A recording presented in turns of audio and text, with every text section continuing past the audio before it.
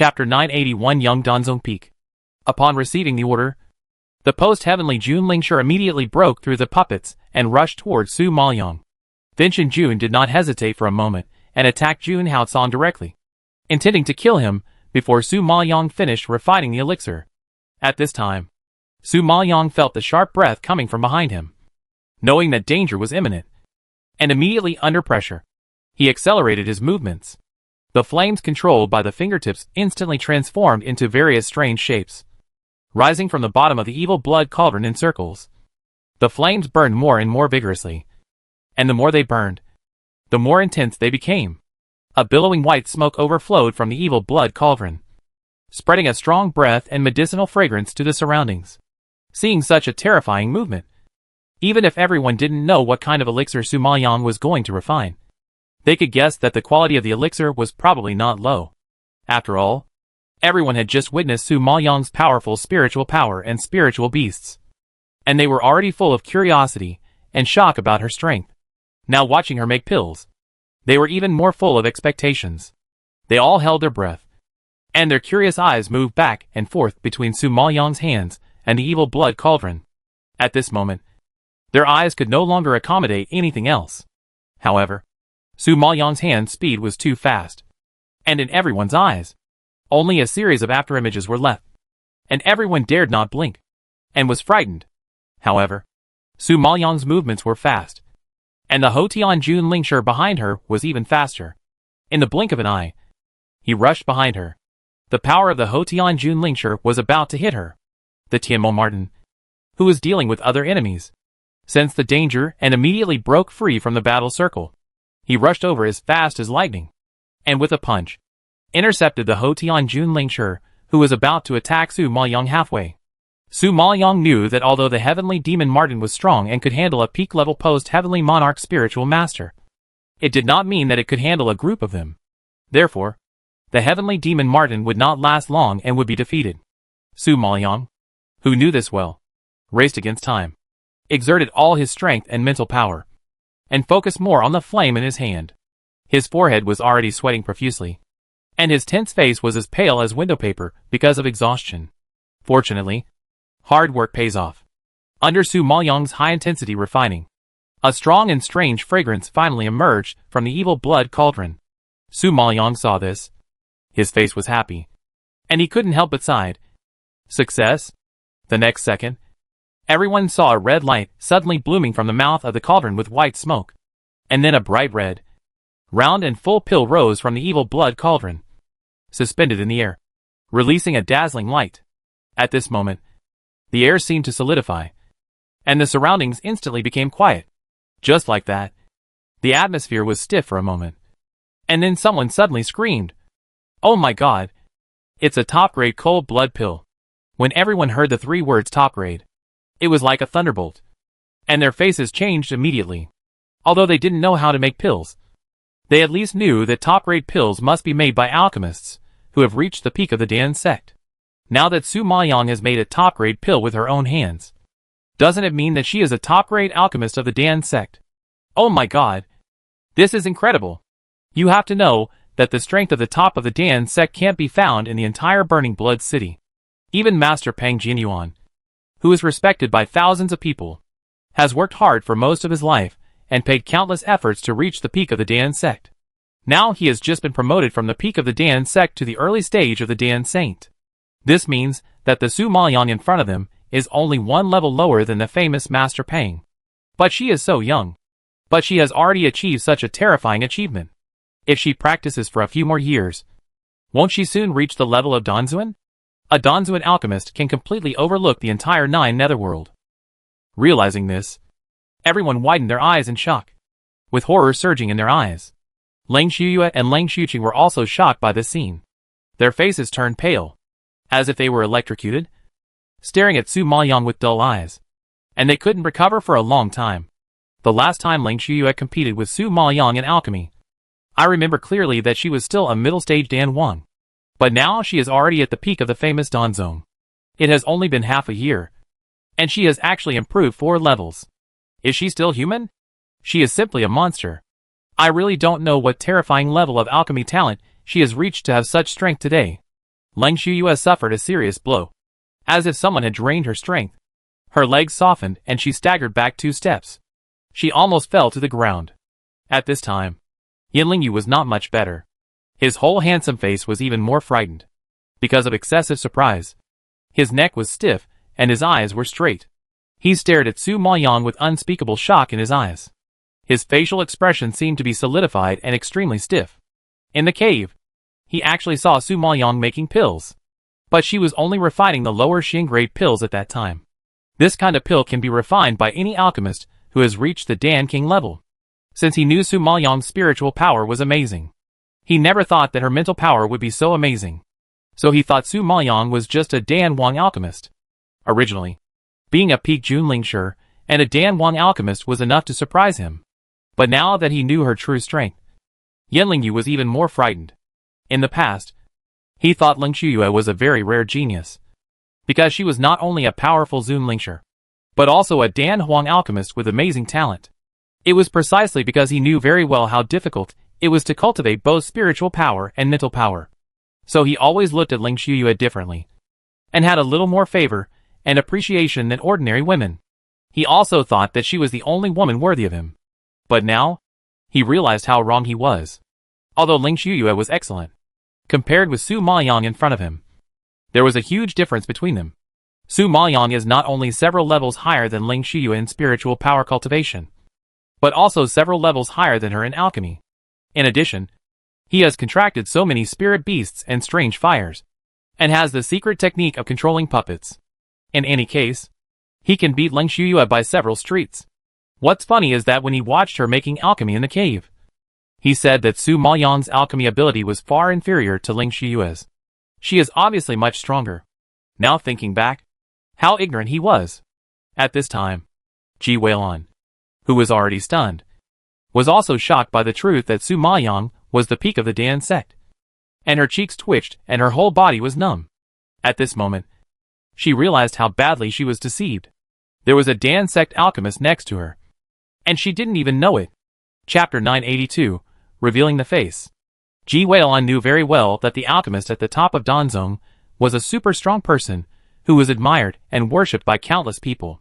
Even if she could talk to such a big man, it would be a great honor. What's more, she went shopping, eating, chatting and playing with such a powerful person every day. Now, when Ji Weilun thought of everything that happened with Su Maoyang, it felt like a dream. At this time, Su Maoyang wanted to suppress Jun Haotsong's coldness. Seeing that the cold blood pill was successfully refined, he happily held it in his hand. But before she could pass the pill to Jun Haotsong, who was fighting with Finch and Jun, a figure suddenly came from the left. Without waiting for her to react, he directly pushed out a palm at her. At this time, Tianmo Martin was wrestling with the postnatal Junlingshi in front of him and couldn't get out of the way. Seeing that the enemy's attack was about to fall on Su Maoyang, she was so scared that her eyes were bloodshot and she screamed, "Woman, be careful!" Jun Haotsong, who was fighting with Finch and Jun, heard such a roar and looked back suddenly. Seeing Su Maoyang in danger, he was so scared that his heart and gallbladder broke. He didn't dare to fight anymore, and turned around and flew towards her. Jun Haotsong was amazingly fast. He arrived in the blink of an eye, raised his arm, and hit the postnatal Junlingshi, who was about to sneak attack Su Maoyang. With a loud bang, the postnatal Junlingshi still couldn't escape the fate of death. In the horrified eyes of everyone, he exploded and died. However, the crisis had just been resolved and Su Maoyang had no time to breathe a sigh of relief before he saw Fintianjin in front of him. Taking advantage of the fact that Jun Haotsong was taking action for him and had no time to take care of other things, suddenly waved his sleeves and sent out a powerful spiritual power. At this moment, Su Maoyang's heart instantly rose to his throat, and he was terrified and shouted, "Haotsong, be careful!" Seeing that the power of Finch and Jun was about to fall on Jun Haotsong, Su Maoyang had no time to think. Before the roar fell, his body had already rushed over before the sound, and blocked him in front of him. Then, there was a loud bang, and the violent sound directly covered Su Maoyang's roar. At this time, Su Maoyang had been hit by Finch and Jun's overwhelming spiritual power, and suddenly shot out backwards. The blood gushing from his mouth drew a tragic arc in the air, which shocked everyone. At this time, Everyone who had been following Su Maoyang's eyes saw with their naked eyes that the face that was originally ordinary and even a little ugly had completely changed at this moment. What came into view was an oval face as white and tender as jade. Under the light of the fire, the skin was like frost, crystal clear and flawless. Under the crescent-shaped eyebrows, a pair of dark and bright eyes are like thick ink that cannot be dissolved, and they seem to contain the entire night sky, with stars twinkling in them, which is fascinating. Her small and delicate lips, stained with blood, are bright and eye-catching. At this moment, they are like blooming rose petals, delicate and charming, making people want to kiss their fragrance. And the black hair like a waterfall dances in the wind, tightly wrapped around her white face and graceful white neck, which is so beautiful that it makes all the women around her pale in an instant. Seeing this scene, everyone couldn't believe their eyes, like a bolt from the blue, and was completely stunned when they saw Su Maoyang reveal her strength. They thought she had hidden it very deeply, but they didn't expect that even her appearance was fake, and they didn't expect that under this ugly face, there was a beauty that could overwhelm the whole country. It was really shocking. Yan Lingyu was stunned when he saw this scene. His heart seemed to have been hit hard. In an instant, his blood coagulated and his whole body was stiff like a stone. At this time, his brain had lost the ability to think. He stood there in a daze, staring at Su Maoyang's stunning face with a dazed look in his pupils. He couldn't get rid of the shock for a long time. She is not a country girl. She is not a useless waste. She is not an ugly girl. Fake. Everything is fake. Whether it is her identity, strength, or appearance, it's all fake. He really doesn't know how much shock and surprise Lu Lin will give him. In fact, he has been confused these days. Who is Lu Lin? Why does she hide her strength? And what is her intention in coming to the burning blood imperial capital? At that time, he guessed that Lu Lin might be seeking revenge on someone of high status. So she had been hiding her identity and keeping a low profile. He also guessed that she might be a killer sent by an organization to gather information and kill people for money. There were thousands of guesses in his mind. But he didn't guess that she was the hated Su Maoyang. She was the arrogant woman who killed General Finchue, plundered Finchue City, and killed Lord Finchen. The woman who was loved to the core by Emperor Yunlu and made an exception to be canonized as the Emperor's concubine. It was only today that he finally understood why Lu Lin was so reluctant to marry him, and even tried to instigate him to refuse the marriage in public, even at the cost of damaging his reputation. It turned out that this woman had already married someone, and the one she married was the famous and powerful Yunlu Emperor, who naturally looked down on him as a son of a family. No matter how talented, handsome, or outstanding he was not as good as Yunlu Emperor. What's funny is that he once looked down on the woman that Yunlu Emperor loved in his palm. What's even more ridiculous is that he had previously dreamed of marrying the imperial concubine of Yunlu Dark Domain and snatching Yunlu Emperor's woman. Looking back now, it's really absurd. Now, knowing the truth, Yan Lingyu was deeply moved. He felt like he had read a book and finally saw the ending. Although it was beyond his expectations, it was not the result he wanted. Because when he learned that Lu Lin was not a country girl, but a noble and high-ranking imperial concubine of Yunlu Dark Domain, his heart was abnormally uncomfortable and repulsive. The identity of the emperor's concubine was like a thorn that pierced his heart, causing a stinging pain and a hint of bitterness. In fact, between the identities of a country girl and the emperor's concubine of the Yunlu Dark Domain, he would rather Lu Lin be a country girl. At least, she was an unmarried woman. At least she had no background and no constraints. At least she had nothing to do with the emperor of Yunlu. Now that he knew her true identity, saw her beautiful face, and witnessed her true strength, Yan Lingyu was shocked, but also felt an unprecedented inferiority. He knew that he was not worthy of her, no matter what. For such an outstanding woman, it is estimated that only the Emperor of Yunlu is qualified to stand by her side. Chapter 983 The Runaway Emperor of Yunlu. Lianer. At this moment, Jun Haotsong saw Su Maoyang being blown away by the power of Fentianjin, and his eyes were bloodshot with horror. He roared in fear, and his roar was like thunder rolling over, shaking the surroundings with a terrifying momentum. Before the roar ended, he saw him madly rushing towards Su Maoyang, and before she fell, he hugged her in his arms. At this moment, seeing her pale face, spitting blood, and looking seriously injured, Jun Haotsong was so scared that his eyes were bloodshot. His spirit collapsed. His whole heart was pulled up, and the trembling voice burst out from his chest with extreme grief. Leonor! The shrill roar echoed in the hearts of everyone, stirring up a lot of ripples. Seeing the high and cold Yunlu emperor, who was high and mighty, hugging a woman in panic, with a face full of grief and despair, formed a strong contrast with the rumored image of not marrying, not being close to women, and being cold and icy, which shocked everyone. At this time, Tianjin was also shocked by the scene in front of him, and his face changed. The enchanting purple pupils instantly jumped with a trace of worry that he himself did not even notice. He never thought that Su Maoyang would rush up to block his attack at this time. He knew very well how strong the power of his move just now was. Even if it fell on Jun Haocang now, it would be enough. Not to mention that she was a peak Jun Lingshi who relied on pills to forcibly improve. How could that thin little body bear it? At this moment, although he didn't know how Su Maoyang's injuries were, he was at least sure that her internal organs should have been shattered. Otherwise the medicinal properties of the Yingxiang pill would not be ineffective, and her face would be exposed. Before, he suspected Lu Lin's identity, so he went to find out what other pills besides the Yurong pill could change one's appearance. Later, he learned that there was a pill called Yingxiang pill that could change one's appearance, and even if one's face was scratched, it would not be exposed. However, the refining method of this kind of pill is very complicated and requires a high level of spiritual talent, so it is extremely rare, which leads to many people not hearing about this kind of pill. And people who take this kind of pill generally will not easily reveal their appearance, unless they are severely injured and their internal organs are injured.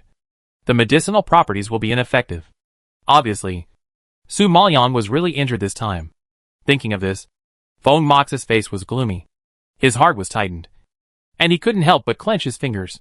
She knew that she couldn't withstand his attack, but she still rushed out without hesitation. For this man, she really didn't even want her life. Although Su Maoyang was seriously injured at this time, she was still hanging on. She quickly reached out and stuffed the cold blood pill in her palm into Jun Haocang's hand, and anxiously told him, "Eat it quickly. Suppress the cold." Jun Haocang looked down at the cold blood pill in his hand, which was still shining with red luster and residual warmth. He knew that this was the pill she made for him at the risk of her life. His whole heart seemed to be twisted by a sharp knife, and the pain was unbearable. She was almost beaten to death, but she was still thinking about the pill she made for him and worried about his cold disease. Such an action further stimulated Jun Haocang's eyes to redden, and his heart seemed to be tightened back and forth by a rope, and it was painful and about to burst, thinking that Su Maoyang was seriously injured. All thanks to Lord Finchen. Jun Haocang's pent-up anger erupted like a volcano, rushing straight to his forehead, turning his handsome face, which was originally pale due to the cold, red and gradually turning purple. Then he swallowed the cold blood pill in one gulp, suppressed the coldness, gnashed his teeth and raised his head, staring at Feng Yimouxie in front of him with fierce eyes. His ferocious expression was ferocious and distorted, like an angry beast, and he burst into hysterical roar. "Feng Yimouxie, I will kill you!" The roar shook the earth and rolled out of his throat like a tsunami. Then he raised his arm and suddenly burst out with terrifying spiritual power. The dazzling silver light instantly lingered around him, like a war god in armor, releasing a terrible spiritual power fluctuation. The residual power alone shook all the surrounding postnatal monarch spiritual masters, and even the surrounding onlookers. The postnatal monarch spiritual masters, who were closer to him, exploded and died directly in the air, and the onlookers who were a little further away fell to the ground and were seriously injured. In an instant, the whole camp was full of corpses and blood mist, which was shocking and horrible. However, before everyone could react, the spiritual power in Jun Haocang's hand had turned into a 3-meter-long sword, which chopped down fiercely towards Feng Mox's position, and immediately brought a force that could crush everything. Wherever the force passed, the ground was split in half, and a deep gully exploded in the middle, which looked extremely terrifying. Feng Moxie saw that Jun Haocang temporarily suppressed the coldness and recovered his strength, and his face changed. He did not dare to take it lightly, and immediately took his move. When the two forces collided, there was a sudden explosion with a sound of the sky collapsing and the earth splitting. Everyone only saw that the sword of Emperor Yunlu fell on the forehead of Lord Finchen, and it was just a little bit away from splitting Lord Finch's head in half. At this time, Lord Finchen also pushed out his palms and forcibly resisted this wave of power. The powerful pressure released by the two actually distorted the space, making the people around feel palpitations. It turned out that this was the confrontation between the two Supreme Lord spiritual masters. The power that erupted not only deterred all directions, but also brought unimaginable destructiveness. Seeing this, everyone felt as if their throats were dry, and they swallowed their saliva with lingering fear. The shock in their hearts was beyond words. At this time, in the center of the violent spiritual power, the two were evenly matched and deadlocked. The strong wind accompanied by the sharp spiritual power hit Jun Haotsong's body, pushing his body hard. But he was like a rock, standing still, not moving at all. The silky black hair was blown by the wind and flew wantonly, and the hair was entangled with the crystal and delicate, cold and hard handsome face like ancient jade, outlining a beauty beyond the world. However, the hostility released from his body at this time seemed to float out from hell, cold and terrifying, making people shudder. Obviously, Emperor Yunlu was completely angry. The opposite Fin Tianjin was also shocked by his sudden burst of strength, and his face changed slightly. He was quite surprised to see Jun Haotsong's eyes, which were red as if quenched with poison because of anger, and his enchanting purple eyes instantly jumped into a touch of surprise. Logically speaking, Jun Haotsong suffered from cold disease, and even if he took the elixir to suppress the cold, he could not recover to his peak strength. But now, the power that Jun Haotsong burst out was too unexpected, and there was a tendency to overwhelm him. Realizing this, Feng Moxie was secretly shocked and did not dare to continue the stalemate. He immediately flashed to the side. His body was as light as a shadow, and quickly avoided Jun Haotsong's abnormal power, and then formed seals with both hands, and pushed out with a bang, attacking Jun Haotsong with overwhelming momentum. Chapter 984 Jiuxuanjinren. At this moment, Jun Haotsong was in a state of rampage. His body seemed to be burning with anger, and his whole body was filled with spiritual power. When he saw Feng Mox's move, his sinister ice-blue eyes did not waver at all. He waved his sleeves directly and hit the palm print of Fin Tianjun. There was another violent movement, which shook the land. Then, he saw his figure swept. A flash of light passed, and he went straight to Fin Tianjun. The fingers under his sleeves, which were surrounded by spiritual power, suddenly clenched into fists and hit Fin Tianjun's palms that were resisting. There was a bang, and the impact of such power actually created scorching sparks in Fin Tianjun's palms. Because the power was too strong, Fin Tianjun's arm was numb immediately. But after a few breaths of stalemate, Jun Haotsong's spiritual power, like a bullet hitting glass, broke through Fin Tianjun's defense, and immediately blasted him out and fell to the ground. In fact, Feng Moxie and Jun Haotsong were originally equally strong. But now Jun Haotsong was stimulated by Su Mo Liang's injury, and went a little crazy. His potential was fully stimulated, and he was like a demon from hell, determined to take Fin Tianjun's life. Feng Moxie saw that Jun Haotsong didn't care about his injuries at all, and didn't give him any way out. He attacked like a madman with his life, which made him speechless. He growled with gnashing teeth. Jun Haotsong, you lunatic. Do you want to perish with me? If you dare to hurt her, I will not only perish with you, but also let the entire Tian city be buried with you. Jun Haotsong's furious roar shook like a landslide, frightening the people around him, as if they were facing the abyss and trembling. Along with the roar, his figure turned into green light, and he flashed and came to the front of Fin Tianjin. At this time, he raised his arm again, with the force of thunder, and hit him heavily. Feng Moxie felt the fierce breath. Knowing that this punch would either kill him or leave him crippled, he was horrified and wanted to dodge. But the force had already come suddenly, leaving him no chance to resist, and was about to hit him. When everyone saw this, they were all horrified, and the dazzling and terrifying spiritual power was reflected in their eyes, and they were filled with uncontrollable fear. Some people avoided their sight in fear, unable to bear to see the tragic scene of blood and flesh flying. However, in the next second, the fierce force did not explode with a sound, and the powerful pressure stopped abruptly, and the scorching light also stopped in front of Feng Moxie. Everyone looked up in shock, and saw a tall and slender figure standing in front of Fin Tianjin. The man who came was an old man with white hair and wearing an ink-colored robe. His tall and strong body exuded an ancient and vigorous aura, although his face was full of traces of time and showed a bit of vicissitudes. His deep eyes were as sharp as a black eagle. At this time, his face was expressionless and cold as ice. But he gave people an unprecedented strong pressure. At this time, he raised his arm and grasped Jun Haotsong's fist, blocking the latter's burst of spiritual power lightly, and then gently pushed Jun Haotsong, who was blasted back by the ancient force and fell heavily to the ground. This time, Jun Haotsong was severely injured, spurting blood, lying on the ground, and couldn't stand up for a long time. Everyone was shocked when they saw this scene. After seeing the identity of the old man, their faces suddenly showed surprise. Oh my god! It's Jiuxuan Jinren. Some people recognized the identity of the old man, and couldn't help but sigh in shock. This Jiuxuan Jinren is the master of Lord Finchen, the top super strong man in Fengshuishan City. It is said that he has reached the peak level of the Supreme Lord Spiritual Master, and is about to step into the strength of the Emperor's Spiritual Master. It is said that he is cold and cruel, and has always regarded human life as worthless. Except for Lord Finchen, his beloved disciple. He never takes the world into consideration and rarely appears in public. In the eyes of everyone, he is a lone ranger with a weird personality and cold blood. But now, Emperor Yunlu actually forced Jiuxuan Jinren out. I have to admit that he is really capable. While everyone was shocked by Jiuxuan Jinren, Su Maoyang was frightened by Jun Haotsong's miserable condition and trembled all over.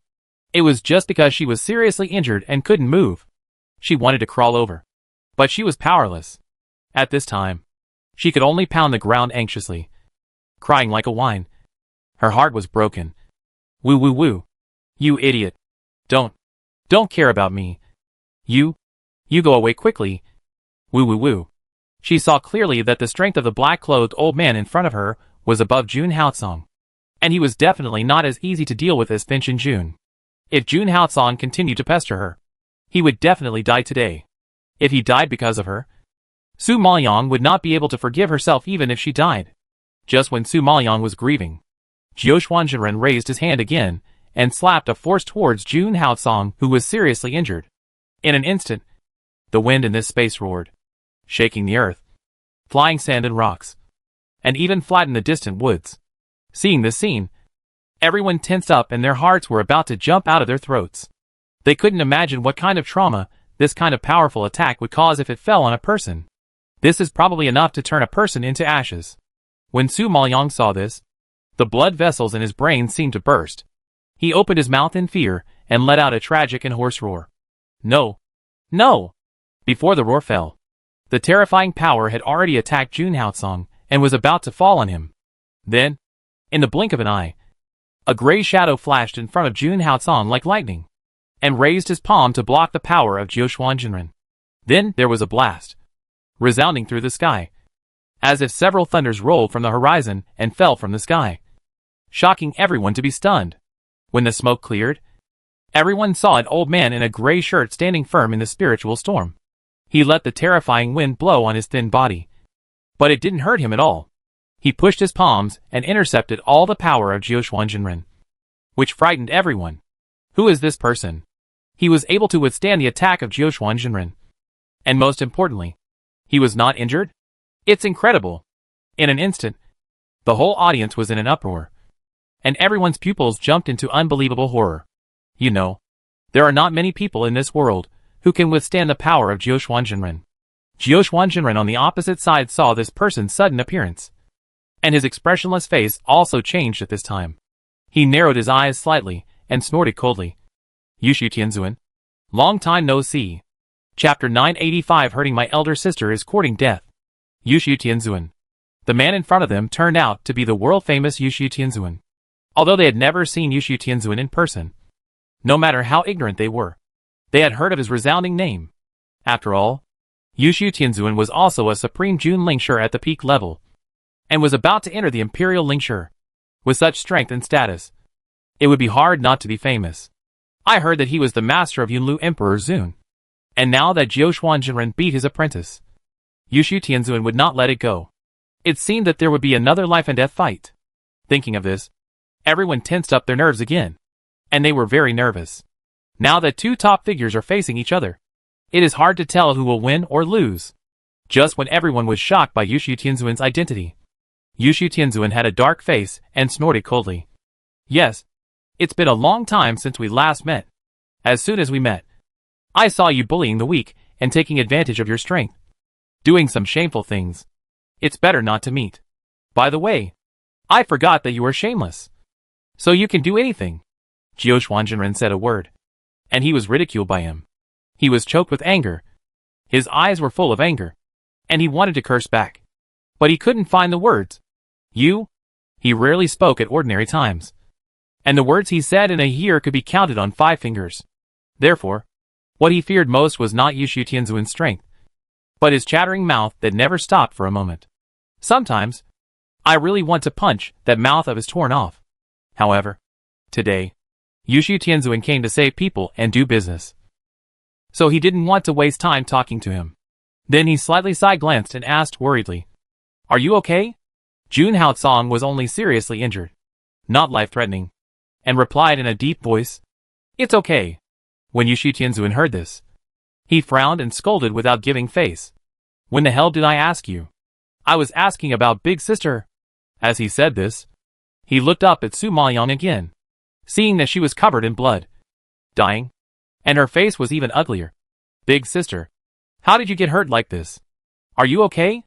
When everyone heard Yushu Tianzuan calling Big Sister, they were all shocked, looking at each other in confusion, with question marks all over their heads. Big Sister? Yushu Tianzuan has a big sister? How come they have never heard of it? Besides, there is no big sister here. He and Jiu Xuanzhenren are the oldest in the whole place. Who should he call big sister? Just when everyone thought it was unbelievable, Su Maoyang shook his head weakly and replied, "It's okay. I won't die." At this time, seeing Yushu Tianzuan rescue Jun Haotsong, she breathed a sigh of relief, and was so exhausted that she didn't even have the strength to speak. Hearing this, everyone's expression changed drastically, as if a thunder exploded above their heads, and they were burnt on the outside and tender on the inside. Did they hear it wrong? The big sister in Yushu Tianzuan's mouth was Su Maoyang? No way. Su Maoyang is obviously a young girl. How could she be the big sister of Yushu Tianzuan? The old guy? Everyone present was dazed, and some couldn't react. The Ling sisters looked like they had eaten shit, staring at Su Maoyang in shock, full of disbelief. Su Maoyang swallowed up Master Pang's strange fire, and Lang Shuyue already thought this person was very abnormal. Now tell her that this person is also the eldest sister of Yushu Tianzuan. Isn't this too absurd? Xiao Luoheng was also quite shocked when he heard this. He couldn't help but ask Ling Yu in a low voice, "Do you think that Yushu Tianzuan is old and confused? Why does he call a little girl big sister?" Ling Yu didn't answer, but frowned and stared at the two of them, feeling weird in his heart. Su Maoyang's whole body is fake. But it's not that even her age is fake. Otherwise she wouldn't be the woman of Yunlu Emperor. And she wouldn't be canonized as the Emperor's concubine. Wouldn't that mess up the generations and the whole thing? Impossible. Absolutely impossible. Ling Yu shook his head repeatedly, and immediately dispelled the ridiculous idea in his heart. When Ji Weilun and the prince and princess heard this, they were also out of their minds, and were stunned by Yushu Tianzuan's call of big sister. Su Maoyang's true identity and strength are scary enough. If she is still Yushu Tianzuan's big sister, it's too scary and hard to accept. Yushu Tianzuan didn't notice the strange looks around him, thinking that Su Maoyang was seriously injured. A surge of anger surged up his forehead. His face flushed red, and he pointed at Jiu Xuanzhenren opposite him and yelled, "You old man! You dare to hit my elder sister! I will fight you!" As he said that, he raised his palm and greeted Jiu Xuanzhenren. Jiu Xuanzhenren was confused by the sudden accusation he made. He didn't even touch his elder sister's hair. When did he hit her? However, his moves were fierce and didn't give people a chance to refute. Jiu Xuanzhenren didn't have time to speak, and he quickly took his attack. Anyway, he didn't like Yu Shanfeng from the beginning. Since he wanted to fight, he would fight to his heart's content. At this time, the two forces collided, and a terrible power fluctuation broke out again. Such a movement is naturally not comparable to the fight between Lord Finchen and Emperor Yunlu. When everyone saw this, they quickly evacuated the scene and retreated far away, fearing that they would be affected by the fish pond.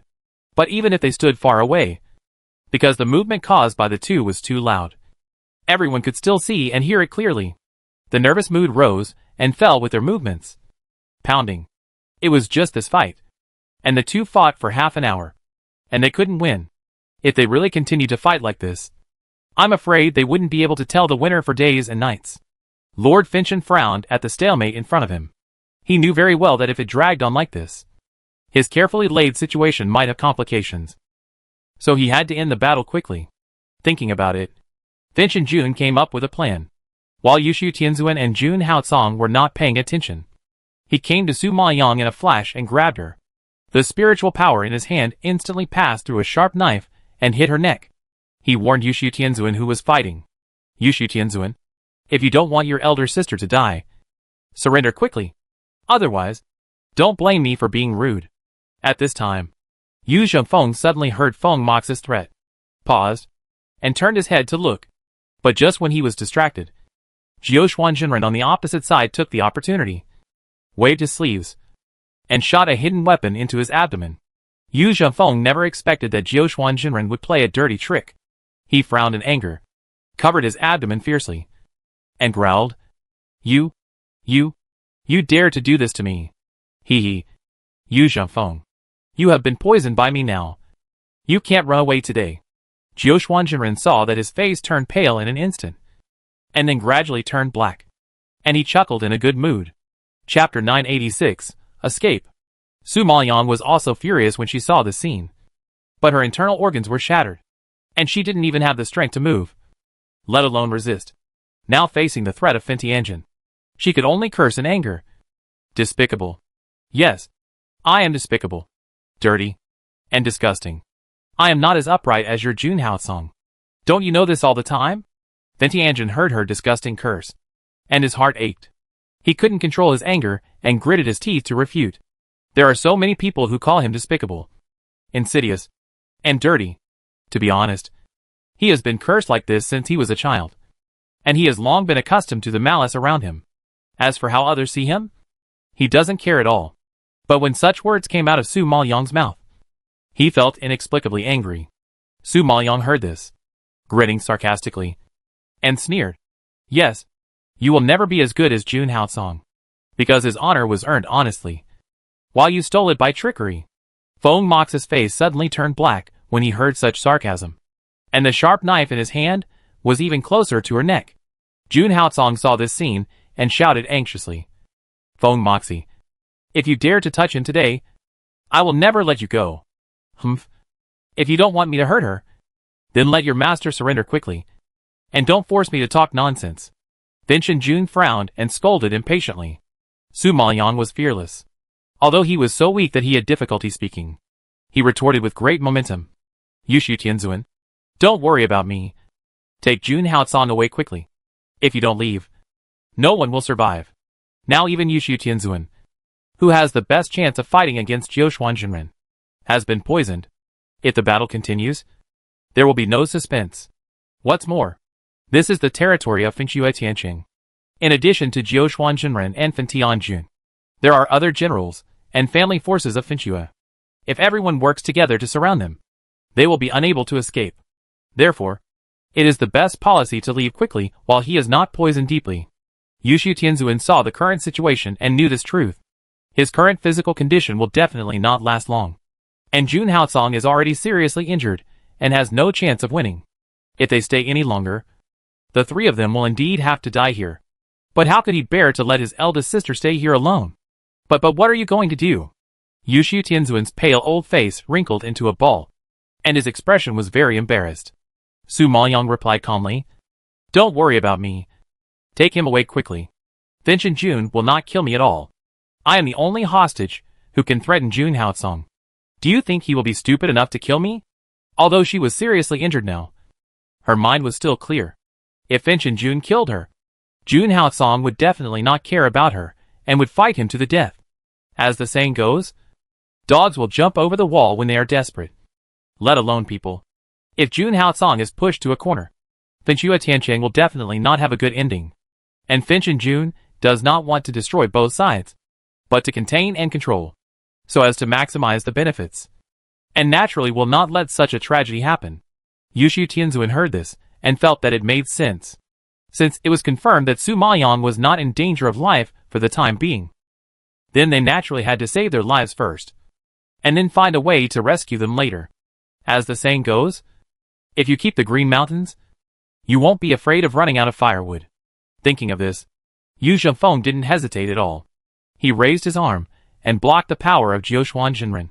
Then he flashed to Jun Haocong's side, helped him up, and planned to leave.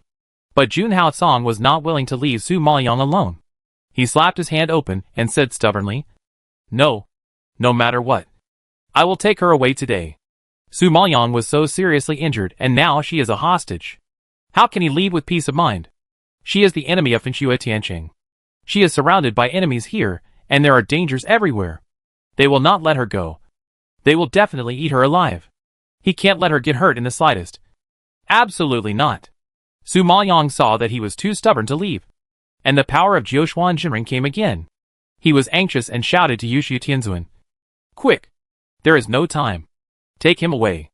Yushu Tianzuan struggled to block another wave of attacks. Knowing that the moment was urgent, he had no choice but to grit his teeth and harden his heart. He chopped Jun Haocong's back with a palm, knocking him unconscious immediately, and then waved his hand to take him into the space. Before leaving, he sprinkled a handful of poison powder on Jiuquan Jinren. After Jiuquan Jinren dispersed the poison powder, there was no trace of Yushu Tianzuan and Jun Haocong in front of him. When he learned that they had escaped, he was so angry that he gnashed his teeth and cursed. "Damn it! I finally had a chance to severely injure Yushu Tianzuan, but he just ran away like this. What a pity!" Su Maoyang was completely relieved when he saw that they had successfully left. The spirit that he had forced himself to hold together suddenly weakened a lot, and his face was as pale as death. At this time, everyone standing in the distance saw that the battle here was over, and all gathered over. Leng Shuyue had been holding back her anger towards Su Maoyang for a long time. Seeing that she finally fell into their hands, she hurriedly proposed to Fentianjin. "Fentianjin, Su Maoyang killed so many of our soldiers and generals of Finchua, and also stole my master's strange fire. You must torture her to death and commemorate the souls of our soldiers in heaven." The people around were all excited when they heard this, and they shouted in agreement, "Yes, kill Su Maoyang and avenge the generals and soldiers. Yes, kill her. Kill this witch. Kill this witch and avenge all the soldiers and generals." Su Maoyang was already seriously injured, and the tearing pain in her body made her unable to care about the condemnation around her, and she had no energy to think about how to deal with such a harsh environment. At this moment, her body couldn't bear it, and she spit out a mouthful of blood. She felt her eyes go black and almost fainted. The power of Lord Fentian is not fake. If it hits a Lord Spirit Master like her, she would have died on the spot if she had not been strong-willed. It is a miracle that she can hold on until now. However, if she does not receive treatment now, she will probably die if she continues like this. Feng Emosia knew that her body was shattered and her life was in danger at any time. Now seeing her vomiting blood, he was shocked and slapped her cheek nervously, gritted his teeth and growled, "Su Mo Liang, wake up. Don't faint. I order you. Don't faint. Do you hear me? If she faints, it will be difficult to wake up." Realizing this, Feng Emosia was completely panicked, and shouted in horror, "Imperial Physician! Call the Imperial Physician! Where is the accompanying Imperial Physician? Where did he go?" Everyone was stunned by Lord Fentian's emotional roar, staring at him stupidly, and forgot to react for a while. Isn't this going to kill Su Mo Liang? Why call the Imperial Physician? Chapter 987, Lord Fentian's Protection. Leng Shuyue didn't understand Lord Fentian's meaning, and immediately stepped forward and reminded him anxiously, "Lord Fentian, Su Maoyang is our enemy of Finshuetian City, and everyone wants to kill her. Why did you send a doctor to her?" Perhaps because she hated Su Maoyang to the extreme, and the new and old grudges accumulated together. Leng Shuyue was so angry that she lost her mind, and asked without thinking, but unexpectedly angered Lord Fentian, who was running wild. Lord Fentian waved his sleeves violently, and before he used his spiritual power, the strength alone was enough to send Leng Shuyue flying. At this moment, his face was ashen, and veins on his forehead were faintly bulging. Then he roared in anger, shaking everyone, "Whoever dares to touch her, I will kill him." Seeing Leng Shuyue fall down and faint, covered in dust, everyone present was frightened. They just fiercely denounced Su Maoyang. But the next second, they were shocked by Fentianjin's warning, and they closed their mouths and swallowed the words on their lips. I heard that Fentianjian had something special about Su Maoyang before, and now it seems that it is not a rumor, but a fact. Fentianjian knew that she was the imperial concubine of Yunlu Dark Domain, and knew that she killed so many soldiers and generals of Finchua. But he was still so nervous about her, and worried about her safety. Everyone could see clearly that this was not the attitude to treat an enemy, but the attitude to treat a loved one. However, just when everyone was in shock and had not yet recovered, Lord Finchon did not delay for a moment, and directly waved his hand, summoned a flying bird mount, picked up Su Maoyang horizontally with both hands, got on the bird, and quickly flew towards the direction of Finchua Imperial Capital. At this time, Su Maoyang still had a trace of clarity in her mind. She rejected his approach and pushed him away. Put me down. What do you want to do? However, she was seriously injured and had just been stimulated. She was exhausted and had no strength to resist. The sound of scolding was like a mosquito, inaudible, and the pushing action was ineffective. Feng Moxie saw that she was injured like this and still refused to stop. He frowned and said in a low voice with a stern face, "Your heart and lungs have been shattered. If you don't want to die, don't move. I will take you back to the palace for treatment now." Their camp had been destroyed by the fight between the two sides and was in a mess. There was no way to live there. The imperial doctors, who accompanied them on the road, only brought the most basic medicinal materials and tools for treating wounds, so they could only receive the best treatment by returning to the palace. Su Maoyang was excited when she heard about returning to the palace, and cursed with rejection. Feng Moxie, you despicable villain. If you really don't want me to die, let me go. Don't pretend here. You just said that you are the only hostage I can use to threaten Jun Haosong. How could I be so stupid as to let you go? So, if you want to leave Finchua Tiancheng, if you want to leave me, I advise you to give up this idea. At the end of the speech, Feng Mox's tone was very heavy, and his low and suppressed voice revealed a hint of viciousness. Humph. Feng Moxie, you want to use me to threaten Jun Haosong? No way. Even if I die, I will never give you this opportunity. As he said, Su Maoyang raised his palm and prepared to slap his already broken heart. Feng Moxie saw that she was serious, and frowned in shock. He immediately grabbed her hand and shouted angrily, "You are crazy." He had never seen a woman so fierce that she would kill herself for the man she loved without saying a word. What is so good about Jun Haosong? Why did he do this to you? Ever since he saw her in the lower plane, Fentianjian had always had a question in his mind. What is love? What is love? Why does this thing have such a big impact on a person? You should know that Jun Haosong used to be like him, a heartless and loveless person. But now, he seems to have changed. He would not care about gains and losses, and would not think much. He would go to the enemy's territory without hesitation, even though he knew that his life was in danger. In the past, if he did not have perfect confidence and careful planning, he would never do such an impulsive thing. In his impression, Su Maoyang was also a treacherous and cunning woman. She was very good at calculating others and seeking benefits. She could be described as profiteering. But for Jun Haosong, she could ignore everything, even her life. He couldn't figure out what kind of feelings could make someone do this for the other person. He had been on guard against others killing him since he was a child.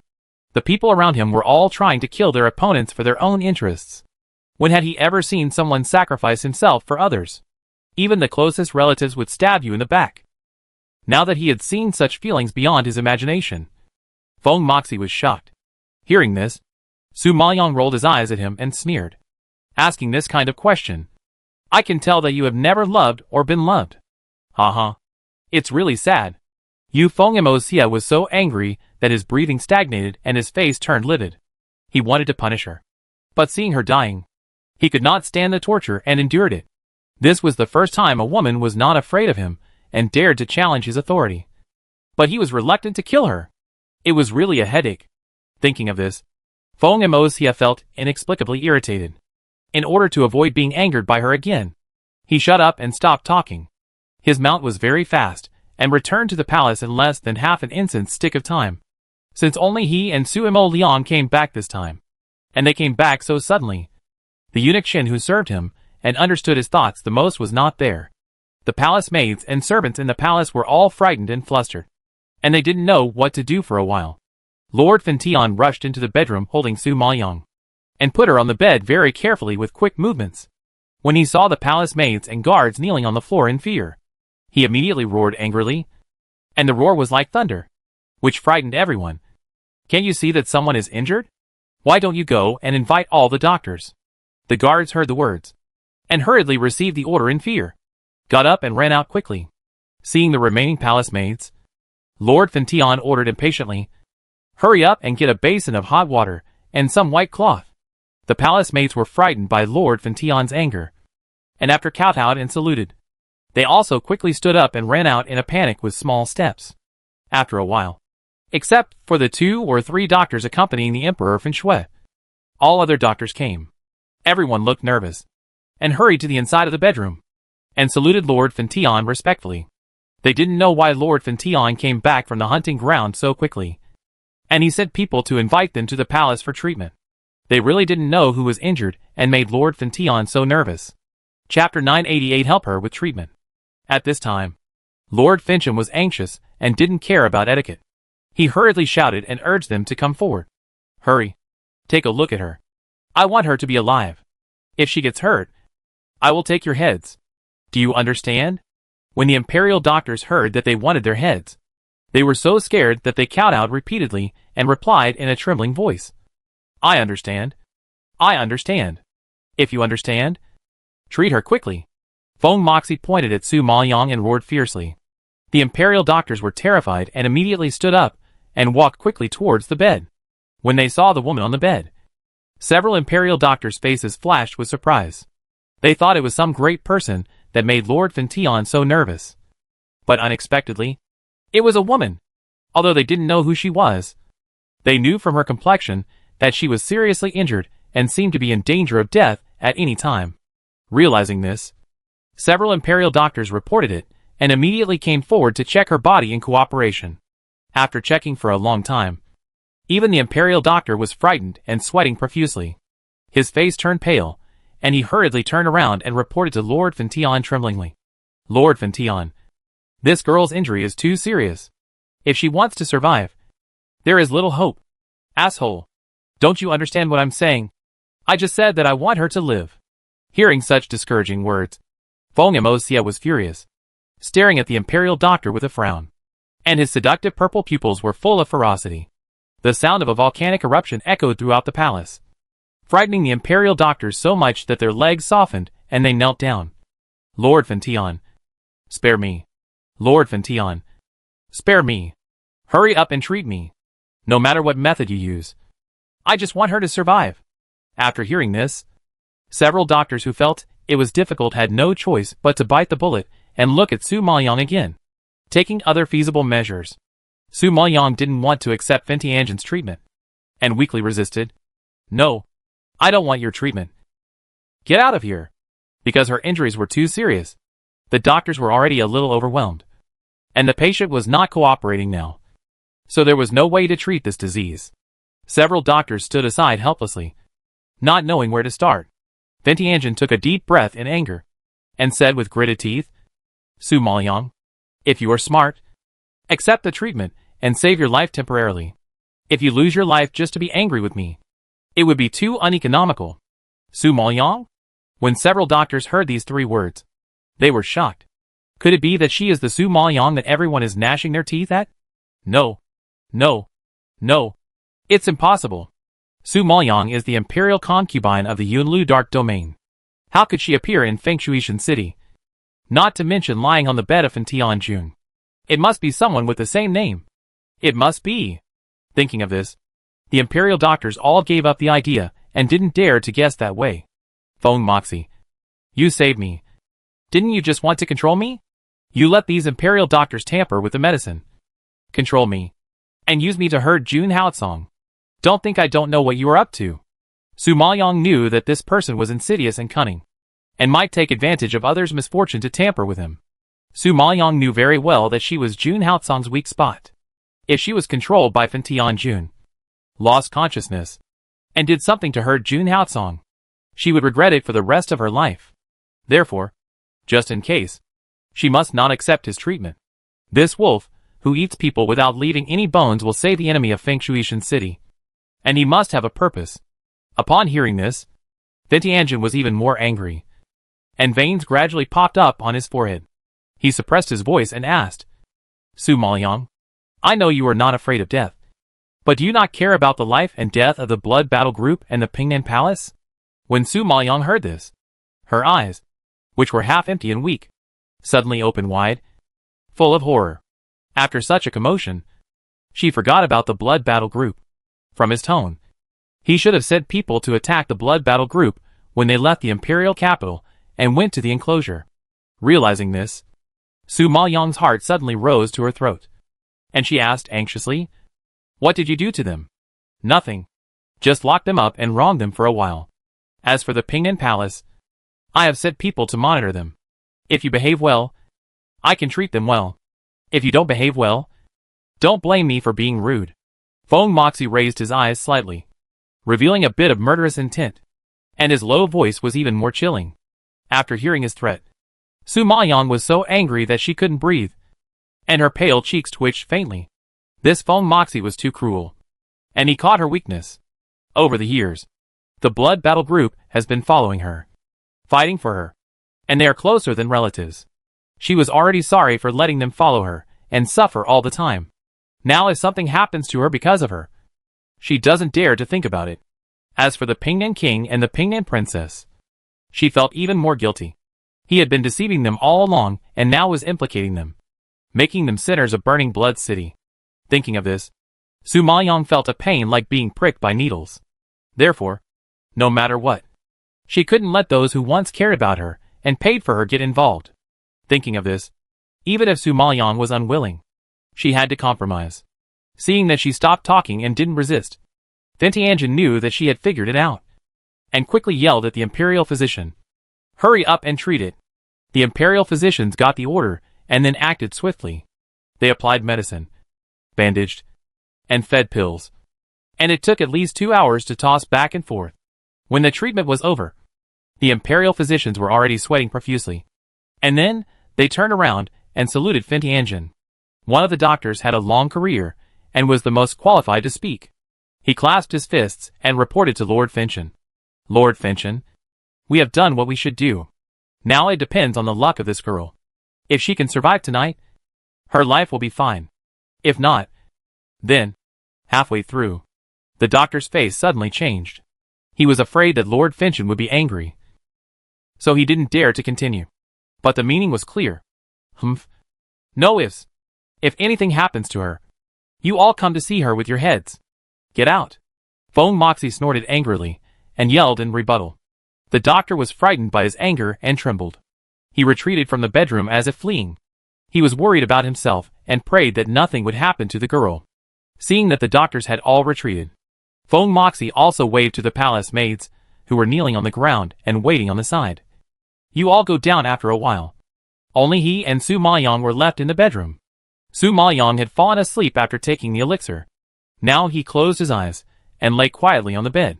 His pale face was bloodless, and he no longer looked lively. He was so fragile that he seemed to disappear from his life at any time. Disappear. Thinking of this, Fan Tianjin was shocked and felt a strange pain in his heart. He suddenly covered his chest and frowned uncomfortably. This familiar feeling came again. Chapter 989. He is crying. Ever since he started having that dream, Feng Mo often felt heart pain. Now that he is with Su Liang, this feeling is particularly obvious. Although he doesn't know why, at least he can be sure that the dream must be related to this woman. It is precisely because of this period of time that Feng Mo has been tortured by inexplicable nightmares and is miserable. He has too many questions in his heart and wants to find out the truth. So, he took the risk to enter the dark area of Yunlu to kidnap Su Liang some time ago, just to dig out some unknown secrets from her. He wanted to know why he had that nightmare, who was the woman in the nightmare, and why it made him so painful and uncomfortable. Thinking of this, Feng Mo walked forward as if possessed by a ghost, came to the bedside, looked down at Su Liang's beautiful and pale face, as if a whip was whipping his heart, bringing bursts of pain. At this moment, the face in front of him seemed to overlap with the person in his dream, making Feng Mox's mind a little dazed.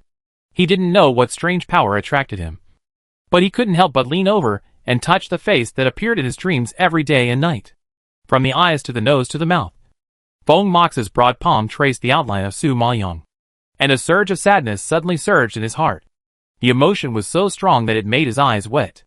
It wasn't until the tears slid from the corners of his eyes and dripped onto Su Maoyang's pale cheeks that Feng Moxie suddenly woke up and touched his face wet with tears in disbelief.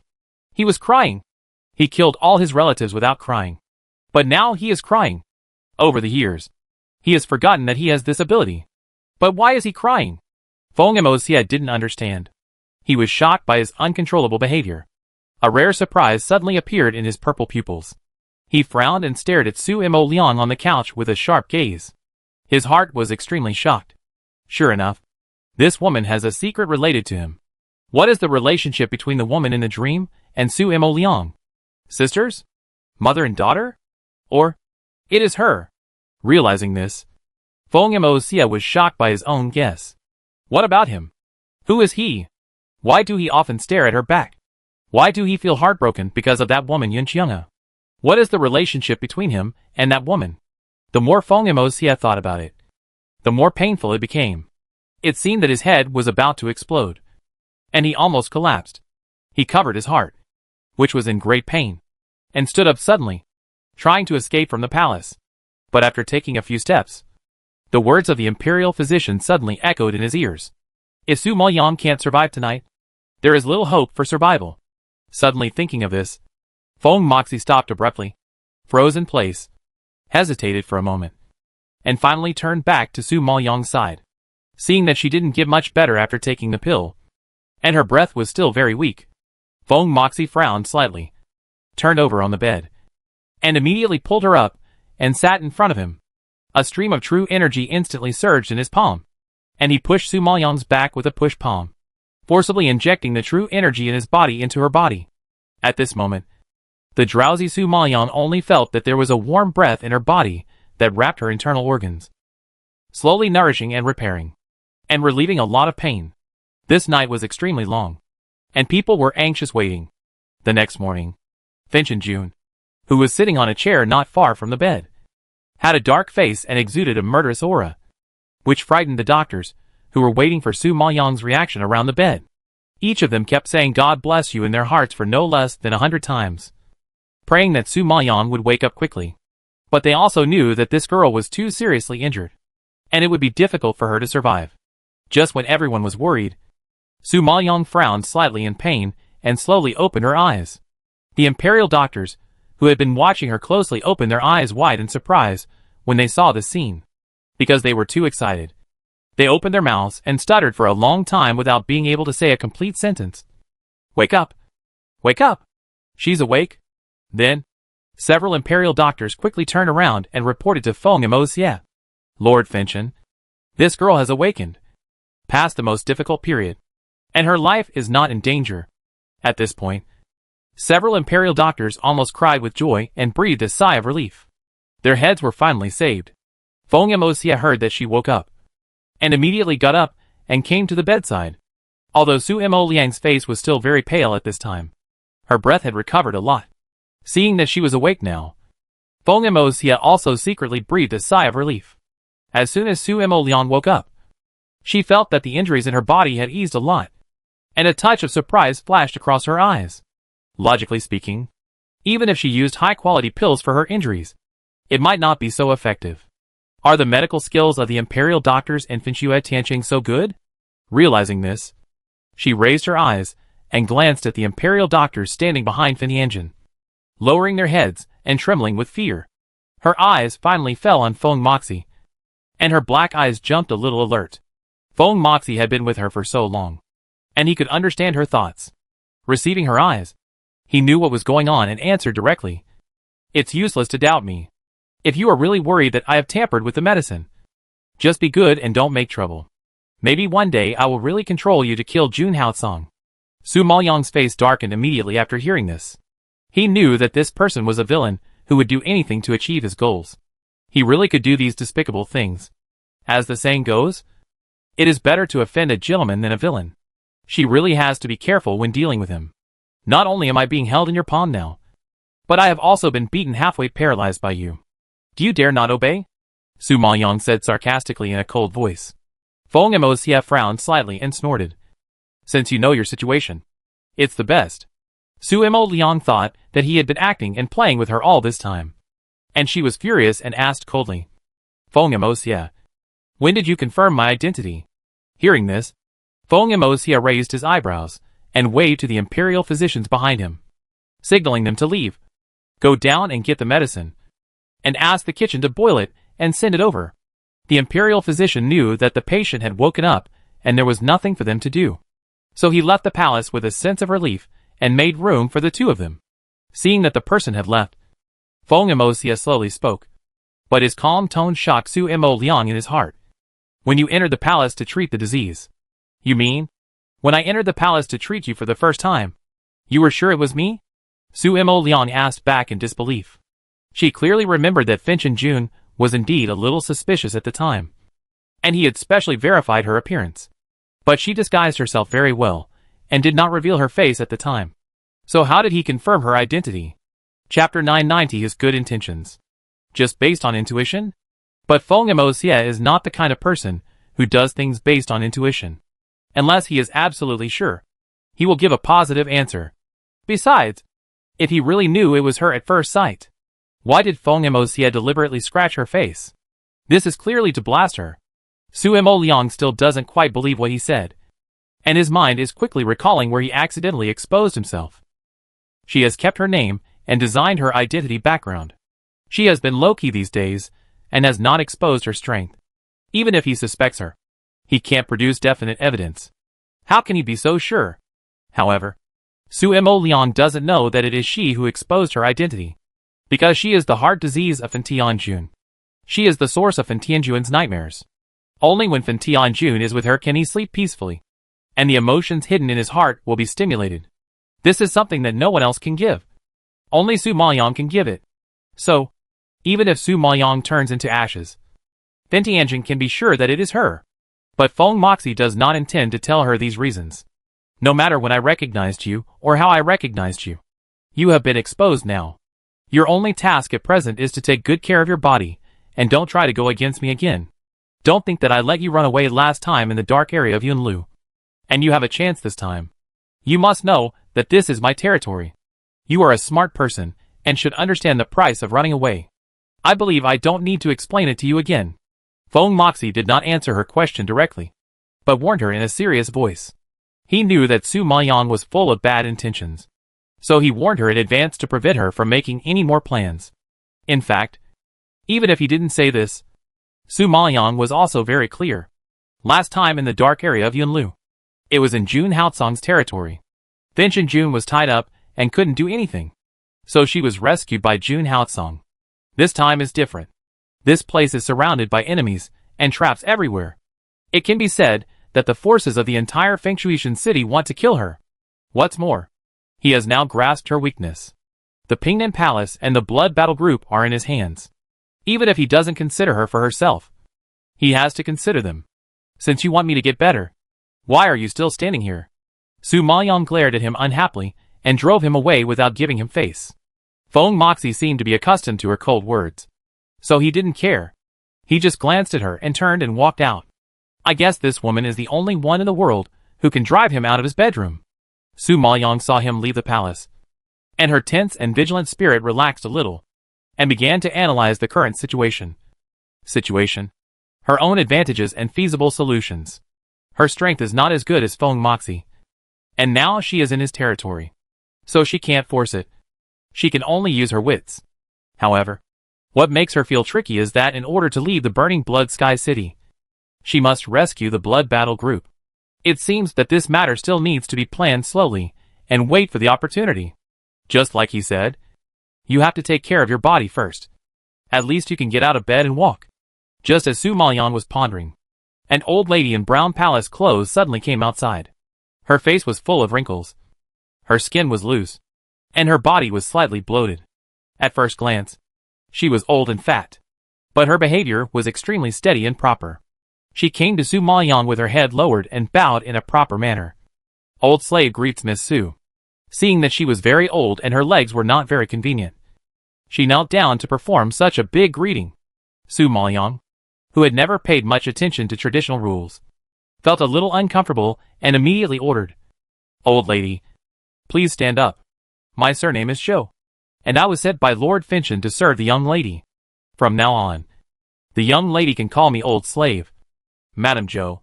Madame Zhou explained her identity and purpose, and then stood up to express gratitude.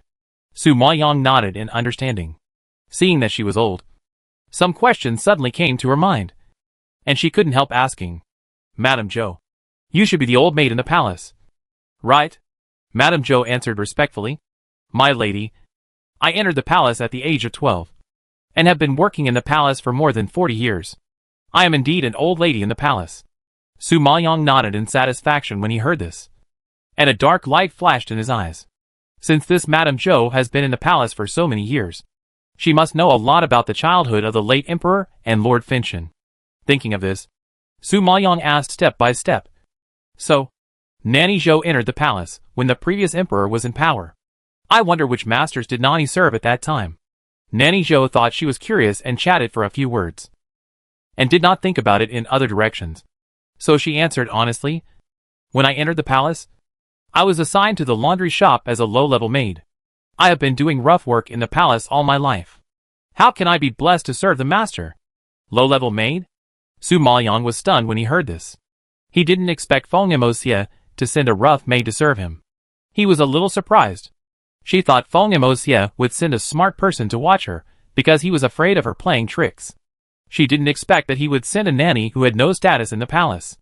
Although Nanny Zhou had never served in front of the master, she had learned the ability to read people's expressions after so many years in the palace. Seeing that Su Liang was a little surprised, she was afraid that she would be suspicious. So she immediately explained, Miss Su, don't worry. I have been doing rough and heavy work for so many years. My body is very strong. I can do any work, as long as you tell me. Besides, the fact that Lord Fintion would choose me to serve you shows that Lord Fintion has a good conscience. Hearing this, Su Liang raised his eyebrows slightly, looking a little puzzled. What are you talking about? What do you mean? Seeing that she didn't understand Lord Fintion's intention, Nanny Zhou couldn't help but explain. There are so many women in the harem. It's a place of jealousy and intrigue. Lord Fintion suddenly brought the girl back to the palace, invited the imperial physician, and took good care of her. I'm afraid it has already spread throughout the harem and reached the ears of the concubines. And the other maids in the palace have already been taken. If they were to transfer people from other ladies to take care of her, it would be inconvenient. Nanny Zhou said this, and Su Maoyang naturally understood it. Although she didn't say it explicitly, her meaning was very clear. What she meant by this was that she was worried that she would attract the jealousy of the concubines in the harem.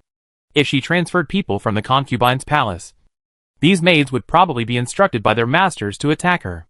Therefore, Lord Fintion found someone with a clean background to protect her. She didn't expect Lord Fintion to be so careful. It can be seen that this Madame Zhou is not stupid. She can understand Lord Finchen's meaning so well. She is also smart. Thinking of this, Su Maoyang nodded after pondering, and then asked again. Although Madame Zhou has never served the master, she has been in the palace for so many years. She should have heard a lot about Lord Finchen's childhood. Right? Can you tell me about it? Chapter 991, Uncovering the Big Secret. Madame Zhou was startled by Su Maoyang's sudden request. She lowered her head and said in panic, Please forgive me, young lady. I dare not discuss the affairs of Lord Finchen. After all, she has been in the palace for so many years, and is familiar with the palace rules. In such a place where people are eaten without leaving bones, there are dangers everywhere. If someone uses it as a handle, they, the slaves, are born with a low life and will lose their lives if they are not careful. Not to mention discussing the affairs of Lord Finchen. Therefore, it is better to do more and talk less. Su Maoyang saw that she was unwilling to speak, and did not get angry. She stared at her with a cold expression, but there was a bit of coldness in her calm tone. Madame Zhou, did Lord Finchen send you to serve me, or to imprison me? Madame Zhou was so scared when she heard her use such a strong word as imprisonment that she trembled and immediately knelt on the ground. The panic on her face was even more severe than before. She explained with a trembling voice, How dare I imprison the young lady? I was indeed sent by Lord Finchen to serve the young lady. Now the young lady is my new master. I dare not act rashly. Madame Zhou was a shrewd person. When she learned that Lord Finchen was returning to the palace in a hurry, She summoned all the imperial doctors in the Finchua imperial capital into the palace overnight, and threatened that if they could not cure Miss Su in front of them, all the imperial doctors would be beheaded.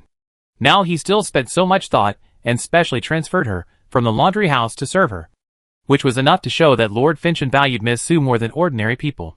Strictly speaking, even the queen in the palace had never received such treatment from Lord Finchon. Therefore, she concluded that this girl had a high status in Lord Finchon's heart, even higher than other concubines in the harem. Although Su Maoyang has no status now, and is an ordinary civilian woman, Nanny Zhou knows that it is only a matter of time for such a person to be named a concubine. So no matter who she is, or what her status is, as long as she is favored by Lord Finchon, she is a character that cannot be provoked. Obviously, Nanny Zhou sees through all this, and her words and deeds are extremely respectful. Su Maoyang narrowed his eyes slightly when he heard this, and a cold light leaked out of his eyes. He suddenly sneered, and his lips were slightly raised with piercing sarcasm. New master? If you really regard me as your master, is there any reason for me to refuse to answer when the master asks you questions? When Madame Zhou heard her low and cold question, she felt the oppression coming towards her. Her heart trembled, and a layer of cold sweat instantly poured down her back. She cowed out in horror and begged for mercy with a trembling voice. I know I was wrong. If the girl has anything to say, just ask. I will tell you everything I know. Before coming, Madame Zhou thought that this girl was not a family daughter or a concubine in a harem, and should be easy to deal with. Who knew that after just 2 or 3 words, she was frightened by the aura emitted by this person and felt uneasy. This woman was calm and expressionless from beginning to end, making it hard to tell what she was feeling. It was enough to show that she was a deep-minded person, and the coldness and invisible pressure emanating from her were irresistible. It can be seen that this woman is harder to deal with than those unruly and willful young ladies. Thinking of this, Nanny Zhou felt uneasy in her heart. She didn't know what Su Maoyang's reaction was at this moment. She couldn't help but look up at her curiously. But at this moment, she happened to meet those eyes that were as dark as ink and as deep as a pool. The eyes were calm, but filled with chilling coldness. Madame Zhou seemed to have fallen into an abyss, and her hair stood on end. The next second, she was so scared that she quickly retracted her gaze and wiped the cold sweat from her forehead. You at least know what those unruly daughters are thinking, and you know how to read their expressions.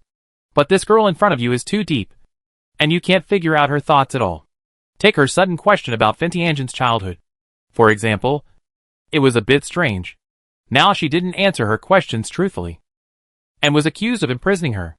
How unfair. Su Maoyang saw that she knew the situation, and then nodded with satisfaction. She changed her cold voice just now, and her voice began to have a little warmth. She smiled and said, Madame Zhou, don't be nervous. I was just bored lying in bed, and wanted to chat with you. Look how scared you are.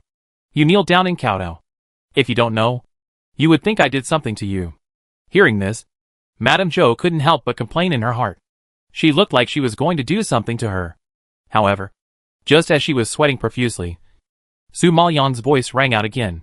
You are old, and the ground is cold.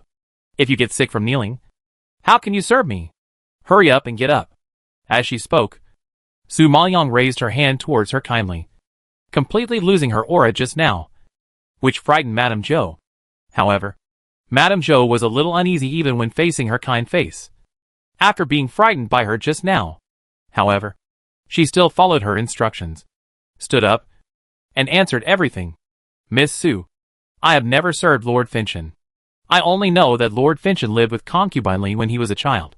Hearing the 3 words Li Guifei, Su Maoyang realized that this was the title of the Queen Mother when she was young. It is said that before Finchon Jun ascended the throne, this Li Guifei was the most honorable woman in the palace. And because she was Finchon Jun's biological mother, she naturally took the position of Queen Mother later. Thinking of this, Su Maoyang became a little more curious about the Queen Mother. A gleam flashed across her eyes. She lowered her voice and asked faintly, I heard that Finchon Jun killed the Queen Mother with his own hands. Is this true? In the enclosure, Helian Yufeng told her in person that the Queen Mother was deliberately killed by Finchon Jun. Although Su Maoyang was not interested in who Finchon Jun was, she was also a little curious after hearing so many terrible secrets from Helian Yufeng. The most important thing was that she heard Yin Qianga's name from Finchon Jun and suddenly wanted to know about his past. Nanny Joe suddenly heard such shocking words, and her face changed immediately. She waved her hands in fear. "Miss Sue, you can't say such things. The Queen Mother took care of Finch and June as her own son. The relationship between the two was very good. How could Finch and June kill the Queen Mother?" Su Maoyong heard the words, and immediately caught the incredible information. She suddenly opened her eyes wide, and asked in disbelief. "What did you say? Take care of him as your own son? Aren't they biological mother and son?" Nanny Joe was excited and scared just now, and she spoke without thinking. And she suddenly spit out the truth. At this time, she was also shocked by herself, and immediately covered her mouth. "Nanny Joe, you seem to have said something incredible. Fortunately, I am the only one here, and will not blame you. However, it is a bit difficult to prevent it from being spread out." Su Maoyong smiled faintly at the corner of his lips, staring at Nanny Joe with a quiet look. But his tone was a bit threatening. At first, when Su Maoyong heard Princess Pingnan talking about Fintianjin's life story, she said that he was Concubine Li's biological son. Fintianjin and his brother were twins, born together. How come Joe Mama said that they were not biological sons? It seems that this is still a big secret that no one knows. Chapter 992 The Unspeakable Truth. What Princess Pingnan didn't know was obviously a secret in the palace. It was obvious that the emperor had covered up the truth himself. Hiding the truth would naturally eliminate many people. As for the insider Zhou Ma, she was still alive, which surprised Su Maoyong. At this time, Zhou Ma was frightened by Su Maoyong's threat and became weak all over. She knelt down again and cowed out for mercy. Her pale face was full of fear. "Please spare my life. Young lady, this kind of thing cannot be said. It cannot be said. If this gets out, her life will really be lost. Madam Zhou, don't be afraid. As long as you tell me the truth, I will definitely not spread it. You have recognized me as your master. That is, you are one of us. As long as you do what I want, I will of course help my people. Don't you think this is the case?" Su Maoyong dug out such a big secret and caught Madame Zhou's handle. Naturally, there is no reason to stop. When Madame Zhou heard this, she knew that the truth could not be hidden from her. If she refused to answer, angered Su Maoyong, and spread the matter, she would die immediately. If she made up a story to fool her, if she found out something, she would not have a good end. Therefore, she did not dare to risk her life. So she simply confessed honestly, and there was still hope of survival. After weighing the pros and cons, she could only nod and admit it, without hiding it. Yes, Finch and June is indeed not the Queen Mother's biological son, but the Queen Mother was definitely not killed by Finch and June. "Miss Sue, don't wrongly accuse Finch and June." Su Maoyong raised his eyebrows slightly when he heard this. From the tone of Madame Zhou, it seemed that she really didn't know that the Queen Mother died at the hands of Lord Finchen. It seemed that Feng Moxie was very secretive, and even the old people in the palace were fooled by him. However, even the old maids in the palace didn't know about it. So how did Hellion Yufeng, a young master from a family, know about it? Regarding this Hellion young master who also had a lot of secrets, Su Maoyong didn't quite understand it. He had to give up looking for the reason for the time being and asked Madame Zhou. "You said that you have been working in the laundry shop since you entered the palace and have never served the master. How did you know about this? Have you been lying from the beginning?"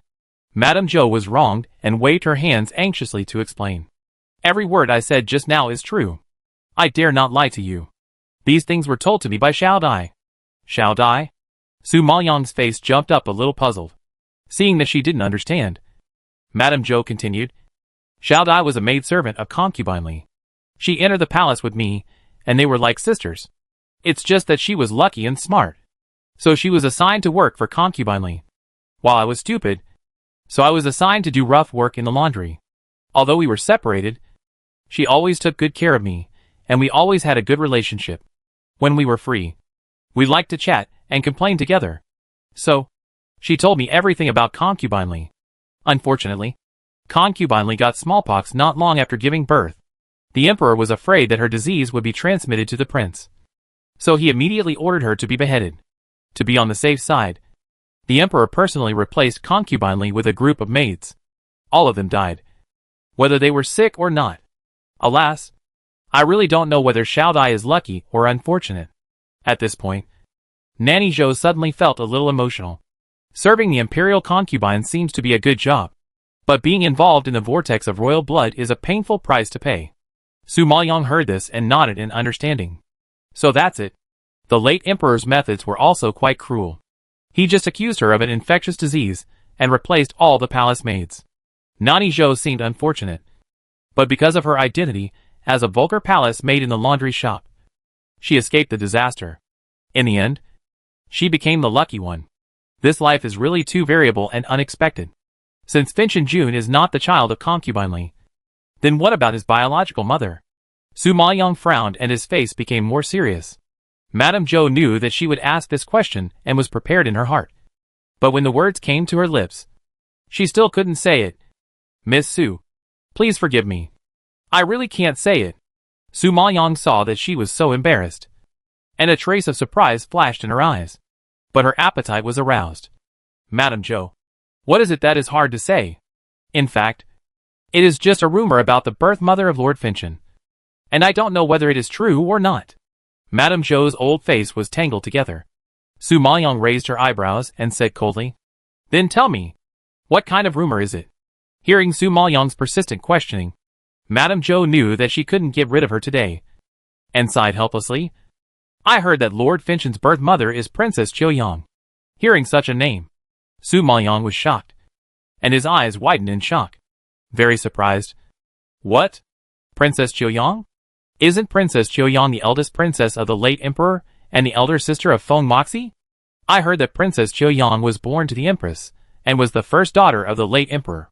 When they were young, the late emperor and the empress were deeply in love and made vows to each other. For the sake of the empress, the late emperor did not even take concubines into the harem and favored her alone. Such feelings were also passed down as a good story and are known to many people. But the empress was unlucky and only gave birth to a daughter, Princess Chiuyang, because she was born to the woman she loved the most. Even if it was not a boy, the emperor loved this daughter very much. It's just that Princess Chiuyang was so beautiful and unlucky that she died very early. How could she, as an elder sister, be the biological mother of Feng Moxie? If it was true, then wouldn't the late emperor and the eldest princess have that kind of relationship? Su Maoyong was also shocked by his own guess when he thought of this. Father and daughter? This is too incredible. Ridiculous. I heard that the emperor loves the queen deeply. How could he be with his own daughter? Madame Zhou, are you deliberately making up this story to deal with me? Su Maoyong frowned and scolded. Seeing Su Maoyong angry, Madame Zhou cowed out immediately. I dare not. This is also learned from Xiao Dai. She said that she overheard Concubine Li talking about this matter, but she didn't know whether it was true or not. Even if I want to make up a lie, I can't make up such a bizarre lie. Hearing this, Su Maoyong said that she was not shocked. She knew that this Finchen Jun had a big secret, but she didn't know it was such an unspeakable and even disgusting secret. The queen died when Princess Chiuyang was 10 years old. She heard that the late emperor mourned for her for a long time. After the queen left, everyone began to arrange for the late emperor to take concubines. He had always been very disgusted with taking concubines, and he let the people around him take care of it. It seemed that since the person he loved deeply was gone, he didn't care how many women he married or what kind of women he married. But the only thing that remained unchanged was the late emperor's love for Princess Chiuyang. Chapter 993 Extremely Complicated Relationship. But doting is doting. Su Maoyong never expected that they would have that kind of relationship. If what Zhou Ma said is true, isn't Finchen Jun the child of the late emperor and his daughter? Then is the late emperor his father or grandfather? Is Princess Chiuyang his mother or sister? Thinking of this disgusting relationship, Su Maoyong suddenly got goosebumps all over her body, and her face became very ugly. The truth was so unexpected that even she couldn't accept it. I really don't know what kind of father and daughter can do such a thing. Thinking of this, Su Maoyong was particularly curious about Princess Chiuyang and asked again, Madame Zhou, you should have watched Princess Chiuyang grow up. What kind of person is this princess? Madame Zhou recalled seriously. Princess Chiuyang has been a beauty since she was a child. When she was 7 or 8 years old, she was already a famous beauty. After growing up, her appearance was even more stunning. She was exactly like the queen when she was young. They were very similar.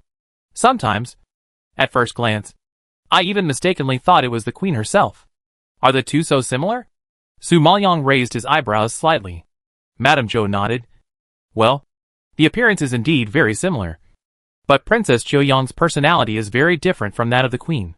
The queen is a gentle and elegant woman, while Princess Qiuyang is just the opposite. She is more lively and noisy. With her around, the palace will be much more lively. Perhaps because she was born a princess and the late emperor loved her so much. She is naturally more innocent and naive. At this point, a faint smile appeared on Madame Zhou's face, as if she was recalling something pleasant, and her solemn tone just now became much lighter. From her expression and tone, Su Maoyang knew that Madame Zhou had a good impression of Princess Qiuyang.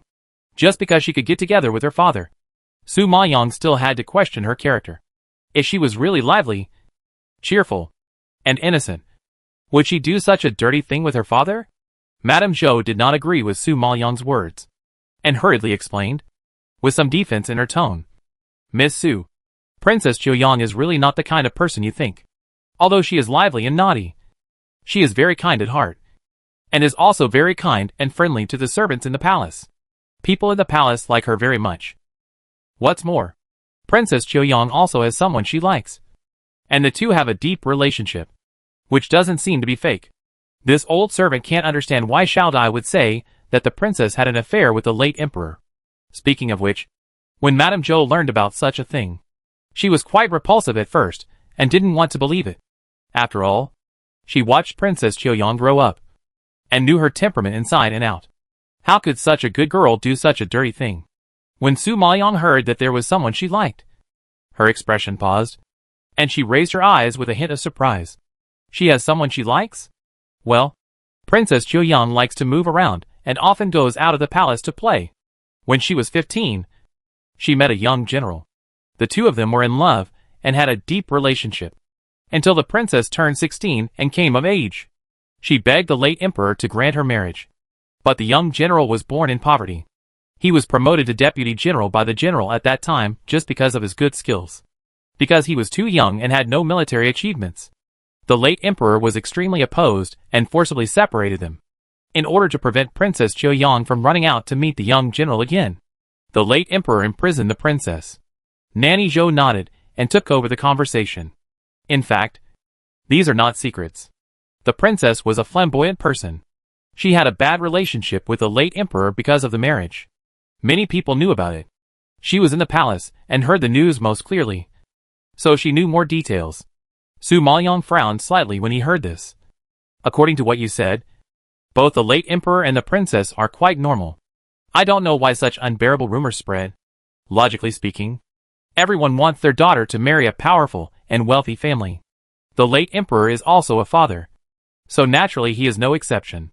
What's more, the late emperor treated her as the apple of his eye.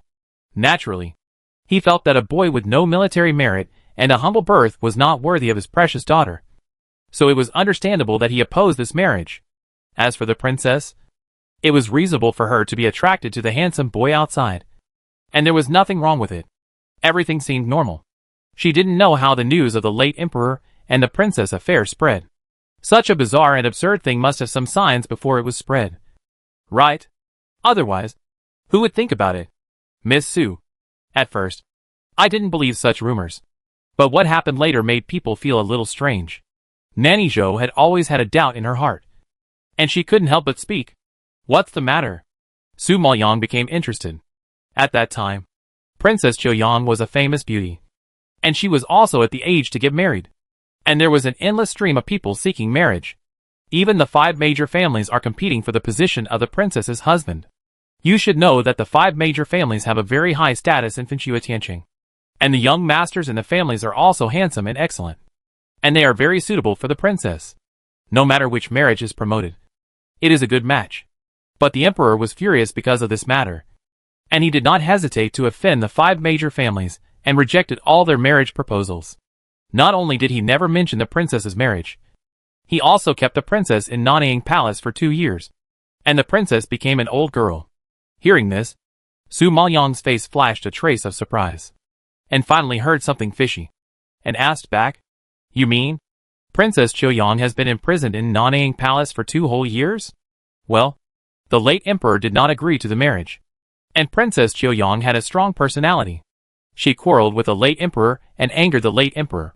The late emperor accused her of disobedience and confined the princess to Nanning Palace, not allowing anyone to visit. The princess was a person who could not sit still, so she could not endure the pain of imprisonment. So she died of illness 2 years later. At the end, Nani Zhou sighed with regret, feeling sorry for Princess Qiuyang, and also complaining about the cruelty of the late emperor. A beautiful girl died just like that. It is indeed a pity to think about it. However, when Su Maoyang heard such a thing, he frowned and smelled something wrong. If the emperor did not agree with Princess Qiuyang being with a lowly man, he would not even reject the noble sons of noble birth and excellent appearance. What's more, isn't it said that the emperor loves this daughter very much? Even if he was angry at the time and confined her feet, he would not be imprisoned for 2 years. Which father would be willing to imprison his precious daughter for 2 years, and not allow anyone to visit? This is not anger. This is clearly a grudge. No, that's not right. Maybe it's not a grudge, but something shameful. Chapter 994: The Pain He Endured. What about the young general? How did the late emperor deal with him? Su Maoyang was a little curious. The late emperor would not have taken any action against the man who seduced his daughter. Nanny Zhou shook her head. Not quite sure. I haven't heard any news about the young general since then. It seems that he resigned from his military post and returned to his hometown. He has never appeared in the public eye again. Hearing this, Su Maoyang narrowed his eyes. As far as she knew, although the late emperor was an infatuated person, he was an iron-blooded and decisive person in controlling the government, being able to sit on the throne of the emperor. It can be known that the late emperor was not a kind person with a soft heart. It seems that the young general did not resign and return to his hometown. It is very likely that he was arrested by the late emperor, or directly assassinated. After all, a military general from a poor background, without backing, can only be slaughtered. Thinking of this, Su Maoyang's face became heavy. Although she didn't know what happened in Nanning Palace in those 2 years, she could make it clear that such unbearable rumors were not just groundless. The late emperor's attitude towards Princess Qiuyang was indeed too strange. And according to what Helian Yufeng said, the behavior of Lord Finchen, who killed the late emperor, and the Queen Mother was enough to show that something must have happened. Just as Su Maoyang was pondering, Nanny Zhou was reminded of her past memories by her question. Her eyes were unconsciously red, and she sighed with emotion. Princess Qiuyang not only couldn't be with her beloved, but was also imprisoned for 2 years. Such a tragic experience. How painful the princess' heart must be. Su Maoyang heard this, but she didn't agree. She shook her head solemnly. There is another person who is more miserable than her. That is Fentianjin. Since you said that all this information came from the Queen Mother, then the Queen Mother must know Fentianjin's life experience. And Fentianjin has been raised by the Queen Mother since he was a child. How do you think the Queen Mother will view the child of the Emperor and the Princess? Will she be treated like other children? Definitely not. Fentianjin not only did not get the care of his mother, but because of his unspeakable life experience, he must have suffered a lot of malice and scorn since he was a child. Helian Yufeng once said that Feng Moxie poisoned the late emperor when he was 8 years old. At that time, she was still very surprised. How could an 8-year-old child have such a vicious mind and cruel means? Now Su Maoyang understands everything.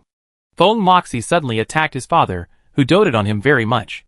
It is obvious that he knew the truth at the age of 8. Or even earlier. Such a truth is so cruel that even an adult would not be able to withstand such a blow, let alone an 8-year-old child. Feng Moxie was born in the royal family, so he was more mature than the children of ordinary families. Moreover, he grew up in such a bad environment, so he knew more than other children at the age of 8.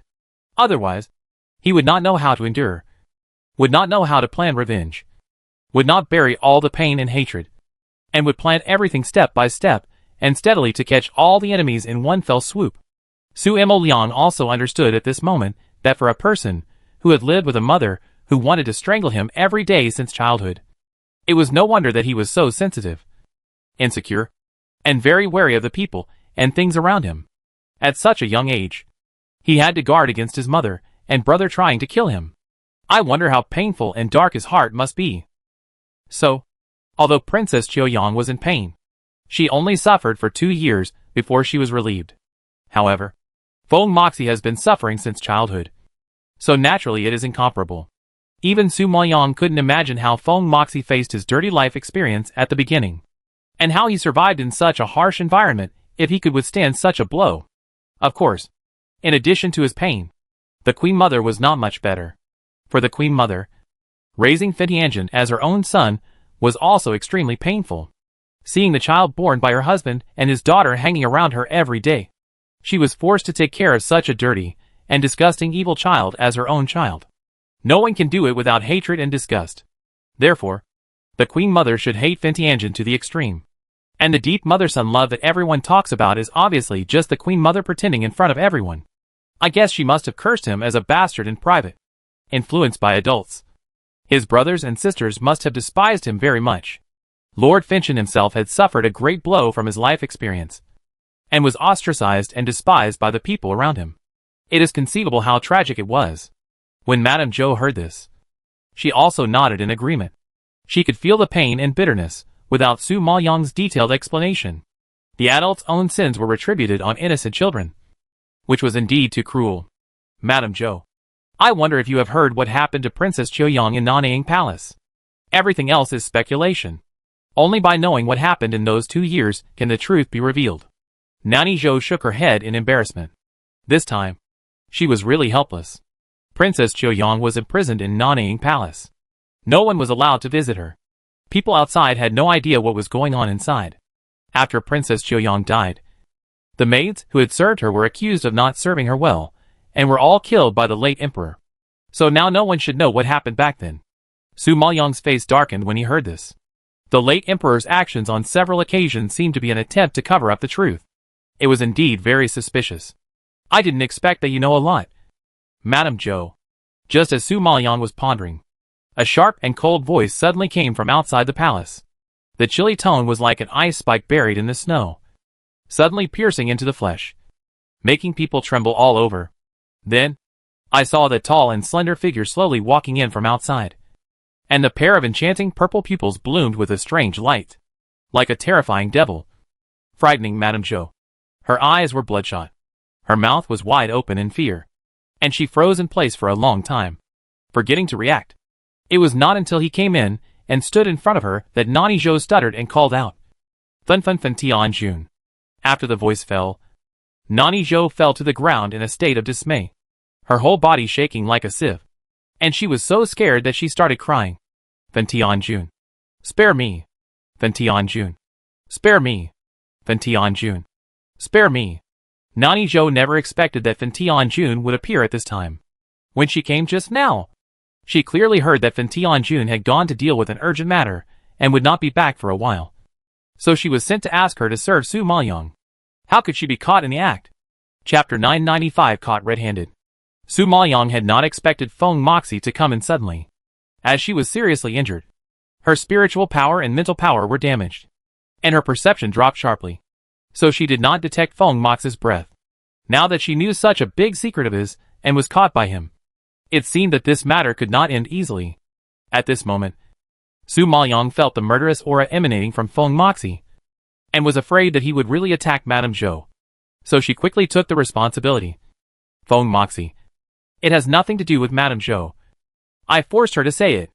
If you have any dissatisfaction, come to me. Don't embarrass an old man who poses no threat to you." This matter was originally provoked by her, and Madame Zhou only told the truth because of her threat. So Su Maoyang could not involve innocent people no matter what. When Madame Zhou heard this, she nodded repeatedly, her face full of tears, making the old woman over 50 years old look particularly pitiful. Yes, I was forced, and I only heard some unreliable rumors, and I have no idea of the truth. I beg Lord Finchen to spare my life. In fact, I don't know anything, and I will never dare to speak nonsense again. Whoa, please spare my life. Lord Finchen. Madame Zhou cried and counted hard, and the violent sound of her head hitting the ground was painful just to hear. But Feng Moxie was unmoved at this time. It seemed that a layer of ice condensed around his body, and the cold air that chilled him to the bone marrow lingered. That enchanting face that looked like a ghost seemed to be covered with a layer of shadow, which made people shudder, hearing Madame Zhou's plea for mercy. Instead of softening his heart, he raised a cold arc at the corner of his lips, and a cold voice came out from between his lips and teeth, suppressing people to the point of suffocating. What's the point of coming here if you can't even control your mouth? As soon as the voice fell, his sinister eyes suddenly became fierce, and he waved his sleeves and hit Madame Jo heavily. Madame Jo was still begging for mercy, and halfway through her words, she was knocked out by a powerful force and hit the wall. Madame Jo was already old, and how could she withstand the attack of Lord Finchon? This time, I'm afraid her bones were shattered. She rolled to the ground with a thud, and after spitting out a mouthful of blood, she was completely unresponsive. The old face full of wrinkles and tears still had a look of fear, and the two eyes bulged so big that they seemed to fall out of their sockets. The miserable death was unbearable to look at. Although Madame Jo was not Su Maoyang's relative, she died because of her after all. In the end, she still felt a little guilty, seeing that Finniangen killed an old man who was powerless without saying a word, and died so miserably under her nose. Su Maoyang's heart was somewhat filled with anger, staring at Feng Moxie with dissatisfaction. Feng Moxie, Shoma has been in the palace for so many years, and she has made no contributions, but also worked hard. Why do you have to kill her? And now I know these rumors. Are you also going to kill me? Those rumors have been around for so many years. No one knows whether they are true or false.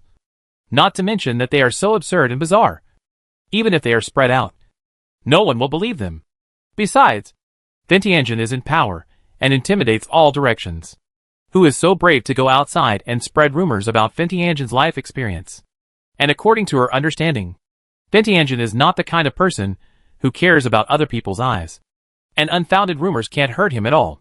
Now he is so heavy-handed. Unless these rumors are true. Thinking of this, Su Maoyang's heart was shocked, and she stared at him with wide eyes unconsciously. When Feng Moxie heard her words, his cold and handsome face was furious. Then he rushed to Su Maoyang and grabbed her neck fiercely. His low roar shook the whole palace instantly. Su Maoyang, do you think I won't kill you? Su Maoyang was enveloped by his tall black shadow and fierce evil spirit, and it was immediately oppressive that she had difficulty breathing. Now that her neck was pinched in his hand, she couldn't breathe. Her face, which was already bad, was now as pale as paper. She knew that at this moment, Lord Finchon really wanted to kill her and wanted to wipe her out completely. Realizing this, Su Maoyang knew that she couldn't just sit there and wait for death, even if he was choking her to the point of choking her. She tried her best and asked sharply, Feng Moxie, are you angry because someone has exposed the truth? It seems that you are really the child of the late emperor and the princess. Otherwise, why are you so guilty? Hearing this, Feng Mox's enchanting purple eyes suddenly widened, like an angry beast, and met Su Maoyang's eyes with a sinister look, and the murderous intent in her eyes, like a sharp sword, seemed to pierce through people. The originally charming and delicate handsome face became even more ferocious at this moment, and the voice of gritting teeth was extremely hoarse because of anger. Yes, everything is true. I am the son of the Emperor and Princess Chiuyang. I am a bastard, a freak, a lunatic. Don't you want to know the truth? Don't you want to know what happened to Princess Chiuyang in Nanyang Palace? Since you are so curious, I will tell you today. Su Maoyang heard the words, and a touch of surprise suddenly surged on her pale face. Although she had guessed it just now, she was still very shocked when she heard him admit it in person. Sure enough, the rumors that Madame Jo said were all true. Just when Su Maoyang was shocked, Feng Moxie had already spoken and told the truth of the year. Every sentence and every word seemed to have exhausted all the strength of his life, squeezed out from his lips and teeth. So heavy, so hateful, back then. The dog emperor imprisoned that woman in Nanyang Palace, in order to keep her by his side. He did not hesitate to break her legs and even raped her. Later, she became pregnant with me. Every day and night, that woman tried every means to abort me, kill me, and even wanted to kill herself because of me. Unfortunately, I am not destined to die. The dog emperor wanted me to live. He captured the woman's lover and threatened her with that man.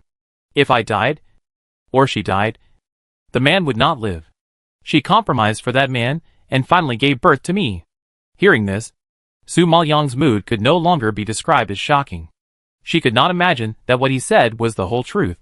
At this moment, she was stunned. What? Do you think I'm dirty and disgusting? Yes, I'm a bastard that everyone despises and hates. That woman wanted to kill me before I was born, thinking I was the biggest shame in her life. Concubine also wanted to strangle me to death. No, she wouldn't do it herself, because she thought I was dirty and disgusting. Every time she looked at me, it was like looking at a fly. My brother said I was a freak because I was born with a pair of devilish purple eyes. They beat me, bullied me, drove me away, and wanted to harm me. Unfortunately, I have a very good father. He said I was the child of the woman he loved most. And he loved me and protected me the most. Under his protection, all those who wanted to kill me failed. But I survived tenaciously, and killed them one by one. Chapter 996, You Are Not Disgusting.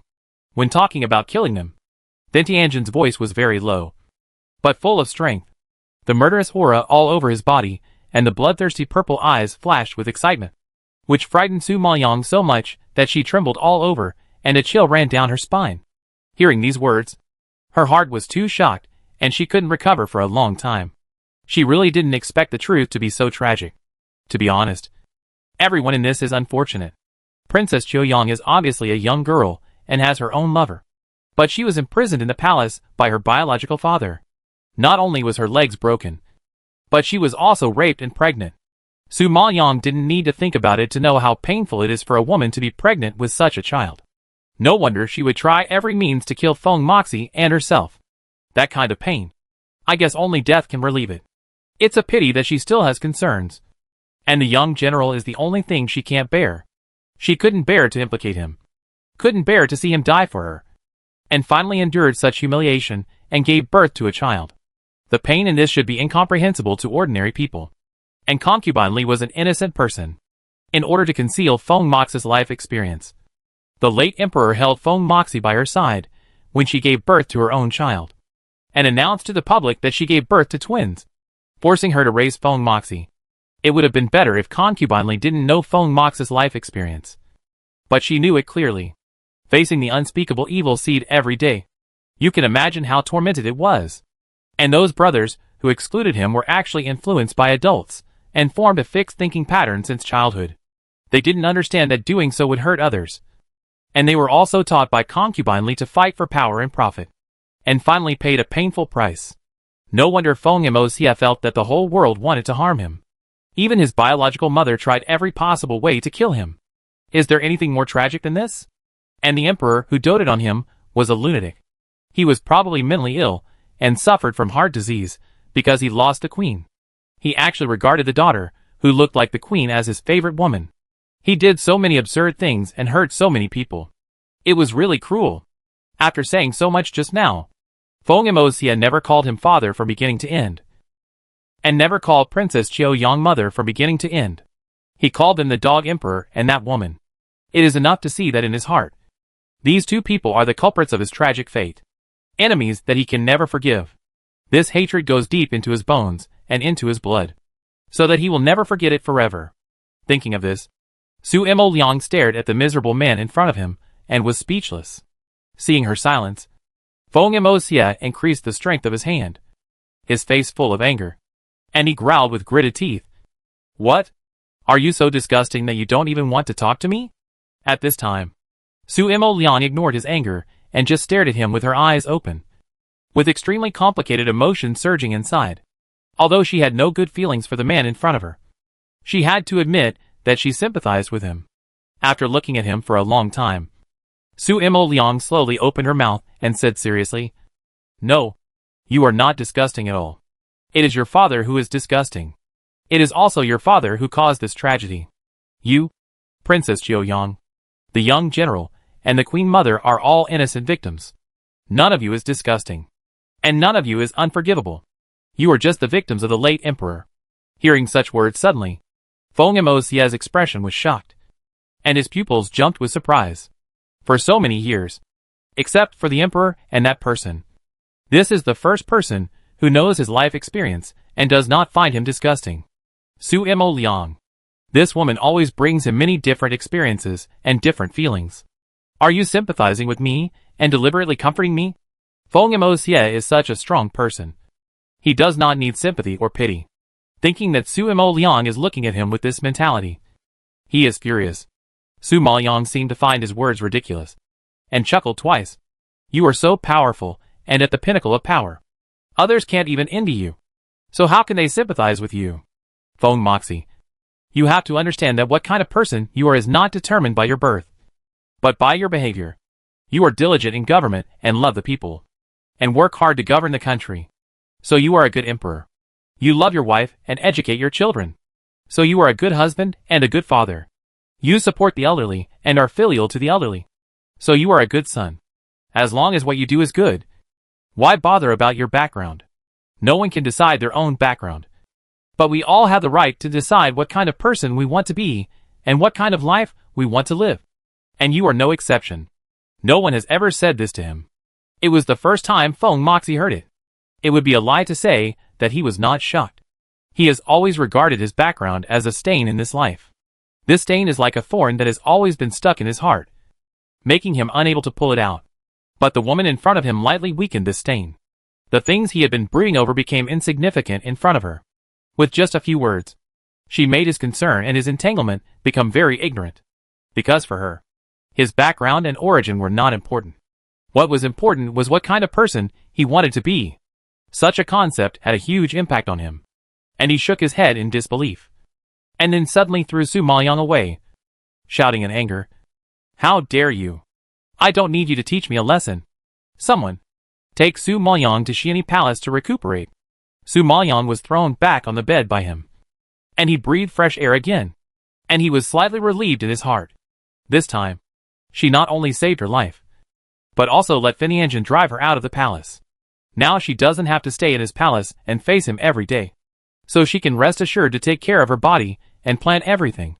Thinking of this, Su Maoyang suddenly felt a sense of relief for rebirth after a disaster. Xianyi Palace is located in the north of the harem. Perhaps it has been uninhabited for too long. The yard is overgrown with weeds. The trees are tangled, and there are dead leaves all over the ground. No one cleans it up, and it looks very dilapidated and desolate. But it is true. She is a hostage, and has just angered Lord Finchen. Does she still want to live in a magnificent palace? So now there is a place for her to stay and recuperate. And Su Maoyang is already satisfied. However, Lord Finchen still seems to be a little worried about her being alone. After she moved into Xianyi Palace, he sent another maid to serve her. But this maid, although she was also transferred from the laundry shop, obviously did not know how to read people's expressions like Madame Zhou.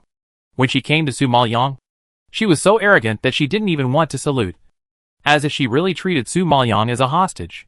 Chapter 997 Poisoning the Medicine. However, it is understandable that she was banished to such a broken place by Lord Fintian, which was equivalent to being banished to the coal palace. So naturally, she would not be treated well. Moreover, she had just angered Lord Fintian, and was almost killed by him. These servants were all snobbish, so they naturally acted according to Lord Fintian's expression. They would please whoever Lord Fintian treated well, and bully whoever Lord Fintian hated. In a place like the harem, there are only two types of people. One is favored, and the other is not favored. For those who are not favored, it is okay if they have a backstage to support them. But if they don't have a backstage, they are simply fish on the chopping board, at the mercy of others. For example, Su Maoyang has no backstage, because she had restored her appearance and was no longer the Princess Qin. The servants and maids in the harem naturally did not recognize her. Su Maoyang. They only thought she was a commoner woman rescued by Lord Finchen from outside, because she did not know what was good for her and angered Lord Finchen. She was driven to this broken place to recuperate. Everyone knew that once a woman was sent to the coal palace, she basically had no chance to turn over, let alone a commoner woman with no background or backing. Therefore, the maid sent this time naturally did not take Su Maoyang too seriously. At this time, she walked in quickly with a hot soup in her hand. When she saw Su Maoyang, her face was a little impatient, and she handed the soup bowl in her hand over. "This is the soup prepared in the kitchen. Drink it quickly." The maid in front of her was named Qin Ro, and she looked to be in her 20s. She was originally a maid of Concubine Ning in Shuyan Palace. Because she broke something and angered Concubine Ning, she was sent to the laundry house to be punished for half a month. Now the punishment period is almost up, and she is about to return to Shuyan Palace to live a comfortable life. Who knew that Lord Finchen would suddenly order her to be transferred to this barren coal palace to take care of a woman of unknown origin, no name, and seriously injured? her former master, Lady Ning, although not of high rank and without any family power behind her, was at least Lord Finchen's legitimate woman, the master of these servants, and lived in the magnificent Julian palace. Unlike this ghost place, which had nothing, was shabby and cold. In addition, the woman in front of her was seriously injured and lying in bed, and she didn't know when she would have to serve her. Qin Ro was furious when she thought of the unlucky job she had taken, and naturally she didn't have a good face when facing Su Maoyang. At this time, Su Maoyang was sleeping in bed, closing his eyes to rest. He couldn't help but frown when he smelled the aroma of the medicine. Then he opened his eyes, stared at her with a sharp gaze, and asked, "Is this the medicine ordered by the imperial physician?" Qin Ro suddenly received this sharp gaze, and her heart was shocked. She actually felt a little guilty. And then she quickly answered with a serious face and confidence, "Of course, this is the medicine ordered by the imperial physician. Why waste so much time talking? You drink the medicine quickly so that I can report to Lord Finchen."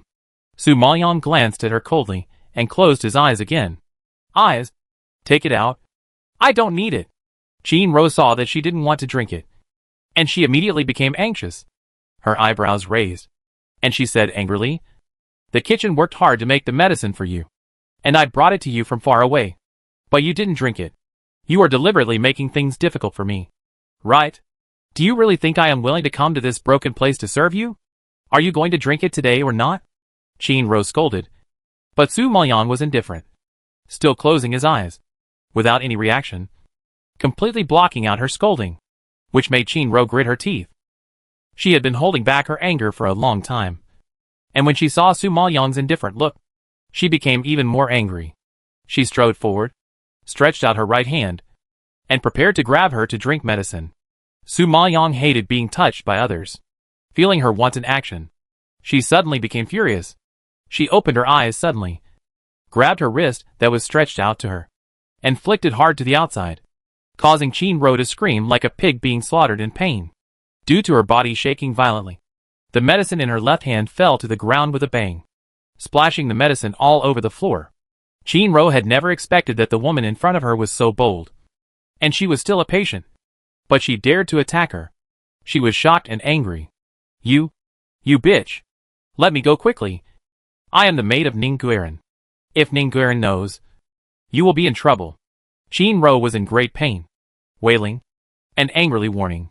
This person was around Ning Guiran, used to being domineering, and spoke extremely arrogantly.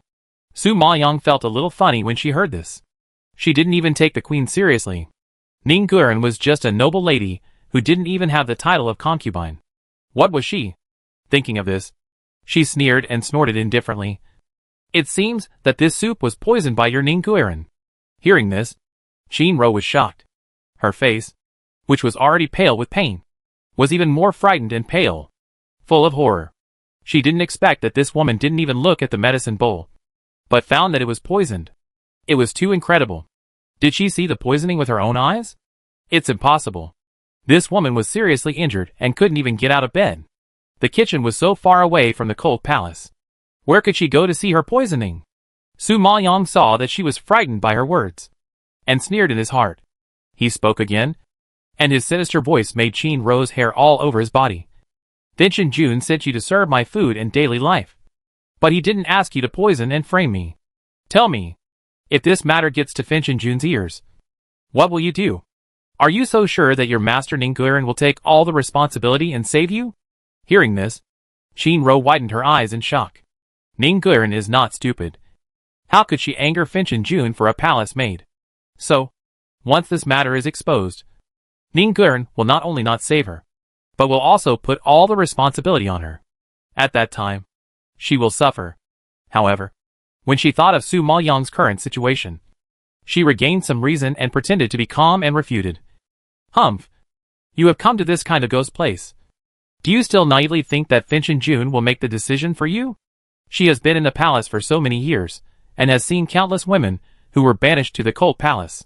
Once they enter such a place, they can't get out. Even if they are killed in there, no one will care. The woman in front of her is clearly threatening her." Su Maoyang sneered and looked at her with a look of looking at a fool. "You have to understand that Finchen Jun sent so many imperial doctors to treat me. which is enough to show that he doesn't want me to die. Now you are against his will and poison my medicine. I don't need to analyze the consequences for you." Before Su Maoyang finished speaking, Qin Ro was frightened and fell to the ground. Yes, she ignored this problem. Although Finch Jun didn't like this woman, he asked people to treat her, which means that Finch Jun didn't want her to die. Chapter 998 Conspiracy of Concubine Ning. Lord Finch's thoughts are so deep that how can they, the palace maids, guess them accurately? If he really pursues this matter, wouldn't she be dead? Realizing this, Qin Ro was frightened and panicked, and quickly cowed out and begged for mercy. "Miss Su, this soup is not a murderous poison, but only contains fulling grass. This kind of medicine will only cause acne on the face, which will gradually itch and fester, and will only achieve the effect of disfigurement, not fatal. I really didn't poison you to death." This was all instructed by Concubine Ning. She said that as long as I completed the task she assigned, she would let me return to Shuyan Palace. I was also forced to do so. Please spare my life, Miss Su. As an alchemist, Su Maoyang is very sensitive to medicinal materials. Just now, when Qin Ro brought it in, she smelled the smell of fulling grass. Now she was not surprised to see her confess. But she didn't expect that Concubine Ning would use such a dirty trick to destroy her face. Perhaps because she couldn't figure out Lord Finch's intentions, Concubine Ning didn't dare to take her life casually. So she used this method to punish her. You know, once a woman becomes ugly, a man will naturally no longer love her. Thinking of this, Su Maoyang couldn't help but sigh that the women in the harem are really busy all the time. Seeing Qin Ro was frightened by him, Su Maoyang didn't have any sympathy. He stared at her condescendingly and asked, "Forgive you? Do you think I will continue to let you stay by my side to frame me? I know I was wrong. I won't dare to do it again. I have confessed everything now. How dare I continue to frame the girl? Isn't this courting death? If Miss Su really pushes me out, Concubine Ning will know that the conspiracy has been exposed, and she may think of other ways to frame the girl. Why don't you let me stay with you? Young lady, you can know the conspiracy of Concubine Ning and deal with it in time." Seeing that Su Maoyang really wanted to hand her over, Qin Ro was so frightened that she trembled all over and cowed out to persuade him. Hearing this, Su Maoyang raised his eyebrows slightly, which was somewhat useful. "I have to admit that although this girl is a little arrogant, she is not stupid. At this time, she can still analyze the pros and cons for her. Indeed, she already knew the actions of Concubine Ning, and Qin Ro wanted to frame her. So naturally there was no chance. If she broke the news at this time, there might be more troubles. She is now using the trick to keep Qin Ro, and knowing the conspiracy of Concubine Ning, she can prevent some unnecessary troubles." Thinking of it, Su Maoyang nodded slightly and softened his attitude. "You can also let me spare you. It depends on your performance in the future." Qin Ro heaved a sigh of relief when she heard her say so, and cowed out repeatedly in gratitude. "Don't worry, Miss Su. I know what to do." Although she agreed, she was very worried in her heart. She was covering for Su Maoyang. If Concubine Ning found out, she would end up in a miserable situation. For her now, it was a knife if she stuck her head out, and it was also a knife if she withdrew her head.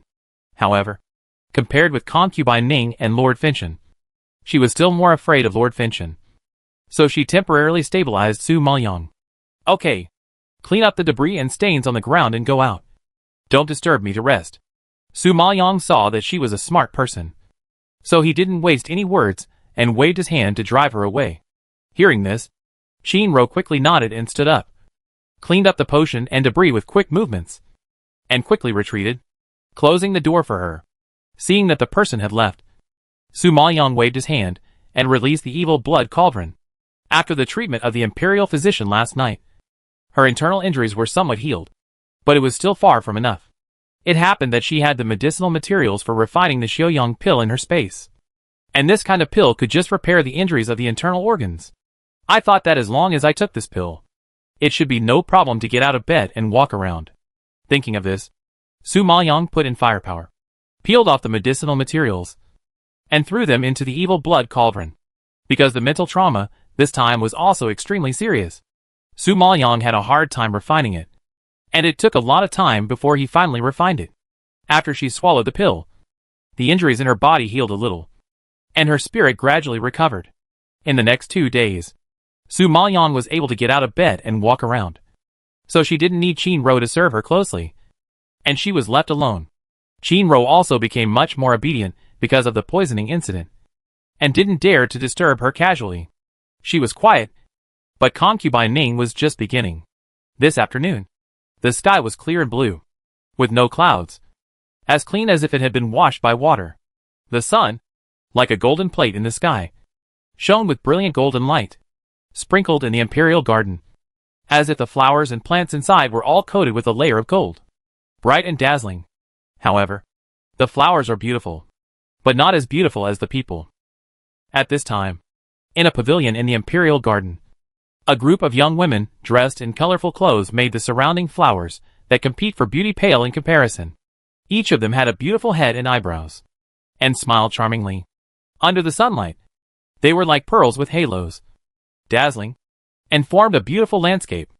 Among them, the most beautiful one was the woman sitting in the center, wearing a purple dress. Her skin was as white as cream. Her collar was as white as a cicada. Her face was like a lotus, and her cherry mouth was red without any makeup, which was more beautiful than the red flowers in the garden. In addition to her beautiful face, just by looking at her elegant and noble temperament, you can tell that this person should be the one with the highest status in this group of people. At this time, she elegantly opened the lid of the tea and took a sip. She seemed not satisfied with the taste, and her eyebrows frowned unconsciously. Who made the tea? As soon as she said this, all the women around her quieted down, looking at her anxiously, as if they were a little afraid of her. And one of the palace maids behind her heard her anger, and immediately knelt on the ground, shaking her body and replied to the queen. Yes. The other women present did not dare to speak casually, for fear of angering the bad-tempered Concubine Yin in front of them, and suffering together. They all knew that Concubine Yin had been in a bad mood in recent days, because some time ago, Lord Fentian was furious because of the Yin family's refusal to marry, and severely punished the Yin family, causing the Yin family to suffer heavy losses. As a member of the Yin family, Concubine Yin could not help but feel sorry for her mother's family. So she asked Lord Fentian for a few words of mercy. But Lord Fentian was angry, and she came to his Yin family, which was not a shot in the eye. So, she made Lord Fentian very angry, and he ignored her for a long time. Originally, as long as you reach the level of concubine, you are qualified to accompany the hunting ground. But because she angered Lord Fentian, this time she didn't even have a place to go to the hunting ground. So she had to stay in the palace and get together with this group of humble women in front of her. It's impossible for her to be in a good mood. Now she finally waited for Lord Fentian to come back, but found that he brought back a woman. In order to treat this woman, all the imperial doctors were summoned to the palace. I really don't know who this person is. With such great ability, he could make Lord Finchen so nervous. Chapter 999. The one who beat up Concubine Yin. Sitting next to Concubine Yin, a woman in a plum blossom pattern gauze skirt. Although her temperament was far inferior to Concubine Yin, she was also charming and lovely. Seeing Concubine Yin getting angry, she naturally knew what she was angry about. Knowing that this was a good opportunity, she deliberately said to please her, "Concubine, why do you have to get angry with a lowly palace girl?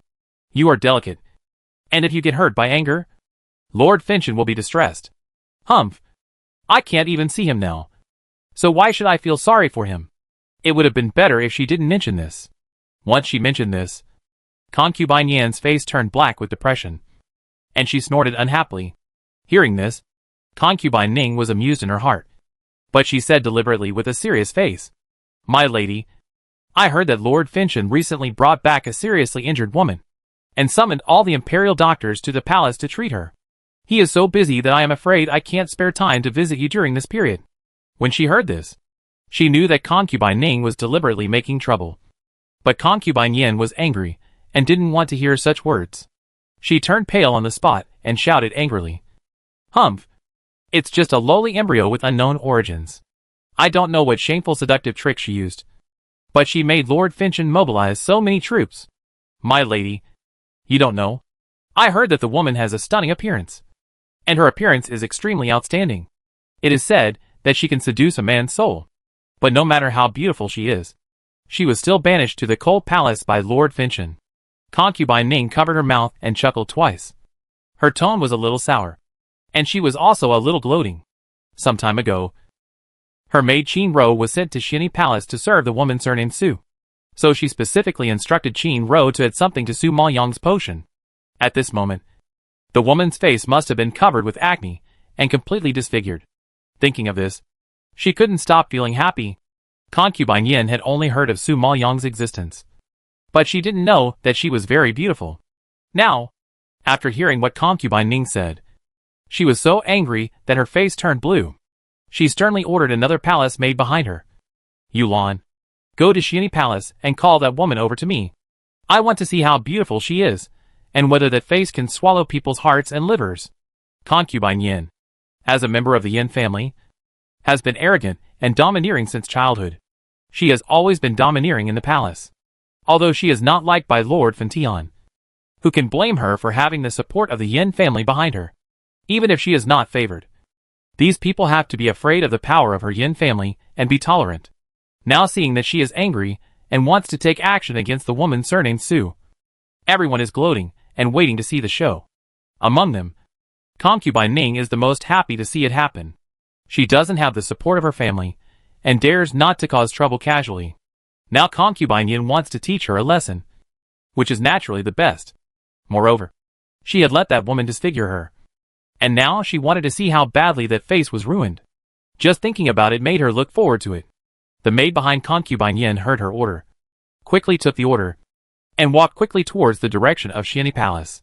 At this time, Su Maoyang, who was sitting in the room practicing, did not expect an uninvited guest. After hearing Qin Ro say that there was a maid waiting for her in the hall outside, Su Maoyang put on a coat and walked out. Seeing Su Maoyang coming out slowly, the maid standing in the hall looked unhappy, frowning with a bit of anger, and looked Su Maoyang up and down with dissatisfaction. Seeing that the face was indeed as outstanding as Concubine Ning said, a trace of viciousness flashed across her eyes. Then she said arrogantly, Su Maoyang, Concubine Yin invites you. Imperial Concubine Yin? Su Maoyang frowned slightly when she heard the name suddenly, and a trace of doubt flashed in her eyes. She had actually heard of Imperial Concubine Yin a long time ago, because this woman was the daughter of the Yin family. She entered the palace a few years ago and was named Imperial Concubine. Su Maoyang made the Yin family fall into a big trouble last time. Strictly speaking, they had some grievances. However, she is Su Maoyang now, not Princess Qin. Logically, Imperial Concubine Yin doesn't know her. So why did she suddenly look for her?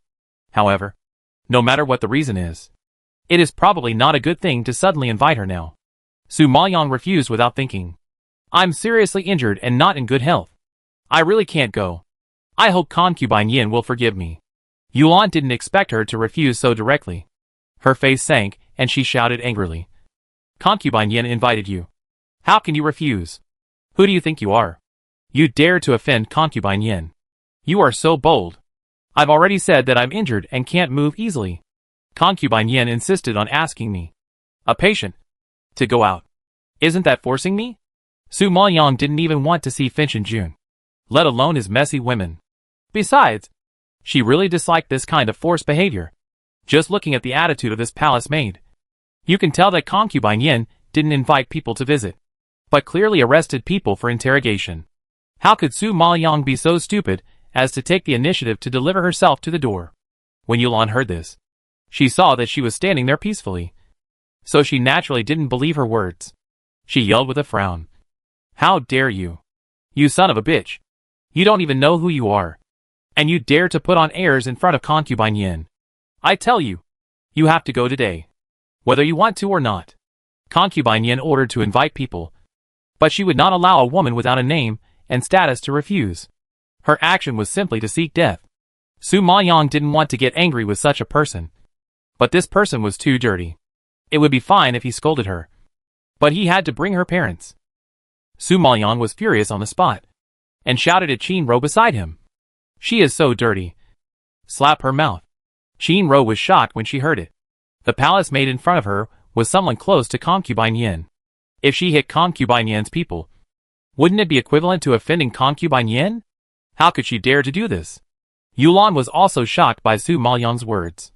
Her eyes widened, and she yelled in disbelief. Su Maoyang. Are you mistaken? You don't even look at who I belong to. And you dare to ask the palace maid to slap me in the face. Are you tired of living? Su Maoyang, however, stared at Qin Ro with a cold face, unmoved, and his attitude was still tough. Why don't you do it? Yuan didn't expect that the other party would ignore her identity and insist on slapping her in the face. She was so angry that her face was red and veins bulged. She stared at Qin Ro on the side and warned with gritted teeth. I belong to Concubine Yin. Dare you touch me? Qin Ro was frightened by her powerful momentum and took 2 steps back. She looked at Su Maoyang in embarrassment. Miss Su, this Concubine Yin. I dare not offend her. At this time, Su Maoyang had already sat on the chair above the hall, picked up the teacup, and took a sip slowly, as if he didn't see Qin Ro's embarrassed eyes, and said faintly, Since you can't even do this little thing, then I have no choice but to hand you over. Chapter 1000 Concubine Yin is angry. Qin Ro's heart trembled when she heard this, and fear instantly surged on her face. If she beat her, she would offend Concubine Yin. If she didn't beat her, Su Maoyang would hand her over to Lord Finchen. She couldn't beat her, and she could not beat her, which made her feel very entangled.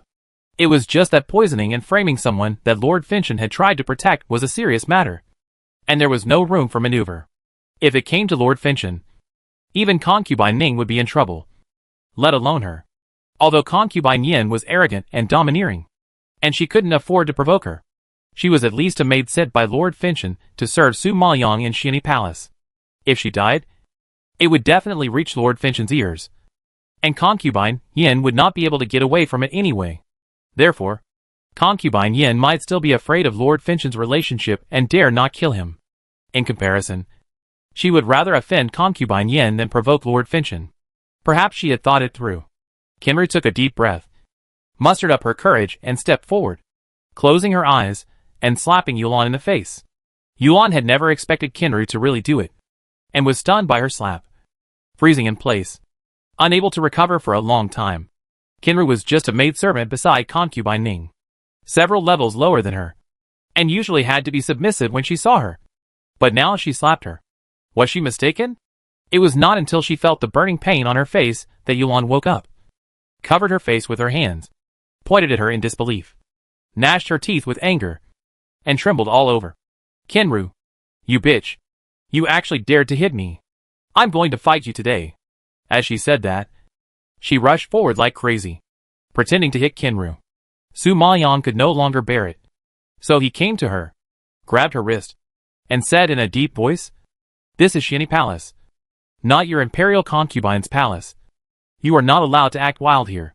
Yuan was furious at this time, and when she saw Su Maoyang trying to stop her, she was even more furious, and she was about to swing her arm and hit Su Maoyang. Su Maoyang was a martial artist after all, and a palace maid in front of her was no match for her. The slender arm was held in her hand, and she couldn't move at all. Before Yuan could get angry again, Su Maoyang threw her hard and flipped her to the ground, and she fell flat on her face. Yuan didn't expect Su Maoyang to be so strong. She fell to the ground carelessly, and a bloody mark instantly appeared on her arm, and she gasped in pain. But even though she was injured, she was still very tough. Okay. Very good. Su Maoyang. Kinru. You wait. I will see if Concubine Yin doesn't peel off a layer of skin from you. Yuan was so angry that she was panting, and after saying something cruel, she got up from the ground with difficulty, turned around and rushed out of Xianyi Palace, and it was obvious that she was going to ask for help. Kinru looked at Yuan's back as she left. Her face turned pale with fear, and looked at Su Maoyang in panic, asking in a trembling voice, Miss Su, Concubine Yin is fierce and domineering in the palace. Even the queen has to tolerate it. Now you beat her personal maid. If she knows, she will definitely not let us go. What should we do? At this time, Su Maoyang had a blank expression on his face, and was not affected by Yuan's warning at all. He sat down again slowly, raised his eyes slightly, met Kinru's helpless eyes, and slowly said, If the enemy comes, the general will be stopped. And if the water comes, the earth will cover it. If she comes to provoke me, don't blame me for being rude. Her voice was gentle, as if she didn't care about Concubine Yin at all. But the last few words coupled with the fierceness that suddenly bloomed in her eyes, suddenly made Qin Rose back cold. I don't know why. She actually felt that the seriously injured woman in front of her had a kind of elegant and calm aura, which was not inferior to Concubine Yin at all. The kind of strength that emanated from her bones even surpassed Concubine Yin. I really don't know what this person's origin is. I'm afraid that ordinary women don't have such momentum. Qin Rose couldn't figure it out, so she had to swallow her doubts for the time being, thinking about how to deal with Concubine Yin. At this time, under the pavilion in the Imperial Garden, everyone was still whispering about Su Maoyang. Originally, Vincent Jun would stay in the hunting ground for a while, and would not be so anxious to return to the palace. But this time, he was alone and returned to the palace overnight in a hurry. Obviously, he was too anxious, so he left a large group of people behind and rushed back with a woman to treat the disease.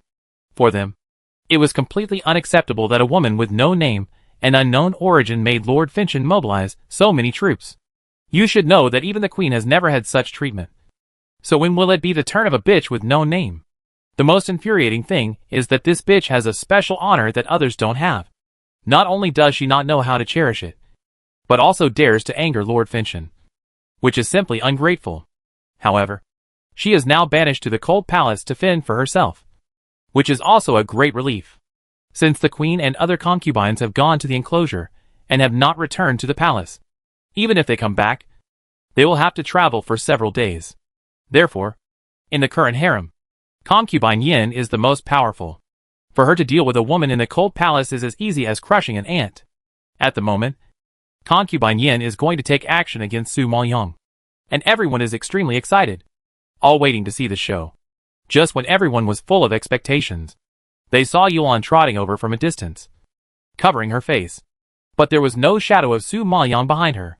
Seeing this, Concubine Ning froze her smile, frowned slightly, and asked in confusion, "Where is that woman?" At this time, Yuan limped to Concubine Yin, knelt on the ground with a thud, and cried, "My lady concubine, you have to make a decision for Yuan. That woman not only rejected your invitation, but also let Kinra slap me." I scolded her angrily, and she pushed me to the ground and I fell down. "Please, my lady concubine, make a decision for me." When everyone heard this, they were all shocked. Their eyes widened in disbelief, and they looked at each other. Someone actually dared to hit someone around Concubine Yin. Did they hear it wrong? This person is too bold. Concubine Yin heard this, and saw that there was indeed a 5-finger mark on Yolan's face, and her arms were bloody and scratched. She was so shocked that her eyes widened, and she asked in a stern voice, "Kinru? Who is Kinru? How dare she hit you?" Kinru was originally a maid beside Concubine Ning. Now she was assigned by Lord Finchon to work beside Su Maoyang. This slap was instigated by Su Maoyang, Yuan explained immediately. When Concubine Ning heard this, her face suddenly changed. She waved her hands quickly at Concubine Yan's sinister and fierce gaze. "My lady, I have no idea about this. Qin Rose was punished by me a long time ago for breaking something. She is now serving in Xiani Palace, and she has completely severed the master-servant relationship with me. What she did has nothing to do with me. I am loyal to you, and I dare not go against you even if I have 100 guts." Hearing this, Concubine Yin snorted angrily and took her eyes off her, thinking of Su Maoyang, who not only rejected her invitation, but also dared to hit her. Concubine Yan's anger rolled in her chest like a fireball. And then she suddenly roared, "Go to Xiani Palace. I want to meet her in person." Chapter 1001. The Embarrassed Imperial Concubine Yin. As soon as Imperial Concubine Yin finished her roar, she stood up suddenly and walked toward Xiani Palace angrily. Yuan, who was kneeling on the ground, was secretly happy to see the Imperial Concubine get angry. She also quickly got up from the ground and followed her. She wanted to see the Imperial Concubine peel off Su Maoyang with her own eyes. As for the other concubines, no one had ever heard of anyone daring to openly oppose Imperial Concubine Yin. Such a strange thing naturally made everyone very curious. They all stood up and planned to go over to watch the fun. Lady Ning's mood at this time was very complicated. Logically speaking, Qin Rose was obviously her person. So how could she help Su Maoyang and beat up Imperial Concubine Yan's maid? Was she crazy? There were too many questions lingering in her mind, and she had to figure it out. Thinking about it, she didn't dare to delay, and followed the large army to the Xiani Palace. Su Maoyang knew that Concubine Yin would come to visit. So she sat in the hall and waited for a long time. But she didn't expect that it was not only Concubine Yin who came to visit, but also a large number of concubines behind her. In a short while, everyone filed in and occupied more than half of the hall. The quiet and deserted Xianyi Palace was unusually lively. At this time, Qin Ro, who was standing next to Su Maoyang, saw Concubine Yin walking in front with a sullen face and a sullen face. She was frightened and felt a little weak on the spot. She was very nervous. She had seen how fierce Concubine Yin was. Even her master, Concubine Ning, would tremble in fear of her arrogance, let alone her. In addition, this person was not only fierce in character, but also very cruel in means. She always made people miserable and miserable. The maids who had served under her would lose their hands and feet if they were not careful, which was very miserable. Qin Ro was terrified and frightened just thinking about this. Su Maoyang, who was sitting on the chair, was drinking tea calmly, and seemed not to take the aggressive Concubine Yin seriously. Concubine Yin did not expect this person to be so arrogant. Seeing Su Maoyang, not only did she not salute, but she also sat in her seat and drank tea leisurely. Such a posture immediately made her angry and yelled, "Su Maoyang, you are so bold that you don't salute me when you see me." The concubines behind Concubine Yin were also shocked by Su Maoyang's attitude. I really don't know where she got the courage to dare to provoke Concubine Yin like this. Is this person so bold? And the most shocked among them was Concubine Ning. When she saw Su Maoyang's intact, beautiful face, it was as if a thunder exploded above her head. She was so shocked that her eyes widened and her face turned pale. She pointed at Su Maoyang's face and stuttered. Your face? She clearly told Qin Ro to poison the potion. How could it be that it was not disfigured? Not only was it not disfigured, but her face was also white and clean, without a single pimple. What's going on? With a lot of questions in her mind, Concubine Ning looked at Qin Ro next to Su Maoyang with wide eyes. Qin Ro was glared at by her sharp eyes, as if she was hit by a thorn, and immediately lowered her head in guilt, not daring to look at her. Concubine Ning was not stupid. Seeing this scene, she naturally understood everything. It turned out that Qin Ro had betrayed her a long time ago, and had been fooling her these 2 days. How could this be?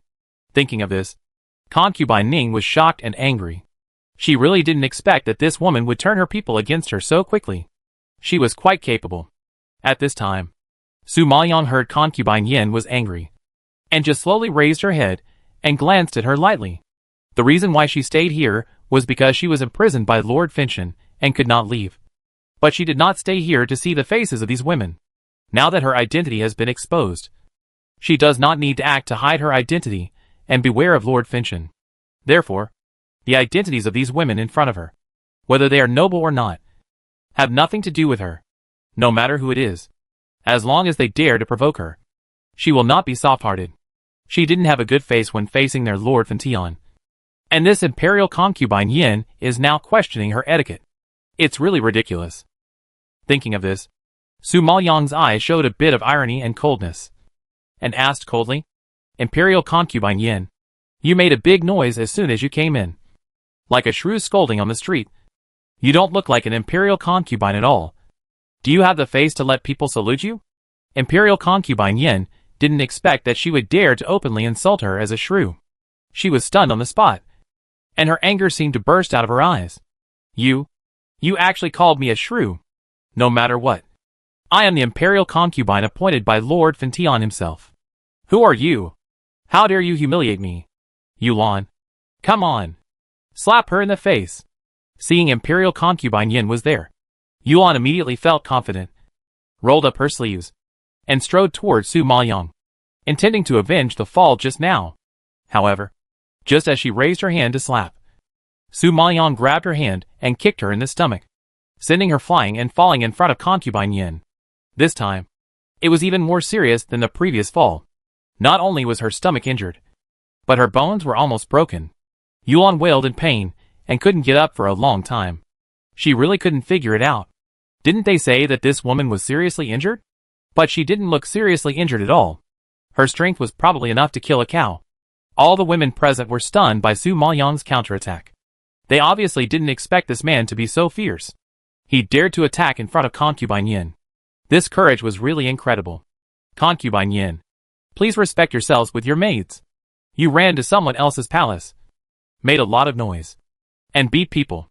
If this is spread out, won't it damage your dignity as a concubine? Su Maoyang's cold face also showed a layer of impatience, and it was obvious that he was angry. Concubine Yin saw Yulan, who was pale and sweating on the ground, and was furious at Su Maoyang's disrespectful behavior. Her pretty face turned purple because of anger. As a concubine, if I can't teach you a lowly thing, it will damage my dignity. Since my people can't teach you, I will teach you myself. After saying that, Concubine Yin took 2 steps at a time and strode to Su Maoyang, raised her hand, and slapped him hard. However, the expected slap did not sound. Instead, Su Maoyang quickly raised his arm to block Concubine Yin's action, stood up, turned sideways, and kicked Concubine Yin on the buttocks. Concubine Yin never thought that Su Maoyang would attack her. She was blocked by her powerful strength and kicked hard by her. She immediately lost her balance and fell to the ground. The next second, everyone saw Concubine Yin stagger and kneel in front of Qin Ro. Qin Ro had just been standing next to Su Maoyang. She couldn't believe that Concubine Yin would give her such a big gift. She was so frightened that she turned pale and quickly took 2 steps back. She had never received such a big gift in her life. Not to mention that it was from Concubine Yin, who was of noble status and high above her. Qin Ro was shocked. After the other concubines who were watching were shocked, they couldn't help but burst out laughing. Chapter 1002 Lord Finchen arrives. A noble concubine actually knelt in front of a palace maid and performed a kowtow. If this were to spread, it would be a complete laughing stock. The women present, who had been oppressed and bullied by her, had never seen the domineering and overbearing Concubine Yin in such an embarrassing way. They all felt very happy and couldn't help laughing. But due to Concubine Yin's power, everyone realized that they had lost their composure and quickly covered their mouths to hold back their laughter. At this moment, Concubine Yin had never suffered such a great humiliation. And she was in public, with so many people staring, looking, and laughing. Where could she put her noble face? Thinking of this, her beautiful face suddenly turned red, as if it was about to bleed, and her delicate features were twisted like a lion. She suddenly got up from the ground, turned around, and pounced fiercely on Su Maoyang. Su Maoyang, I will kill you today. At this moment, everyone was surprised to find that Concubine Yin had spiritual power surging in her palm, as if she wanted to fight Su Maoyang to the death. Su Maoyang was not surprised to see her spiritual power burst out, because Concubine Yin was the legitimate daughter of the Yin family. Before entering the palace at the age of 16, she had also cultivated her spiritual power. She had a good foundation and good family resources. She reached the level of a Holy Spirit Master at a young age. However, after entering the palace, she was named a concubine and lived a life of luxury. She didn't have many opportunities to move her fingers, let alone fight. So her spiritual power and skills were wasted. In addition, the harem was a place of intrigue, with calculations all day long and trying every means to win favor. So she had no intention of cultivating. If she had not entered the palace and was still the daughter of the Yin family, she should have reached the level of Jun Lingshi at her age. At the very least, she should have been a Zun Lingshi, not so weak as to stay at the level of a Holy Spirit Master. You know, when Su Maoyang first arrived in the 9 Netherworld, she was a Holy Spirit Master. Now so much time has passed, and the strength of a Holy Spirit Master is really insignificant in front of her. Not to mention that she is still so slow. Even if she is injured now, it is more than enough to teach Concubine Yin a lesson. So, facing her fierce attack, Su Maoyang stood in place, without moving a bit, not even moving her eyebrows, and grasped Concubine Yin's fist full of spiritual power. Concubine Yin only saw her surging spiritual power being wrapped in her palm all of a sudden, like fire meeting water, and was extinguished instantly, without even a spark, and did not shake Su Maoyang at all, and was shocked and pale on the spot. However, before she could react, Su Maoyang grabbed her fist and pulled it towards him. He kicked her lower body with his right foot. With a bang, Concubine Yin fell to the ground with her head, and was immediately dizzy. The golden headdress on her head fell to the ground in an instant, and the neatly combed bun also fell apart. There were only 1 or 2 red hairpins left on her head, which were inserted in her hair in a messy way. and were about to fall. It was so embarrassing. In an instant, the high and mighty concubine Yin, who was elegant and noble, was thrown like a messy, disheveled mad woman, which made people unbearable to look at.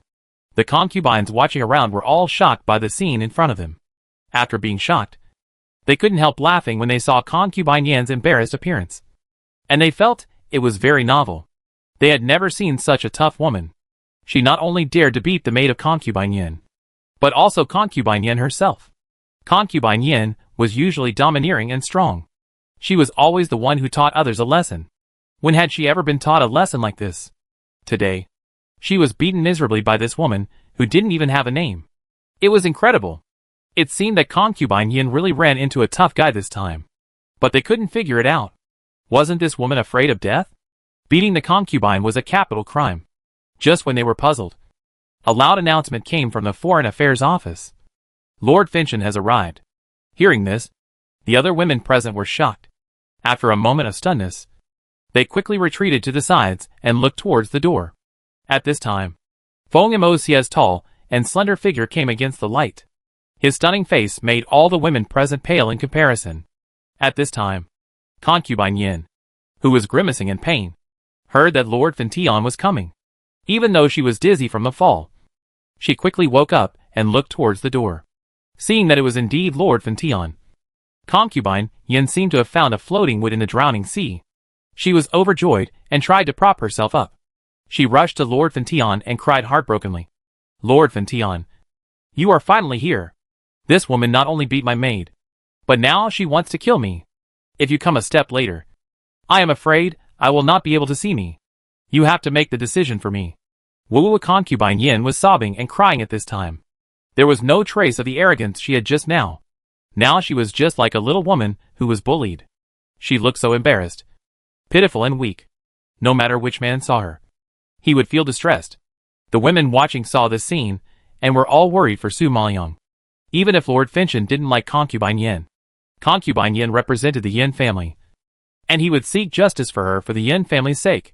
Moreover, concubine Yin was beaten like this, which was a fact that everyone saw and could not escape. Lord Finchon was always impartial and had never protected or favored anyone. So Su Maoyang was afraid that she would not be able to escape death this time. Thinking of this, some women gloated over her misfortune, while others felt sorry for her. Feng Mosia did not expect that concubine Yin would be beaten into such a state. He glanced at Su Liang, who was looking cold on the opposite side, and suddenly his face darkened. He asked coldly, "Did you beat her?" Su Liang raised his eyebrows slightly and admitted without hesitation, "Yes, I beat her. Please take good care of your women and don't let them run around. If anyone is injured or killed, I will not be responsible." Hearing this, the other concubines looked at Su Liang as if they saw a ghost. They couldn't believe that she actually spoke to Lord Finchon in this attitude and tone. She was really tired of living. Concubine Yin was so angry that she gasped and pointed at Su Liang and trembled all over. "Lord Finchon, listen to this. Listen to this. This woman is too arrogant. She doesn't take you seriously at all." Lord Finchon naturally knew Su Liang's personality. She was very reluctant to leave her here, so she naturally had no time to deal with these jealous women. If she gets mad, someone might die. So, if concubine Yin was really beaten to death by her, it would be hard for him to explain to the Yin family. Thinking of this, Feng Mosia looked down at Yin Yujiao, who was kneeling on the ground in a state of embarrassment, and asked angrily, "Concubine Yin, this is Xini Palace. You are not in Ningsue Palace. Why are you here?" Chapter 1003.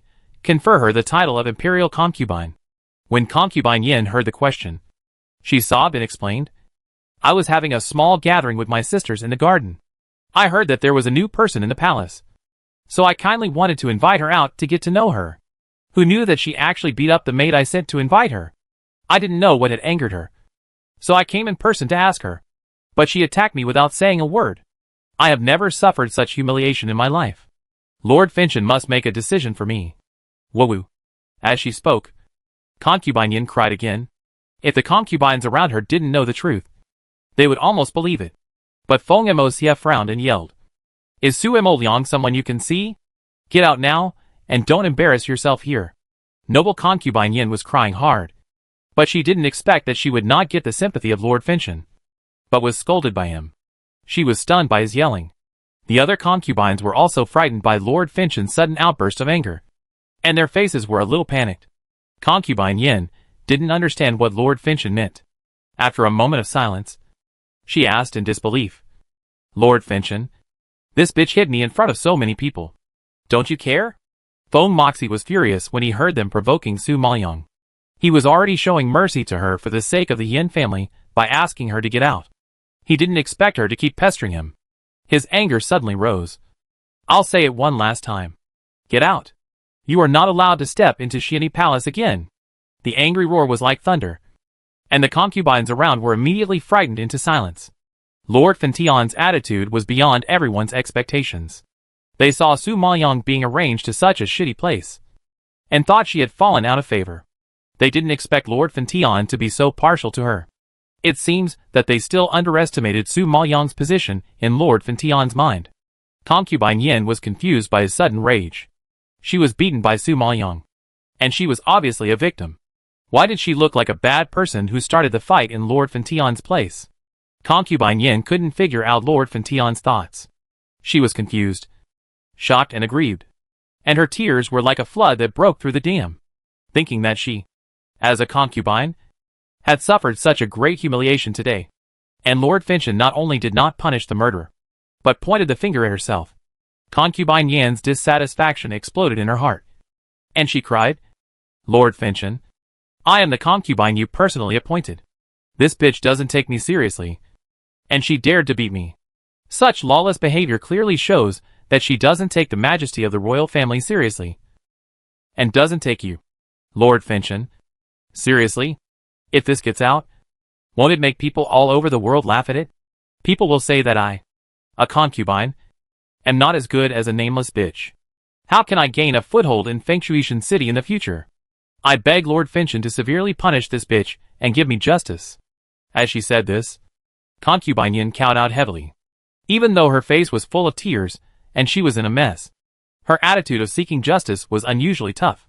It was obvious that if Lord Finchon didn't uphold justice today, she would not let it go. But it is understandable.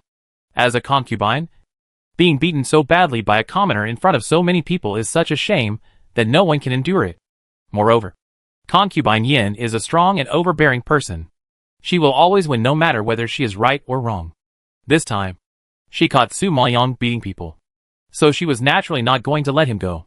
Seeing that she was still stubborn, Feng Mox's anger rose a lot. His purple eyes narrowed slightly, exuding a fierce murderous aura. It was obvious that he was extremely angry at this time. But the emotionally excited concubine Yin was completely unaware. She had a lot of grievances and anger in her heart but nowhere to vent. She had to see Su Maoyang executed today before she would stop. So she kept crying, "Lord Finchon, I am at least your concubine who was married to you in a formal way, and I am at least your legitimate pillow. But in the end, I am not as good as a nameless and cheap woman. Where do you put me? And where do you put the Yin family? Are you making me and the Yin family feel disheartened? Woo! I might as well die. Woo!" After hearing these words, Feng Mosia's suppressed anger finally erupted like a volcano, roaring like a torrent, shaking everyone with fear. "How dare you, Yin Yujio? Are you accusing me of being sorry for you and your Yin family? Since you want to die, I will grant your wish." Yin Guifei was just emotional, and she didn't pay attention to her limits for a moment, so she spoke without thinking. But she didn't know that these words would completely infuriate Finchon Jun, and he actually took real action to sentence her to death. Yin Yujia was so scared that her soul flew away on the spot, and she threw herself on Finchon Jun's feet in fear, crying and begging for mercy. "Finchon Jun, please spare my life. Finchon Jun, please spare my life. I know I was wrong, and I will never dare to do it again. Whoa! I am not blaming Lord Fintion. I am just too sad and said the wrong thing. Please forgive me, Lord Fintion." Feng Mosia hated her touch, frowned immediately, kicked her away mercilessly, and announced loudly as if he was angry, "From today on, I will confer Su Maoyang as the imperial noble consort, and she will be one level higher than you in the future. This way you won't feel wronged or dissatisfied." Hearing this, the other concubines present were stunned by Lord Fintion's decision. Their jaws almost dropped to the ground, and they seemed to be electrocuted, numb all over, and in a state of half crazy and half dazed, unable to recover. The imperial noble consort is the position second only to the queen, and there is usually only one imperial noble consort in the palace. The daughters of the 5 major families once competed for this position, but the competition was fierce at that time. In order to be fair, Lord Fention left this position vacant and did not give it to anyone. He just conferred them the title of imperial consort. I didn't expect that such a noble position would be given to a woman without background. It's too incredible. The imperial concubine Yin, who was kicked to the ground by him, couldn't believe her ears at this moment. She was shocked as if she was struck by thunder, conferring Su Maoyang as the imperial concubine, one level higher than her. Did she hear it wrong? Su Maoyang is a woman of unknown origin, neither a prince nor a foreign princess. Why was she named the imperial concubine? Why did she do that? Realizing this, imperial concubine Yin didn't care about the pain in her body and rushed forward again, her pale face full of panic. Lord Fention, I really know I was wrong. I will never provoke Su Maoyang again. Please take back your order. How can she become the imperial concubine with her status? Please take back your decision. She was able to take the position of imperial concubine because of the support of the Yin family. At the beginning, the Yin family also spent a lot of effort to push her up. But now this woman, without any background, wants to become the imperial concubine and be above her just because of a word from Finch and June. How can it be so easy? Chapter 1004 Shooting oneself in the foot. Finch and June was already furious, and he became even more upset when he heard her begging for mercy. He was tough on the issue of conferring the title of consort, and there was no room for maneuver. This matter is settled. When the Queen's army comes back, we will hold a palace banquet and announce it to the world. Being beaten by the imperial concubine who is one level higher than you can also save your reputation. It's a win-win situation. Which is the best? When concubine Yin heard this, her heart sank as if it was filled with cold lead. In this case, wouldn't the arrogant Su Maoyang have to shit and piss on her head? She would rather have her reputation damaged than be stepped on by a lowly woman. Thinking of this, concubine Yin shook her head in rejection, crying heartbreakingly, Lord Fention, I really know I was wrong. I am not dissatisfied. I am convinced. I don't care about my reputation. I just want Lord Fention to take back his order. Concubine Yin cried too hard, and her voice was hoarse, and she couldn't cry at the end. Only some low sobs came out of her chest, which showed how sad she was. She never thought that she was going to make trouble for Su Maoyang. But in the end, she was not only beaten badly, but also pushed Su Maoyang to the position of imperial concubine. What is lifting a rock to drop on one's feet? She is like that. Other concubines were also shocked by this sudden reversal of the situation. They couldn't believe that there would be such a strange thing. This new lady in the palace is so lucky. At this moment, Su Maoyang, who was the envy of others, was shocked by Feng Mox's words and changed his face. He stared at him in disbelief and couldn't help but whispered, Feng Moxie, you are crazy. Do you know what you are saying? Conferring her the title of imperial concubine of Fengshuishan City? She was already married, and was already the imperial concubine of Yunlu Dark Domain. He knew her identity, and conferred her the title of imperial concubine. What a joke. But Finch and June ignored her shock and ordered loudly, come on. Clean up Yalin Palace. It will be the residence of the imperial concubine in the future. Su Maoyang was shocked and widened her eyes when she heard this. She refused with rejection. No. I won't go. I don't want to be an imperial concubine. Feng Moxie. What the hell are you doing? When the other concubines heard Su Maoyang's firm refusal, they looked at her with an expression that they couldn't grasp the key point. The imperial concubine is a position that many women dream of. For this position, many women fight openly and secretly, and fight to the point of bloodshed. But this woman actually refused. Oh my God. What on earth is she thinking? All the women present shook their heads in disbelief, and were shocked. At this time, Lord Fincham was also gloomy by Su Maoyang's attitude, and he snorted in displeasure. You can't refuse this. If you don't want the blood battle group to get into trouble, just obey me. Otherwise, if they get hurt or die, I will not be responsible. You hearing him threaten her with the blood battle group. Su Maoyang was immediately speechless. Come on. Send concubine Su to Yalin Palace. Lord Finchon ignored her gnashing teeth and ordered loudly. As soon as the voice fell, several guards came out of the door, and they were about to come up to invite Su Maoyong. Seeing this, Su Maoyong knew that he couldn't resist his order, so he had to make the next best offer. Wait! Let me be the Imperial Concubine. You release the Blood Battle Group first. Now, the most important thing is to rescue the Blood Battle Group. Only if they are safe, she can get away. Feng Emosia narrowed his eyes slightly, revealing a sinister cold light, and sneered sarcastically. Su Liang, it seems that you still don't understand the situation. Now your people are in my hands, and the life and death of the Blood Battle Group is in my hands. Whether they can live safely depends on your performance. If you don't perform well, they will suffer. Do you think you are qualified to negotiate with me now? Hearing this, Su Liang's face was extremely ugly, and he frowned and asked back. I have been imprisoned by you in the burning Blood Sky City, and my body is seriously injured. There are all your people around here. Even if I recover my strength, I can't escape. Are you still unwilling to rest assured? Su Liang knew that the reason why Feng Emosia was unwilling to let go of the Blood Battle Group was that he wanted to use them to threaten himself.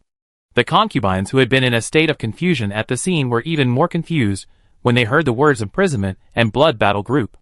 They looked at Finch and June, and Su Maoyong with surprise and confusion, and they wandered back and forth. After looking for a long time, they couldn't figure out what was going on. However, they finally saw one thing clearly, that the woman in front of them was imprisoned here by Finch and June. When did Finch and June care so much about a woman that he actually used such a despicable method of imprisonment to get this woman? Everyone frowned and looked at each other in confusion. Feng Moxie heard her words, raised his eyebrows slightly, and a gleam of light flashed in his eyes. He was obviously immune to her provocation. A woman like you who is more cunning than a fox. Of course, I have to be more careful. If I let them go, you will be free and commit suicide right in front of me. I will have worked in vain. After these few fights, Feng Emosia has already figured out Su Liang's temperament. This woman is cunning and has many tricks. If you are not careful, she will take advantage of you. But such a cunning person is a crazy person that people can't resist. She can fight you to the death, or she can risk her life.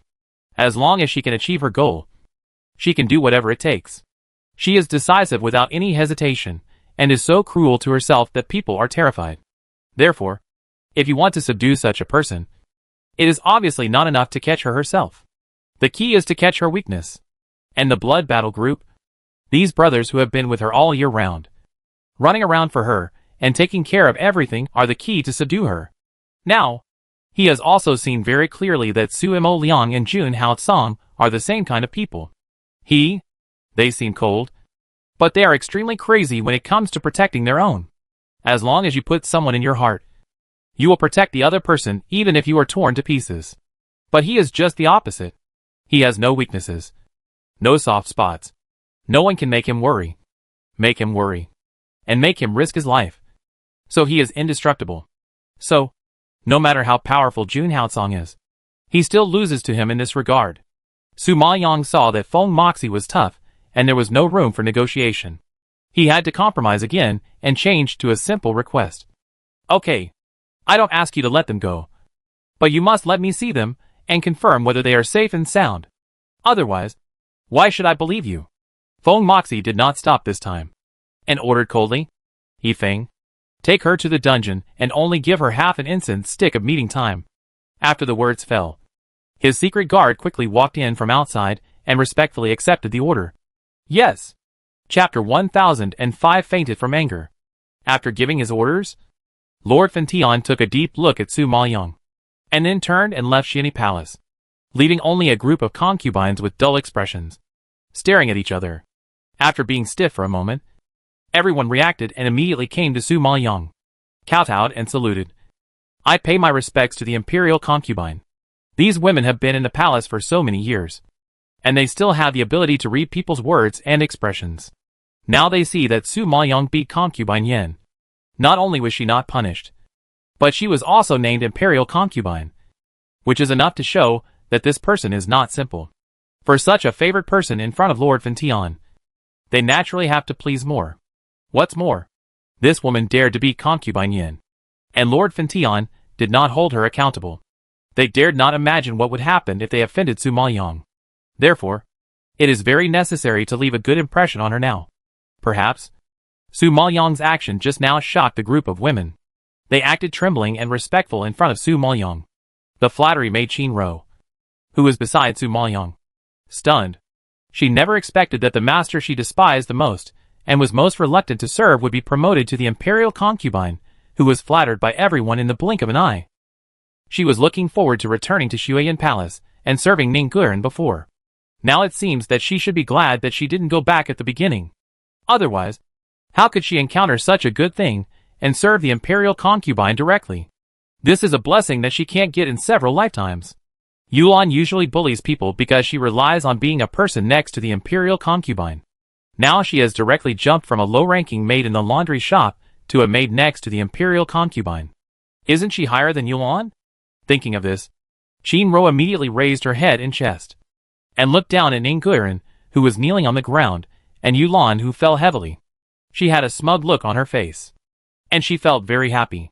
Ning Guren saw Qin Ro's smug look, and she was so angry that she almost bit her teeth. After she learned that Qin Ro had betrayed her, she was going to teach this dead girl a lesson. Who knew that the situation would be reversed so quickly? And this dead girl actually became someone around the imperial concubine. Now, it is almost impossible for her to touch her. She felt depressed just thinking about it. But when she thought about the fact that she had poisoned Sumo's cold medicine, her heart still felt a little weak. After all, she had offended the newly appointed imperial concubine from the beginning. It is conceivable how difficult the days ahead would be. Ning Guren was worried about her future.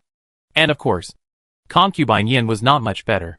At this moment, seeing the group of women who usually liked to surround her and please her now kneeling in front of Su Maoyang, Concubine Yin was so angry that her face turned black and she gnashed her teeth. Now she fell to the ground and had no strength to get up. It was like a messy chicken coop on her head, and she was extremely embarrassed. Because of crying, the makeup on her face was all smudged, and there were obvious tear marks, which was very ugly. Because of falling to the ground, the clothes rolled dirty and dusty. With her hideous and angry expression, she thought it was a crazy woman who ran out. She pointed at Su Maoyang angrily. Her eyes seemed to be spewing fire, and she roared hysterically. Su Maoyang, you wait for me. Wait until my father comes back. I will make you look good. Now that Lord Finchen won't help her, she can only rely on the Yin family. The Yin family will definitely seek justice for her when they know that she has suffered such a great loss and such a great humiliation. She doesn't believe that a woman without the support of a family background can defeat her just by relying on Lord Finchen's favor. When Su Maoyang heard this vicious warning, she just glanced at her coldly, as if she didn't take the Yin family seriously. Concubine Yin, instead of thinking about how to retaliate against me, you might as well think about how to please Lord Finchen. If you continue to act like this, I'm afraid the day when you are banished to the cold palace is not far away. You? What are you talking about?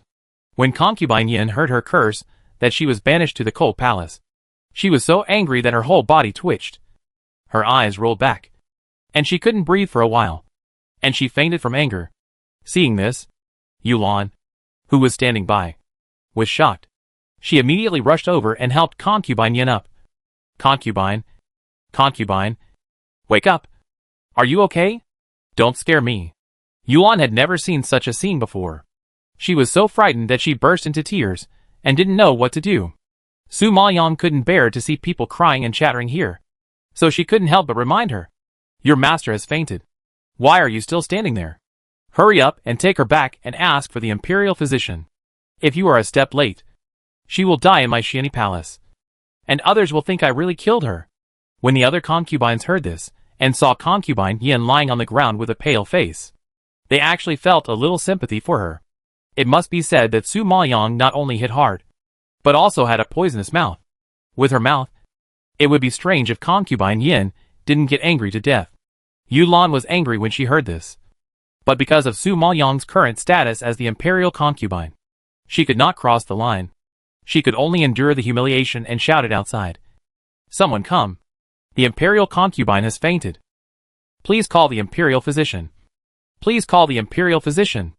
Su Maoyang watched Concubine Yin being carried out, and the farce came to an end. As for the other concubines present, Su Maoyang had no time to care about them. She looked sideways at Yifeng, who was waiting on the side, and said coldly, "Let's go. I want to see them." Yifeng naturally understood what she meant, and immediately led the way forward, leading her to the dungeon mentioned by Fentianjin. The dungeon is located in the west of the palace. The roads here are obviously much more complicated than those in the harem, and there seem to be countless terrible formations superimposed around it. If it weren't for Yifeng leading the way, she wouldn't have walked so smoothly. It is estimated that she would have fallen into the formation before she even got close to this place. In fact, Fentianjin knew very well that she wanted to meet the blood battle group just to test the waters and inspect the environment. It was only when she saw this scene that Su Maoyang realized it. No wonder Fentianjin was so confident and asked Yifeng to bring her here. It turned out that he had the confidence. It seems that she needs to spend some time to rescue the bloody group. Just as Su Maoyang was observing the surroundings solemnly, the legacy in front had stopped and stood at the entrance of a cave. "They are down there. Lord Fentian has told you that you will only have half an instant stick of time. I hope Concubine Su will seize the time and not make things difficult for her subordinates." Su Maoyang nodded slightly after hearing this, and then walked down the stone steps. The dungeon was very dark, and the humid air was mixed with the smell of blood, which mixed together and emitted a pungent stench. But the further you go in, the more you can see the light from the torches flickering. Not only did it not bring any warmth to the dungeon, but it added a bit of weird coldness. Chapter 1006 Must Get the Antidote. Su Maoyang walked in along the light and saw clearly that there were indeed many cells inside, and many other prisoners were imprisoned in the cells. These prisoners were obviously tortured, with whip marks all over their bodies, bloody, and lying in a pool of blood, dying. The surrounding rats, ants and insects gnawed at their bodies, making the already serious wounds worse and horrible. No wonder there was a pungent stench. Thinking like this, Su Maoyang had already come to the depths of the dungeon. At this time, Jiang Gang's roar of collapse suddenly came from the front. "Water! Wake up! Don't do this! Water! You torture yourself like this, which is equivalent to torturing us. If you want to catch me, catch me. I have a thick skin and can bear it. Don't hurt yourself anymore. I beg you." Su Maoyang suddenly heard this shrill roar. Her expression was shocked, and a bad premonition suddenly surged in her heart. She had never heard Jiang Zheng cry like this before, and something must have happened. Realizing this, Su Maoyang hurried over immediately. At this time, in the cell, Jiang Zheng was holding the bloody Lin Water tightly, crying and shouting, but he couldn't bring Lin Water back to her senses. Lin Water's eyes were bloodshot, as if she was crazy. She struggled hard in Jiang Zheng's arms, constantly digging her flesh with her hands, like a man-eating devil. Extremely terrifying. Her body had been scarred by her self-mutilation, and it was horrible to look at. If it weren't for Jiang Zheng, Wang Feng and Xiao Linchen stopping her, she would have died long ago. Su Maoyang was shocked when he saw this scene. His face changed drastically, and he immediately stepped forward and asked anxiously, "Is Lin Water sick?" Hearing Su Maoyang's voice, the brothers of the blood battle group, who were worried about Lin Water, suddenly raised their heads and saw Su Maoyang standing in front of them alive. Their eyes were instantly filled with ecstasy, and they shouted excitedly, "Master!" Xiao Linchen and Wang Feng couldn't believe their eyes when they saw Su Maoyang. They were afraid that they had seen it wrong, so they rubbed their eyes hard. Yes, boss. It's really the boss." At this time, Xiao Linchen was too excited and hugged Wang Feng, almost jumping up with joy. Wang Feng was a dull person. Seeing that Su Maoyang was safe and sound at this moment, he didn't show too much excitement. He just couldn't help wiping away tears, choking with sobs and twitching at the corners of his mouth. He couldn't speak a little. "Boss, you're still alive. You're still alive. So good." When they were captured by Fentianjin's people, they knew that Su Maoyang's identity must have been exposed. But they were imprisoned and couldn't tell her the news, so they were always worried about her safety. They knew too well that Fenxue Tiancheng was hostile to Su Maoyang. She and Emperor Yunlu are the #1 enemies of Fenxue. Once their identities are exposed, they will be in danger. These days, they have been worried every day, afraid that Su Maoyang will get into trouble. Now Lin Water's illness is getting more and more frequent, making everyone exhausted and miserable. Fortunately, their master returned safely, and the big stone in their hearts finally fell. Su Maoyong knew that the brothers of the blood battle group were all bloody men. Ironclad men. Even if they were facing death, they would not shed a tear. Now they were so excited to see her return safely that they cried. Su Maoyong knew the emotions contained in this better than anyone else. They have followed her for so many years, going through fire and water for her, taking care of everything for her, accompanying her through the storms, going through countless hardships, and never leaving her. To Su Maoyong, they are not friends, let alone subordinates, but her closest relatives. She owes them too much, but they still have to worry about her. The bitterness in her heart instantly surged to the tip of her nose, and her eyes were red. Well, I'm fine. You know, I've always had a tough life. It's not that easy for them to kill me. Su Maoyong comforted her with a few words, then looked at the mentally ill Lin Wanner, frowning with a worried look. Lin Wanner, if she continues like this, I'm afraid she won't be able to make it. Hearing this, Xiao Linchen glanced at the wounded Lin Wanner, and sighed helplessly. Yes, she is getting sick more and more frequently now. If she can't get the antidote for the pupil technique, it's estimated that she will really. At this time, Jiang Zheng, who was hugging Lin Wanner and had already collapsed, heard Xiao Linchen's words, and before he finished, he excitedly shouted in rebuttal, No! No! She won't die. She definitely won't die. I can't let her die. I can't. Absolutely not. At the end of the shouting, he trembled with fear and hugged Lin Wanner tighter, as if he was also mentally ill. But it is understandable that seeing his beloved being tortured into such a ghost. But he is powerless. A normal person will also be driven crazy. Seeing this, Su Maoyong's heart felt like it was hit hard by a heavy hammer, causing waves of unbearable dull pain. Yes, she couldn't let Lin Wanner die like this. She had to find Feng Moxie to get the antidote first. Now that her identity was exposed, she couldn't care less. Thinking of this, Su Maoyong solemnly instructed Xiao Linchen and Wang Feng. You take care of Lin Wanner here. I'll be back soon. She turned around quickly and left the dungeon. Yifeng, I want to see Lord Finchen. Su Maoyong spoke directly as soon as she came out. Lin Wanner was in critical condition, and she had no time to delay. Yifeng frowned and replied coldly.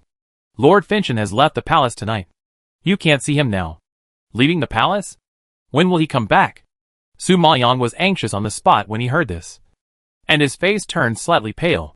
He didn't leave the palace earlier or later, but he left the palace at this time. Isn't it anxious to death? I dare not ask about Lord Finchen's whereabouts. The master only ordered me to send Concubine Su to Yalan Palace. Concubine Su, please come this way. As he said this, Yifeng had a cold face and stretched out his hand in a businesslike manner, and made a gesture of invitation in the direction of Yalan Palace. Although he sent her there, his strong attitude clearly did not allow her to refuse. And Su Maoyong clenched her fingers in anger. Since Feng Moxie was not in the palace, she had to search by herself tonight. But because Yifeng was here, Su Maoyong did not dare to show any clues. So she had to endure it temporarily and followed him all the way to Yalan Palace. The night gradually fell, and the sky seemed to be covered with a layer of black cloth, without even the glimmer of stars. Dark and heavy, with a bit of suffocating depression. The breeze blew, blowing the branches swaying. Shadows were dim, and a slight rustling sound was made. At this time, a petite black shadow flashed by and went straight to the imperial study. In the previous few times, Su Maoyong searched the bedroom of Finchen Jun and other places in the palace, but found nothing. The only place that was not searched was his study. Because Finchen Jun often stayed in the study, she could not find a chance to get in. This time he went out of the palace, which gave her this opportunity. Chapter 1007 The Woman in the Painting. Su Maoyong quietly entered the study in the dark. A small fire burst out from his fingertips, illuminating the way ahead, and quickly searched. This imperial study is very large, with a hall outside, which only displays some simple bonsai and ornaments, which seems a bit shabby. There are many tables, chairs and benches in the room on the left, which seems to be a reception room. But once you enter, you can see everything at a glance, and you don't find anything related to the antidote. Su Maoyong had no choice but to give up and grope towards the room on the right. The room on the right is much more exquisite than the previous room. In addition to displaying many tables and chairs, there are also some valuable calligraphy and paintings hanging on the wall. There are also some potted plants of various shapes and precious treasures on both sides of the tables and chairs. Although the furnishings are simple, they are luxurious. Walking inside, Su Maoyang saw that in front of her was a marble imperial desk, on which were placed several precious inkstones and pen holders. In addition, there were some other things scattered around. Due to the distance, Su Maoyang could not see clearly, so she walked forward quickly. But before she reached the imperial desk, she stepped on a pile of paper balls. She paused. A trace of doubt flashed in her eyes, and then leaned over and picked up a paper ball at random. The paper ball was crumpled, as if it took a lot of effort. It can be seen that Finch and June must have been in a particularly bad mood at the time, so he vented his anger on these paper balls. But as far as Su Maoyang knew, Feng Moxie was a deep person, very good at hiding and restraining his emotions. I really don't know what made him so manic that he threw paper balls all over the floor. Thinking about it, Su Maoyang curiously unfolded the paper ball to see what was inside. Just this one look. Su Maoyang was shocked and widened his eyes, and strange emotions suddenly surged in his heart. There was a woman in a snow-white dress drawn on the paper, although only the back was visible and her face could not be seen. Her graceful figure and long black hair, under the quiet and pleasant moonlit night, were like a waterfall pouring down from a mountain stream, flashing a dazzling silver-white cold light, so beautiful that people could not take their eyes away. She stood under the pear tree. The white pear blossoms were blown by the night wind and fluttered all over the sky, drifting on her body, as if embroidering dots of white flowers on her snow-white skirt. Under the moonlight, it was hazy, dreamlike, and the scenery was beautiful. For some reason, seeing such a beautiful back that was not like an ordinary thing in the world, Su Maoyang felt unusually familiar, as if she had seen it somewhere before. Realizing this, she was shocked and quickly lowered her head to pick up the other paper balls on the ground and unfolded them one by one. This time, Su Maoyang was completely frightened and her face changed drastically, as if she was struck by thunder, and she covered her mouth in horror. On another piece of drawing paper, the picture was actually her. She was wearing a white dress, alone, holding a dragon harp, sitting on the vast battlefield, facing thousands of troops, with silver ice eyes, cold and unusually charming. She stroked the zither with her 10 fingers, her black hair fluttering in the wind. Under her control, 10 silver dragons circled and danced in the sky, changing the color of the heaven and earth. Dragon zither. It was her dragon zither. The 10 silver dragons in the sky were not afterimages, but real dragons. Seeing this scene, Su Maoyang seemed to be struck by a bolt from the blue. His blood froze, and his whole body went numb with shock. But there was one thing she couldn't figure out. Her current ability to control the dragon harp was only at the 2nd level, the level of condensing ice spikes. And she couldn't even summon the afterimage of a divine dragon, let alone a real dragon. And the silver dragon in the painting in front of her was clearly a real dragon. Su Maoyang knew very well that in order to reach the realm of summoning a real dragon, she had to practice the ice sacrifice to the 9th level at least. But now she has no qualifications and strength to summon 10 silver dragons. So where did Feng Moxie get this scene that has never appeared before? Did he imagine it out of thin air? No.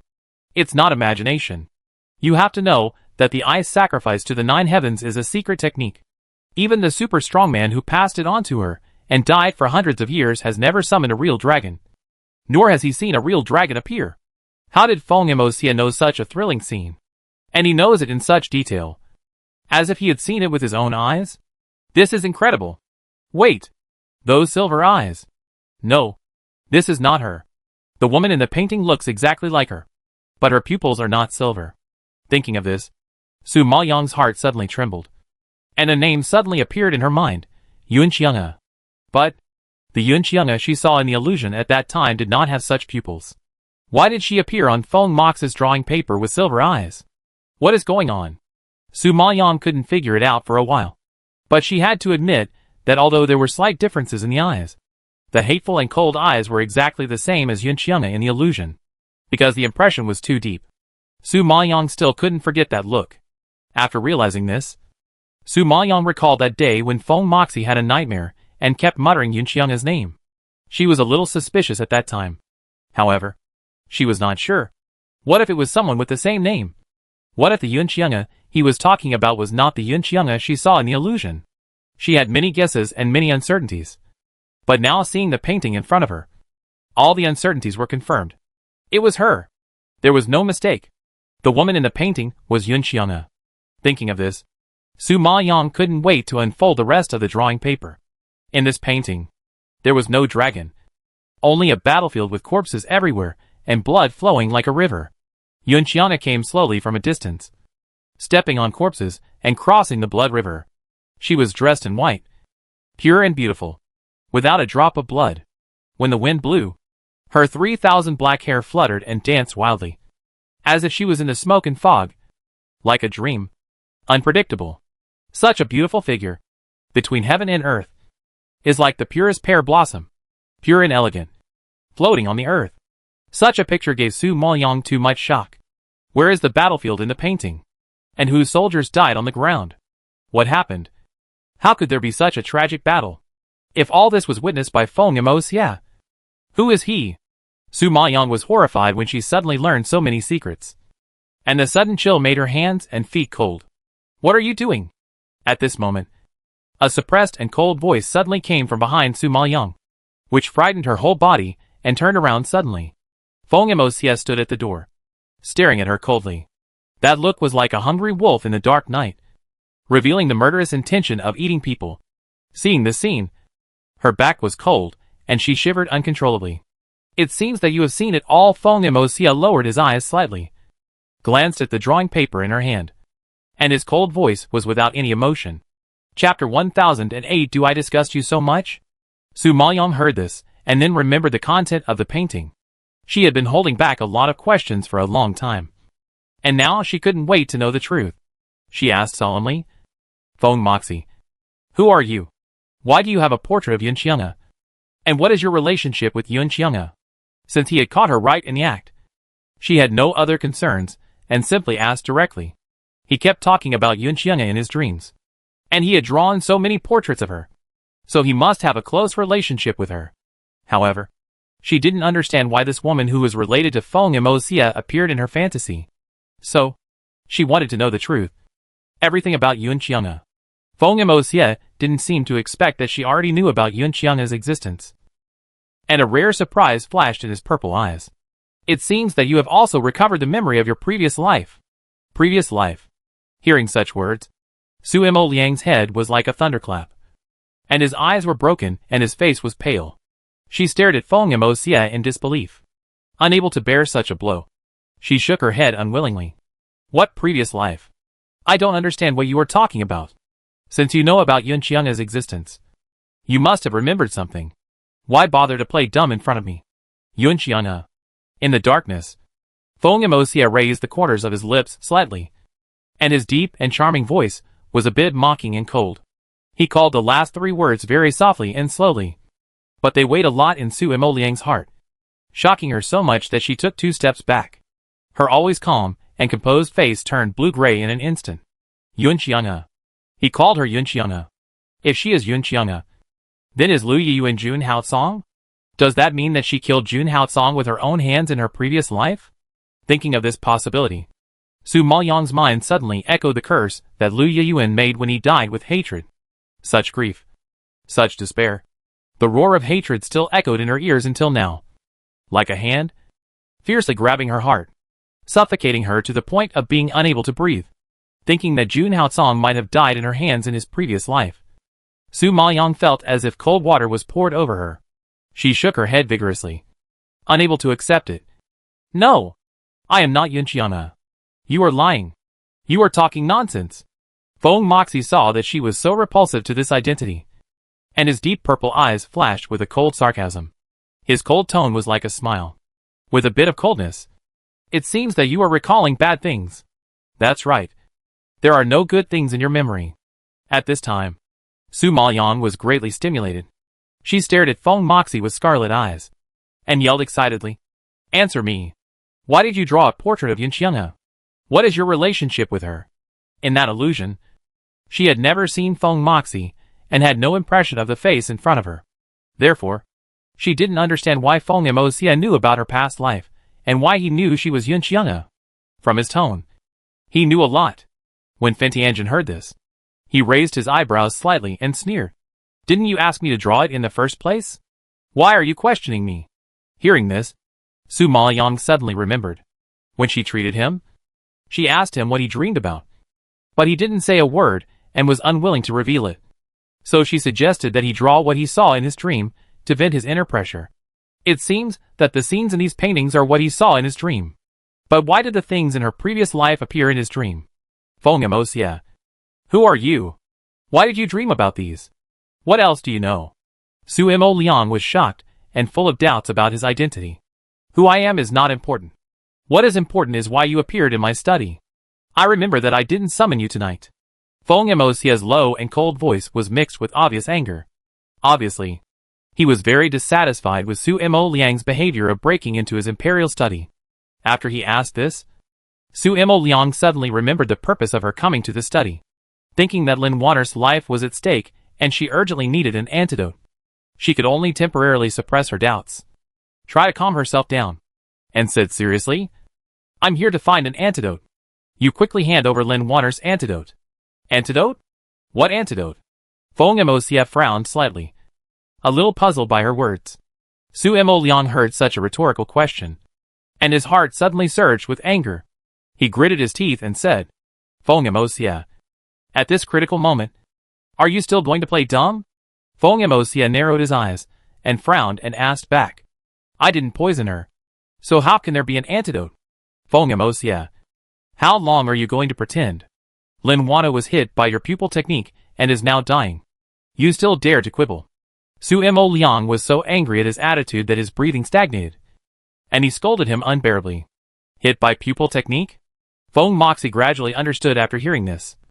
But facing Su Maoyang's accusation, his face became extremely ugly, and his voice was so cold that it made people tremble. Do you think this was done by me? In this nine netherworld, only you have such a rare secret technique as pupil technique. Who else could it be if not you? Su Maoyang snorted angrily, with full disgust in his tone. Hearing this, Feng Mox's face suddenly sank, and his purple eyes immediately shot out a fierce murderous aura.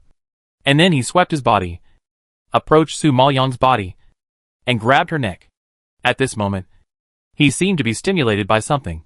His expression became extremely ferocious, staring at Su Maoyang sinisterly, his voice so suppressed that it was suffocating. Am I really so despicable and unforgivable in your eyes?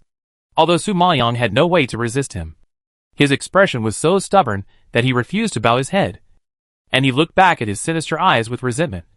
You know it very well in your heart. Why bother asking me? Receiving the hatred surging from those black eyes, Feng Mox's heart seemed to be severely hit, and a piercing pain surged up, and his handsome face was as pale as paper. At this moment, he was extremely manic because of Su Maoyang's stimulation. He increased the strength of his hands and roared with gritted teeth. This look again! From the past to now, you always look at me with this look. Do you hate me so much? Su Maoyang grinned sarcastically and replied coldly. You injured Jun Haotsong and imprisoned me here. It's hard not to hate you. Jun Haotsong. It's Jun Haotsong again. From the past to now, you only have Jun Haotsong in your eyes. Look at me. The man standing in front of you is Feng Moxie, not Jun Haotsong. Look clearly.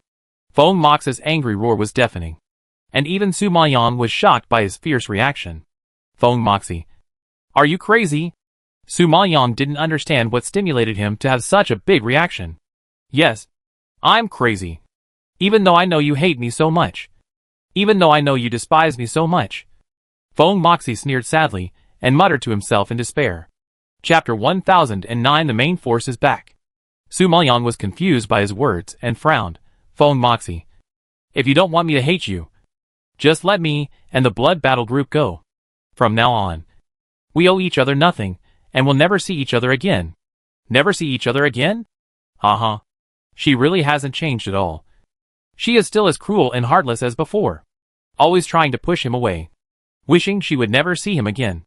Thinking of this, Feng Mosia's eyes flashed with a trace of pain, and there was a hint of anger floating inside. He gritted his teeth and growled. Let you go? Do you think I don't want to? God knows how much he wants to let her go. But can he let her go? Even if he lets her go, can he let himself go? Never see each other again. These 4 words, she said so easily. But for him, how easy is it? Su Mo Liang was even more confused by his words. What is the meaning of wanting to let go and not letting go? If he really wants to let go, it's just a matter of his words. Why bother so much?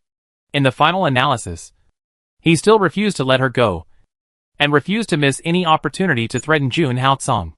Knowing that this was impossible, Su Maoyang also gave up the idea of letting him go, and said in dissatisfaction, Feng Moxie, you promised before that as long as I behaved well, you would not move the blood battle group.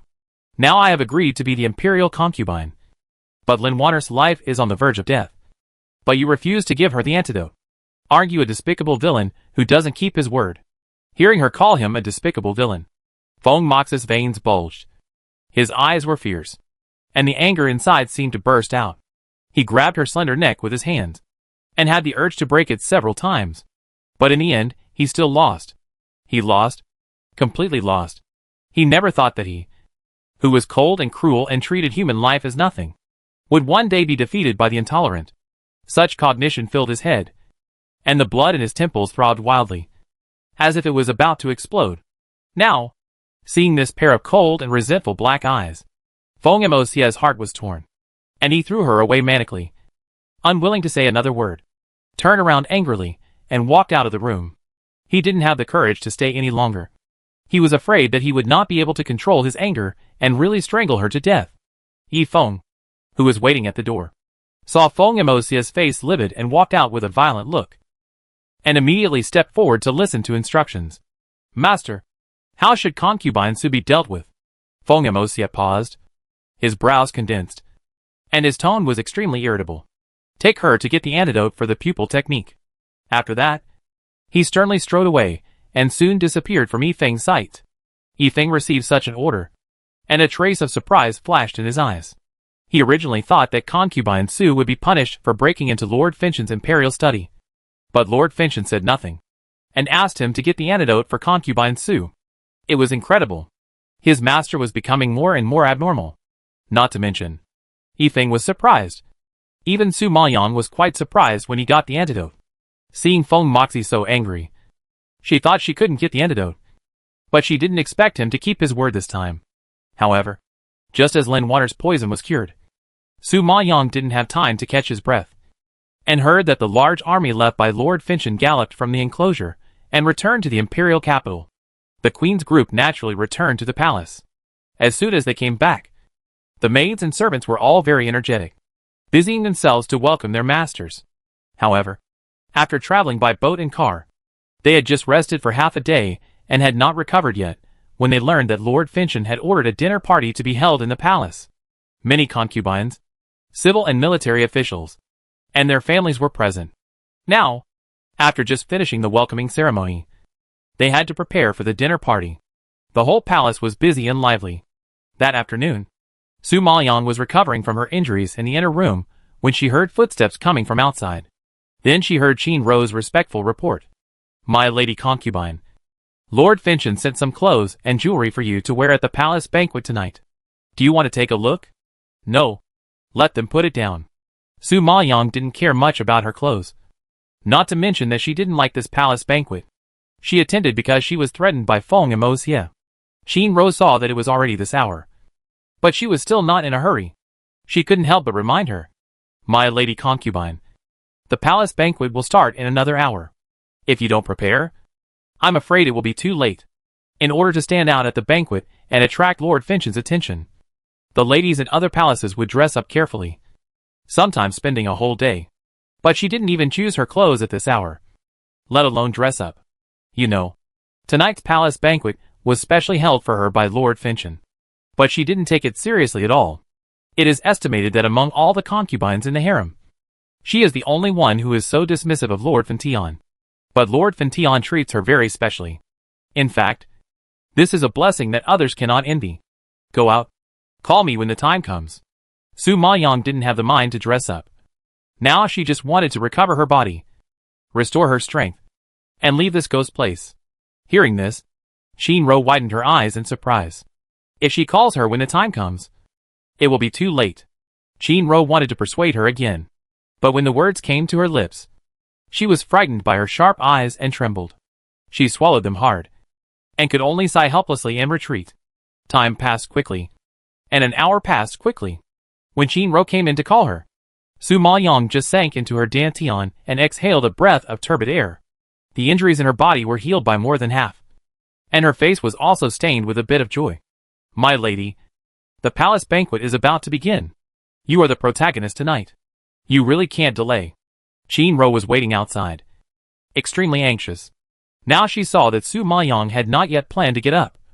Her face flushed, and her facial features were almost tangled together. Su Maoyong heard this, and then slowly got up, roughly sorted out her clothes, and walked out without makeup. Let's go! Just like this? Shinro pointed at her clothes in disbelief, with an extremely embarrassed expression. Even if Su Maoyong didn't dress up carefully, Shinro thought she would at least change into clothes that matched her status as a concubine. But she didn't change anything and planned to wear this plain dress of flowers to attend the palace banquet. Isn't it ridiculous? Shinro wanted to persuade her to change into decent clothes, but Su Maoyong didn't even wait for her to say anything, and strode out of the palace, forcing her to follow him. Since Lord Finchen organized everyone to go hunting in the enclosure, the palace hasn't been so lively for a long time. Now Lord Finchen held a palace banquet, and the family forces in the imperial capital gathered together again, which added a bit of popularity to the deserted palace. But this time, everyone's expression was a little solemn, and the topics discussed in private also revolved around Su Maoyong. After all, not long ago, they watched a great battle in the enclosure, and all this was caused by Su Maoyong, so she naturally became the topic of everyone's mouth. Chapter 10:10 The arrival of Concubine Su. What's more, they saw with their own eyes that Lord Fintion ignored everyone's opposition, abandoned the army, and rushed back to the Finchu imperial capital for this woman. Everyone was somewhat dissatisfied with this matter. However, Lord Fintion had warned that he would kill anyone who dared to touch Su Maoyong. Therefore, they dared to be angry but not to speak, and no one had the courage to challenge Lord Fintion's majesty. Of course, among this group of people, the ones with the worst faces were the queen and the Lung sisters. Not only was the queen miserable because of Su Maoyong, but she also took away Lord Fintion's favor. During this period of time, this bad temper has been suppressed in her heart, and there has not been a day of comfort. The Ling sisters have an irreconcilable hatred with Su Maoyong, now seeing that their enemy has not been punished, but protected by Lord Fintion. It is needless to think that they are naturally frustrated to death. The king of Pingnan and the princess were in a complicated mood, and their faces were not much better. As for Concubine Yin, her face was as black as the bottom of a pot. Others didn't know the purpose of the palace banquet tonight, but she knew it clearly, thinking of a woman of unknown origin stepping on her head. Concubine Yin was so angry that she gritted her teeth secretly, and her whole body exuded a hostile aura that no one should approach. However, just when everyone was thinking about it and whispering, a notice suddenly came from outside the palace. Concubine Su has arrived. Hearing Concubine Su, the guests were shocked, and suddenly quieted down, looking at each other in confusion. When did there become a Concubine Su in the palace? The position of concubine is only qualified for the daughters of the 5 major families. But there is no one with the surname Su in the 5 major families. How could a Concubine Su suddenly appear? Everyone looked puzzled and curiously looked towards the entrance of the hall. I saw a woman in a light green dress slowly walked in. After seeing the appearance of this person clearly, the whole hall seemed to be poured with oil and boiled instantly. Concubine Su? Did the eunuch report it wrong? Or did I hear it wrong? Isn't this Su Maoyong? Some of the guests present were already amazed, except for Concubine Yin and some concubines who were not qualified to go to the enclosure. Everyone present already knew the true identity of Su Maoyong. Now hearing the eunuch call her Concubine Su, everyone was immediately scared and stared at Su Maoyong in disbelief. Yes. How did Su Maoyong become Concubine Su? This is too absurd. Many people shook their heads in shock, obviously unable to accept this fact. The queen, who was sitting on the upper seat, suddenly heard such news, and her face changed. She could no longer hold back and asked Finchen Jun. Finchen Jun, what is going on? How did Su Maoyong become Su Guifei? Su Maoyong is the woman of Emperor Yunlu. How could Finchen Jun canonize her as Guifei? This is too unbelievable. The queen's words undoubtedly asked everyone's questions. Everyone cast doubtful eyes on Finchen Jun.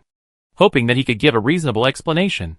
Feng Moxia heard the words, glanced at everyone indifferently, and announced loudly, "This lord has already made Su Maoyang the imperial guifei. From now on, she is my Finchen Jun's woman, and she has nothing to do with Emperor Yunlu." "What?" Finchen Jun's voice fell, and the whole audience was in an uproar. Imperial guifei. Not a concubine, but an imperial concubine. This woman who caused heavy losses to Fengshuishan City actually surpassed the concubine and became an imperial concubine.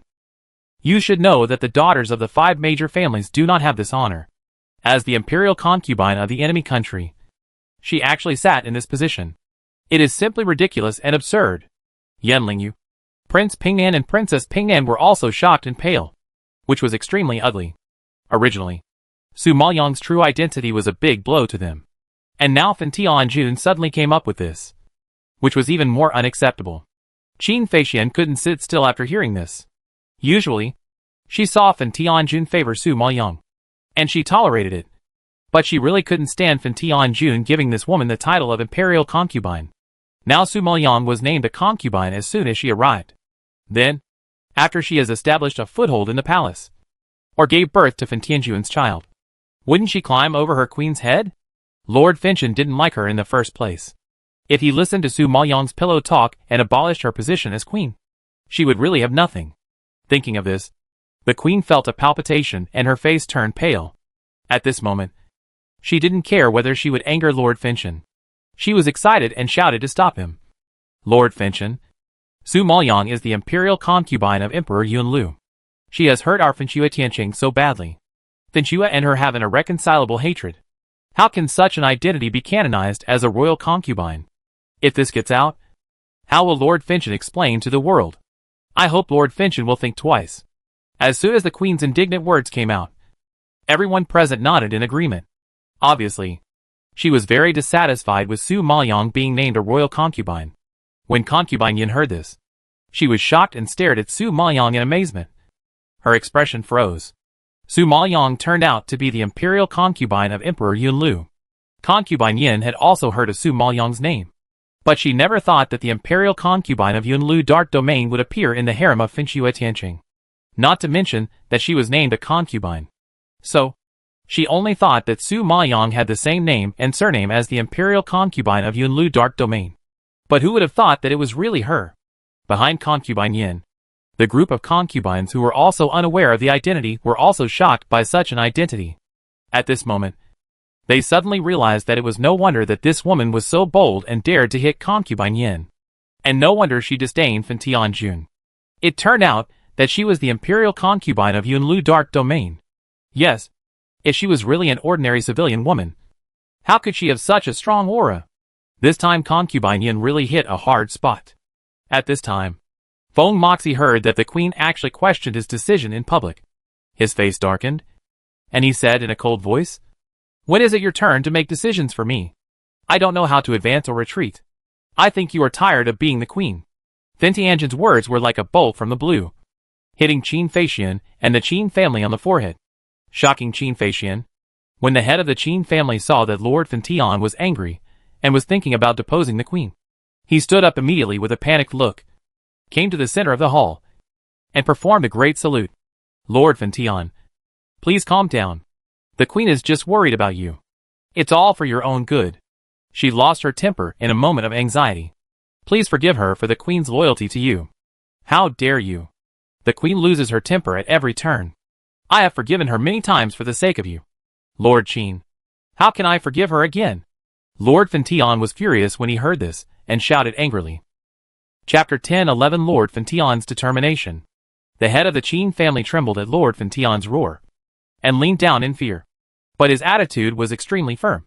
"Lord Fan Tian, Su Maoyang is the imperial concubine of the enemy country, and she killed so many soldiers of Finchua Tian City. She should be executed by slow slicing. Although the queen's words are unpleasant to hear, every word is reasonable. Please Lord Fan Tian, take back your order and cancel the title of concubine." Although the Qin family is afraid of Lord Fan Tian's power, they really can't sit idly by and watch Su Maoyang's title of concubine. This Su Maoyang is a great threat to her daughter's position as queen, and he must not let the enemies of Tian City ride on their Qin family's head. As he said this, the head of the Qin family cowed out heavily. His tone was sonorous and powerful, and it immediately resonated with everyone.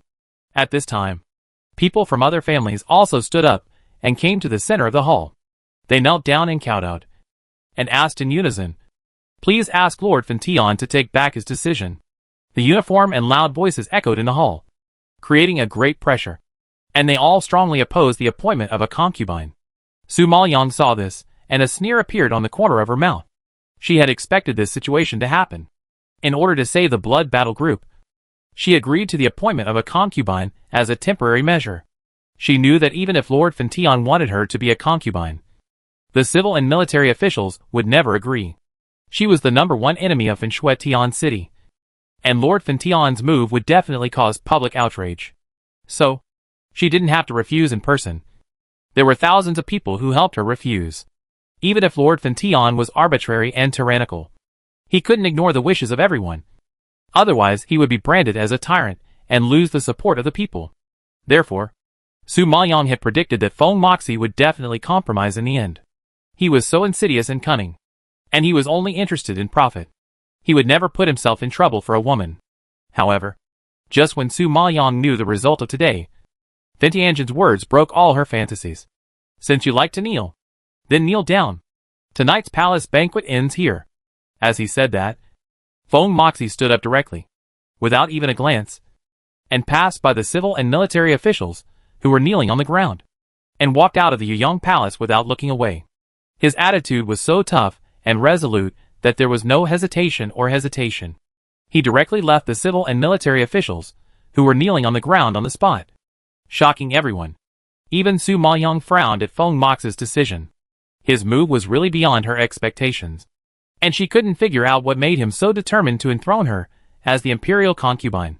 At first, she guessed that Feng Moxie might be trying to stimulate Jun Haotsong and deliberately lure the snake out of his hole. But now it seems that it is not that simple. In order to avenge Jun Haotsong and to gamble, he would rather bear the infamy of a tyrant and make the world dissatisfied. Is it worth it? Feng Moxie is such a smart person. He should know that this is a losing business. At this moment, Su Maoyang couldn't figure out his thoughts and guess his mind. In a word, Feng Moxie is a weirdo with secrets. When everyone present saw that Tianjin had left, they could only stand up helplessly. The protagonists were gone. No matter how hard they performed, no matter how angry they were, no one would watch them. It was equal to zero. Thinking of this, everyone sighed silently and glared at Su Maoyang fiercely. Thinking of what Tianjin had said before, everyone resisted the urge to kill and left Yuyang Palace angrily. Su Maoyang saw that everyone had dispersed, and then she remembered that she had something to say to the Prince of Pingnan and the Princess of Pingyan. Too many things have happened recently, and it is obvious that the Prince and the Princess must have suffered a great blow. And the two elders have always been very caring for her, so she must explain it to them anyway. Thinking of this, Su Maoyang raised her eyes and looked around, but did not find their figures. It seems that they also walked out with the crowd. Then, Su Maoyang also hurried out and wanted to call them. But she had only taken a few steps when she was blocked by Yan Lingyu, who suddenly came forward. Su Maoyang saw him blocking in front of her, frowned slightly, and asked unhappily, "Mr. Yan, what do you mean by this?" Yan Lingyu's handsome face was tense with anger, and he asked angrily, "Su Maoyang, I should be the one asking you this. You are the imperial concubine of Yunlu Dark Domain, but you ran to Burning Blood City to be the imperial concubine. What do you mean?" Hearing such a question, Su Maoyang was quite speechless, and sneered twice with a gloomy face. "Yan Lingyu, are you mistaken? Do you think I want to be your shitty imperial concubine here? If it wasn't for the antidote, or if it wasn't for investigating the truth of the murder of the eldest princess and clearing her innocence, let alone being a concubine, she wouldn't even be interested in coming to Burning Blood City." "Humph. Su Maoyang, do you really think I'm stupid? If you really didn't want to be the emperor, would you have taken the initiative to attend the palace banquet tonight? You knew that Lord Finchen would announce your identity tonight, but you still came. Is this what you call not wanting to?" Yan Lingyu glared at Su Maoyang angrily. His face turned blue with anger, and his voice was almost gritting his teeth. Brother Lingyu, she is demonstrating to us She came to the palace banquet and appeared in front of us as a royal concubine, just to tell the people of Fengshuishan City that she is not only alive, but also hooked up with Tianjun and became a royal concubine. Su Maoyang, I have to say, you are really good at it. As soon as Yanlingyu finished speaking, a sharp and sarcastic voice came from the side. This voice is too familiar, and you don't need to see it to know that it is Leng Xuqing. At this time, Leng Xuqing and Leng Shuyue walked slowly to Yanlingyu's side, staring at Su Maoyang with cold eyes, revealing their hatred. When Yanlingyu heard this, his face became even uglier, and disappointment and dissatisfaction surged in his eyes when he looked at Su Maoyang. Su Maoyang glanced at them with a sneer when she heard it. She really didn't expect that there were still people who thought that she was a royal concubine to demonstrate to them. To be honest, if it weren't for the blood battle group, she wouldn't bother to attend the palace banquet, let alone stand here and deal with them. And she was demonstrating. It was ridiculous. However, they didn't know the existence of the blood battle group. There were too many complicated things. Su Maoyang didn't have time to explain them one by one. He could only refuse with a cold face. Have you finished talking? If you have, please get out of the way. Oh, it's really amazing to be a royal concubine. You immediately put on a stern attitude to scare people. Leng Xuqing was even more displeased when she saw Su Maoyang's indifferent look, and she said in dissatisfaction, Leng Xuqing, you also know that I am a royal concubine now. You are just a commoner.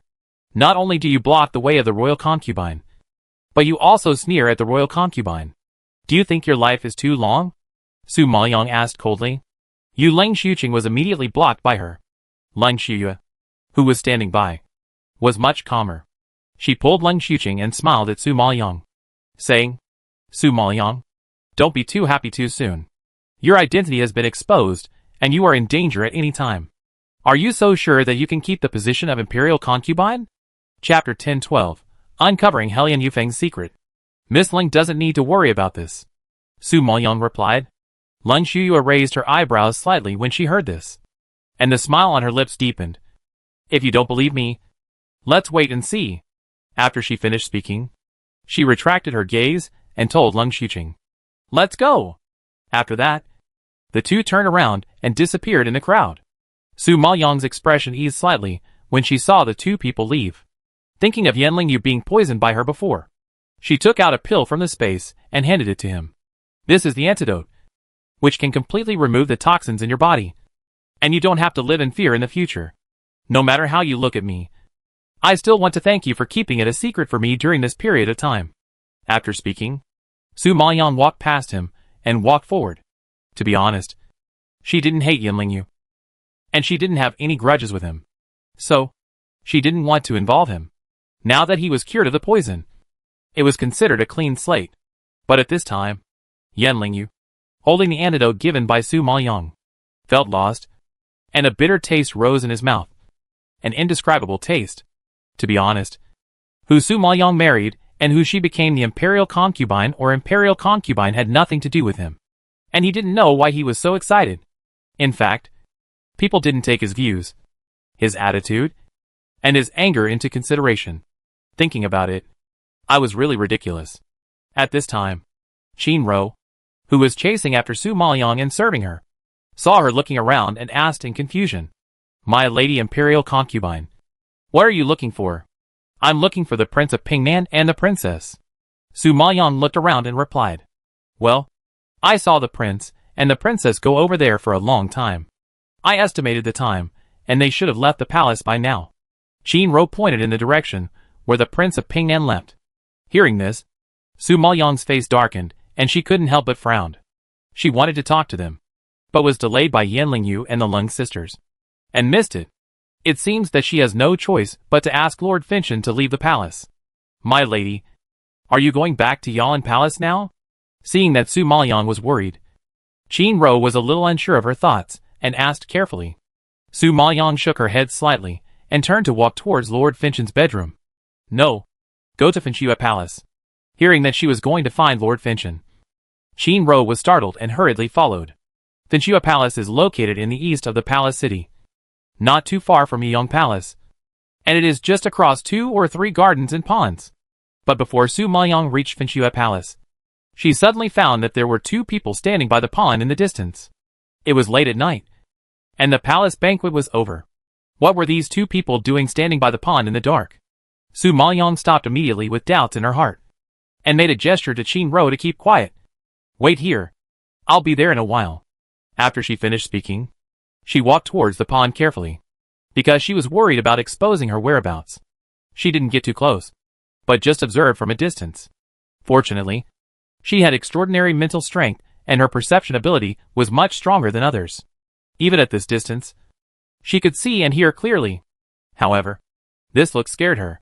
She never thought that the two people standing by the pond were Feng Moxie and Helian Yufeng. Just now in the hall, she didn't notice that Helian Yufeng was here.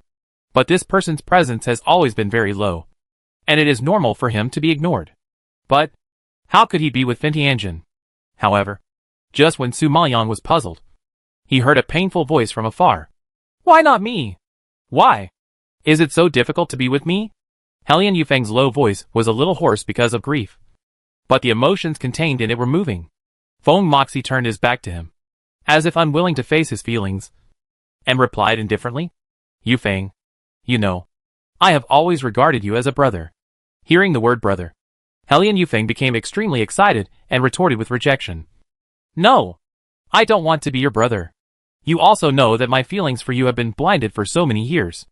Have you ever thought about my feelings? Sorry, I don't want to hurt you, so I can't respond to you. Feng Moxie sighed softly, with a bit of helplessness in it. Helian Yufeng heard this, and a sad smile appeared on his handsome face. If you really don't want to hurt me, why did you confer the title of Imperial Consort on that woman? I conferred the title on her to lure out Jun Haotsong. You think too much, Feng Moxie said indifferently. Is that so? Do you believe this yourself? I have been with you for so many years. I know you better than anyone else. You can fool others, but don't fool me with this kind of words. Helian Yufeng sneered, feeling chilled by his explanation. Feng Moxie said helplessly, whether you believe it or not, I have said all I can. Helian Yufeng felt as if a needle was stabbed in the heart when he heard his perfunctory answer.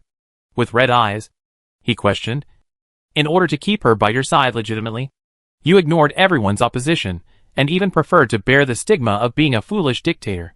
Is it really worth it? You have to know that she has never been yours. Even if you force her to stay like this, she will not fall in love with you. Don't forget that she has another man in her heart. Feng Moxie heard this, frowned in anger, and punched Helian Yufeng in the face. Helian Yufeng was hit by this punch, but he felt that the pain on his face was not even 1/10,000th of the pain in his heart. He sneered and wiped the blood from the corner of his mouth, and said, Xia, you know, in the past, no matter how angry you were, you would not touch me. In order to make me feel better, you even resorted to trickery and killed all the people in the Helian family who were my enemies.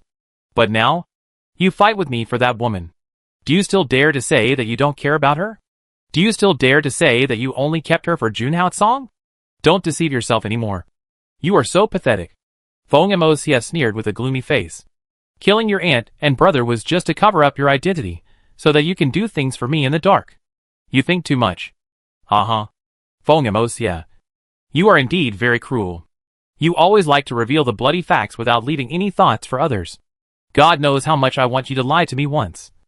And lie to me that killing them is for my own good. My heart won't hurt as much as it does now. Helian Yufeng slapped his chest and roared hoarsely. Feng Moxie faced his pain, but turned a blind eye and said indifferently, I will do my best to compensate you for what I owe you. As for feelings, I advise you to give up this heart.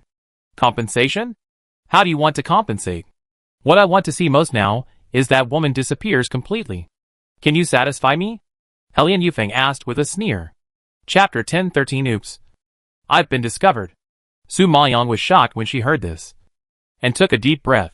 No wonder Helian Yufeng had been approaching her intentionally or unintentionally, proposing to her, showing her kindness, and pursuing her relentlessly, saying so many inexplicable words, persuading her to leave Fentianjin. Helian Yufeng's flattering behavior made others think that he was infatuated with her. Who knew that all this was actually Helian Yufeng's means to break up her and Fentianjin? You know, if he really married her, then she and Fentianjin would never be together. Such selfish and vicious means are really jaw-dropping. From beginning to end, he only thought about himself, completely disregarding the feelings and happiness of others. If Kim Jin-jun was just an ordinary woman, without any defensive psychology, and was really moved by his infatuation in the end, wouldn't she fall into this deceptive marriage? If she knew that her husband didn't love her at all, but loved a man, the reason why he married her was because of that man. So he tried every means to trick her into his hand. Such a truth is so cruel to a woman. As expected, birds of a feather flocked together. It was not surprising that these two cold and cruel people got together. However, just when Su Maoyang was shocked, a loud roar suddenly came from a distance. Who is there? After the roar fell, a shadow suddenly came. Su Maoyang didn't know that she would suddenly expose her whereabouts. She subconsciously raised her hand to fight back, but she was no match for Fen Tianjin. In the blink of an eye, he grabbed her wrist. What caught her eyes was Fen Tianjin's angry, handsome face, sinister purple eyes, tall figure, and a pervasive murderous aura that enveloped Su Maoyang's petite body. The powerful pressure forced Su Maoyang to take 2 steps back involuntarily. The severe pain from her wrist made her frown. What did you hear? At this time, Feng Moxie was like a lion whose tail was stepped on. He stared at Su Maoyang with fierce eyes, and roared from his chest. Deafening. Su Maoyang was not stupid. Facing his fury, she naturally could not tell the truth.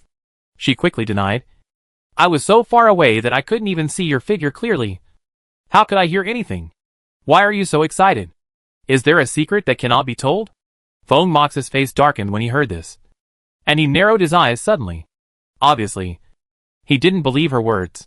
He lowered his voice and asked, since you didn't hear it, what are you doing here in a sneaky way? I remember that your Yan Palace is in the west, but you ran to the east. Don't say you are lost. He didn't think that such a smart person would not be able to find the way back. At this time, Helian Yufeng walked over slowly, seeing that it was Su Maoyang. The corners of his mouth raised a cold arc. Xia, she has already discovered our affairs. Do you still plan to keep her? If you are reluctant to do it, I can help you. After the words fell, Helian Yufeng's eyes were sharp, and he immediately stretched out his palm towards Su Maoyang. Feng Moxie frowned upon seeing this, and blasted Helian Yufeng away with a palm. With a gloomy face, he gritted his teeth and warned, Helian Yufeng, I warn you for the last time. Don't touch her. Otherwise, you will regret it. Helian Yufeng was knocked to the ground by him, and was hit in the chest with a palm, and was seriously injured. He wiped the blood from the corner of his mouth, feeling sad, and smiled bitterly. Haha. You said you didn't care, but you obviously cared to the bone. I really don't know what's so good about this woman that you can be tempted. You protect her so much, but she hates you very much. Is it worth it? If she knew your life experience, how would she look at you? Life experience has always been a taboo for Feng Moxie. Hearing this, his purple eyes seemed to be spewing fire, and he suddenly shouted, Get out! Seeing that he was angry, Helian Yufeng could only glare at Su Maoyang fiercely, resisted the urge to kill her, stood up with difficulty, and turned away in embarrassment. Facing Feng Mox's anger, Su Maoyang's heart was in turmoil, and his emotions were complicated. But he had to pretend to be calm and said, Actually, I came to the Burning Blood Palace to find you because I had something to ask you. But when I passed by here, I saw someone by the pond. So I wanted to come over to find out what was going on. Who knew that I was caught by you before I could even see clearly? I really didn't hear anything. Feng Moxie frowned, and the cold light in his purple eyes floated. She had something to ask him, just for the blood battle group, and couldn't help but warn in a deep voice. I have said many times that it is impossible to let you and the blood battle group go. I didn't come here for the blood battle group this time. I just wanted to go out of the palace to see the Prince of Pingnan and the Princess of Pingnan, Su Maoyang hurriedly explained. However, when Feng Moxie heard this, a cold current swept across his face, and he suddenly became cold and stern, and refused without thinking. I advise you to stay in the palace and don't go anywhere. If you leave the palace, you will be waiting for the blood battle group to collect your bodies. After that, Feng Moxie snorted, threw away her wrist, and shouted loudly, Come here! Escort Concubine Su back to the palace. After the words fell, the guards in the distance ran over quickly, and clasped their fists to receive the order. Su Maoyang saw that he had a dark face and a tough attitude. and knew that now was not the time to confront him head-on. She had to swallow her anger and follow the guards back to Yan Palace to make plans. She was injured and had no way to sneak out of the palace now. She didn't dare to take risks with the blood battle group. So she thought of asking Concubine consent and trying her luck. Who knew that she would encounter such a scene? Although her purpose of leaving the palace was not achieved, it was worth the trip. She finally discovered the secret of Hellion Yufeng. Before, she heard that anyone in the Hellion family who threatened Hellion Yufeng had died. Since then, she felt that this person was very strange. Unexpectedly, Concubine actions were also involved. Everyone thought Hellion Yufeng was a sickly person, so they naturally didn't take him seriously and would relax their vigilance against him.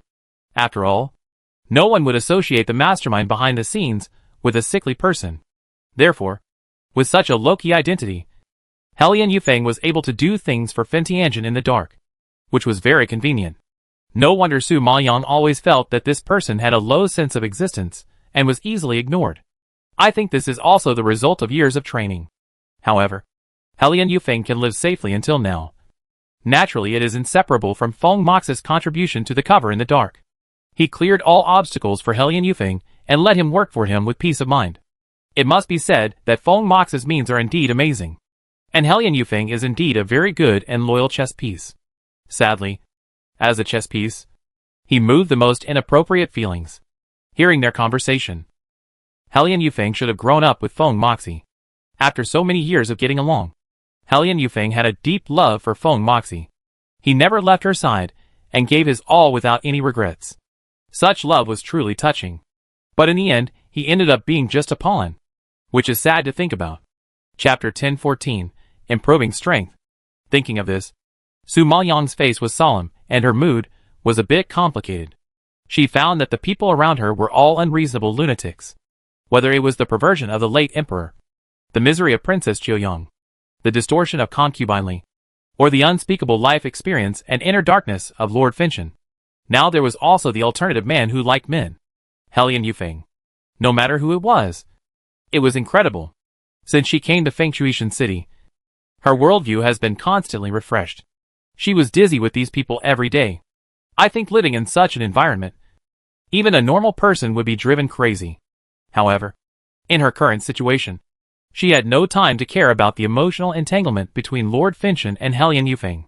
Now, the most important thing was to quickly recover her body, restore her strength, rescue the blood battle group, and leave this ghost place. However, when Su Maoyang thought about breaking the formation that trapped the blood battle group, he couldn't help but frown and his face became ugly. Qin Ro, who was carefully serving beside her, saw that she looked worried and couldn't figure out her thoughts. So she asked tentatively, "My lady, it's getting late. Shall I help you go to bed?" Su Maoyang raised his eyes and waved at her. "No need. You go down first. I'll call you if I have something." Qin Ro nodded obediently and quickly left the room. After seeing the people leave, Su Maoyang closed his eyes and entered a meditative state. After a few days of recuperation, the imperial physician's decoction and her own pills, her injuries were more than half healed. Fortunately, she is an ancient spirit body, not only talented, but also very powerful in repairability. At this rate, it should only take a month to fully recover. Fortunately, she was only hit by burning Heavenly Lord once. If she had been hit by more palms, she would not have been so lucky. Now she knows very well that if she wants to escape from this place, it is not enough to just recover her strength. The important thing is to improve her strength. Therefore, during this period of time, she has to practice hard. The Golden Lion King in the space knew what Su Maoyang was worried about, and immediately said considerately, "Little master, don't worry. Last time you gambled so many spiritual power stones in the gambling stone shop, and gave some to the stone infant. There were still some left. We can use them for practice. There is still hope to upgrade 1 or 2 levels in a short time." The Blue Cloud Leopard and the Poisonous Emperor Scorpion both nodded in agreement. Hearing this, Su Maoyang used his spiritual sense to look at the still sleeping stone infant, and couldn't help frowning. It's been so long, and the stone infant has absorbed so much power from the spiritual power stones. Why hasn't it recovered yet? She really had never seen such a stubborn guy. After hearing this, the old man Jinjuan couldn't help but explain. "Young master, The stone infant is a life that gathers the spiritual energy of heaven and earth and absorbs the essence of the sun and the moon. This process took at least hundreds of years, or even thousands of years. How can you have enough spiritual power stones? Now that you can recall some consciousness, it's already very good. What's more, in order to revive Beilingi, the stone infant used up all the strength in his body. It's not so easy to recover completely. Su Maoyang was helpless. It seems that I have to find more spiritual power stones for it. After that, she shook her head gently and turned her consciousness to the puppets. These puppets can be said to be the most defensive tools in her body. If you want to break through the siege and escape, these puppets will definitely come in handy. Therefore, you have to improve the strength of these puppets as soon as possible. Fortunately, after a long period of spiritual nourishment, these puppets have now reached the level of an early Junlingshi. I think if they are strengthened for a period of time, they can reach the level of a mid-term Junlingshi or even a late-term Junlingshi. At that time, with the help of elixirs, they will have a chance to fight even if they encounter a strong acquired Junlingshi.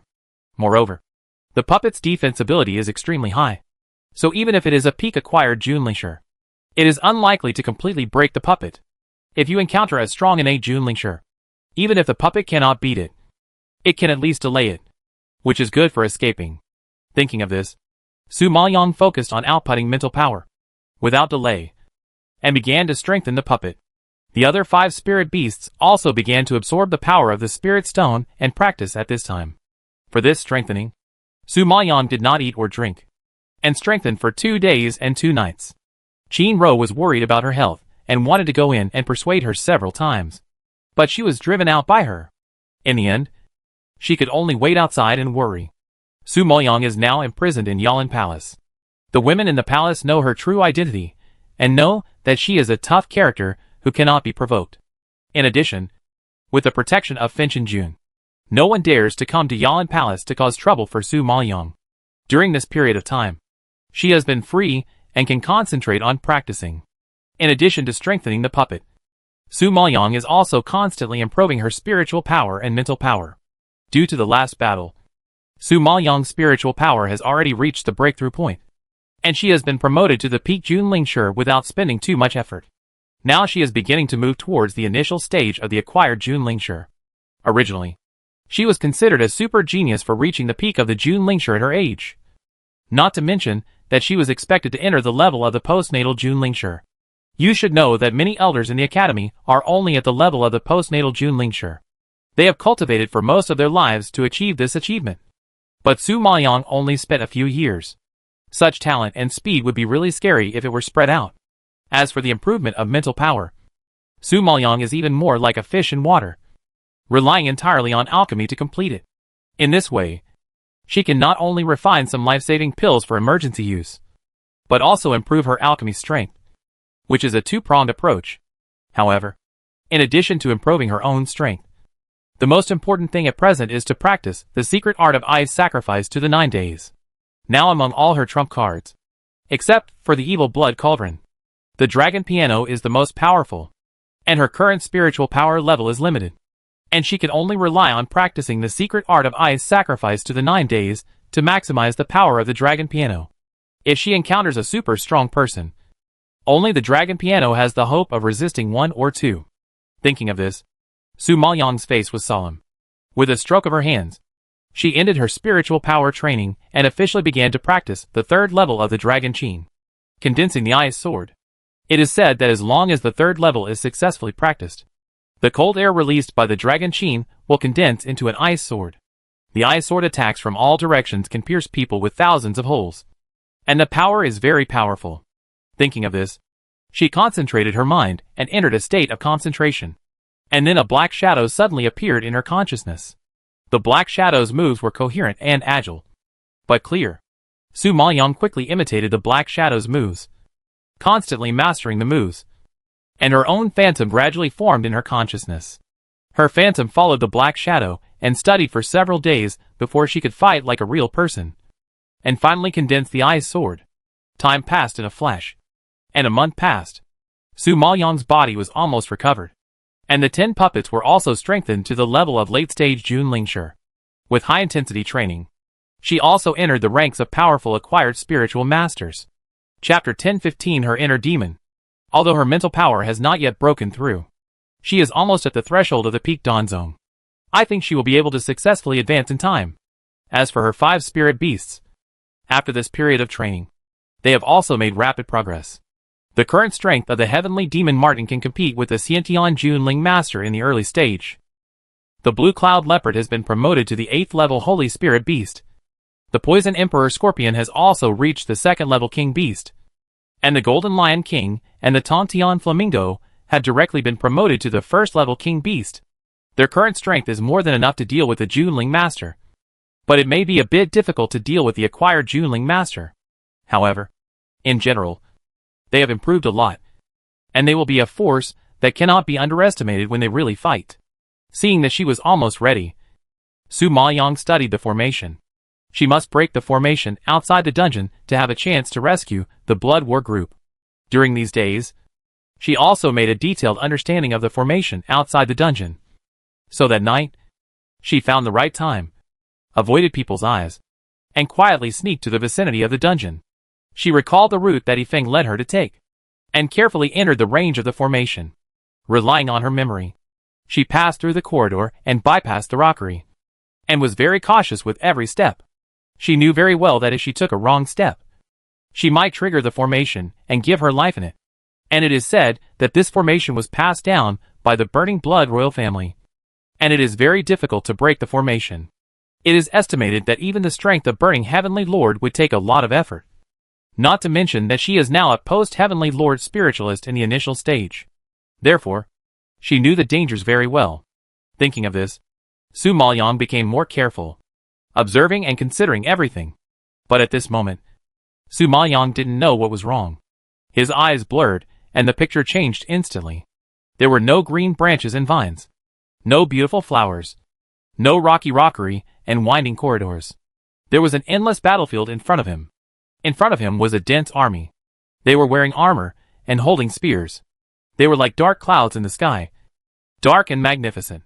The scene was spectacular, as if they had the momentum of overwhelming mountains and seas. Opposite the huge army, there was only a woman in a white dress sitting on the ground. Her slender jade fingers slid the strings of the piano, playing the sound of the piano, clear as splashing jade, trembling like a dragon's roar. And every sound was touching. 3,000 soldiers, ready to fight, were facing a woman. No matter how you look at it, it was very strange. But at this moment, Su Maoyang was shocked and her face turned pale, her eyes wide open. Her heart seemed to skip a beat, and her whole body was stiff. Su Maoyang was too impressed by everything in front of her, and she recognized it as the picture on Feng Mox's drawing paper at a glance. However, such a scene should not appear in Feng Mox's dream. How could it appear in front of her? Did she enter Feng Mox's dream? No, that's not right. It's a formation. It's an illusion formation. At the beginning, she saw the scene of Yunqiang and Lu Yiyuan because she fell into an illusion formation and induced her inner demon. And now she saw such a strange and weird picture again. Su Maoyang could not find any other reason except that it was the inner demon. Realizing that everything in front of her was her inner demon, Su Maoyang's face turned pale as paper, and she felt like she was in an ice cellar. Her whole body was cold. She had always rejected the fact that she was Yunqiang, but now facing her inner demon, she had to admit that she was Yunqiang, which was a huge pain for Su Maoyang, because she couldn't accept the truth that she killed Jun Haocong in her previous life, and couldn't accept Jun Haocong's hatred for her and the poisonous oath he made. She and Jun Haocong loved each other so much that she couldn't imagine what would happen to Jun Haocong if the poisonous oath came true. Would he be hated by both humans and gods as he said, and die a miserable death? She couldn't imagine if Jun Haocong would hate her as much as before if he recovered his memories of his previous life. She couldn't imagine how she would face Jun Haocong in the future if all this was true. When she thought of this, her brain was in unbearable pain, as if it was about to explode, making people collapse. At this moment, standing on the battlefield, although she was far away from Yunqiang's strong hatred and grief seemed to be contagious, making Su Maoyang feel the same way at this moment, and undoubtedly merged with Yunqiang on the battlefield. The leader of the opposing army, a man in silver armor, riding a pure white horse, stood at the forefront of the army. His handsome face and slender and tall figure were shining in the evening when the sunset had dissipated. And he was so handsome that people couldn't take their eyes off him. Su Maoyong saw this person and recognized his identity instantly. Ming Xianin. It was Ming Xianin. She had seen this person in the illusion before. Yun Xianga rejected Liu Yeyuan just for Ming Xianin. But why did she feel such strong hatred when she saw this person? As if it was swallowing her heart and making her feel miserable. Su Maoyong held her heart tightly, forcibly enduring the pain and hatred that belonged to Yun Xianga. Staring at Ming Xianin opposite with wide eyes, her pupils filled with fear. She had seen such a scene on Feng Mox's drawing paper. And she had seen Ming Xianin in her own illusion array. What does this mean? The answer is ready to come out. Feng Mox's perspective is her. And her perspective is Ming Xianin. Ming Xianin is Feng Moxi. Realizing this, Su Maoyong was shocked, and took 2 steps back in shock. Her pretty face was filled with horror, and she was indescribably shocked. She had always wondered what role Feng Moxi played in her previous life. However, she had never seen Feng Mox's ghostly and charming face in the illusion array. So, she couldn't be sure of his identity. Although the Ming Xianin in front of him and Feng Moxi have completely different appearances, the perspective on the drawing paper cannot be wrong. Thinking of this, Su Maoyong shook his head repeatedly in shock. And more questions surged in his mind. Why did Yun Xianga kill Ming Xianin's army? Aren't they husband and wife? Why did they fight on the battlefield? Why does she have such a strong hatred for Ming Xianin? Why is all this happening? Su Maoyong's brain was filled with too many questions. And her face was distorted in pain, and she was sweating all over. However, at this moment, the picture turned again, and the battlefield and the army disappeared in an instant. What appeared in front of him was a dungeon, which was full of blood and pieces of flesh cut from the body. It looked shocking and terrifying. Chapter 10:16 The Truth of the Previous Life. From the depths of the dark cell, there were only the sounds of violent whipping. Su Maoyong looked up and saw a bloody body tied to a hot copper pillar, being whipped. His back had been burnt and gave off an unpleasant smell of burning. The front of his body was covered with whip marks, knife marks, and his skin was torn and full of holes. The blood kept surging, and he looked like a terrifying bloody man. But Su Maoyong recognized that face and eyes. That was Ming Xianin, the man who married Yun Xianga. But seeing his miserable appearance, Su Maoyong still widened his eyes in shock, not understanding what happened between him and Yun Xianga.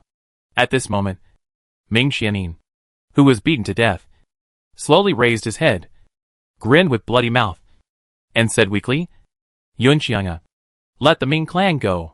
I led the troops to flatten the demon clan and killed your parents and clansmen. It has nothing to do with the Ming clan. I will bear all the faults alone. Please don't implicate the innocent. Yun Xianga, who was sitting opposite him, had cold eyes and a gloomy face. He snorted coldly, and the voice squeezed out from his lips and teeth with great hatred. He. Implicate the innocent? Your Ming clan is innocent. But the demon clan of Yeyuan is not innocent. You attacked the demon clan under my banner and killed hundreds of thousands of demon clansmen. Have you ever thought about their feelings? Have you ever thought about my feelings? You are a shameless person who will do anything to achieve your goals. Don't you think it's ridiculous to talk to me about innocence now? Yun Xianga raised his eyebrows, and a hint of sarcasm appeared at the corner of his mouth. When Ming Xianin heard this, his face was grim, and he smiled bitterly. Yes, I am mean. I am shameless. And I will do anything to get what I want. Yun Xianga, you have to know. Who am I doing this for? For whom did I become like this? It was indeed my Ming clan that killed the demons. But those subordinates around Liu Yeyuan, who were as close as brothers, were killed by you. And Liu Yeyuan even blew himself up for you. In the end, you are not a good person like me. Ming Xianin looked at the woman in front of him, who was engraved on his heart and integrated into his life, and roared with gnashing teeth. And the hoarse roar was full of boundless grief. After hearing these words, Yun Xianga's face changed instantly. She stood up suddenly, rushed to Ming Xianin, picked up the knife, stabbed it into his flesh, and roared with hatred. Shut up. If you hadn't killed my parents and clansmen and framed Liu Yeyuan, he and I would not be separated, and he would not die. Do you know that it is because of you that he hates me? He hates me. Yun Xianga's eyes were red from roaring, and tears burst out. The knife in his hand fiercely cut his already bloody flesh, venting endless hatred. Hearing and seeing this, Su Maoyang was deeply shocked and took a step back. So that's it. It turned out that all this was done by Ming Xianin. Not only did he kill Yunqiang's parents and clansmen, but he also framed Liu Yeyuan and made them turn against each other. Finally, he even killed hundreds of thousands of people from the demon clan under the banner of Yunqiang. Although Yunqiang did not attack the demons, to the unaware demons, Yunqiang was the culprit and the great enemy who destroyed their demon clan. Su Maoyang couldn't imagine what kind of mood Liu Yeyuan was in when facing all this and the entire demon clan. You have to know that Yunqiang was his beloved woman. For this, how much sin and pain did he bear? It's easy to know that being forced into that state by his beloved woman, his heart must have been broken. Otherwise, he wouldn't have exploded in front of Yunqiang, wouldn't have burst out such desperate and sad wails, and wouldn't have sworn a poisonous oath at the cost of his life. Su Maoyang didn't know how much pain and hatred he had to force the powerful demon clan king to this point. At this moment, Su Maoyang didn't know whether it was because she felt sorry for Jun Haocang or was infected by Yunqiang's emotions. She felt that her heart was about to burst with pain, and her eyes were like a leaky bucket. Tears gushed out, wetting her cheeks. She covered her heart, and the fragmented memories of her past life suddenly emerged in her mind. Finally, she knelt on the ground helplessly, and the grief spread to her limbs, as if she was being filed back and forth by a sharp file, making her feel miserable. At this time, Su Maoyang was stimulated by the scene in front of her and the cruel truth to recover some of her memories. Even if she resisted Yunqiang's identity in her heart, such a deep and painful memory made her unable to escape. She is Yunqiang, the woman who killed Jun Haocang's past life, the woman who made Jun Haocang hate her in his past life. Yunqiang, I, Liu Yeyuan, curse you to experience the suffering of 10 reincarnations. I, Liu Yeyuan, swear here that I will never fall in love with Yunqiang in my life. If I break my oath and stay together, I will be hated by both humans and gods, and I will not die well. The earth-shaking roar kept echoing in Su Maoyang's ears, and the image of himself detonating in front of her filled her head. Su Maoyang felt as if she was being torn apart. Pain, the pain that penetrated her soul. Hate, the hatred that penetrated her bones. Such feelings were overwhelming, as if to press Su Maoyang into the dust. Thinking of the tragic death of Jun Haocang, the tragic death of the demons, the tragic death of her parents and clansmen, all of which were caused by Ming Xianin, Su Maoyang was completely enraged. Her eyes were bloodshot with tears, and she rushed towards Ming Xianin tied to the copper pillar like crazy. She wanted to kill this man.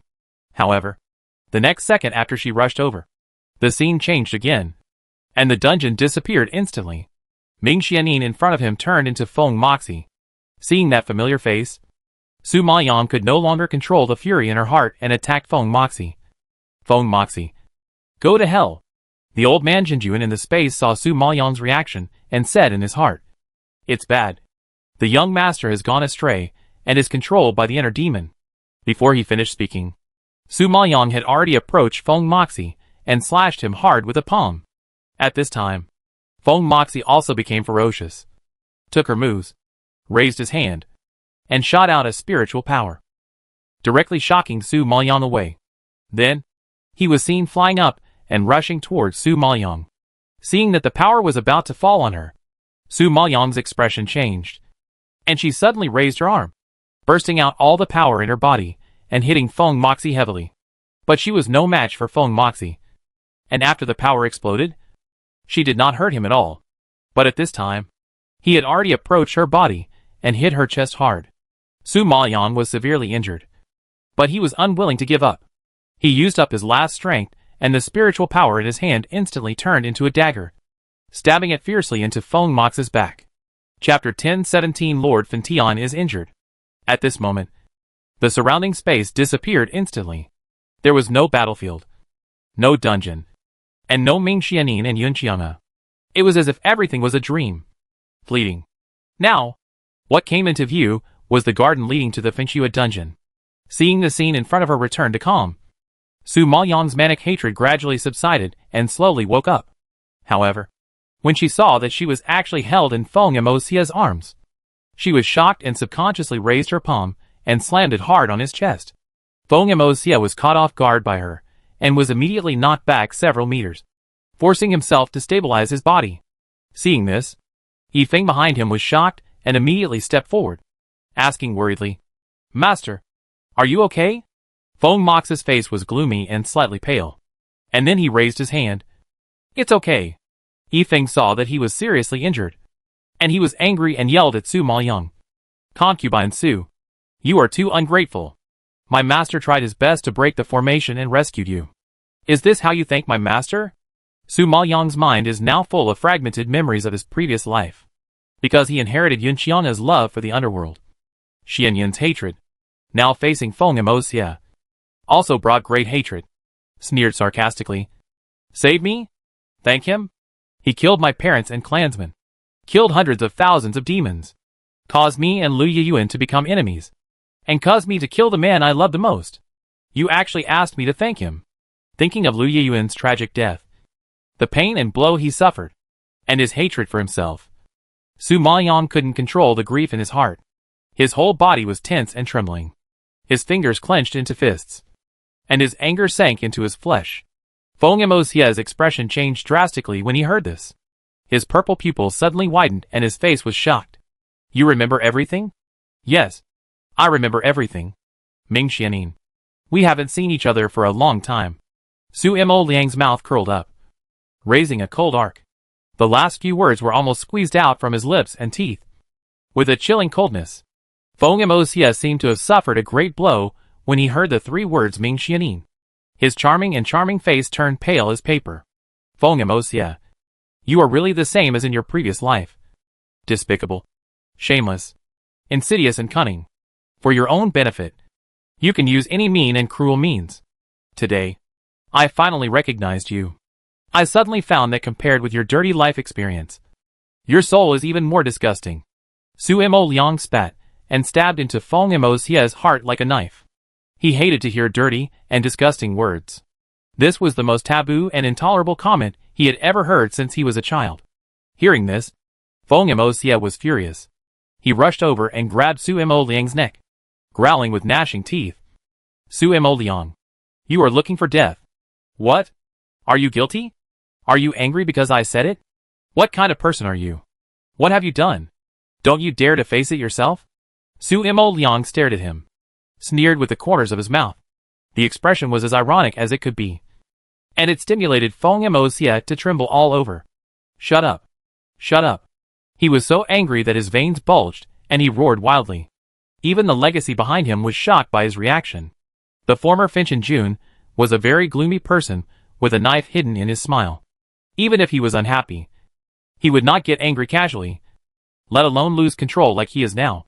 He didn't dare to believe that the man in front of him was really the Fintian Jun he knew.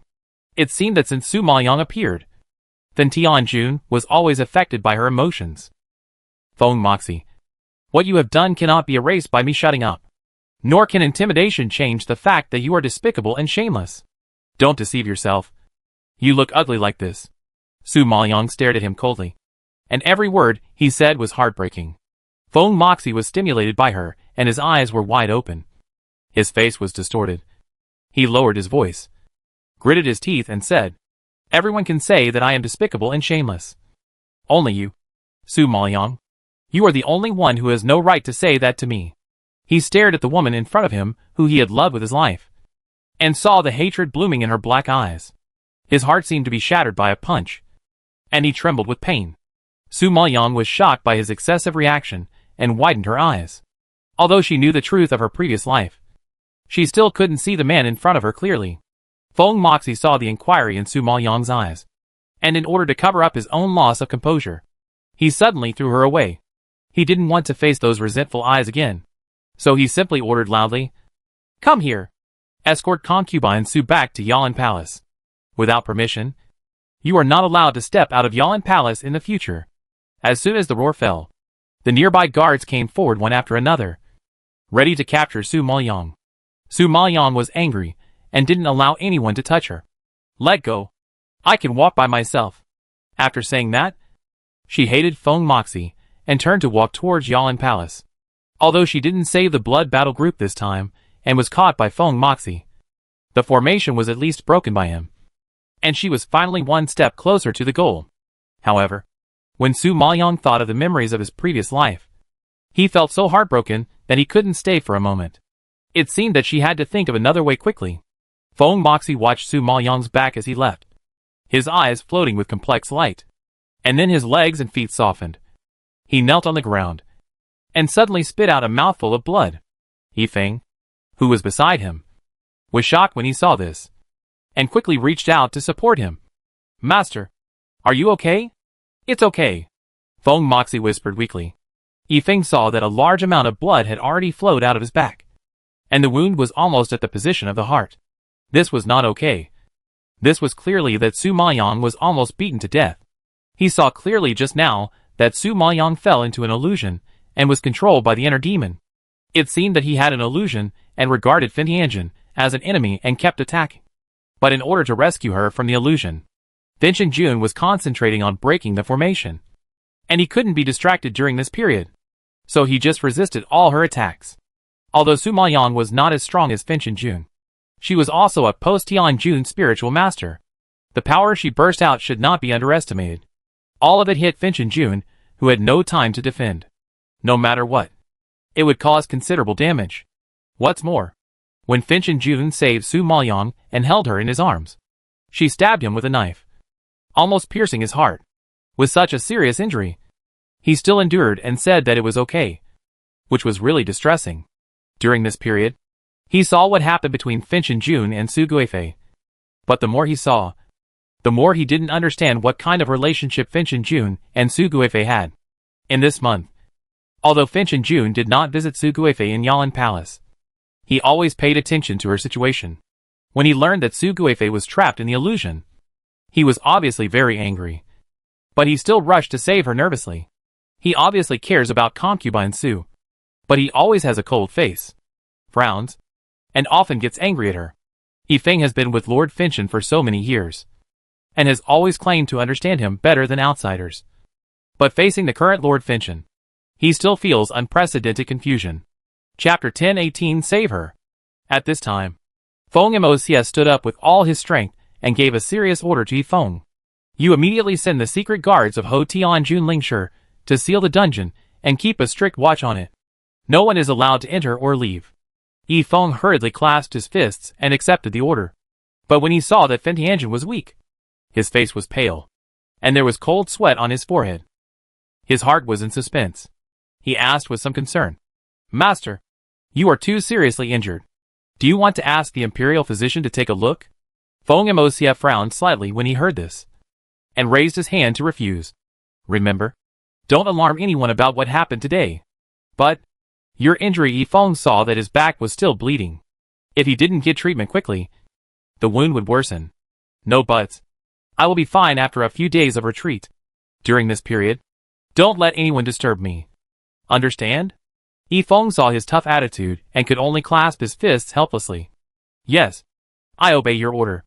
In fact, he knew very well that the reason why Lord Fin Tian didn't want to alarm anyone was to protect Concubine Su. If everyone knew that Concubine Su stabbed Lord Fin Tian, it would definitely cause public outrage and demand severe punishment for Concubine Su. At that time, Concubine Su would definitely cause a lot of trouble. And Lord Fin Tian had consumed his vitality because of breaking the formation, and was seriously injured by Su Maoyong. He was worried that he could not protect her well, so he could only protect her in this way. To be honest, he had never seen Lord Fin Tian care so much about any woman. Alas, it seems that, as they said, this Concubine Su is a very special existence for Lord Fin Tian. Su Maoyong was escorted back to Yalan Palace and locked in the room again. Recovering the memory of her previous life was undoubtedly a huge blow to her. Recalling those cruel scenes, Su Maoyong couldn't control her emotions. She knew best that although Feng Moxie was a despicable executioner, she was not much better. Just like Ming Xianin said, they were not good people. Thinking of this, Su Maoyong's heart ached, and she covered her chest painfully. After forcibly suppressing this wave of strong emotions, she breathed a sigh of relief. Fortunately, she was not injured this time when she fell into the formation. Otherwise she would have to rest for a while. You know, for her, staying with her enemy and being canonized as the enemy's concubine is simply torture. So, she still had to find a way to leave quickly. However, at this moment, Su Maoyong suddenly sensed that there was a dangerous breath approaching, and immediately tensed her nerves and looked around vigilantly. Intuition told her that the newcomer was not friendly. Realizing this, Su Maoyong's spiritual power was ready to go, ready to fight back with all her strength. The candlelight flickered, the night wind blew, and then a warm and magnetic voice came slowly. "Don't be nervous. It's me." At this time, a handsome man in a white exquisite robe walked out of the darkness. He had a face like a crown of jade, eyes like stars, and he was still as handsome and elegant as when he first met him. Su Maoyong frowned slightly, and a touch of surprise flashed across his eyes. "Hellion Yufeng, why is it you?" Seeing Su Maoyong's ugly face, Hellion Yufeng curled the corners of his lips and said jokingly, "It's not the Emperor of Yunlu. So you are disappointed? Hellion Yufeng, you came to Yalan Palace in the middle of the night. You don't want to kill people to silence them, do you? You are so bold. Aren't you afraid of being discovered by Feng Moxie? I remember that he warned you." Su Maoyong ignored his teasing, narrowed her eyes, and asked coldly, "Last time, she discovered Hellion Yufeng's secret. He wanted to kill her at that time, but because of Feng Moxie's warning, he had to give up. He suddenly visited again. So Su Maoyong guessed that he must have come to kill people to silence them." Hellion Yufeng heard this, as if he heard a good joke, and chuckled. "Haha, I'm not that stupid. I knew Feng Moxie protected you so well, but I still ran to kill you under his nose. As you said, he warned me not to touch you. If I kill you, he will definitely hate me and will not let me go. For a woman, it is not worth it to destroy the relationship between me and him." Hearing this, Su Maoyong frowned more tightly, not quite understanding his intention. "Since you are not going to kill me, why did you run here in the middle of the night? In addition to killing people, can't I come to Yalan Palace to visit Concubine Su?" Hellion Yufeng found a seat and sat down, staring at her with a smile. Su Maoyong grinned and sneered. "Mr. Hellion, you lie without blinking an eye. Who would sneak into someone's room in the middle of the night to visit them? Hee hee. You are Feng Moxie's key protected person now. If I come here openly, I'm afraid I won't even see you. I have no choice but to take this unconventional approach. If I offend Concubine Su, I hope Concubine Su will understand." Hellion Yufeng apologized politely, and it seemed that he really didn't come to kill her. Su Maoyong didn't like him, and didn't want to waste time talking to him. So she asked directly, "Don't beat around the bush with me. Just tell me, what do you want to do?" Seeing that she didn't have the patience to continue, Hellion Yufeng could only curl his lips and nod, and explained his intention. "Okay, I came tonight to save you." Hearing this, Su Maoyong was shocked, and was obviously very surprised. "Save me? Do you know what you are saying?" Hellion Yufeng wanted to kill her, but now he actually wanted to save her? Did she hear it wrong? Or did he say it wrong? Seeing that she didn't want to believe it, Hellion Yufeng straightened his face and said seriously, "Don't question my words. I really came to save you this time. Since you have bumped into, you broke the relationship between me and Finchen Jun. You should know that I love him. I have loved him for many years. My only wish in this life is to be with him. But now, all his thoughts are on you. I am jealous and crazy. I want to kill you. But if I touch you, he will hate me and push me further away, which is not the result I want. So, the only way at present is to let you go. Go back to your Yunlu dark domain. Don't appear in Fengshuishan City. Don't appear in front of Finchen Jun. This is my only request to you. I hope you can agree." Su Maoyong knew Hellion Yufeng's feelings for Feng Moxie, and now seeing him talking about it so seriously, he was somewhat touched. However, she couldn't trust the man in front of her. "You hate me. Do you think I can trust you?" "Haha. Su Maoyong, you have to know that this is your only chance to leave Finchua Tianqing. If you miss it, you will never leave in your life. What's more, you are not alone. You still have the Blood Battle Group. Although the formation of the dungeon was broken, then Tianjun sent many masters to guard it. With your current strength, it is quite difficult to deal with so many masters. And the fact that you were canonized as a concubine will sooner or later reach the ears of Yunlu Emperor, and he will definitely risk his life to save you. But he is suffering from a cold and can't take care of himself. If he comes to Finchu Emperor, there is only one way to go. You have to think clearly." Chapter 1019, They Are Surrounded. Hellion Yufeng's words were undoubtedly a heavy hammer hitting Su Maoyong's heart. causing her to change color slightly. Yes. What she was most worried about was the safety of the Blood Battle group and June Haotsong. She couldn't leave selfishly, and couldn't ignore the dozens of lives of the Blood Battle group. The Blood Battle group has been loyal to her for all these years, following her regardless of everything, and has identified her. How could she bear to abandon them and implicate them? But if she didn't leave, June Haotsong would definitely risk his life to find her. For June Haotsong, she owed him too much, and had too much reluctance, heartache, and guilt for him. Now that she knew about the past life, Su Maoyong couldn't bear to see him fall into danger again for her. So, even if she didn't trust Helian Yufeng in front of her, escaping from Fenshua Tianqing as soon as possible was the only way, and she had no choice. Thinking of this, Su Maoyong could only nod in compromise. I can't wait to leave Fenshua Tianqing. If you help me leave, I will be more than happy. How can I come back? So, you can rest assured about this. However, I must confirm that the Blood Battle group has successfully escaped from the dungeon before I can leave with you. You know, if anything happens to them, I can't go with you. After hearing her request, Helian Yufeng agreed without thinking. Don't worry. I have my own way to rescue them. Su Maoyong nodded with satisfaction when she heard this. But she didn't question the truth of his words. Since Helian Yufeng was working for Fentian Jun in the dark, he must have extraordinary means and considerable power. There are also many connections and spies in the palace. When it comes to doing things, he is naturally more adept at it than her. When do we start?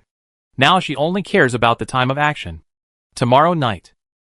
Helian Yufeng's eyes narrowed slightly, and he said solemnly, Lord Fenchen is now seriously injured and is recuperating in seclusion. This is the best time. Su Maoyong nodded slightly. Okay. I'll wait for your good news. The two successfully reached an agreement, and Helian Yufeng did not stay for long. He left Yan Palace in a flash, as if he was going to prepare. The next day, late at night, the palace was shrouded in black. Yan Palace was particularly quiet tonight, as quiet as a pool of stagnant water. Only the sound of the night wind and the rustling of leaves could be heard. I think this should be the credit of Helian Yufeng. Su Maoyong had said Qin row away early, and sat alone in the room, waiting for news from Helian Yufeng. She waited for almost an hour before there was a slight movement outside. At this time, Helian Yufeng and Xiao Linchen quietly rushed in from outside. Boss, the brothers of the Blood Battle group have left the palace and are waiting outside the palace now. Let's go quickly. Xiao Linchen ran in anxiously and urged in a low voice. Su Maoyong heard this and looked at Helian Yufeng vigilantly, seeing that she was still not reassured. Helian Yufeng said helplessly, If you delay any longer, you really can't leave. The Blood Battle group is waiting outside the palace now, which is also very dangerous. If you don't want them to really get into trouble, just follow me. Hearing this, Su Maoyong knew that the situation was urgent, and there was really no time to delay. Even if he still had doubts about Helian Yufeng, he had to believe him once. Let's go! It must be said that Helian Yufeng is really capable. The escape from the palace was very smooth. Su Maoyong didn't feel relieved until she met the brothers of the Blood Battle group outside the palace. Helian Yufeng saw that they were reunited, and the mission was completed. He said solemnly, I can only help here. In order not to expose my whereabouts, I have to leave quickly to deal with the aftermath. You guys take care of yourself. As soon as he finished speaking, he disappeared into the darkness, and soon disappeared. Su Maoyong didn't have time to greet the Blood Battle group one by one. She seriously ordered, It's not advisable to stay here for a long time. Leave the imperial capital quickly. Go to the Black Sand Forest in the east. The terrain there is complicated, and it's not easy to expose your whereabouts. After that, she summoned the Blue Cloud Leopard without hesitation and rode on it, knowing that time was urgent. Everyone in the Blood Battle group also quickly summoned their mounts and rushed towards the Black Sand Forest with Su Maoyong. However, Su Maoyong and the Blood Battle group had just entered the Black Sand Forest and had not run far when they felt a fierce murderous aura coming towards them. Su Maoyong realized that there was danger and stopped immediately, looking around vigilantly. At this time, a sharp and piercing voice suddenly came from the depths of the darkness. Su Maoyong, I said. Don't be too proud too early. Look, you still fell into my hands, didn't you?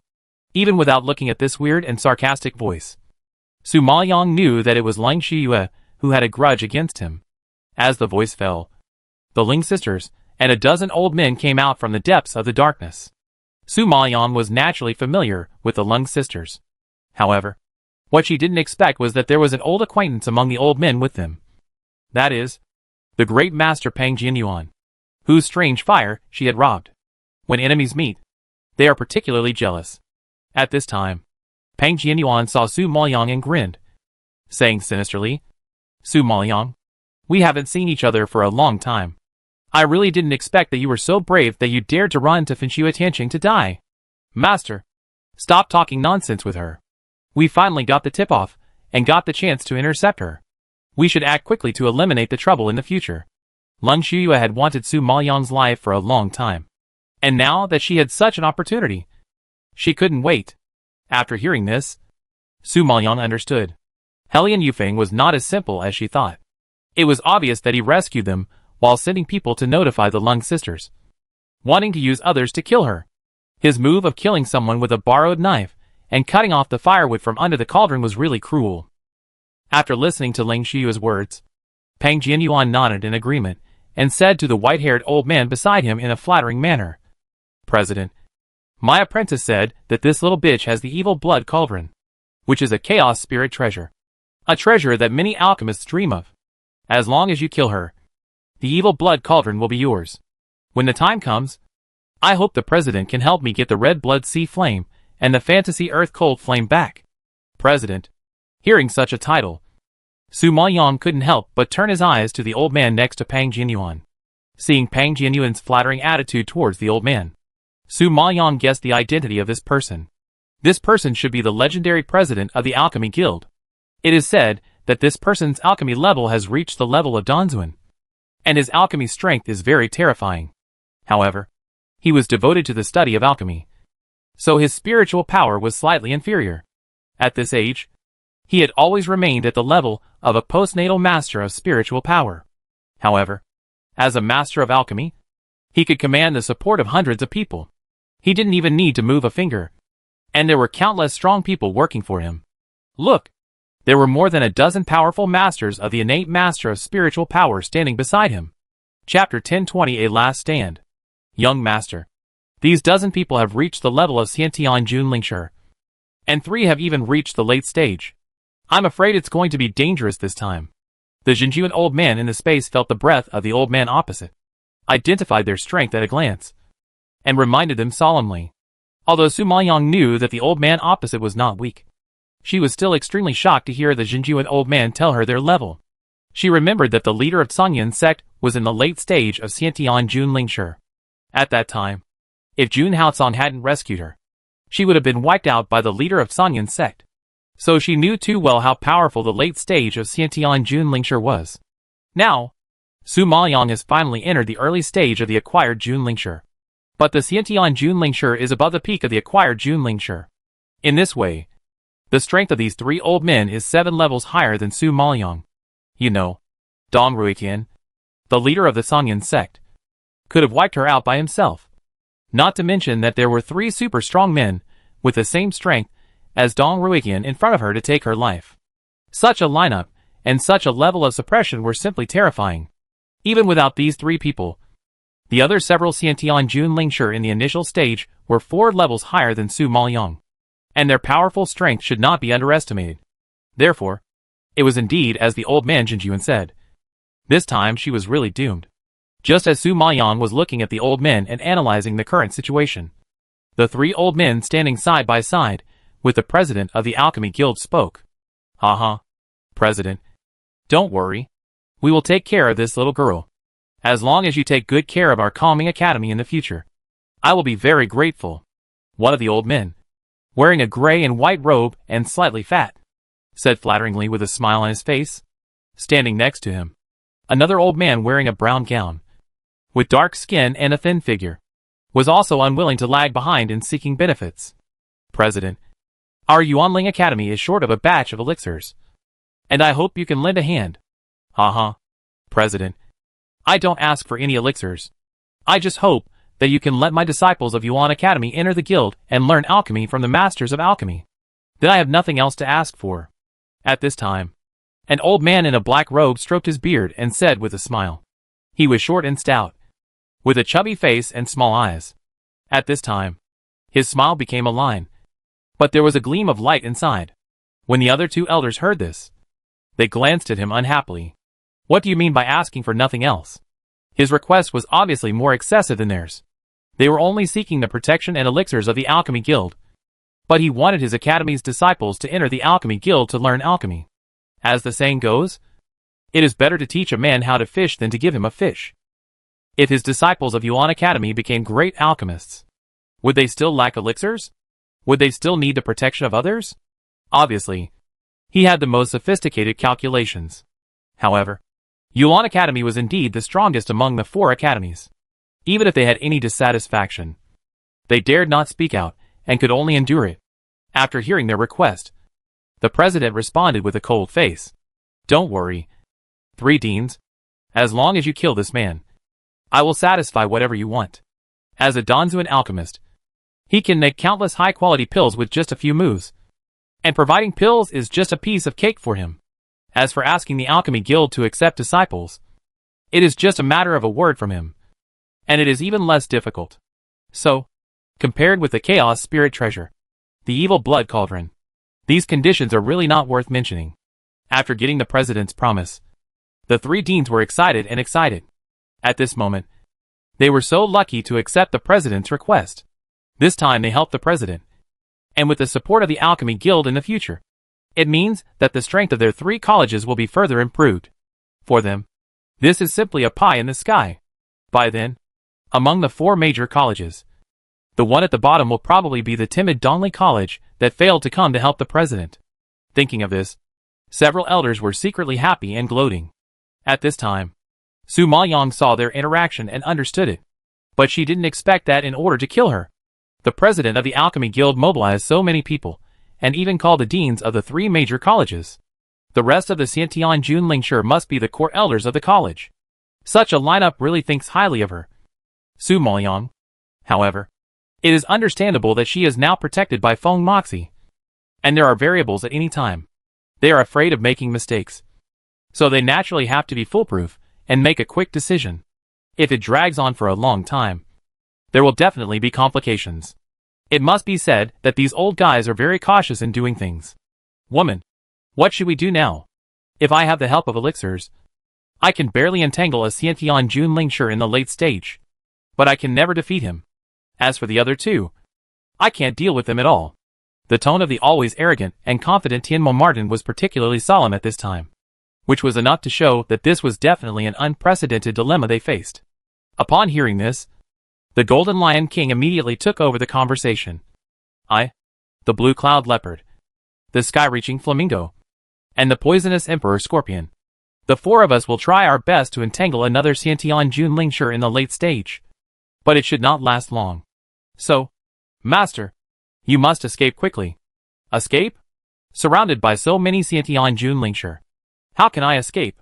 Su Maoyang sneered in his heart, and his tone was ready to die. Elder Jinjuan understood the meaning of her words, and asked worriedly, Young Master, you are not really going to fight them head-on, are you? They want my life. If I don't fight hard, am I going to die? So, Elder Jinjuan, I have to borrow your power again this time, and fight to the death in the end. Su Maoyang's face darkened, and he clenched his fingers tightly, his low voice as cold as winter water. Facing such a powerful enemy, she knew very well that there would be a life-and-death battle today. When the old man Jinjuan heard this, his face changed drastically, and he stopped her anxiously. Young Master, your body has been severely injured several times. You are not so lucky this time. Even if you don't die, you will definitely become a useless person with all your tendons and veins destroyed. Such a life is probably more difficult than death. What if I am a useless person? Didn't I, Su Maoyang, start practicing from a useless person? Old man Jinjuan, give me a hand. Let's start. Su Maoyang's words were resounding, sonorous, powerful, so resolute, so tough, that even the old man Jinjuan was moved. Yes, he saw her climb up step by step from a useless person. She survived such difficult days. She was so strong that she was not afraid of death. So why would she be afraid of having her tendons and veins destroyed? Chapter 1021. A madman who desperately desperate. Now, she had no choice but to fight to the death. Otherwise she would not even have the chance to become a cripple.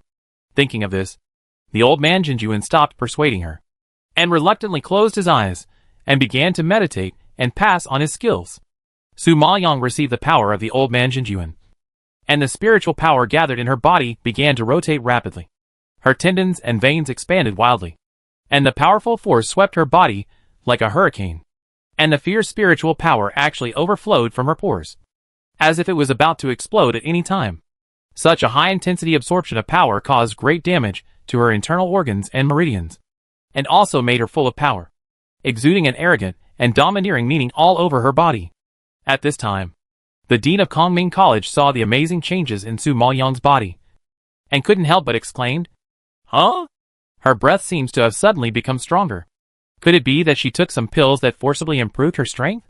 The deans of Yuanling College and Yuan College also stared at Su Maoyang with a sharp gaze when they heard this. An obvious surprise flashed in their eyes. The dean of Yuanling College was quite shocked. His face changed slightly, and he exclaimed, "It turned out that he was forcibly promoted from the initial stage of the acquired Jun Lingshi to the initial stage of the Xiantian Jun Lingshi. A full 4 levels. Am I seeing it wrong?" Although the dean of Yuan College did not speak, the light flashing in his black eyes also seemed extremely shocked. The president of the Alchemy Guild narrowed his eyes when he saw this, and denied it coldly. "It's not a pill. So far, I don't know any pill that can make people upgrade 4 levels, let alone to the level of Xiantian Jun Lingshi. She must be practicing a rare secret technique. The president of the Alchemy Guild has the most say in elixirs. Since he said so, her strength is definitely not caused by elixirs. However, I don't know what secret technique it is that can make people improve their strength so much at once. This little girl's talent is too terrifying." Leng Shuyue and Leng Xuqing had seen Su Maoyang's strength before, and knew that she was very talented at a young age. But they didn't expect that she would be so abnormal. Originally, they saw that there were 3 deans and several core elders sitting here, and taking Su Maoyang's life was a must. Who knew that Su Maoyang actually had a trick up his sleeve and forcibly promoted to the level of Xiantian Jun Lingshi? You know, the elders present also spent most of their lives to reach the level of Xiantian Jun Lingshi. But she only took a few breaths. Isn't this too depressing? Master, what should I do? This Su Maoyang is too treacherous and even hides his strength. Leng Shuyue, who was full of confidence, turned pale and felt a little uneasy after seeing Su Maoyang forcibly upgraded. She couldn't help but ask Pang Jianyuan next to her. Pang Jianyuan snorted coldly. "Don't worry. Su Maoyang forcibly upgraded so many levels, which is a huge harm to her body. She is now at the end of her strength and is ready to fight to the death. I believe she won't be able to hold on for long and will explode to death. No matter what. She can't escape death today." Leng Shuyue was relieved after hearing this. The corners of her lips raised with satisfaction. She looked at Su Maoyang and sneered. "Su Maoyang, it's a pity. You don't deserve to be a royal concubine. But you have to run out to die. In this case, we have to settle all the new and old accounts." Su Maoyang heard this, but ignored her provocation, and then waved his hand to summon all the spirit beasts in the space. Then he directly ordered the brothers of the blood battle group. "I and the heavenly demon Martin will entangle these old guys. You hurry up and run for your lives." The brothers of the blood battle group have only reached the level of venerable spirit masters. Among them, Jiang Zheng, Xiao Linchin and Wang Feng are a little stronger, but they are definitely not the opponents of this group of innate Lord Spirit Masters. Su Maoyang didn't want them to take risks. When Jiang Zheng heard this, he angrily retorted, "Master, what do you think of us? Cowards? Since I, Jiang Zheng, have decided to follow you for the rest of my life, there is no reason for me to back down. We live together and die together." Wang Feng also nodded heavily. "Yes, I, Wang Feng, am not very good at speaking, but I will fight to the death. Whoever dares to touch the master, I, Wang Feng, will fight him to the end even if I die." Hearing this, Xiao Linchin also nodded in agreement. Facing death, he was not afraid at all. Instead, he smiled and said, "Boss, death is the worst thing for a person. Dying for you and for our brothers is a worthy death. It's heroic, but I'm unwilling to accept it. If you die, Wouldn't it be a bargain for these old guys? If you die, who will avenge us? Linwana was also very emotional and quickly took over the conversation. Yes, master. You saved my life, Linwana. And now it's time to repay you. I don't ask you to avenge me. I just ask you to live well. This is my biggest wish in this life, and my only request to you. So please agree to me. Leave it to us to clean up the mess. Master, hurry up. The other brothers of the blood battle group shouted anxiously, urging her to leave. Hearing what they said, Su Maoyang's face was covered with a layer of frost, and his clenched hands trembled slightly, suppressing great emotions. This group of people were obviously not very strong, and they knew that if they rushed forward, they would be crushed to pieces. But for her, they did not retreat at all. Born for her, died for her. Such feelings. Su Maoyang deserved it. The old guys on the opposite side couldn't help but sneered when they heard this. What do you mean by leaving first? Are you thinking too much? Since you have fallen into our hands, none of you can escape. Everyone, come on. After the words fell, the dean of Yuan College called the elders behind him and rushed up first. Since they had to perform in front of the president of the Alchemy Guild, they had to work especially hard. Seeing that he had rushed up, the deans of Yuanling College and Kongning College were not willing to lag behind, and each called their own people to join the battle circle. Facing 3 and 8 Jun Lingshi of the late stage and 10 and 8 Jun Lingshi of the early stage, Su Maoyang was on edge, not daring to relax at all. She immediately took out several bottles of pills from the space, threw them to the spirit beasts and the blood battle group, and shouted, "This is Xianin pill. Swallow it quickly." Lung Xuqing was shocked when she heard Xianin pill, and immediately reacted, "Okay, it's you? It's you who auctioned Xianin pill at the auction house." Seeing this, Lung Xuqing understood everything. No wonder Su Maoyang was so confident to raise the price with her. It turned out that the pill was originally hers. She just wanted to cheat her. Lung Xuqing was furious when she learned the truth, and shouted angrily, "Dean, kill Su Maoyang and cut her into pieces." Chapter 1022. The battle is terrible. Su Maoyang, who was caught in the battle at this time, had no time to care about Lung Xuqing's anger. After throwing the pills to them, he also grabbed a handful and stuffed them into his mouth. The 3 deans who rushed over saw that Su Maoyang actually swallowed a bottle of Xianin pills. Even if they had experienced many storms, they were frightened by such a move and changed their faces. They had never seen such a crazy person.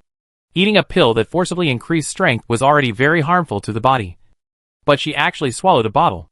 Seeing that Su Maoyang's body burst out with spiritual light again, and her strength was forcibly increased by 2 levels, everyone present was frightened and pale.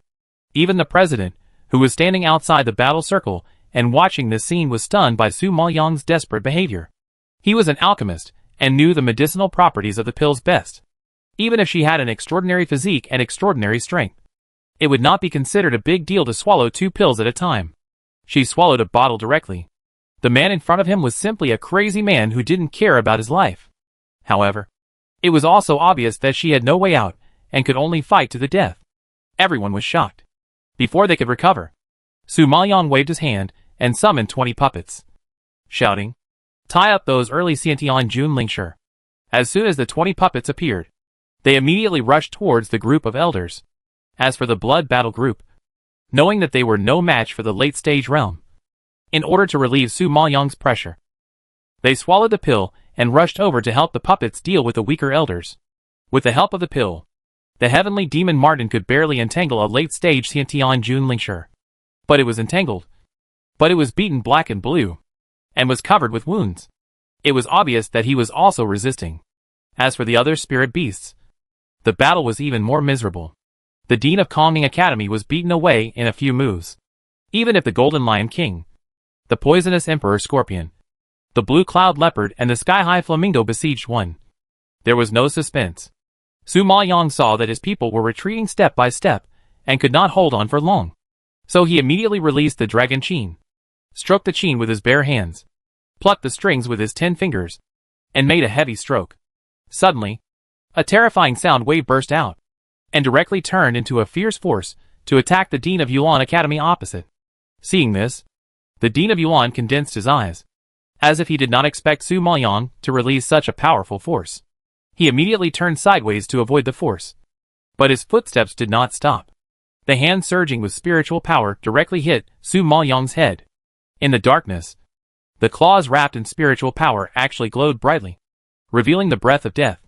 Seeing that the power was about to fall on him, Su Maoyang stepped on the ground with his toes and retreated quickly. The movement of plucking the strings of the zither in his hand became faster and faster, and the sound waves that burst out were stronger and stronger. What shocked Dean Yuan was that the cold sound waves collided with his spiritual power, and could directly condense his spiritual power into ice. What kind of trick is this?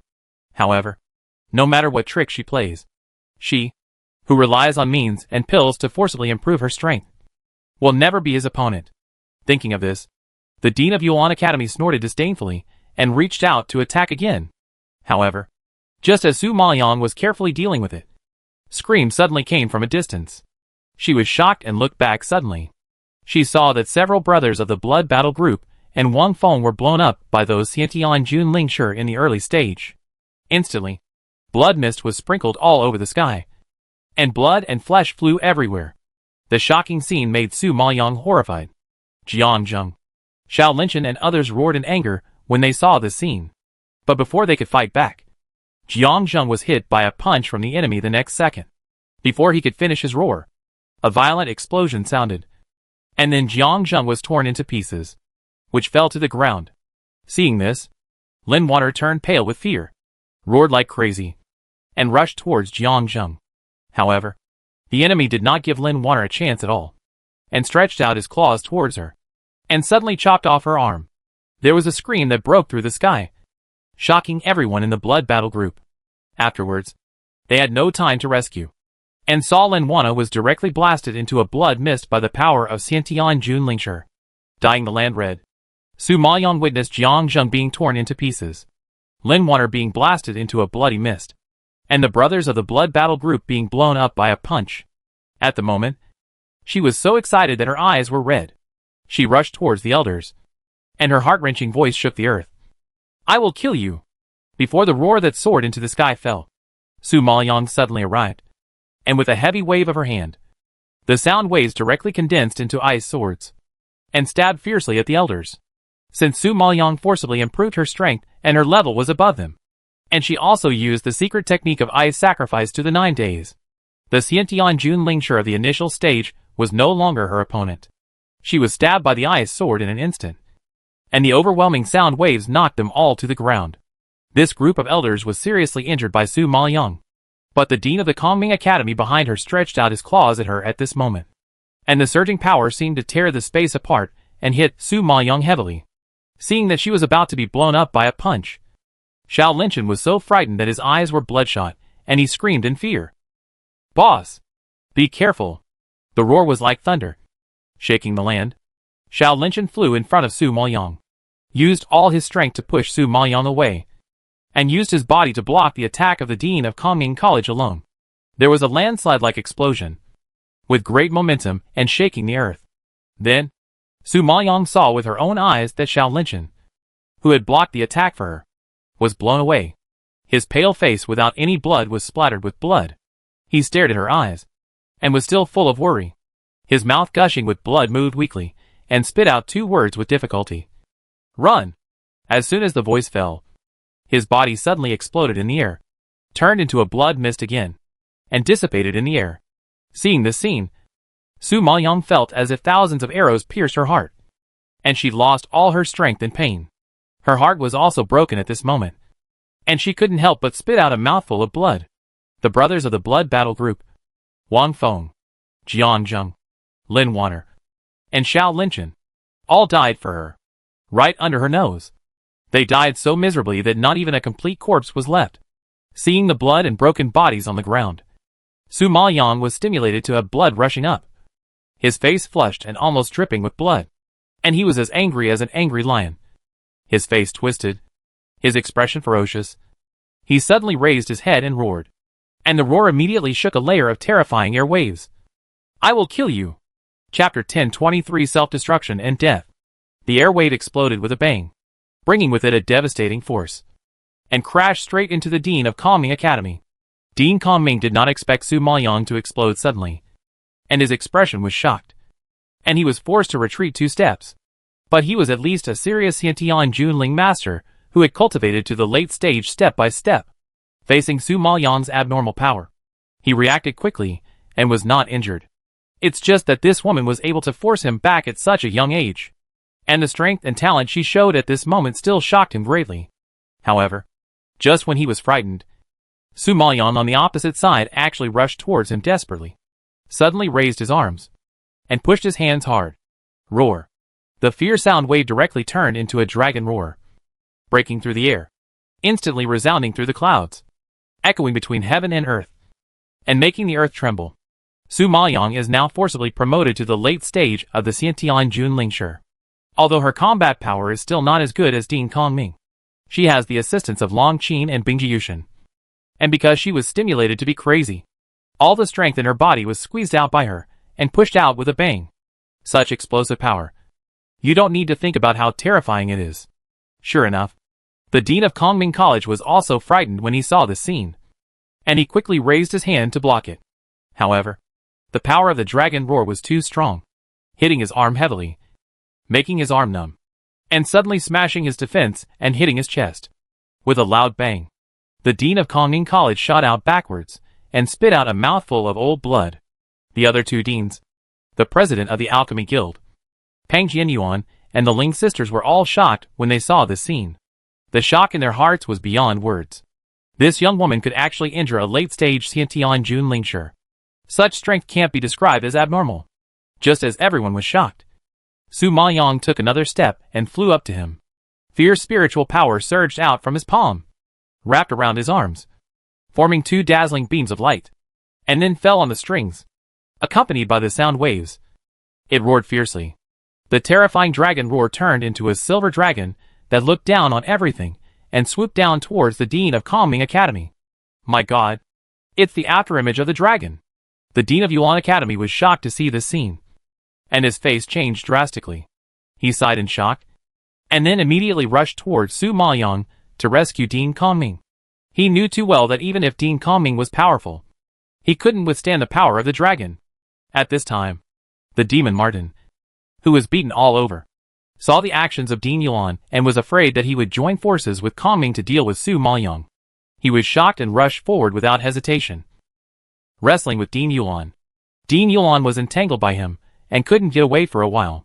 In the next second, Su Maoyang's silver dragon afterimage suddenly appeared and hit Dean Kongming heavily. Dean Kongming saw the silver dragon afterimage and felt the unique pressure of the dragon clan. He was so scared that his eyes were broken and his mouth opened wide. The terrified cry for help surged to his throat. But before he could shout out, he was drowned by the violent power. There was a loud bang, like a thunder from the sky, which instantly shook a powerful force wave. When the smoke cleared, everyone saw the dean of Kongming College. Su Maoyang had blasted a huge black hole in the center of his body. He fell in a pool of blood and seemed to have no breath. The deans of Yuan College and Yuanling College were shocked by such a horrible scene, and they were overwhelmed with unprecedented horror. The Lung sisters, Pang Jianyuan, and the president outside the battle circle were also shocked and pale, and they gasped in disbelief. This Su Maoyang not only forcibly upgraded 6 levels, but also released the afterimage of the dragon. At such a young age, she wiped out a late-stage Xiantian Junling. She is simply not a human, but a devil with red eyes. Realizing this, the dean of Yuan College couldn't control the surging blood, and shouted solemnly, "Kill this little bitch. Don't let her survive. If she grows up, the consequences will be disastrous." The strength shown by Su Maoyang was too terrible, and it has attracted the attention of their 3 major colleges. They knew too well that if this pervert survived, the 3 major colleges would have endless troubles, and would definitely pay a painful price in the future. Killing her before was to help the Alchemy Guild, but now killing her is to save lives and eliminate the trouble for the 3 major colleges. This is a choice without any other choice. They really didn't expect that someone would force their 3 major colleges to this point. Thinking of this, the deans of Yuan College and Yuanling College did not dare to take it lightly and attack Su Maoyang. 2 innate Junling in the late stage joined hands to encircle her, and the outcome was no suspense. In addition, Su Maoyang had consumed all her spiritual power and vitality in killing the dean of Kongming College twice in a row. and her body was severely injured because of the forced improvement of strength. Therefore, now facing the attack of two super strong men, she almost had no power to fight back. Even if she tried her best to resist, she couldn't stand it, and was immediately blown away by two hurricane-like forces. With a bang, her body fell to the ground like a kite with a broken string, splashing dust all over the ground. Seeing this, the two deans immediately took advantage of the victory, and attacked her with violent force again. Seeing this, Su Maoyong suddenly sacrificed the evil blood cauldron and pushed it out, immediately blocking the powerful force. However, the power of this attack was extremely strong. Even though most of the spiritual power was blocked by the evil blood cauldron, the residual power still caused extremely serious damage to Su Maoyong. She felt that her internal organs and meridians were shattered, and she spit out blood again. Several spirit beasts saw it, and all of them were worried for her. The Golden Lion King knew that if they continued to waste time like this, everyone would surely die. So he immediately yelled at the Heavenly Demon Marten and the Sky High Flamingo. Heavenly Demon Marten, you are the strongest and Red Hair is the fastest. You two quickly escort the master away. We will take care of the aftermath here. Go! But you? Hearing this, the Heavenly Demon Marten's eyes turned red with anger, and he bit his teeth hard, forcibly enduring the intense grief. He knew very well that if the three of them stayed to take care of the aftermath, they would delay time for everyone with the determination to die. So, if they parted today, they would probably never see each other again. Su Maoyong was so excited when she heard this that her eyes turned red, and she screamed with a distorted face. No, I can't leave you to die. Absolutely not. No. She had already lost the blood battle group, and could no longer watch her spirit beasts die for her. The Golden Lion King ignored Su Maoyong's objection and anxiously yelled at the Sky Demon Marten. Go! If you don't leave, we will all die. I'm handing my master over to you. You must protect her. After saying that, the Golden Lion King raised his head and roared, and flew towards the Dean of Yuan College. A dazzling light burst out from his body, followed by an earth-shaking force that exploded and fell heavily on the body of Yuan Dean. Self-destruction. The Golden Lion King actually blew up his body in exchange for her safety. Chapter 1024 Blood Sea and Deep Hatred. Golden Lion King. Seeing the blood mist sprinkled in the air, and feeling that the connection with the Golden Lion King had completely disappeared, Su Maoyong looked up to the sky and howled in grief, and tears flowed like a flood that broke through the dam. So many years of companionship, so many years of protection, disappeared in an instant. Such a blow is even more terrible than the power of the Xiantian Junlingshi, as if it would press Su Maoyong into the dust. At this time, the Blue Cloud Leopard and the Poisonous Emperor Scorpion also rushed towards another dean of Yuanling College, intending to use the same method to gain more time for Su Maoyong to escape. Although their self-detonation could not harm the life of the dean, it could at least cause them considerable injuries. Su Maoyong used this time to escape, which was enough. Su Maoyong was so shocked when he saw this that his eyes were bloodshot, and he screamed like crazy. No! No! Master! Whether you are alive or dead, you are our eternal master. Promise us that you must live well. The Blue Cloud Leopard transmitted his inner voice and gave a solemn instruction, and then pounced on him with the Poisonous Emperor Scorpion. Seeing this scene, Su Maoyong was so shocked that he lost his voice, as if all his strength had been drained. At this time, the Sky Demon Marten was also in tears, holding back great anger and grief. But he couldn't let the Golden Lion King and the others die in vain. The time they bought to escape by self-detonating their bodies must not be delayed. Thinking of this, the Sky Demon Marten pulled up the seriously injured Su Maoyong, who had fallen to the ground, threw her onto the back of the Sky Flamingo, and ordered loudly, "Red Hair, run!" The Sky Flamingo let out a wail, flapped its wings, soared into the sky, and fled rapidly into the depths of darkness. Su Maoyong, who was already injured and unable to move, raised her hand with great effort and stretched it towards the direction where the Blue Cloud Leopard and the Poisonous Emperor Scorpion exploded and died. Hearing the horrible explosion, the flames of hatred rolled and boiled in her heart. Her eyes under the tear film flashed with a fierce light that was enough to tear people apart. The roar of grief erupted like a volcano, echoing between heaven and earth, like millions of war horses galloping over, bringing with them the momentum of shaking the earth and mountains, frightening everyone. Lung family, Hellion Yufeng, Alchemy Guild, 3 colleges. I, Su Maoyang, cannot coexist with you. One day, I will raze you to the ground. The roar was accompanied by waves of tremors, and it kept echoing in this space for a long time before it gradually stopped.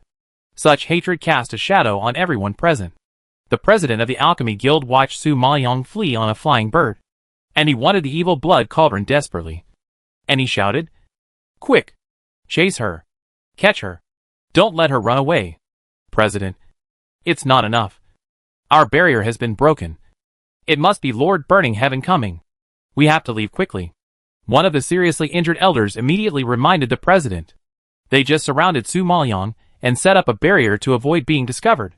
Now that the barrier is broken, if Lord Burning Heaven rushes over and finds out that they surrounded Su Maoyang, he will definitely hold them accountable.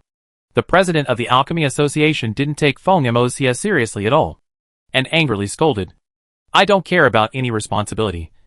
I want to kill that little bitch." At this time, Dean Yulan, who had escaped from the power of the Golden Lion King's self-explosion, covered his injured chest and said anxiously, "President, if you don't take Finch and June seriously, don't you take Jiuxuan Jinren seriously either? Jiuxuan Jinren is the master of Fantian Jun and has always loved Fantian Jun. If Fantian Jun invites him out, it will probably cause a lot of trouble. The president of the Alchemy Guild is a distinguished alchemist. He may not take Jiuxuan Jinren seriously, but their 3 major colleges cannot afford to provoke him." When the president heard about Jiuxuan Jinren, his face darkened. Although their Alchemy Guild is not afraid of Jiuxuan Jinren, provoking that madman will still cause unnecessary trouble. After all, his strength is too strong. If they fight head-on, the Alchemy Guild will also suffer. Thinking of this, even if he is unwilling to do so, he can only endure it and roar, "Retreat!" Su Maoyang had already fainted and lost consciousness because of the unprecedented heavy blow he suffered. In order to stay away from Fengshuishan City and hide his whereabouts, the Tontian Flamingo, which was also seriously injured, has been holding on and fleeing aimlessly for a long time and flying a long distance. The Demon Marten also endured the injury, and was in high spirits, guarding Su Maoyang for 5 days and 5 nights. In the end, the Flamingo was exhausted and his injuries worsened, so he had to land on the river below.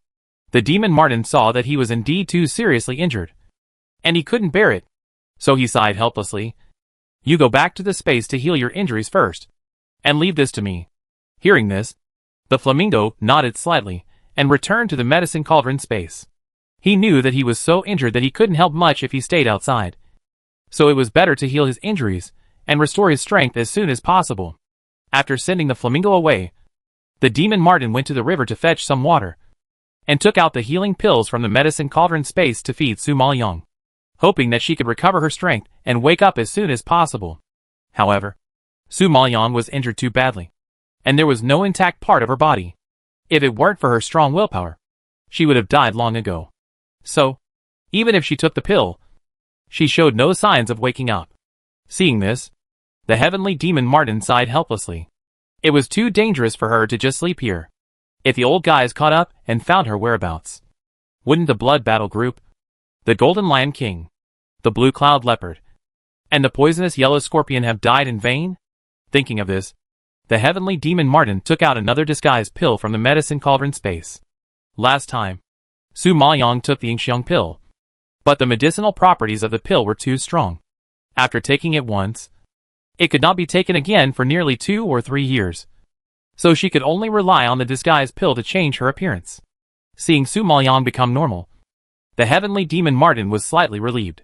After confirming that there was no danger around, he also lay on the ground and began to close his eyes to rest and recover his strength. After so many days of fleeing overnight, he was already seriously injured, and had consumed a lot of physical and mental strength. No matter how strong he was exhausted at this time. Moreover, he witnessed the tragic death of the Blood Battle Group and the spirit beasts with his own eyes, and his heart was also greatly traumatized. From the outside to the inside, he was covered with scars. It must be said that he was extremely miserable. In this way, 1 man and 1 beast lay by the stream to recuperate. After an unknown period of time, footsteps suddenly came from a distance, and then a clear voice, like a silver bell, suddenly rose. "Brother, look! There seems to be a person lying over there.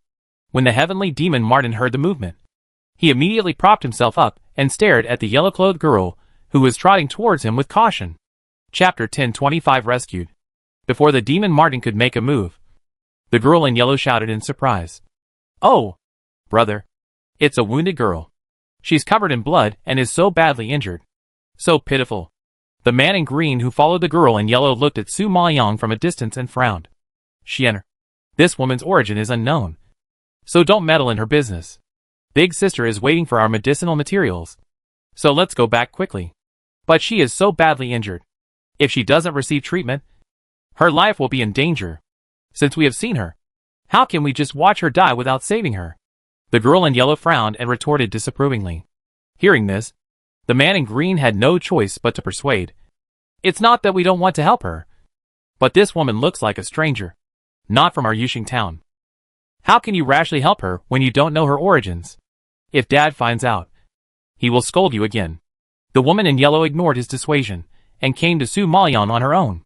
Seeing her dying, her face became even uglier. "Brother, she is really dying. Even if she is not from our Yuxing town, she is still alive." The man in green still disagreed, frowned, and didn't give in. "She is too seriously injured and can't be saved." The demon Martin saw that the woman in yellow had no ill intentions and really wanted to save his master. So he immediately restrained his breath, came to the feet of the woman in yellow, and tugged at her skirt pitifully. Su Maoyang was too seriously injured, and lying here without anyone to take care of her was indeed not a solution. So they urgently needed a shelter for the doctor to see and heal her. Since the yellow-clothed woman had such a kind heart, he naturally hoped that she could help them. The yellow-clothed girl was pulled by the demon Martin, and then she noticed him. She saw that it was a furry white little Martin. The chubby body and big round eyes were instantly cute, which immediately made the yellow-clothed woman's eyes brighten. However, the little Martin's white furried body was also covered with scars and blood, and it was obviously seriously injured. The yellow-clothed girl immediately realized that this white Martin should be the pet of the injured girl. Now seeing it pulling her with tears in its eyes, it was obviously asking her to save its owner. The pitiful little appearance was really unbearable. Seeing this, the girl in yellow was even more determined. Whether they can be saved or not, let's go back and ask the doctor to take a look before we can draw a conclusion. I really can't watch them waiting to die here. Anyway, I don't care. I must take them back today. The man in green knew that his sister was always kind and soft-hearted. She liked to take injured animals back to heal them when she saw them. Not to mention that now she met a seriously injured girl. She naturally couldn't sit idly by. Thinking of this, the man in green knew that he couldn't stop her, and sighed helplessly. "Hey, there's really nothing I can do about you. Let's take you back first." Getting his approval, the pretty face of the woman in yellow relaxed and jumped into a bit of joy. Yuxing Town. Su Maoyang opened his eyes and saw a lavender curtain with strings of golden tassels hanging on the top of the curtain, swaying gently in the wind, creating a soft arc. Seeing the scene in front of her, she gradually woke up and found that she was sleeping on a soft sandalwood bed, covered with a pink quilt. She glanced to the side and saw a dressing table and girl's rouge and powder in the room. The whole room was filled with a faint fragrance. It was obvious that this was a girl's boudoir. It was just that the environment was too unfamiliar, and Su Maoyang couldn't tell where this place was. At this moment, she tried to recall her previous memories, and the grief and miserable scene surged like a tide, making her unable to resist the power of hatred, and her head hurt so much that it almost exploded. The brothers of the blood battle group died. Wang Feng, Jiang Zheng, Lin Water, and Xiao Linchen were all dead. Over the years, they wronged themselves for her, hiding their identities, running around, busying around, and never had a good day of peace. But now because of her, they have lost their precious lives. And the Golden Lion King, the Blue Cloud Leopard, and the poisonous Emperor Scorpion even blew themselves up to protect her. They paid the price of their lives just to keep her alive and well.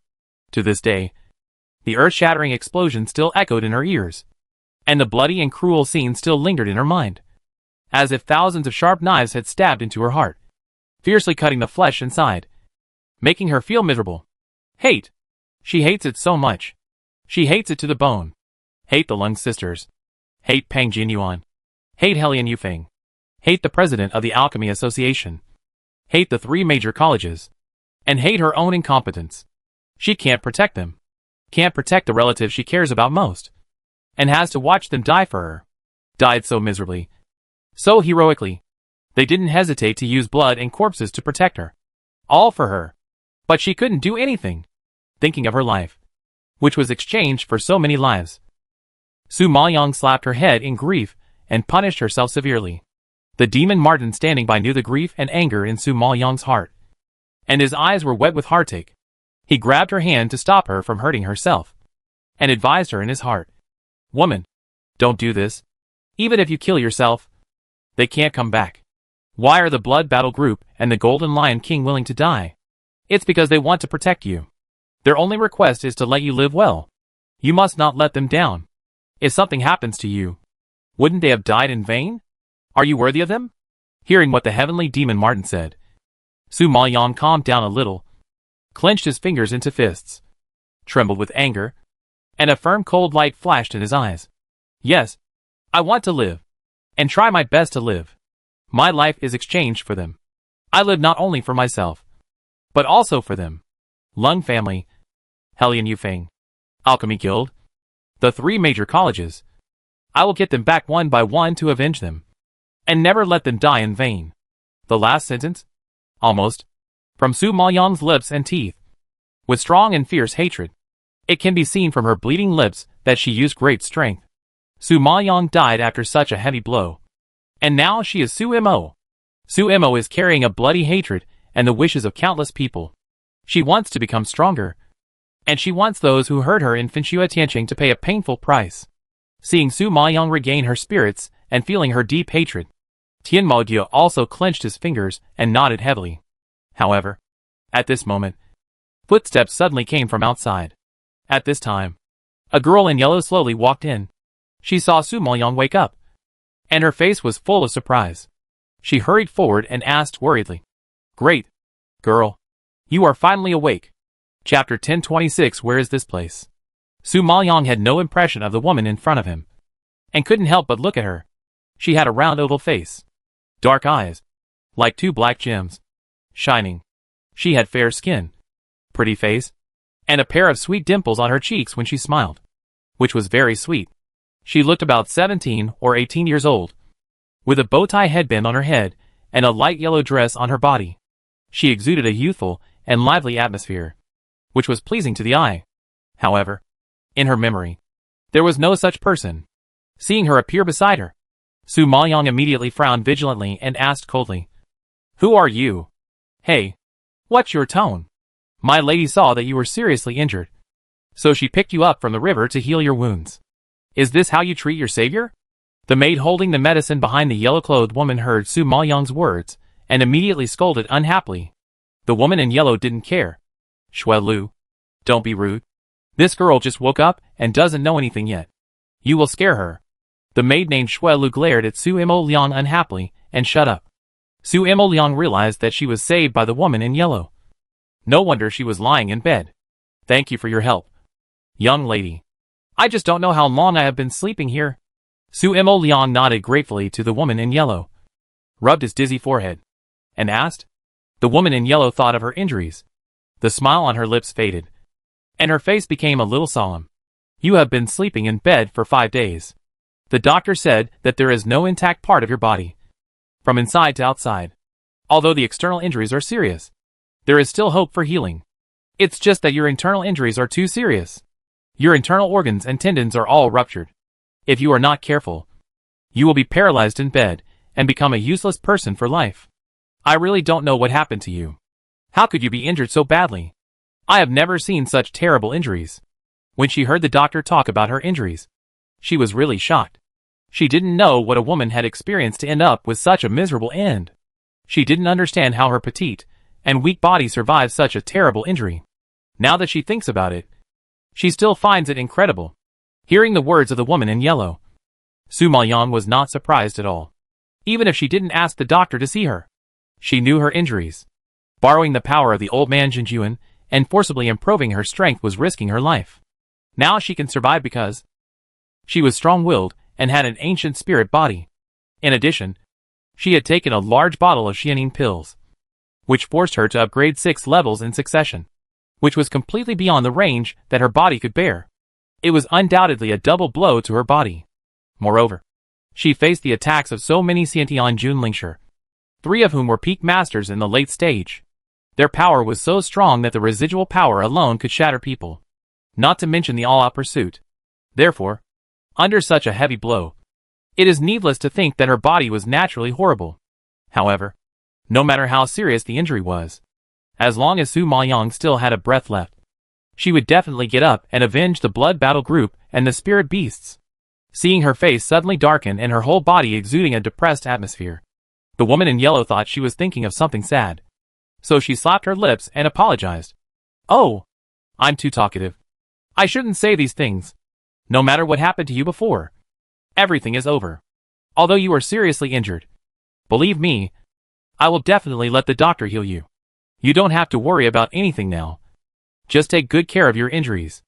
After experiencing the battle, watching his relatives die, and parting with life and death, Su Maoyang's heart has always been cold.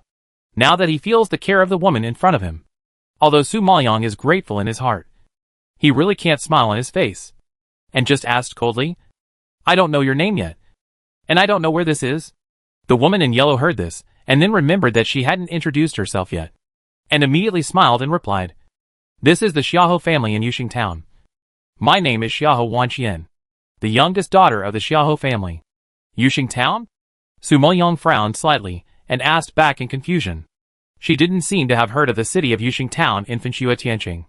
Seeing that Su Maoyang was confused, Tian Modiu explained in his heart, "Woman, Yuxing Town is a border city of Fenglin Empire." Fenglin Empire. Su Maoyang heard such words, and a trace of surprise flashed across her eyes. Unexpectedly, she actually came to Fenglin Empire. In fact, she didn't know much about this country. She only knew that there were 4 great powers in the Jiuyou territory: Yulu Dark Territory, Fenshua Tianqing, Fengqi Empire, and Fenglin Empire.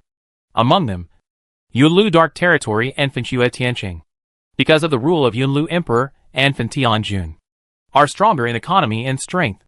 Therefore, Fengqi Empire is slightly inferior to Fenglin Empire. At first, she also heard some things about Fenglin Empire from others. She thought that she had no intersection with Fenglin Empire, so she didn't go out of her way to learn about it. Now that she knows that she is on the border of Fenglin Empire, Su Maoyang has to sigh that things are really unpredictable. But it's okay. There is no one in Fenglin Empire who knows her, and there are no painful memories.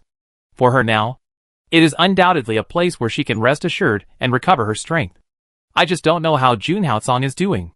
That time, in order to save herself, he was also seriously injured, and he was suffering from cold disease. The situation is not optimistic. However, even if she is worried about him and misses him, Su Maoyang can't go back to Yunlu Dark Domain to see him. She knows the truth of her previous life and knows that she is the executioner who killed Jun Haotsong. She has no face to go back to see him, and she doesn't know what attitude and mood she should use to face him. What's more, the curse in the previous life is deeply engraved in her heart, and she can't ignore it. She had killed him in her previous life, and she didn't want to hurt him again in this life. So, staying away from him. Maybe it was true love for him. Perhaps she was lost in thought. Xiaohou Wanqian called her several times, but Su Maoyang didn't hear it, until Tianmo Martin quietly pulled her sleeve. She came back to her senses. "What did you say?" Su Maoyang raised her head and looked at her. "What are you thinking about?" "So lost in thought. I said this is my side room. You stay here for the time being and recuperate. If there is anything, you can directly tell Xueliu, or let her come to me." Seeing her looking at her confusedly, Xiaohou Wanqian chuckled and kindly advised. Su Maoyang looked embarrassed and nodded politely. "Thank you, Miss Xiaohou." "Oh, don't call me Mississippi. We were kicked out of our ancestral home by the Xiaohou family a long time ago and were driven to the border to settle down. Now our family has fallen into decline and is completely ruined. So, I am not a lady from a wealthy family. It's okay for you and me to call each other sisters." Xiaohou Wanqian smiled bitterly and waved her hand, as if she didn't care much about her identity. Chapter 1027 Xiaohou Family. Su Maoyang was confused and frowned slightly. She couldn't help asking, "You were expelled from your ancestral home. What happened? Well, this is a long story. I wonder if you have heard of the Xiaohou family in Fenglin imperial capital. Seeing her asking, Xiaohou Wanxian couldn't help but sigh softly. Su Maoyang had heard of Fenglin imperial capital, and knew that it was the central city of Fenglin Empire. As for which families there were in the imperial capital, Su Maoyang didn't have a detailed understanding, and shook his head slightly. Seeing that she was not clear, Xiaohou Wanxian could not help but tell her. The Xiaohou family is one of the 6 major families in Fenglin imperial capital, and it is a very prominent family in the imperial capital. And my father is from that family. It's just that I heard that my father made a big mistake. And because he was a lowly bastard, the people in the family couldn't tolerate him. So they drove him out of the Xiaohou family and expelled him to this remote place. I was not born at that time, and these were all told to me by my brothers and sisters. So I don't know the details. Hearing this, Su Maoyang nodded in understanding. It turned out that Xiaohou Wanchuan's father was driven out of the Xiaohou family because he made a big mistake, and came to Yuxing town to be independent. In fact, in the final analysis, they are still the blood of the Xiaohou family. It's just that the big families in Fenglin imperial capital don't recognize them. By the way, you are busy talking about my things. I don't even know your name. Where are you from? Xiaohou Wanxian restrained her sadness and asked with interest. When Su Maoyang was asked about his identity, his expression froze and his face darkened. After a moment of silence, he slowly said, My name is Su Imo. I'm an orphan, and I don't know where I came from. Orphan? Too pitiful. No wonder she was bullied like this. Xiaohou Wanchuan's heart was clenched when she learned about her life experience. She sighed with heartache, and then quickly comforted her. However, since you have come to my house, you will no longer be an orphan. You should treat this place as your own home and don't be restrained. Su Maoyang barely raised an arc at the corner of his mouth when he heard this. Although he didn't say anything, he was very grateful for Xiaohou Wanchuan's kindness and enthusiasm. By the way, I have a healing pill here. Take it quickly. Your injury should heal faster. As she said that, Xiaohou Wanxian took out a middle-grade pill from the space ring and handed it to Su Maoyang generously. Xue Lu, who was standing by, saw that it was a medium-quality Yuanling pill, and her face suddenly changed in shock. She quickly grabbed Xiaohou Wanxian and hurriedly stopped her, saying, Miss, you can't do that. This is the Yuanling pill that the eldest lady spent precious medicinal materials to refine. You are injured and can't bear to eat it. How can you give it to others? And give it to a stranger of unknown origin? It's simply a waste of heaven's gift. The Xiaohou family is already living a tight life. In order to train the eldest lady as an alchemist, they have almost spent all their money.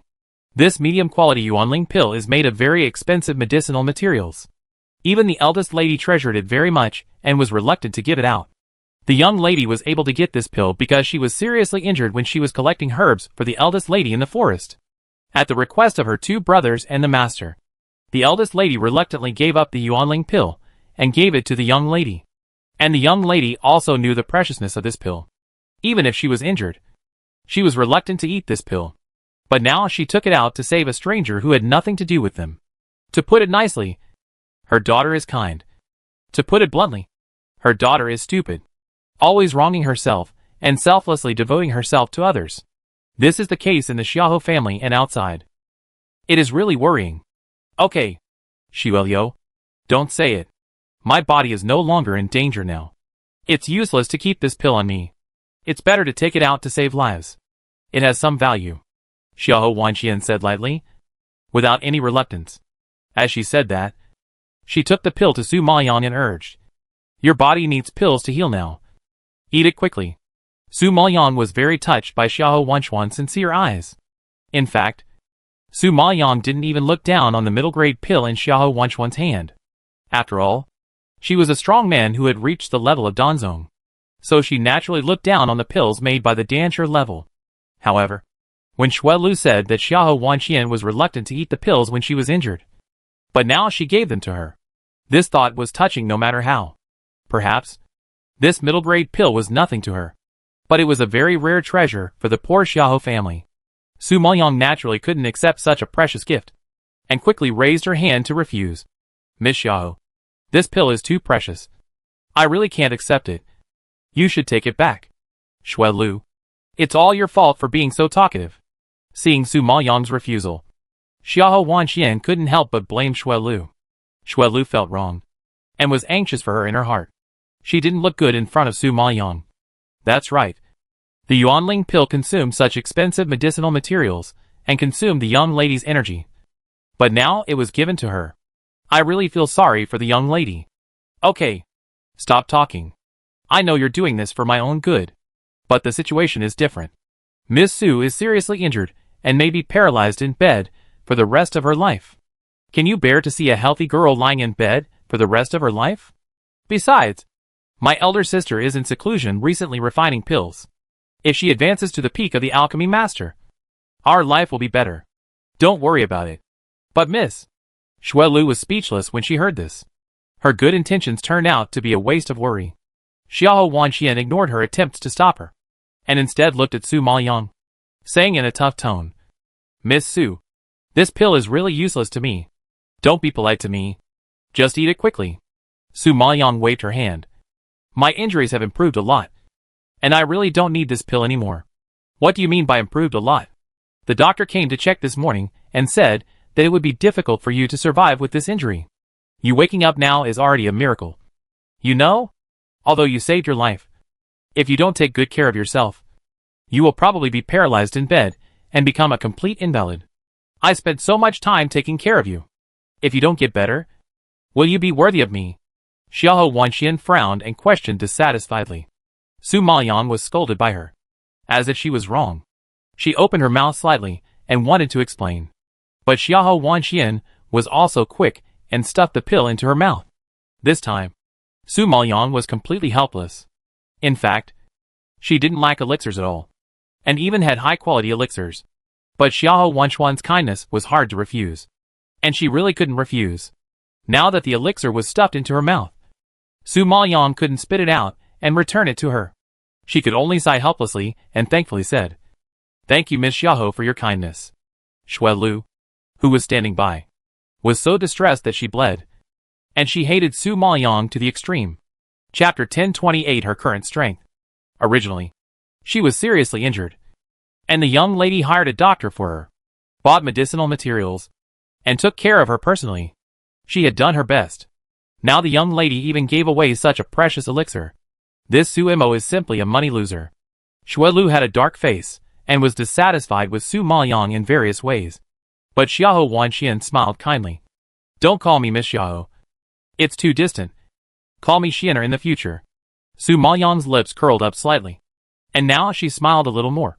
But the smile was a little weak. Xiener. That's right. I see that you look bad and very tired. So I won't disturb you to rest. Xue Lu, you serve Miss Su to drink medicine. My father just called me. I'll go over first.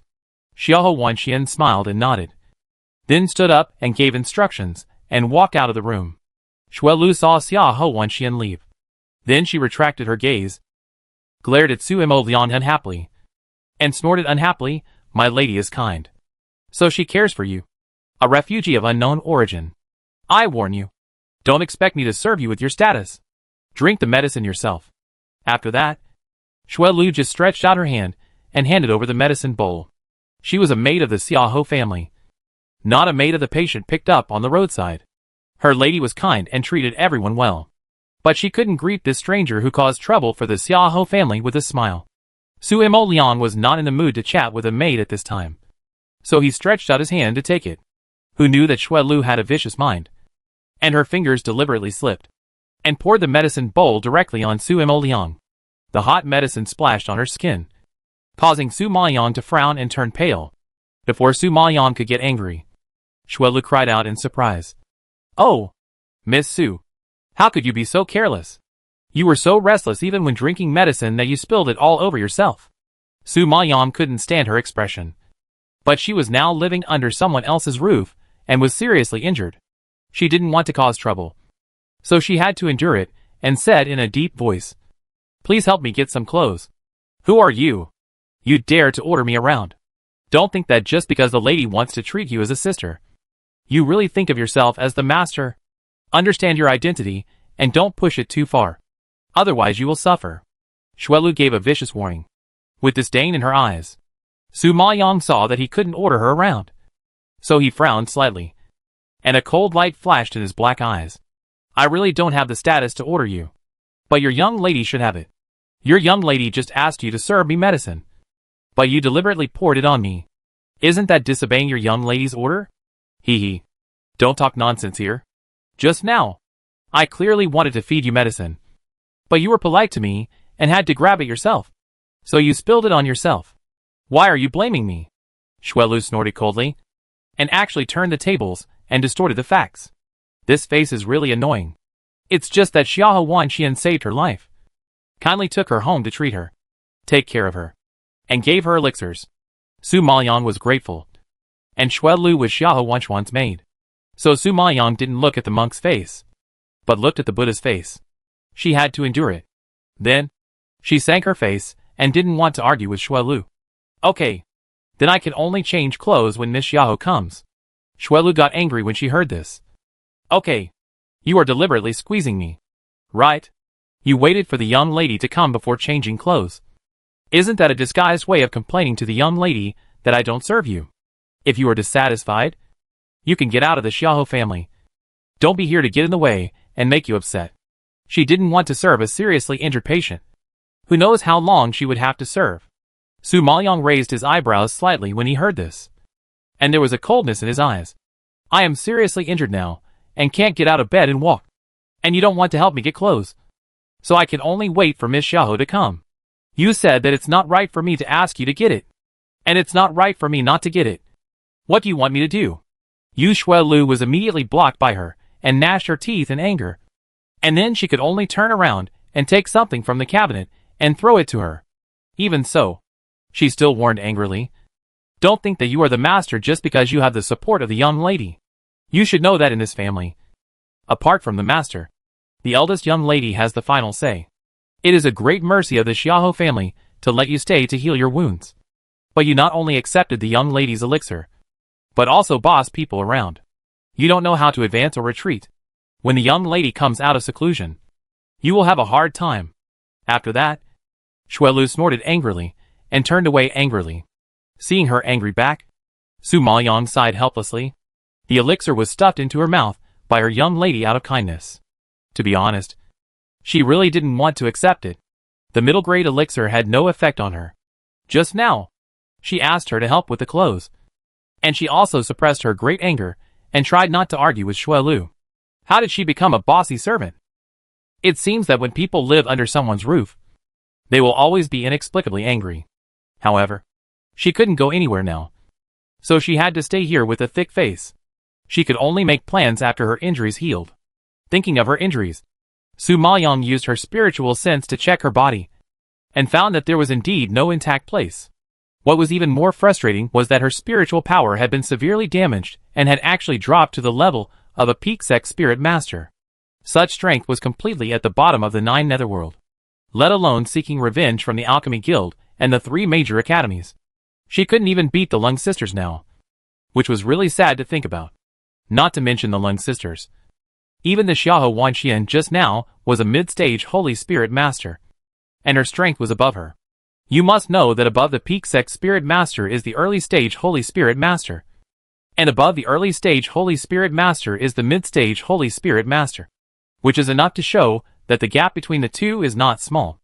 And Lang Shuyue is even the strength of a peak Venerable Spirit Master, and it is estimated that she will be promoted to an early stage June Spirit Master in the near future. Su Maoyong has not even reached the level of Holy Spirit Master, let alone the level of Venerable Spirit Master. She has a long way to go to take revenge. However, compared to being a useless person without any spiritual power, being reduced to a peak spiritual master is a blessing in disguise. Although such strength is like a useless person in the 9 nether realm. But Su Maoyong is an ancient spirit body. With a previous cultivation experience, she must be able to improve her strength faster than before. So, if she is given some time, she believes that she will be able to recover her strength and even break through to a higher level. Su Maoyong is full of confidence in improving her strength.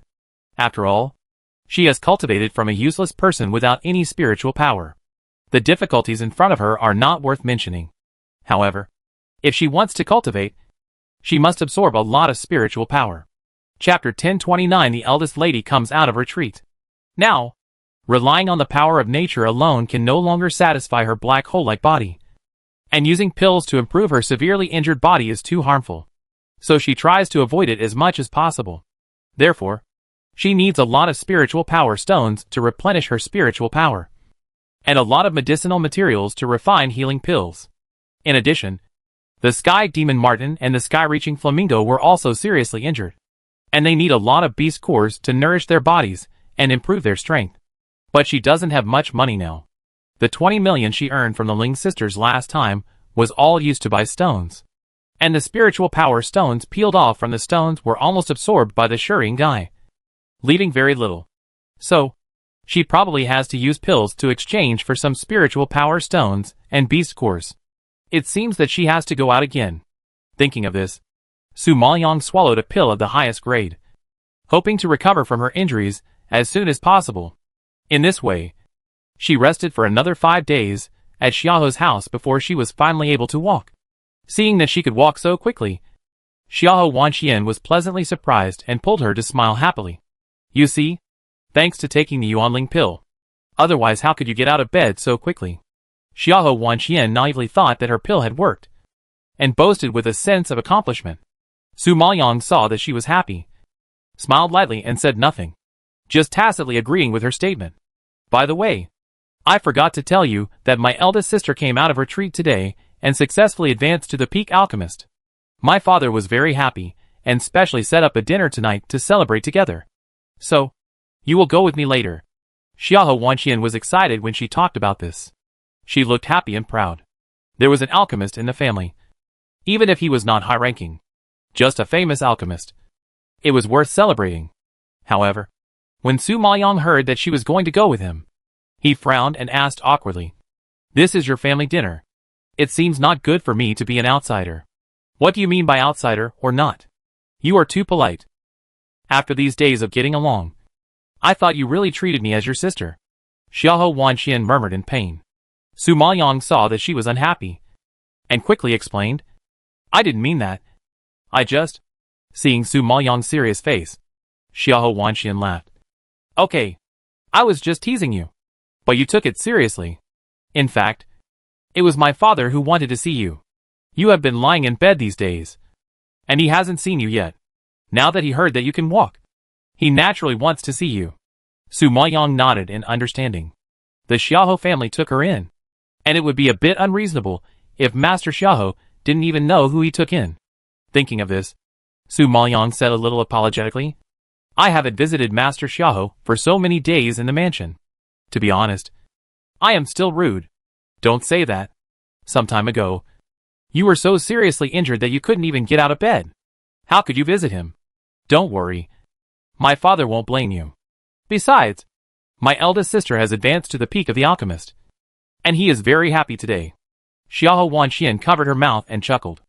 At night, the bright moon was half hidden among the soft, cotton-like clouds, casting a silvery white light, as if covering the entire Xiaoho family with a layer of hazy white gauze.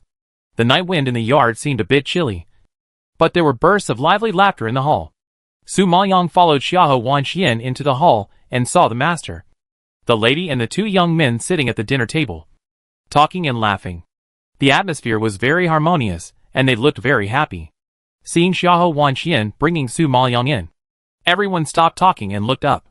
Among the people present, except Xiaoho Wanxian, only the man in blue who rescued Su Maoyang with her had seen Su Maoyang. The rest of the people saw Su Maoyang for the first time and looked at him curiously. Xiaoho Wanxian came to the center of the hall and saluted properly. She also pointed at Su Maoyang and introduced him. "My daughter meets father and mother. This is Su Imo, who I rescued from outside a few days ago. Although their Xiaoho family has fallen into decline, they are the bloodline of a big family after all, so they still have to follow more rules than ordinary people." Seeing this, Su Maoyang also hurried forward to salute, behaving properly and not being rude. "My daughter Su Imo thanks Master Xiaoho for taking me in." The middle-aged man sitting in the main seat was tall and strong, and quite handsome. It can be seen that he was also a rare handsome man when he was young. At this time, seeing Xiaoho Wanxian and Su Maoyang saluting, he looked at Su Maoyang with a cold face. and the joyful expression just now was restrained a lot, and then raised his hand slightly, and said coldly, "Well, sit down." Xiahou Wanxian seemed to be unable to see Master Xiao's expression, and hurriedly pulled Su Maoyang to sit down happily. Su Maoyang saw the scene, and a ripple in his heart could not help but rise. Judging from Master Xiao's expression, he didn't seem to welcome her. However, it was understandable that she was a seriously injured patient living in the Xiahou family. No one would like such a burden. Although she felt sorry, Su Maoyang had to endure it temporarily. After all, she couldn't go anywhere in her current condition, staying in the Xiahou family. At least, she could hide her identity and practice with peace of mind. Just as Su Maoyang was thinking, a graceful figure suddenly walked in from outside. What came into view was a woman in a purple dress. She had delicate skin, beautiful appearance, and a radiant face. She was tall and slender, and had a refined and noble temperament. Her clear and beautiful eyes were full of spirit. Although she was lively and lovely, she revealed a proud and cold feeling. She walked lightly to the center of the hall, and saluted to Master Xiahou and his wife. Wanyan greets father and mother. This woman was only a little similar to Xiahou Wanxian, but her demeanor and temperament were very different, which made it seem that there was a big gap between the two. Xiahou Wanxian was a lively and lovely woman, but the one in front of him was a cold and arrogant woman. Seeing this, Su Maoyang knew without guessing that the one in front of him should be the eldest lady mentioned by Xue Lu. I heard that she was an alchemist. Although she was only a peak alchemist, not even a great alchemist, she should have a sense of superiority that ordinary people did not have. So she developed such an arrogant temperament. At this time, Master Xiahou, who was sitting in the main seat, smiled more when he saw Xiahou Wanyan. He quickly raised his hand and said with a smile, "Ha ha ha. Yenner, no need to be polite. You have worked hard these days. Take a seat quickly." Hearing this, Xiahou Wanyan slowly walked to the designated seat and sat down. At this time, the lady who was sitting with the master and looked very similar to Xiahou Wanyan also nodded happily, with some pride in her eyes. Yes, Yenner has been in seclusion these days to make pills and has been promoted to the peak alchemist. She has finally lived up to our expectations. I, as a mother, also benefited from it. Chapter 1030. Are you laughing at me? A slightly older man in blue clothes sitting below also nodded in appreciation, with a look of envy on his face. Sister has been gifted since childhood, and it is not surprising that she has become a top-level alchemist now. Hearing their praise, Xiahou Wanyan's eyes and eyebrows were full of pride, and her mouth was slightly pursed with a smug smile. Obviously, she was very pleased with these words. At this time, another man in a green gown, whether intentionally or unintentionally, also laughed in agreement. Yes, sister, you are the pride of our Xiahou family now. In my opinion, in a short time, you will be able to catch up with Xiahou Qingyi of the Xiahou family. When Xiahou Qingyi was mentioned, everyone present changed their faces.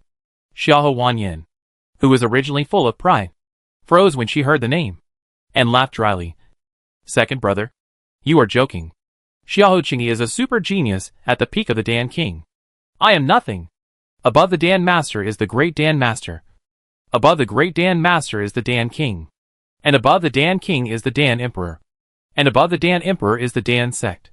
Each major level is divided into 3 small levels: initial stage, middle stage, and peak. Xiahou Wanyan has only reached the peak of the Dan Master level, which is still far from the Dan King level. Naturally, she can't compare with the genius of the Xiahou family. The Sky Demon Martin, who was sleeping in Su Maoyang's arms, listened to their interaction from time to time. Suddenly, he heard Xiahou Wanyan's humble words and couldn't help laughing.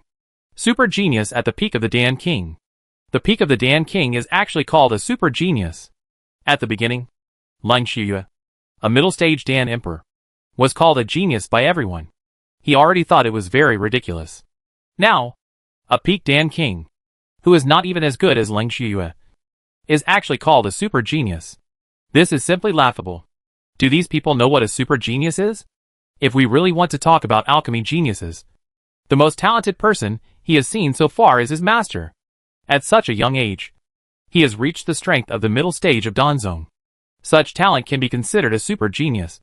Okay, this Xiahou Wanyan, just promoted to the peak of Dan Master. But they are so happy. Just a peaked Dan King makes them look up to her. If they knew that the master was a middle-stage Danzong, wouldn't they be scared to death? These frogs in the well are really sad. However, when the surroundings suddenly became quiet, the demon Martin realized that he had laughed out loud. He remembered that he could not speak yet. In front of others, he was just a pet with no killing power and could only act cute. The demon Martin was so scared that he immediately covered his mouth and buried his whole face in Su Maoyang's arms, revealing only his furry fat butt, escaping from everything outside. But the sudden laugh still made everyone present look at Su Maoyang strangely. Xiahou Wanyan's face darkened, staring at Su Maoyang angrily, and asked, "Were you laughing just now?" The spearhead suddenly pointed at himself, and Su Maoyang was speechless in his heart, and he pinched the demon Martin's fat but hard from below. It was all because of this fat Martin. She had always been low-key and tried to make everyone ignore her existence.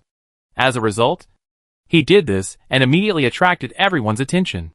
The demon Martin was grimacing, rubbing her fat buttocks in pain, and muttered in her heart, "Woman, you are too harsh. You are going to pull my buttocks off." At this time, Su Maoyang had no time to pay attention to the demon Martin's protest. Facing Xiahou Wanyan's gloomy face, she felt helpless. She knew that the laughter just now not only attracted her attention, but also made her angry. It was just that the demon Martin was pretending to be an ostrich, and everyone thought that the sound just now was made by her. Knowing that there was no way to perfunctory it, Su Maoyang had to bite the bullet and lie. "It's not a laugh. I just felt uncomfortable in my throat and coughed twice." "Humph! Who are you fooling? I clearly heard you laughing just now." "What? Are you laughing at me? Not as good as Xiahou Qingyi?"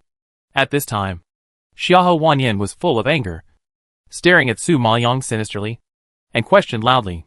Su Maoyang didn't want to cause trouble, so he quickly explained, "Miss Xiahou misunderstood.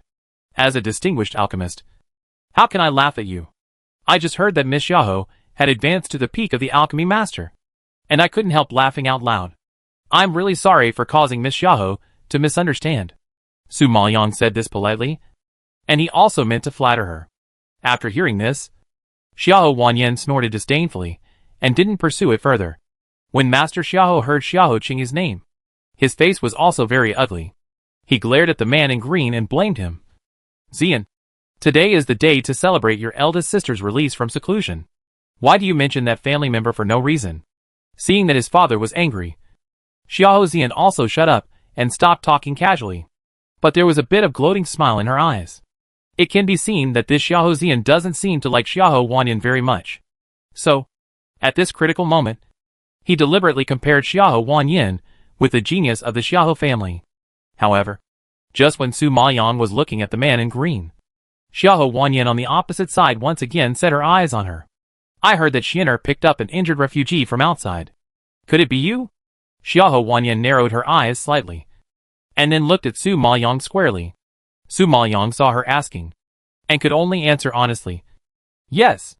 Seeing her admit it, Xiahou Wanyan frowned slightly, sullenly, and snorted coldly. "So it was you. I heard that Xianer gave you all the Yuanling pills I gave her in order to save you. Is this true?" Hearing this, everyone present was shocked, and their eyes fell on Su Maoyang again. This Yuanling pill was made from herbs bought at a high price by the Xiahou family. Xiahou Wanyan also spent a lot of effort and hard work. Such a precious pill was actually given to a stranger by Xiahou Wanxian. It was simply absurd. Upon hearing such news, even Master Xiahou was furious and asked Xiahou Wanxian loudly, "Is what your elder sister said true?" Xiahou Wanxian shrank her head after being yelled at. "Yes. Asshole." Master Xiahou saw this and slapped his palm on the table, making a loud noise, shocking everyone present to hold their breath. Seeing her father angry, Xiahou Wanxian hurriedly explained, "Dad, Su Imo was injured too badly at the time. The doctor said that she would be paralyzed in bed. How could I bear to see her become a useless person? Anyway, I don't need the elixir now. Wouldn't it be good to use it to save people?" Hearing this, Master Xiahou was even more angry. "Do you know how much effort your eldest sister spent on the elixir, and how much money the Xiahou family spent? You still dare to tell me to save people? Dad, don't blame Xianer.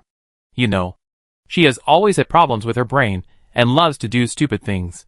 Now she met a liar who cheated her of the elixir, and she is counting the money for him. Xiahou Wanyan sneered sarcastically, and stared at Su Moyang. Chapter 1031. Get her out. As soon as Xiahou Wanyan finished speaking, everyone frowned and stared at Su Moyang unhappily. It was obvious that everyone had a lot of opinions about her. Su Moyang knew about this matter, and it was probably Shui Lu who reported it to Xiahou Wanyan. Now that Xiahou Wanyan had exposed it, it could be said that she had attracted enough hatred. Miss Xiahou, I'm sorry for causing trouble to the Xiahou family. But Su Moyang wanted to explain. But who knew that she was interrupted by Xiahou Wanyan before she finished speaking? Humph. Since you know that you are causing trouble for the Xiahou family, why did you accept the pill? Xiahou Wanxian saw that her elder sister had misunderstood, and immediately explained, Sister, I forced the pill on her. It has nothing to do with her. Don't wrongly accuse a good person. Hee. Good person? If she is really a good person, and really feels that she is causing trouble for the Xiahou family, she should leave the Xiahou family now. Xiahou Wanyan obviously did not believe Wanchuan's words, and refuted sarcastically. When Xiahou Wanxian heard that she was going to kick Su Moyang out, she turned pale with fear and said in panic, Sister, she is an orphan, without relatives, displaced, and now seriously injured. Where do you want her to go? A girl wandering outside without the ability to resist? Won't she be bullied? Xiahou Wanyan was not as kind as her, and snorted coldly. She can get out of bed and walk now, and can take care of herself. Do you have to take care of her for the rest of her life just because you saved her? When Master Xiahou heard this, he also nodded in agreement, frowned, and said seriously, Xian, your sister is right. Our Xiahou family never keeps idle people. Miss, you should leave as soon as possible. Dad, it's too cruel to drive Su Mo away like this. I get along with her, so let her stay. Just think of it as me asking Dad for a personal maid. Isn't that enough? Xiahou Wanxian saw that her elder sister and father were both in the same attitude and wanted to drive Su Mo out. So she begged anxiously. Master Xiahou was dissatisfied. You already have a personal maid. Xiueliu, what do you need a maid for? Xiahou Wanxian was a little dissatisfied when she heard this, and retorted aggrievely, Doesn't my elder sister also have 2 personal maids? When my elder sister wants a maid, you agree. But when I want a maid, you oppose it. You are clearly partial. Master Xiahou was immediately blocked by her, and couldn't say anything. He was so angry that his face turned blue. You bastard.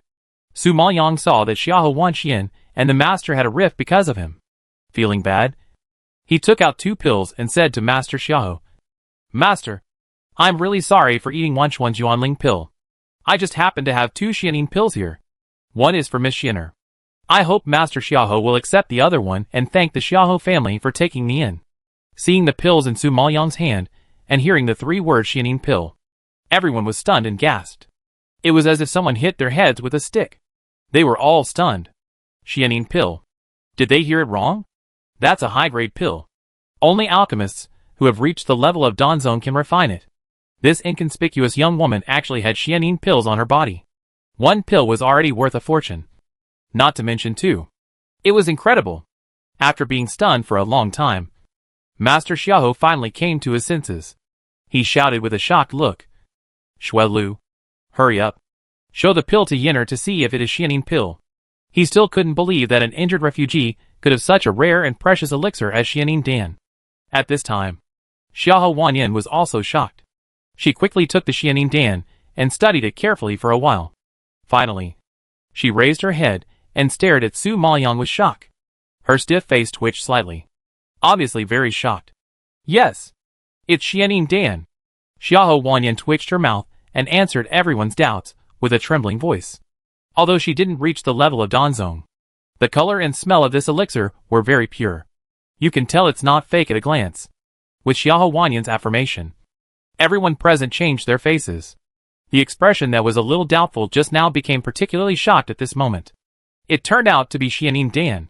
Master Xiahou stared at Su Moyang with a torch-like gaze, excited in his heart, with a gleam in his eyes, and asked loudly, Where did you get this elixir from? He didn't think that this elixir was made by her own hands. The woman in front of him was about the same age as his daughter.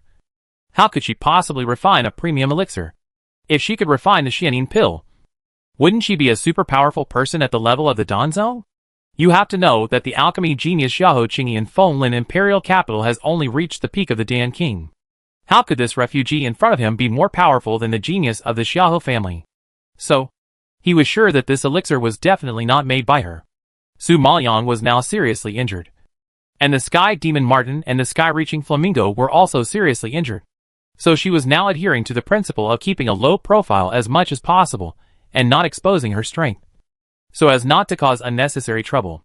Hearing the question from Master Xiahou, she had to make up a reason and perfunctorily said, I saw the two forces fighting before, and then both sides were defeated, and a large number of people died. I am an orphan, wandering around to make a living. I like to pick up garbage and search corpses, hoping to find some good things, sell them for a good price, and make a living. So, I accidentally found these two pills. After hearing this, everyone suddenly realized, although the experience was a bit bizarre, it is not uncommon for beggars to pick up treasures. It can only be said that this woman is too lucky to pick up a premium pill. Although the Xianin pill cannot heal injuries like the Yuanling pill, it can force people to improve their strength. It is a very useful treasure in battle, and is deeply sought after by the strong. This is something that thousands or tens of thousands of Yuanling pills cannot compare to. Xiahou Wanxian used a Yuanling pill to exchange for 2 Xianling pills. Such good luck. She was so angry that she made others envious. Even Xiahou Wanyan was jealous at this moment. She didn't expect that her stupid and naive sister would get such a big benefit by accident. It was really depressing. Xiahou Wanxian didn't know much about elixirs. Nor did she know the value of Xianin pills. When everyone was shocked by the elixir, her focus was on Su Maoyang's tragic experience. Su Mo. You used to live by picking up garbage and searching for corpses? Su Maoyang made up this lie and had to bite the bullet and admit it. Yeah. Oh my god. I can't imagine how you have been through all these years. Xiahou Wanchuan's heart was clenched when she learned about her experience. Thinking that if she was driven out of the Xiahou family, and had to live such a miserable life again, she was anxious and looked at Master Xiahou again, begging, Dad? Su Mo is too pitiful. She has also taken 2 elixirs as compensation. Just let her stay. There are more maids in the mansion, and they can't eat much. Chapter 1032 Mysterious Underground Exchange. Master Xiahou softened his attitude for the sake of the pills. He frowned and said, Forget it. Since you insist, let's keep her. No matter how poor the Xiahou family is, they can still afford to raise a maid, as long as she behaves well and doesn't cause trouble. It's okay. Xiahou Wanxian got her father's consent and almost jumped up with joy. She grabbed Su Maoyang's hand and said excitedly, Su Mo, my father allows you to stay. You can stay in the Xiahou family to recuperate in the future. The demon Martin in Su Maoyang's arm sneered. If it weren't for the 2 Xianin pills, her father would not be so kind to keep her master. Master Xiahou should know that the value of the Xianin pill is more than enough to support not only a maid, but also his entire family.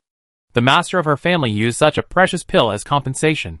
Unless Master Xiahou was stupid, he would drive her away. However, Master Xiahou's face made people feel a little uncomfortable. He had obviously gotten an advantage, but he pretended to be embarrassed on the surface, as if he had done a great deed. Su Maoyang actually saw the scene, but for Xiahou Wanchuan's sake, she was too lazy to care. She really needed a place to heal and practice in peace. As long as she achieved her goal, the process would be ignored. At this time, Xiahou Wanyan saw Xiahou Wanchuan's excitement and heard the envious comments of her elder and second brothers. She suddenly looked depressed. Originally, tonight was a dinner party to celebrate her successful promotion to the peak of the alchemist. But after all the twists and turns, Xiahou Wanxian stole the limelight. Now everyone is envious of Xiahou Wanxian for having the Xianin pill, and all the attention is on her. On the contrary, she, who makes pills with her strength, is ignored. Thinking of this, Xiahou Wanyan clenched her fingers in anger. Because of the Xianin pill, Master Xiahou was in a good mood. He was still talking and laughing at the dinner party. He didn't let the children go until it was very late. After coming out of the hall, Xiahou Wanxian kept pulling Su Maoyang. Although her face was excited, her tone was a little apologetic. Su Mo, although my father agreed to let you stay this time, it's still unfair for you to be a maid. Su Maoyang said indifferently. You saved my life, and the Xiahou family took me in. What's the matter with being a maid? Not to mention that you never treated me as a maid. Su Maoyang never cared about these false names. No matter what she was, as long as she could settle down to heal her injuries and practice, it was more important than anything else. Besides, Xiahou Wanxian is very kind and treats servants very well. She likes to do everything by herself and rarely orders servants around. During this period, when I was injured, she was still busy taking care of me. Obviously, she didn't treat me as a maid at all. Therefore, Su Maoyang was still very relieved to be with her. At present, the most important thing for her is not to care about her identity, but to find an opportunity to go out and buy some spiritual stones and medicinal materials. However, she is not familiar with the Maple Forest Empire and doesn't know where to start. Thinking of this, she looked at Xiahou Wanxian and asked, "Xianer, I just arrived in Yuxing Town and don't know much about the situation here. What forces do you have here?"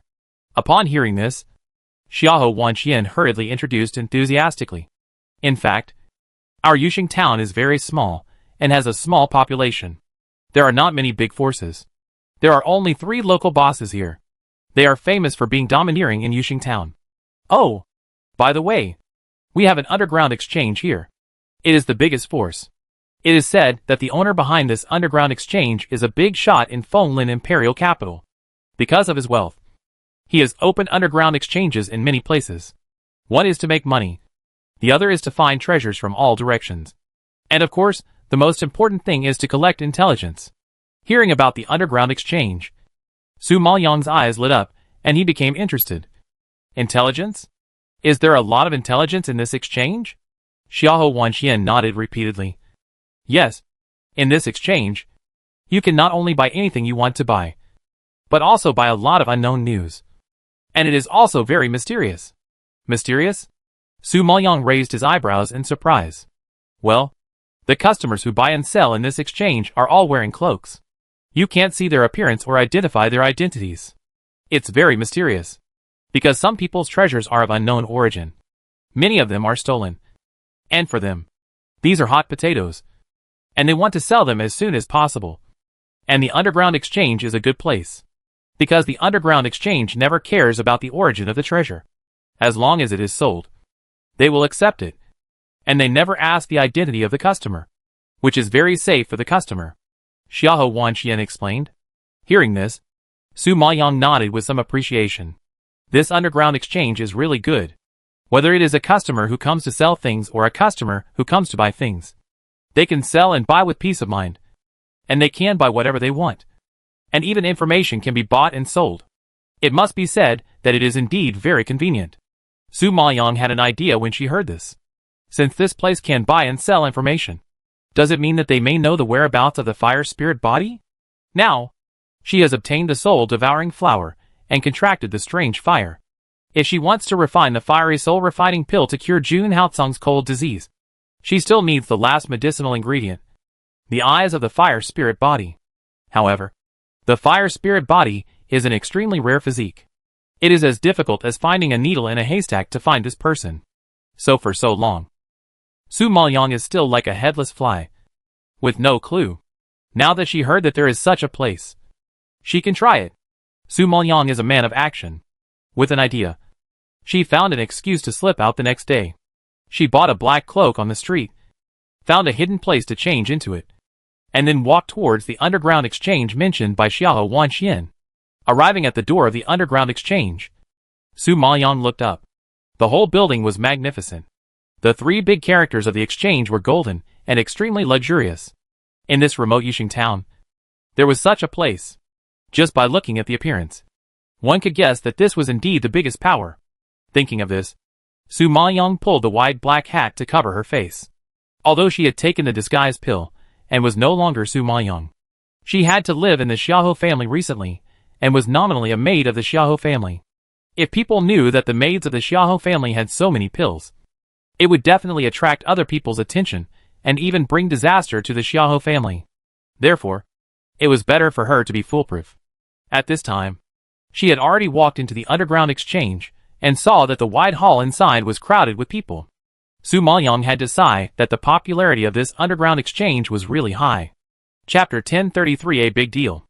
At this time, A man in a black gown came from a distance. When he saw Su Maoyang, he bowed respectfully and said, "Sir, are you buying or selling something?" Su Maoyang deliberately answered in a hoarse voice, "I want to buy something." The man in black nodded in understanding, extended his hand respectfully, and made a gesture of invitation to the passage on the left. "Sir, please come this way." Su Maoyang nodded slightly and followed him to the passage on the left. After passing through the winding passage, Su Maoyang saw that there were many rooms inside. Each room was tightly closed and looked very hidden. Just as Su Maoyang was looking at these rooms, a door suddenly opened. I saw a man in a cloak coming out from inside.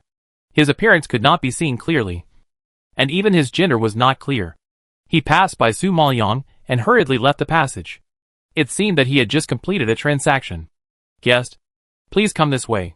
At this time, the black-clad man in front had opened a room for her and invited her in. Su Maoyang nodded and walked into the room quickly. The room was actually a pawn shop, but it was very closed and tight, and a little dark, and the atmosphere was indeed a little mysterious. In front of her was a high table, and Su Maoyang could just reach the tabletop when she sat on a stool. There were many iron railings behind the table, and there was a window in the middle of the railings, which was probably the window for trading treasures. After Su Maoyang sat down, the black-clad man who led the way closed the door and retreated. At this time, a figure appeared behind the iron railings. Because the light was a little dim, Su Maoyang couldn't see it clearly. But before she could see clearly, the person who came had already asked, "What do you want to buy?" The deep and hoarse voice seemed to be that of an elderly middle-aged man. Su Maoyang replied, "I want to buy spiritual power stones and medicinal materials." The man nodded after pondering. "How many spiritual power stones do you want?" Su Maoyang blurted out without thinking, "As many as you can get." The man inside obviously stagnated when he heard this, raised his head in the dark and glanced at her. Obviously, he had never seen such a big tone, and then sneered, "Spiritual power stones are rare and expensive. Are you sure you can afford this money?" Su Maoyang shook his head slightly. "Money? I really can't afford it." The man frowned when he heard this, and suddenly some anger surged. "You have no money, and you dare to ask for so many spiritual power stones.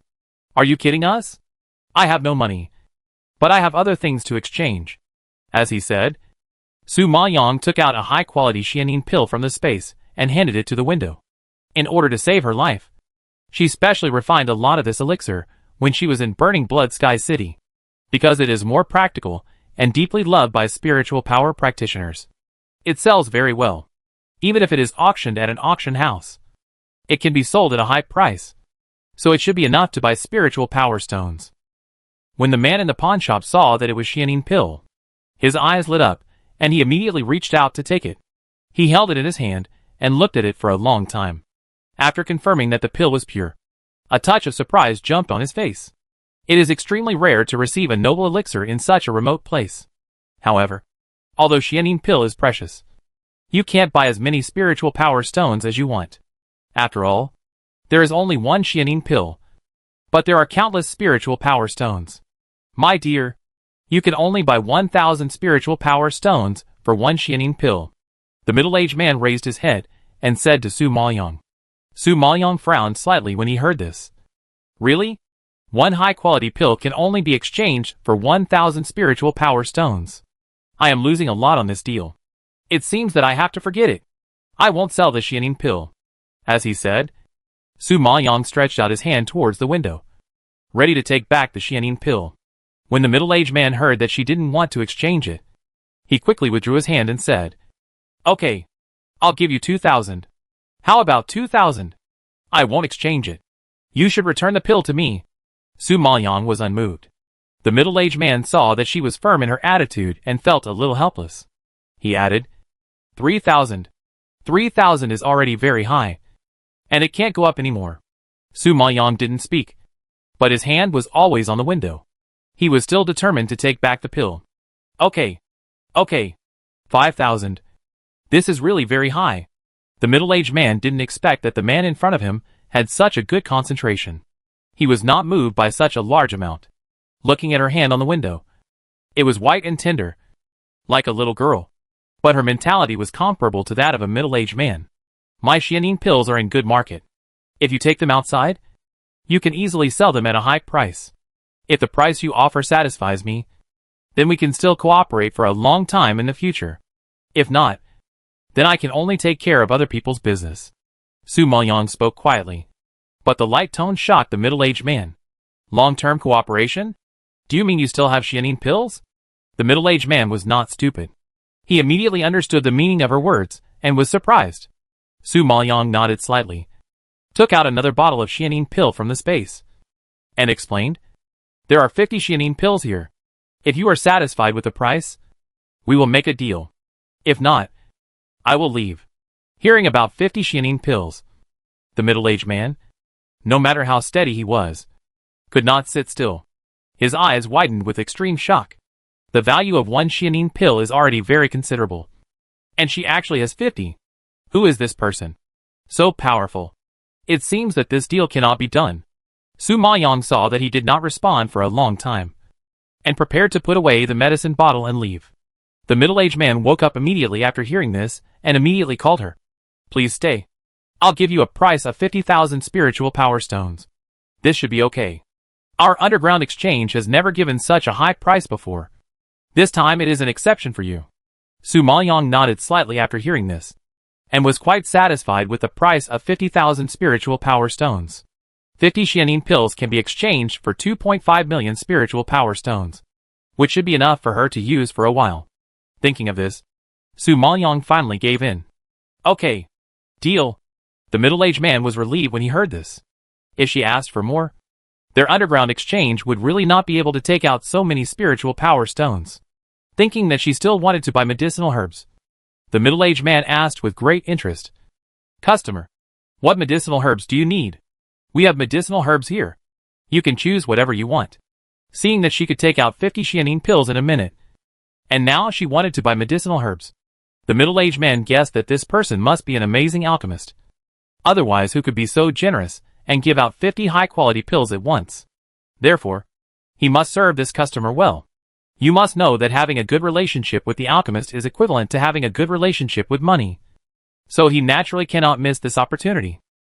Chapter 1034. This question is too difficult. Speaking of medicinal materials, Su Maoyang directly handed him the list he had already made. "Pack it for me according to the medicinal materials and quantities on it." The middle-aged man took the list, looked at the medicinal materials written on it, and then looked up at Su Maoyang with a flattering smile on his face. "Please wait a moment, my guest. I will go to the back to prepare it now." After saying that, he got up and went into the back room. Su Maoyang waited for about half a cup of tea before the middle-aged man came out with a paper bag in his hand. He handed it to Su Maoyang with a smile. "All the herbs are packed according to the quantity specified by the customer. Please count them." Su Maoyang took the herbs and put them in the space without hesitation. "No need. I still believe in the efficiency of your underground exchange." The middle-aged man was even more happy to receive her praise. "Haha. Doing our best for the customers has always been the purpose of our underground exchange. I wonder if the customer has any other needs." Su Maoyang nodded slightly when he heard this, and his face under the black hat was very happy. His face became serious, and he asked in a deep voice, "I heard that you can get information here.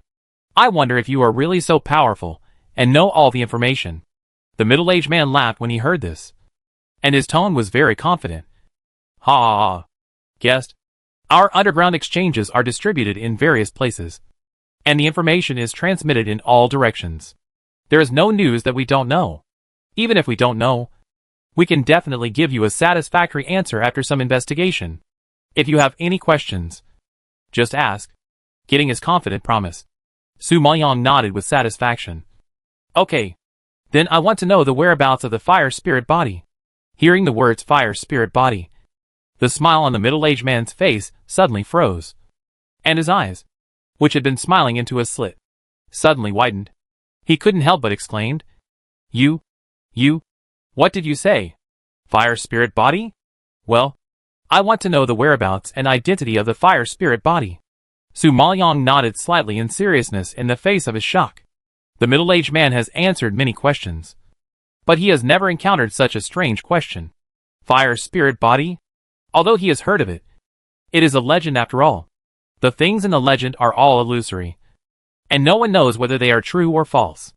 What's more, people with fire spirit body will definitely conceal the truth. If their identities are exposed, they will definitely bring about a fatal disaster. So, the only person in the world who knows about fire spirit body is himself. No matter how powerful their underground exchange is, they don't have a sharp eye that can see through people's physiques. In addition, they have to see through everyone's physique one by one from the vast sea of people, which is simply impossible to accomplish. The middle-aged man just vowed that the underground exchange could solve any problem. But in the next second, he was speechless. Now facing Su Maoyang's question, he felt like he had been slapped in the face.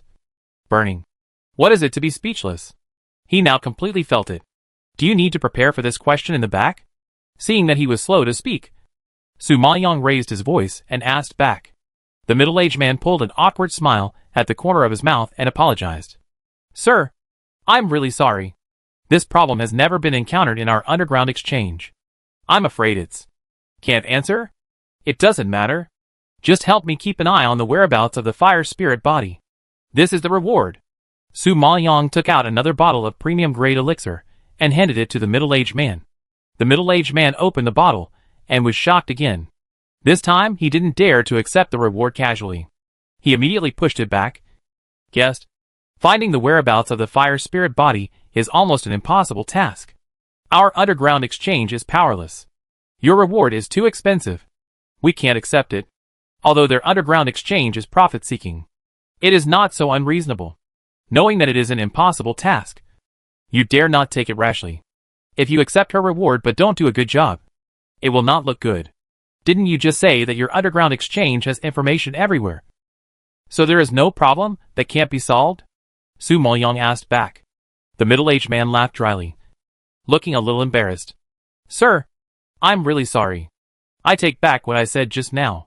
Your question is too difficult. Our exchange really can't meet your needs, so we can't accept this reward. How about this? I'll narrow the scope. You just need to help me investigate whether this fire spirit body is in the Maple Forest Empire. Since your exchanges are distributed in every corner of the Maple Forest Empire, it should be easy to investigate. Su Maoyang saw that he was really in a difficult situation, so he reduced the difficulty and planned to use the elimination method. The middle-aged man was still a little embarrassed. This for them. Even if they investigate people in the Maple Forest Empire, they may not be able to find the fire spirit body. They had only heard about the constitution of the fire spirit body, and did not know how to identify it, which was too difficult. Don't worry. This bottle of pills is here with you. If I really can't find out, I will come to take the pills back. Just go ahead and check it. Su Maoyang comforted. The middle-aged man nodded slightly after hearing this. Okay. This bottle of pills will be temporarily stored with us, and we will find a way to find it for you. Now I will send someone to take you to get the spiritual power stone. After the words fell, the door of the room suddenly opened, and the black-clothed man who had led the way just now came in again and made a gesture of invitation. Thank you very much. I will come again another day if I have the chance. Su Maoyang clasped his fists and stood up, and followed the black-clothed man out of the room. Seeing her leave completely, the middle-aged man quickly stood up, went to the back room, and respectfully clasped his fists. Mr. Gua, what do you think that person is? The old man called Mr. Gua held the medicinal material Qingdan in his hand. His face was solemn. His eyes narrowed slightly. And after a moment of silence, he murmured, I'm afraid he is a great alchemist from the Danzong. What? Danzong? Although the middle-aged man had his own guesses, he was still extremely shocked to hear it from Mr. Gua's mouth. Mr. Gua, why are you so sure? Is it because of the Xianin pill she sold? Mr. Gua shook his head slightly. No. Not only Xianin pill. The herbs she just bought are the formula for refining premium pills. The middle-aged man didn't know as much about refining pills as Mr. Gua, so he didn't quite understand the secret of the herbs list. Now he reacted after hearing this. Mr. Gua said that she bought so many herbs for refining pills? Look at this formula. Look at the proportion of the blending. It must be from a very experienced alchemist. Even if she is not a Danzong alchemist, she must know a Danzong alchemist. So, start investigating quickly. I want to know her identity as soon as possible. Mr. Gua stroked his beard and gave a solemn order. The middle-aged man heard the words and immediately clasped his fists to accept the order. Yes. Chapter 1035 The Local Tyrant in Yuxing Town. Su Maoyang returned to Xiao's house, and went into her room to practice. Although more than 2 million spiritual power stones were not much, they were enough for her to absorb for a while. During this period, she needed to rest because of her injury. So Xiao Wanxian rarely came to disturb her in the past few days, which gave her space to practice. Time passed quickly, and another 10 days passed. With the help of the spiritual power stones, Su Maoyang finally recovered some vitality, and advanced to the middle stage Holy Spirit Master. In such a short period of time, she was promoted by 2 levels, which was very fast. In the past, she had shown amazing talent in the speed of practice. Now that she has practiced an actual combat experience, her speed has reached a terrifying level. If such a speed is spread out, it is obvious that it will definitely cause a big sensation. Therefore, Su Maoyang has always been very vigilant, and is also very careful in practice to prevent others from discovering the secret. At this time, she heard footsteps suddenly coming from outside, and quickly waved her hands to end her practice. Then Xiao Wanxian pushed the door open and walked in. She came up to her with a smile on her face, and said excitedly, "Su Mo, my father gave me my monthly allowance today. Let's go! I'll take you out to buy some decent clothes." Su Maoyang had been wearing her old clothes these days, and Xiao Wanxian felt really bad about it. Now that she had pocket money, she was excited to take her to change her clothes. Su Maoyang didn't want her to spend money, so she waved her hand and refused. "No, these clothes are all wearable. There's no need to waste money." She was living in Xiao's house now, eating her food, using her things, and wearing her clothes.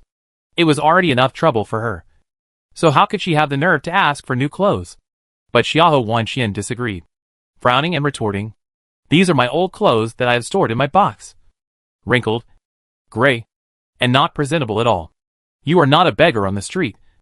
How can you dress like this? Come on, follow me. At least you have to buy 2 clean new clothes." Hearing this, Su Maoyang felt choked up, and a bitter taste rose in her mouth.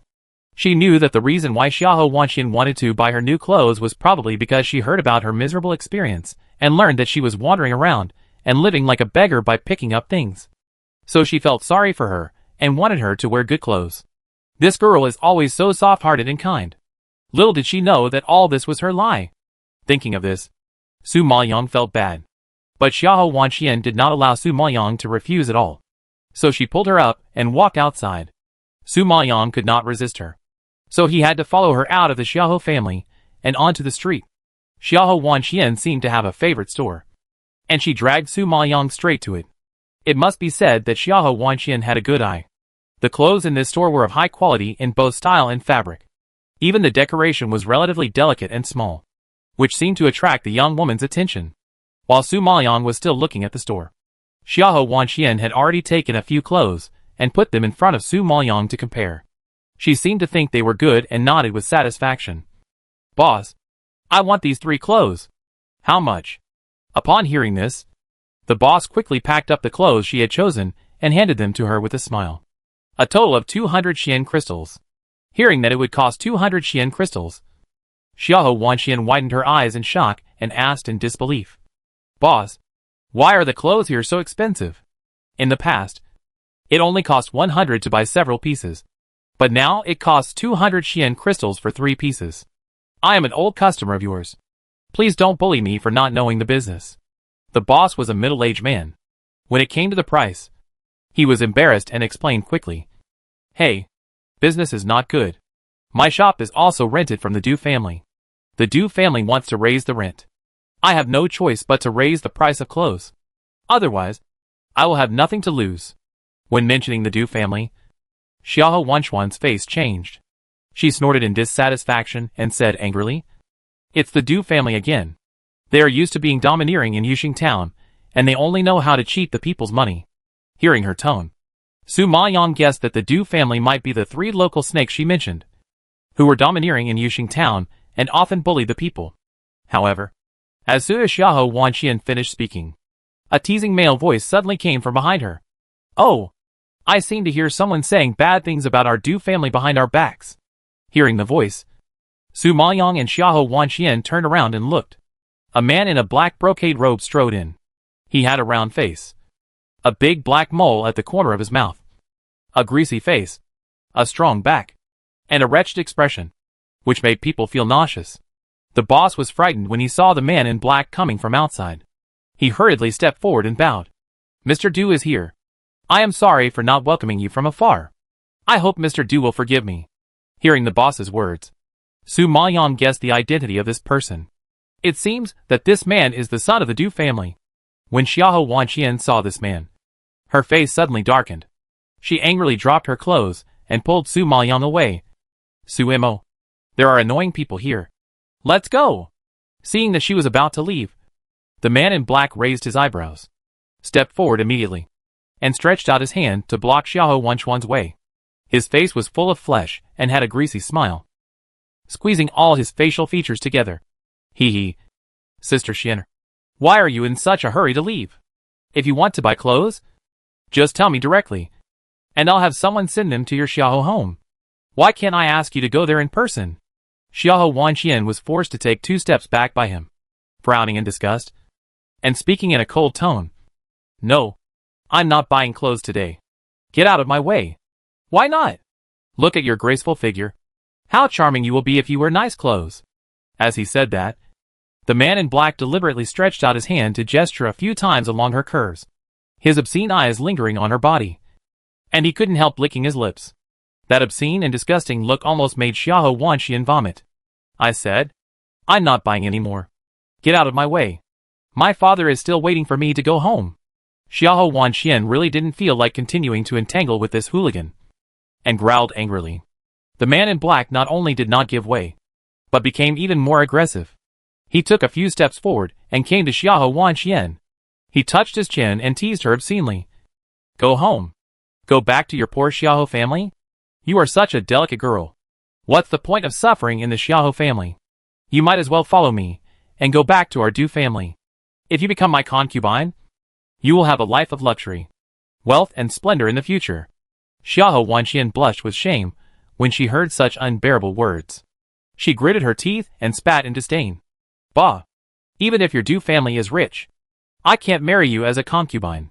I advise you to give up this idea." "Oh, I usually see that Sister Xianer is gentle and kind, but I didn't expect that she has such a fierce side." "Haha. I like it. You are going to be this concubine." The man in black laughed excitedly and stretched out his magic claws to touch Xiahou Wanqian's chest. Chapter 1036 Xiahou Mansion is surrounded. Seeing that the dirty hand was about to touch Xiahou Wanqian, Su Maoyang raised his hand and grabbed his fat wrist fiercely. His cold tone clearly suppressed his anger.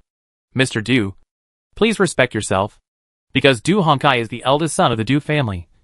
He is used to being a playboy outside, and flirting with a woman is just a common thing. Usually, due to the power of the Du family, everyone dared not interfere when they saw him flirting with women or even robbing women.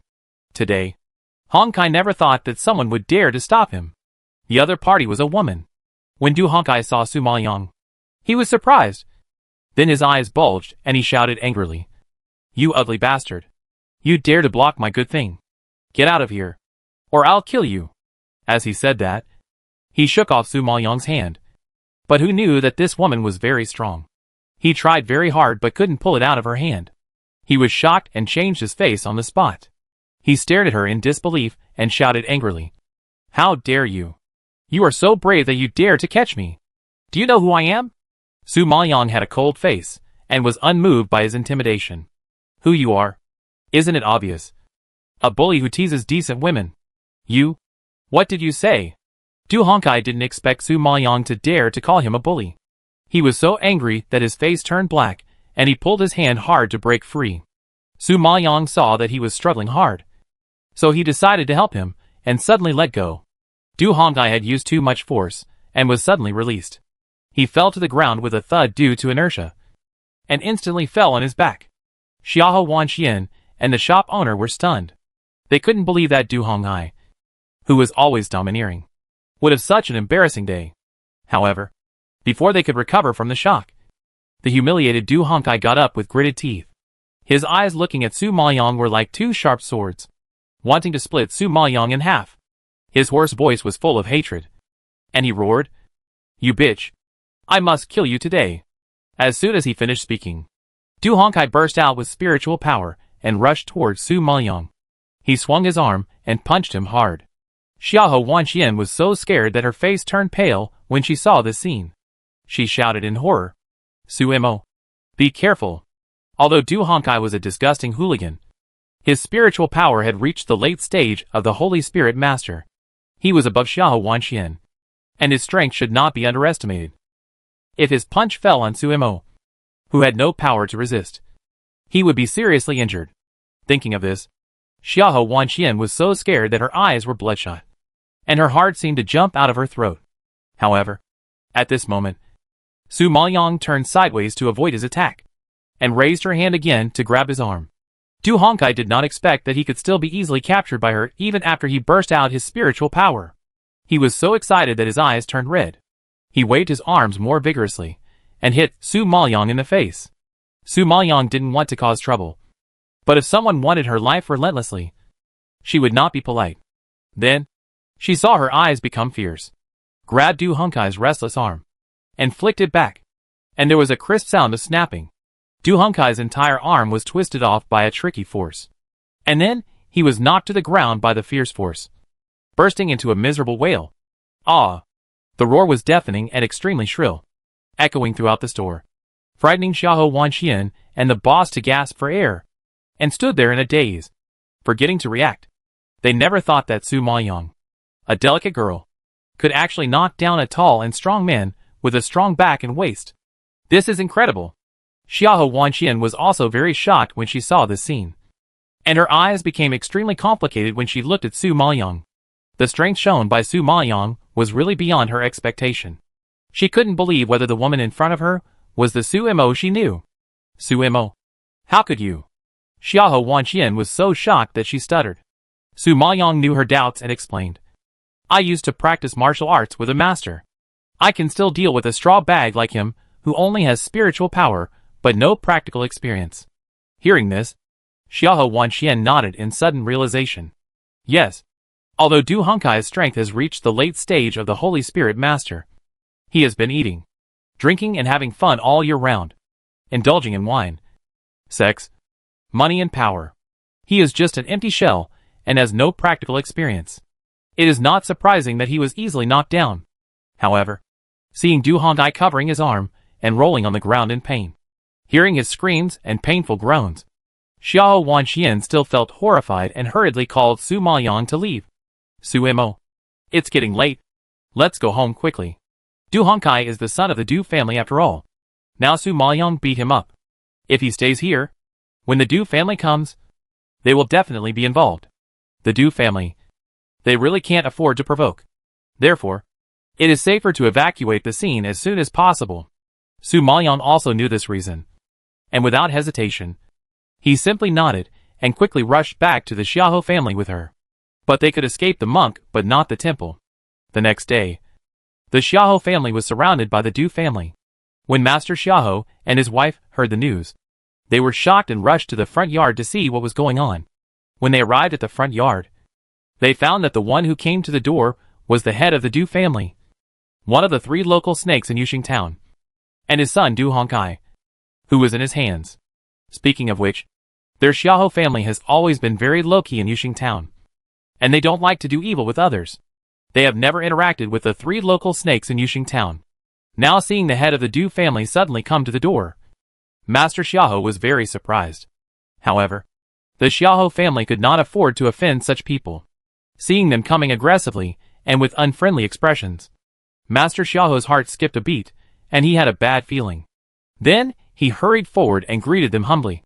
"Master Du, I am sorry for not welcoming you from afar. I hope you will not blame me."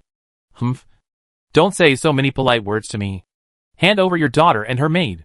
The middle-aged man standing in the front, called Master Du, was wearing a brown gown and looked very similar to Du Hongkai. He was also fat and had big ears, a strong back and waist. One could tell at a glance that the two were father and son. Master Xiahou was somewhat confused by his shouting. After hearing this, he was stunned for a few seconds and asked in confusion, "Master Du, what do you mean by this? What happened to my daughter and the maid?" "Humph! Your daughter and her maid broke my son's arm. And you still have the nerve to ask me what happened. Humph. I have to say this in advance. If you don't hand over your daughter and the maid today, my Du family will never let your Xiaohou family go. Master Du frowned and roared. And his fierce momentum frightened everyone present and made them pale. Chapter 1037. He injured his arm himself. Xiaohou Wanxian broke Du Hongkai's arm. Did they hear it wrong? No matter how big and strong Du Hongkai is, he is also a late-stage Holy Spirit Master, one level higher than Xiaohou Wanxian. How could he have his arm broken by Xiaohou Wanxian? When Master Xiaohou heard this, he frowned and asked in disbelief. Master Du, are you mistaken? Xianer is delicate and has no talent in spiritual power cultivation. Her strength has always been at the bottom. The young master of the Du family is so powerful. How could he be broken by a weak woman? He was halfway through his words when he saw Master Du's face getting uglier and uglier. In the end, he had to swallow the second half of his words because of his power. For the Du family, it was indeed a great shame that Du Hongkai had his arm broken by a delicate girl. No wonder Master Du was so angry. Du Hongkai, who was standing next to Master Du, had his arm bandaged, looking like he was seriously injured. He didn't seem to be lying. Besides, as a grown man, there was no need for him to lie about such a shameful thing. Thinking of this, Master Xiaohou yelled at the housekeeper next to him. Go and call Xiaohou Wanxian and Su Mo to me. I want to interrogate them personally. Master Du personally came to the door and surrounded their Xiaohou family, which was enough to show that the situation was serious and had to be taken seriously. Therefore, no matter what the truth was, he had to ask clearly. The housekeeper received the order, nodded like pounding garlic, and ran to the backyard in a panic. Not long after, Xiaohou Wanxian and Su Moyang followed the housekeeper to the front yard. Du Hongkai saw Su Moyang appear, and immediately pointed at her, shouting excitedly, Dad, it's that maid. She broke my hand. I'm going to cut her into pieces. Hearing this, everyone present looked at Su Moyang.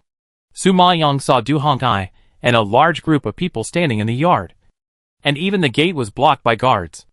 And she already had an idea in her mind. However, just as she and Xiaohou Wanxian arrived at the front yard, Xiaohou Wanyin and her two brothers also rushed over on the other side. They just heard Du Hongkai's accusation. They were all shocked. They looked at Su Moyang in disbelief, and then looked at Master Xiaohou and asked, Dad, what's going on?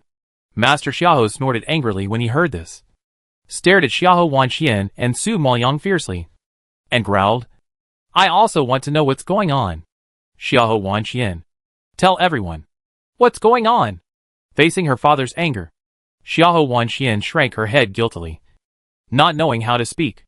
Seeing this, Su Moyang stepped forward and stood in front of her, answering confidently, Master Xiaohou, don't wrongly accuse Wanxian. She is your daughter. You should know her character best. How could a kind-hearted woman who would even rescue small animals and take them home provoke the young master of the Du family? Master Xiaohou believed this without a doubt. Xiaohou Wanxian was too kind and soft-hearted, always liked to do stupid things. So he was angry for her and didn't like her very much. He didn't believe that she took the initiative to provoke the young master of the Du family. Du Hongkai heard Su Moyang's words and gnashed his teeth and shouted, You bitch! It's obviously you two who teamed up to murder me. Don't quibble. Although Xiaohou Wanxian did not do it, you broke my arm with your own hands. This is a fact that is set in stone, and you cannot deny it. Hearing Du Hongkai's righteous accusation, Xiaohou Wanyin, Xiaohou Xian and Xiaohou Gaoan all looked at Su Moyang, and their faces were filled with shock. They never thought that Su Moyang, such a thin and weak woman who was seriously injured, would be so tough and bold. Not only did she dare to provoke the Du family, but she also dared to break the hand of the young master of the Du family. It was incredible. Just when everyone was shocked, Su Moyang sneered twice, raised her eyebrows, stared at Du Hongkai calmly, and said, Mr. Du, don't lie with your eyes open and blame others. I was seriously injured before, and my internal organs and meridians were all shattered. Now I am like a useless person. Everyone in the Xiaohou family knows this. If you don't believe me, you can ask the doctor who treated me to understand my physical condition. How can a useless person break the arm of a late-stage Holy Spirit master like you? Are you not even as good as a useless person?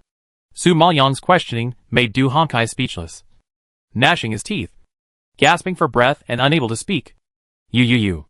Although Du Hongkai is an uneducated and unskilled playboy, he still has this face. How can he admit in front of so many people that he is not even as good as a useless person? This maid in front of him is simply too much. You are a sharp-tongued bitch. You dared to quibble when you were about to die. If you didn't hit me, did I hit it myself? Du Hongkai didn't expect Su Maoyong to be a scoundrel, and refused to admit it. He was so angry that his face turned red.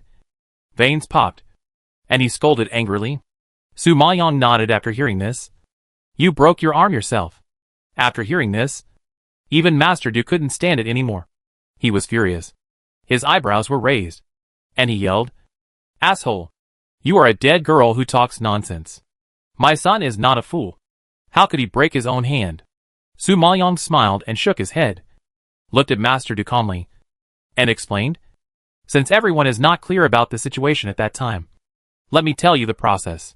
Yesterday, Wan Xian and I went to the store to buy clothes, and Du Hongkai suddenly came up to Wan Xian and tried to force her to marry back to the Du family. Let Wan Xian be his concubine. But Wan Xian didn't like him. So naturally, she didn't want to be his concubine. Everyone knew that Du Hongkai was a rogue who liked to rob women and had harmed countless women. Seeing that Wan Xian refused to obey him, he deliberately injured his arm and framed her, hoping to use this to blackmail the Xiaohou family. At that time, the Xiaohou family would be in the wrong and couldn't afford the huge medical expenses. So they had to let Xiaohou Wan Xian marry into the Du family as his concubine.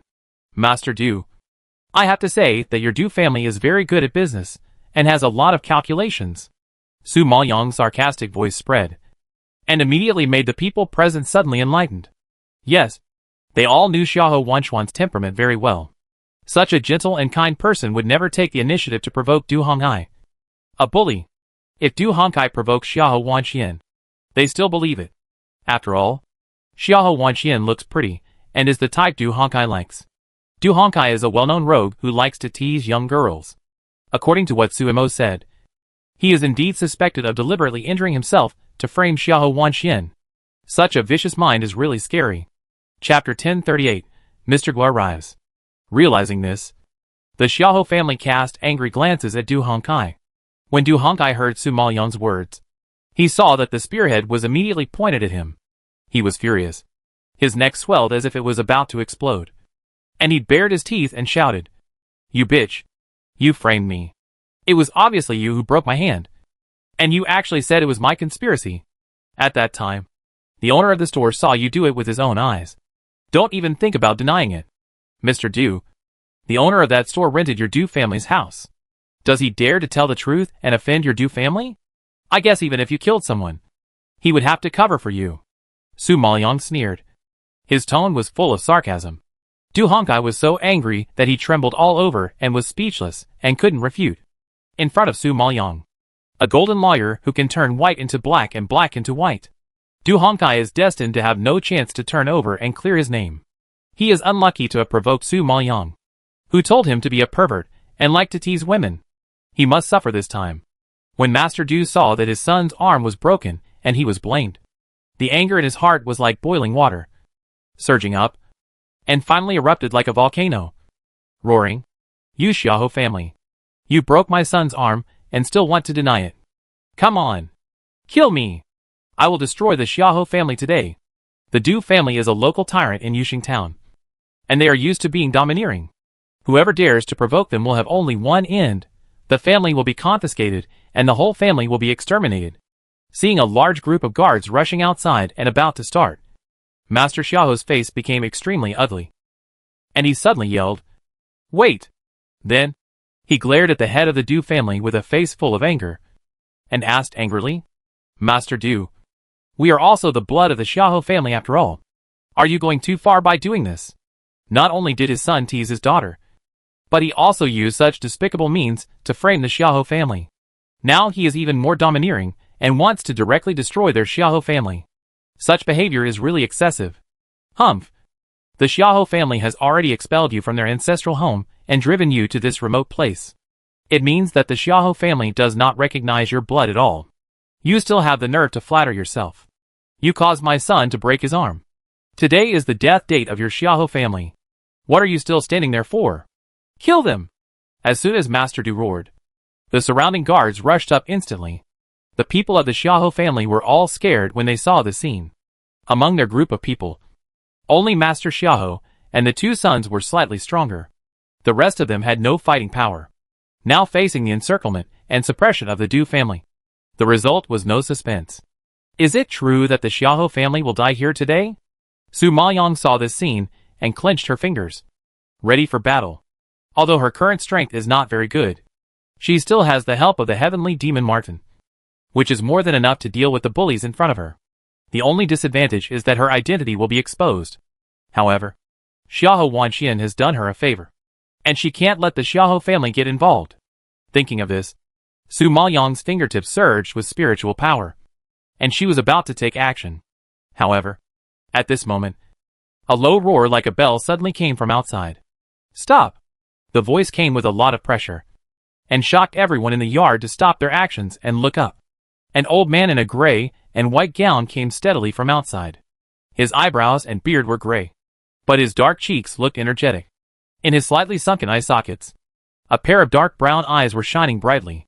His sharp eyes swept through everyone present one by one, and finally fell on the head of the Du family. At this time, the head of the Du family also recognized the identity of the old man. His ferocious aura suddenly subsided, and his face immediately changed to a flattering and respectful smile.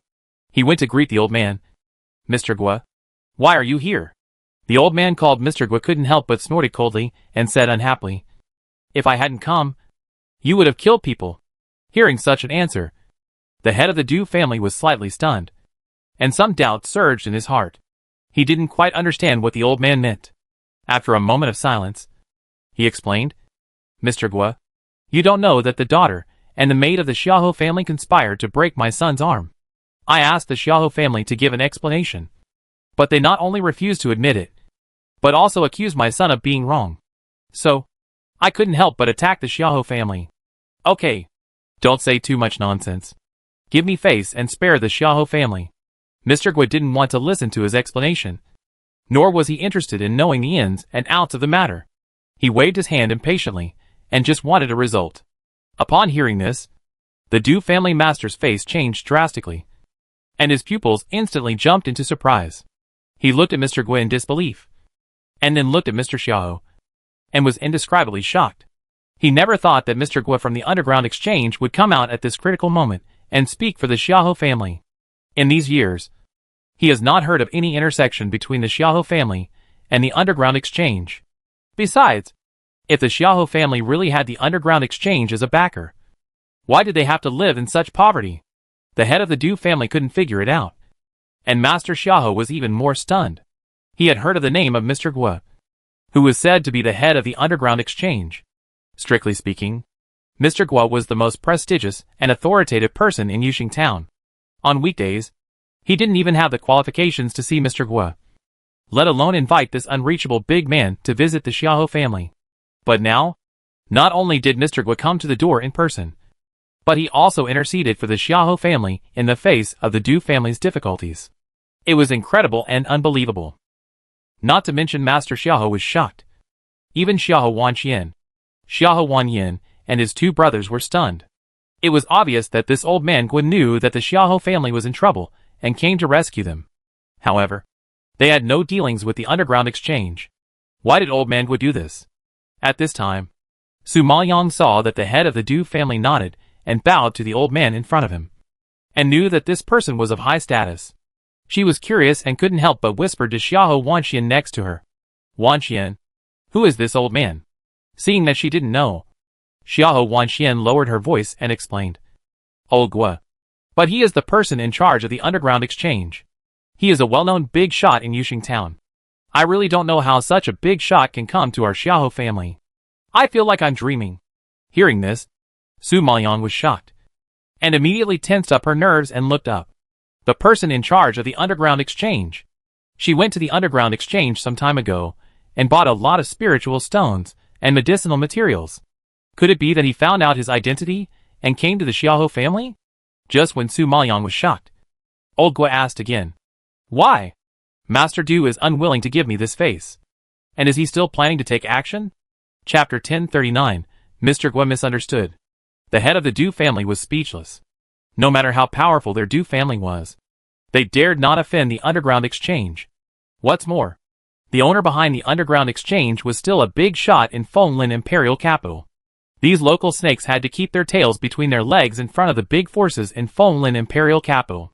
Now, facing the pressure from Mr. Gua, although the head of the Du family was unwilling, he had to bite his teeth and swallow his blood. Forbearing and making concessions. What did Mr. Gua say? We, the Du family, still have to give Mr. Gua face. Today's incident. Just pretend it never happened. Du was rude. Goodbye first. After that, the head of the Du family waved his hand, signaling the people of the Du family to retreat. Du Hongkai saw that his father was going to let the Xiahou family go, and he shouted unconvincedly, "Dad, she broke my hand. Is it just like that? Am I going to suffer in vain?" The head of the Du family saw that he was so ignorant, and he slapped him on the head in anger, and scolded him. "You are already embarrassing enough. Why don't you leave quickly? Having his arm broken by a woman is a great shame." But he dared to shout so loudly, fearing that he was not embarrassed enough. At this moment, knowing that the Xiahou family is protected by the underground exchange, he is still so presumptuous. His son is indeed spoiled. In order not to annoy Mr. Gua, the head of the Du family twisted Du Hongkai's ear and quickly evacuated the Xiahou mansion. Seeing the people of the Du family leave, the atmosphere in the Xiahou mansion eased a little. But facing Mr. Gua in front of them, everyone was still nervous and didn't know how to speak. Master Xiahou approached cautiously, clasped his fists and bowed respectfully. "Thank you, Mr. Gua, for helping us out. If it weren't for Mr. Gua's intervention, our Xiahou family would have been doomed today." Upon hearing this, Mr. Gua waved his hands and said with a smile, Mr. Xiahou, don't thank me. If you want to thank someone, thank yourself for giving birth to a good daughter." When Mr. Xiahou heard this, his expression was startled, and a trace of doubt flashed across his pupils. He asked in confusion, "Mr. Gua, I don't quite understand what you mean." Seeing that he seemed to be unaware, Mr. Gua's smile deepened. He couldn't help stroking his beard, looking at Xiahou Wanyan, and nodded in appreciation. "I heard that your Xiahou family has an alchemist." When they heard this, everyone present reacted.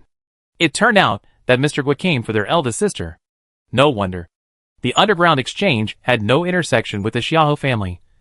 But now Mr. Gua suddenly came to help out, showing great kindness, apparently to please Xiahou Wanyan, who is an alchemist.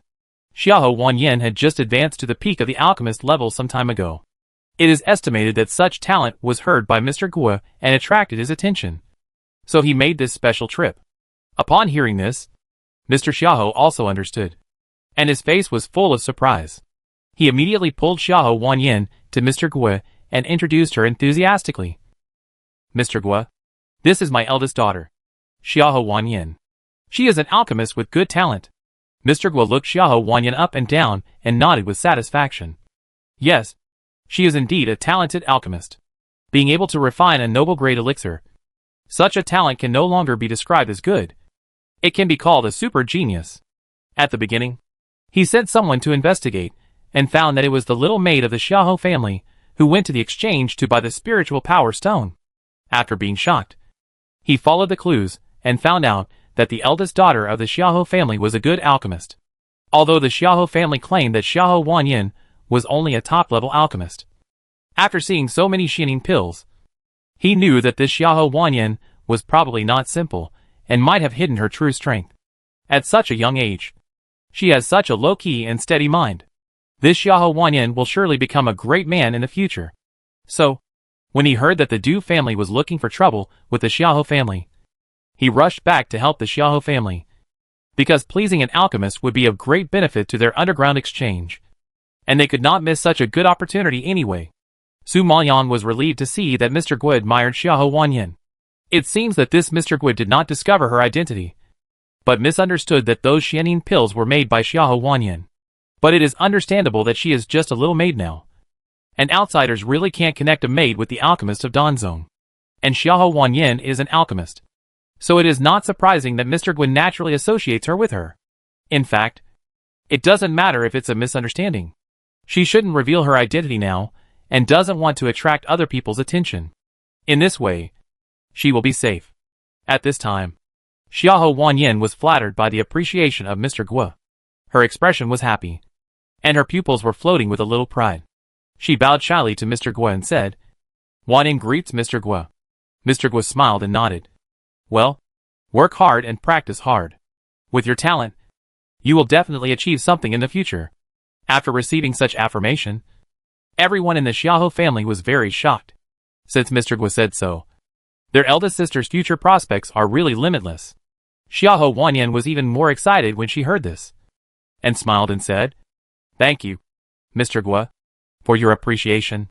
I will live up to your expectations and work hard to cultivate." Seeing her so well behaved, Mr. Guo nodded with satisfaction. I just hope that when Miss Xiahou becomes successful, she can remember our underground exchange, and Mr. Guo will not have come in vain. Wanyan will remember Mr. Guo's kindness in her heart. Xiahou Wanyan smiled and said gratefully. Hearing this, Mr. Guo smiled even more and nodded slightly. The crisis of the Xiahou family has been resolved, and I should go back. I'll take my leave first. After that, Mr. Guo said goodbye to Mr. Xiahou, and then turned and walked out of the door, disappearing from everyone's sight. Master Xiahou was so happy when he saw this scene that he actually laughed out loud. Ha ha ha. Yenner, you really brought honor to your father this time. Even Mr. Guo from the underground exchange looks at you differently. It's really amazing. Xiahou Gaohan also nodded in agreement. Yes, sister. If it weren't for you, our Xiahou family would have died. You are simply the lucky star of our Xiahou family. Hee hee. How can I be a lucky star? As long as Xin'er doesn't cause trouble outside, the Xiahou family won't have to make such a fuss. Xiahou Wanyan covered her mouth and chuckled, glancing at Xiahou Wanxian with contempt. When Master Xiahou heard this, he turned his head and glared at Xiahou Wanxian, and scolded with a stern face. Why are you so disappointing? I don't even ask you to be half as capable as your elder sister. I just ask you to cause less trouble. Why is it so difficult? I really don't know why I gave birth to such a disaster star like you. Chapter 1040. Her soul power is good. Dad, my sister is just like that. Don't blame her. Even if you scold her to death, she can't change. Xiahou Wanyan was proud today and in a good mood, pretending to plead for her. However, the tone was full of sarcasm, which made people feel uncomfortable.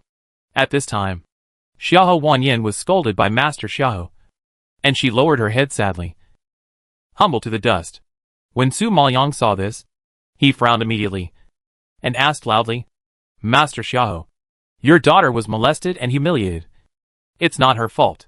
Not only do you not feel sorry for her, but you also blame her. Is there a father like you? Xiahou Wanxian was molested by the bully outside. If she hadn't taken action, Wanxian would have been insulted. As a result, Master Xiahou not only didn't care whether she was hurt, but blamed her for being a disaster. It's enough for him to be a father. Master Xiahou didn't expect a maid to be so presumptuous.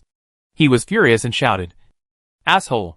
I've already shown you a great favor by letting you stay in the Xiahou family. How dare you blame me? Xiahou Wanxian saw her father getting angry, and was afraid that he would drive Su Maoyang out again. She quickly stood in front of her and admitted her fault. Father, it's all my fault. I shouldn't have provoked the Du family. This matter has nothing to do with Su Mo. She just felt sorry for me and said the wrong thing in a hurry. I didn't mean to offend my father. Humph. You'd better take care of your maid. If she continues to be so presumptuous, the Xiahou family won't tolerate her. When Master Xiahou heard Xiahou Wanxian admit her fault, he snorted coldly and warned her. The demon Martin lying on Su Maoyang's shoulder was so angry that his cheeks puffed up. He arched his body and bared his teeth at him when he heard this. If it weren't for not revealing its identity, it would have rushed up and torn his mouth. What did he mean by relying on his eldest daughter to save the Xiahou family? It was obviously relying on his master. If his master hadn't taken out so many Xining pills, the people in the underground exchange would have looked down on his Xiahou family, let alone come to the door to rescue him. This Master Xiahou. It's fine if he doesn't understand the situation, but he actually treats his master with this attitude, which is really hard to swallow. At this time, Su Maoyang was speaking up for Xiahou Wanxian and wanted to say a few words. But Xiahou Wanxian grabbed her and hurriedly dragged her to the backyard. Forget it. Don't say a few words. This matter is indeed caused by me. If I hadn't had a conflict with Du Hong'ai, you wouldn't have stood up for me, and the Du family wouldn't have come to my door. It's really my fault. Su Maoyong frowned more tightly when she heard these self-blaming words, and retorted disapprovingly. You were molested by Du Hong'ai, and you are obviously the victim. How can it be your fault? It was Du Hong'ai who caused this situation today, not you. Don't take all the responsibility on yourself. But, no matter what, it was indirectly caused by me. It's all because I'm too stupid and too weak, and I always cause trouble for the Xiahou family. Xiahou Wanxian sighed in depression, and seemed to hate herself for not living up to her expectations. Su Maoyong felt bad when she heard this. After this incident, she also saw clearly Xiahou Wanxuan's status in the Xiahou family. Not only was she not valued by her family, she was also disliked by them. Su Maoyong had heard before that the medicinal materials her elder sister usually used to make pills were collected by Xiahou Wanxian in the forest at the risk of her life. But her elder sister was not grateful, and she always liked to add insult to injury, and said some sarcastic words. And Master Xiahou always cared about his eldest daughter, but never cared about Wanxian. The difference in treatment was too obvious. Even if Wanxian didn't say it, she must be hurt in her heart. All this was because she had no strength, so she was always looked down upon. But Xiahou Wanxian grew up to be a strong, optimistic and kind girl in such a harsh environment. No matter how her family treated her, she was dedicated to them. It was rare to achieve this. So, no matter what, her tenacious and optimistic character is still admirable. However, in this world where the strong are respected, everything is based on strength. Xiahou Wanxian has poor spiritual power, and no talent for alchemy. It is indeed difficult for her to gain a foothold in the Xiahou family. The old man Jinjuan in the space knew what Su Maoyong was worried about. This Xiahou Wanxian is her lifesaver, and she will leave the Xiahou family one day. When that happens, Su Maoyong will definitely be worried if Xiahou Wanxian is left alone. Thinking of this, the old man Jinjuan shook his head helplessly, sighed, and kindly reminded, Young master, although Xiahou Wanxuan's spiritual power and mental power are not good, her soul power is quite good. You can let her develop in the direction of soul power. Hearing what the old man Jinjuan said, Su Maoyong's heart was shocked, and she was a little surprised. She knew very well that soul power represented the ability to control beasts. If the soul power is good, it means that Xiahou Wanxian is good at contracting spirit beasts. In fact, her own soul power is much stronger than that of ordinary people, so she was able to contract several spirit beasts before. The stronger the soul power, the more spirit beasts will be contracted, and the higher the level will be. Xiahou Wanxian is weak, has little combat power, and can't make pills, but if she can contract many powerful spirit beasts, she can completely make up for her own shortcomings, and even be more powerful than the strong who cultivate spiritual power. After all, spirit beasts are not only super combat power, but also have terrifying defense capabilities. Compared with humans of the same level, they are naturally slightly better. In addition, Xiahou Wanxian likes small animals very much, and there is an indescribable affinity in the interaction with animals. At first, Su Maoyong only thought she was kind, but now it seems that she is not only kind, but perhaps she has a talent for communicating with animals in her bones. Perhaps, as the old man Jinjuan said, she can develop in the direction of soul power. Time flies, and another 3 days have passed since Mr. Gui came to visit the Xiahou family. The status of the family in Yuxing town has changed dramatically. The news that the underground exchange is the backer of the Xiahou family spread like wildfire throughout Yuxing town.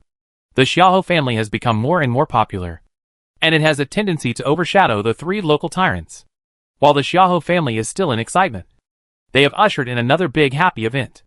On this day, Xiahou Wanxian was in the room, chatting with Su Maoyong, and who knew that the housekeeper suddenly rushed in from outside, panting and reporting, Little miss, go to the front yard quickly. Xiahou Wanxian saw that the housekeeper, who was always steady, was so anxious, and her eyes widened in surprise.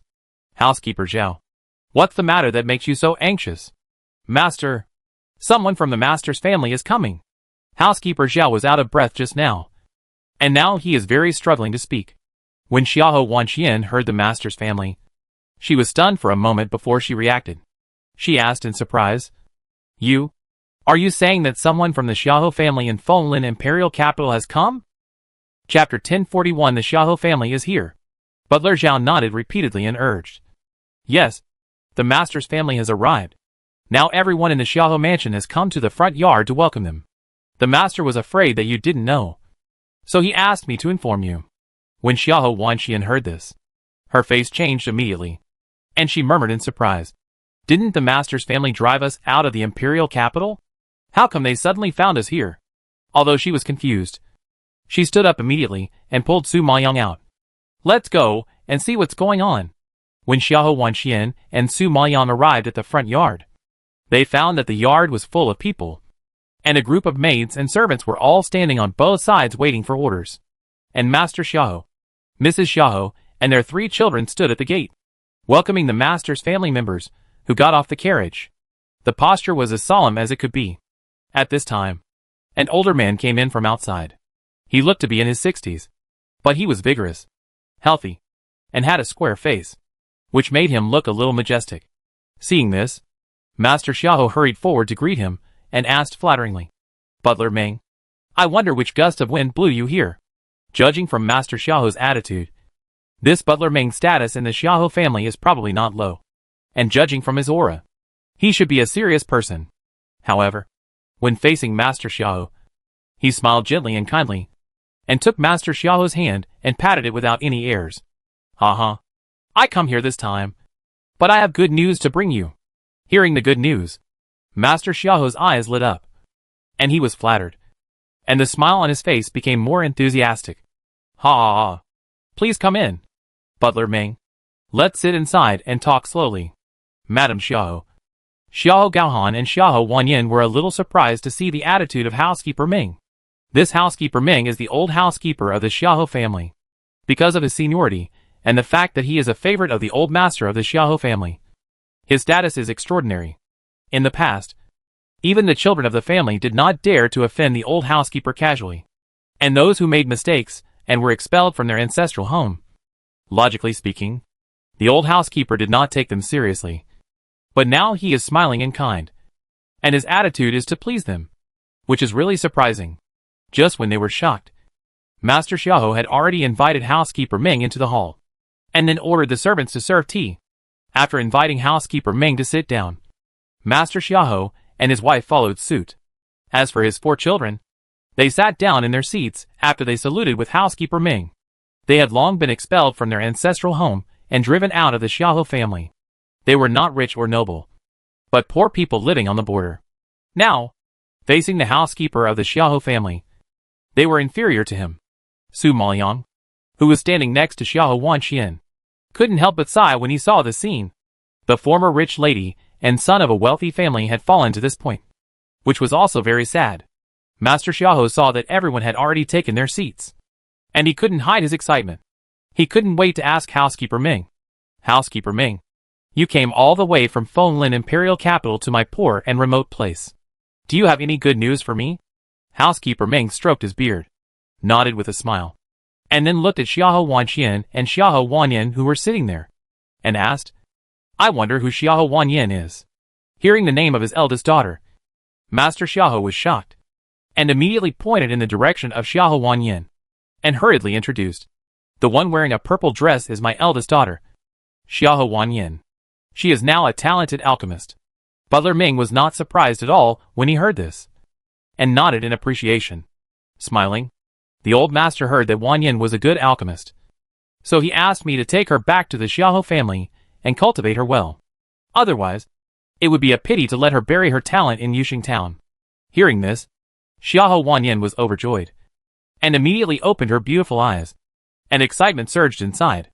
The old master of the Xiahou family actually sent someone to take her back. You know, returning to the Xiahou family means that she can live the life of a rich lady, and no longer have to suffer in a poor place where dogs don't shit.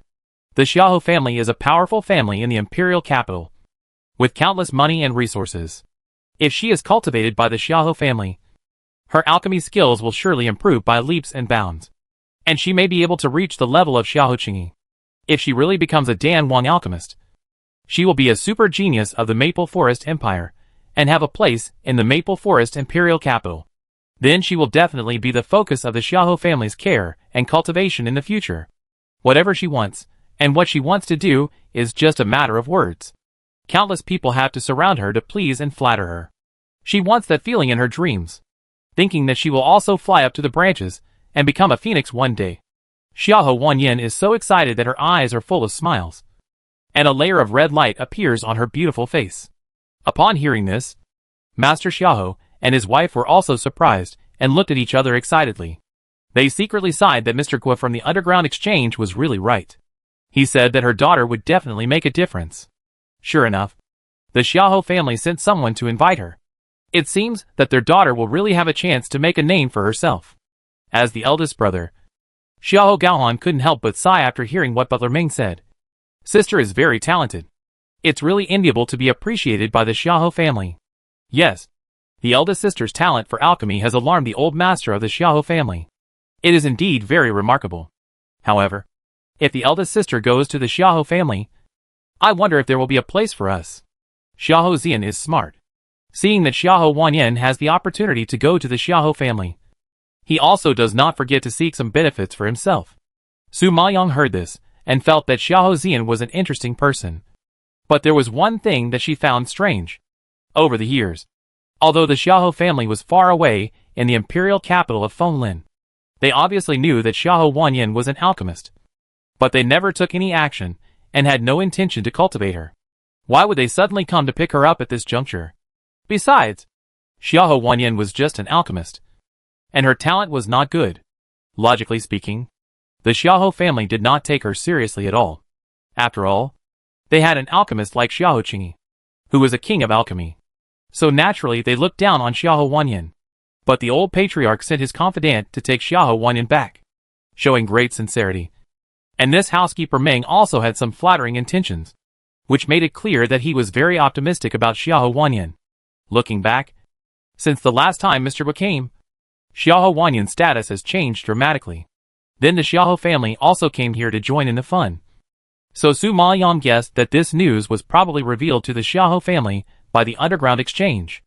The Underground Exchange probably wanted to establish a good relationship with the Xiahou family, so it sold such a favor.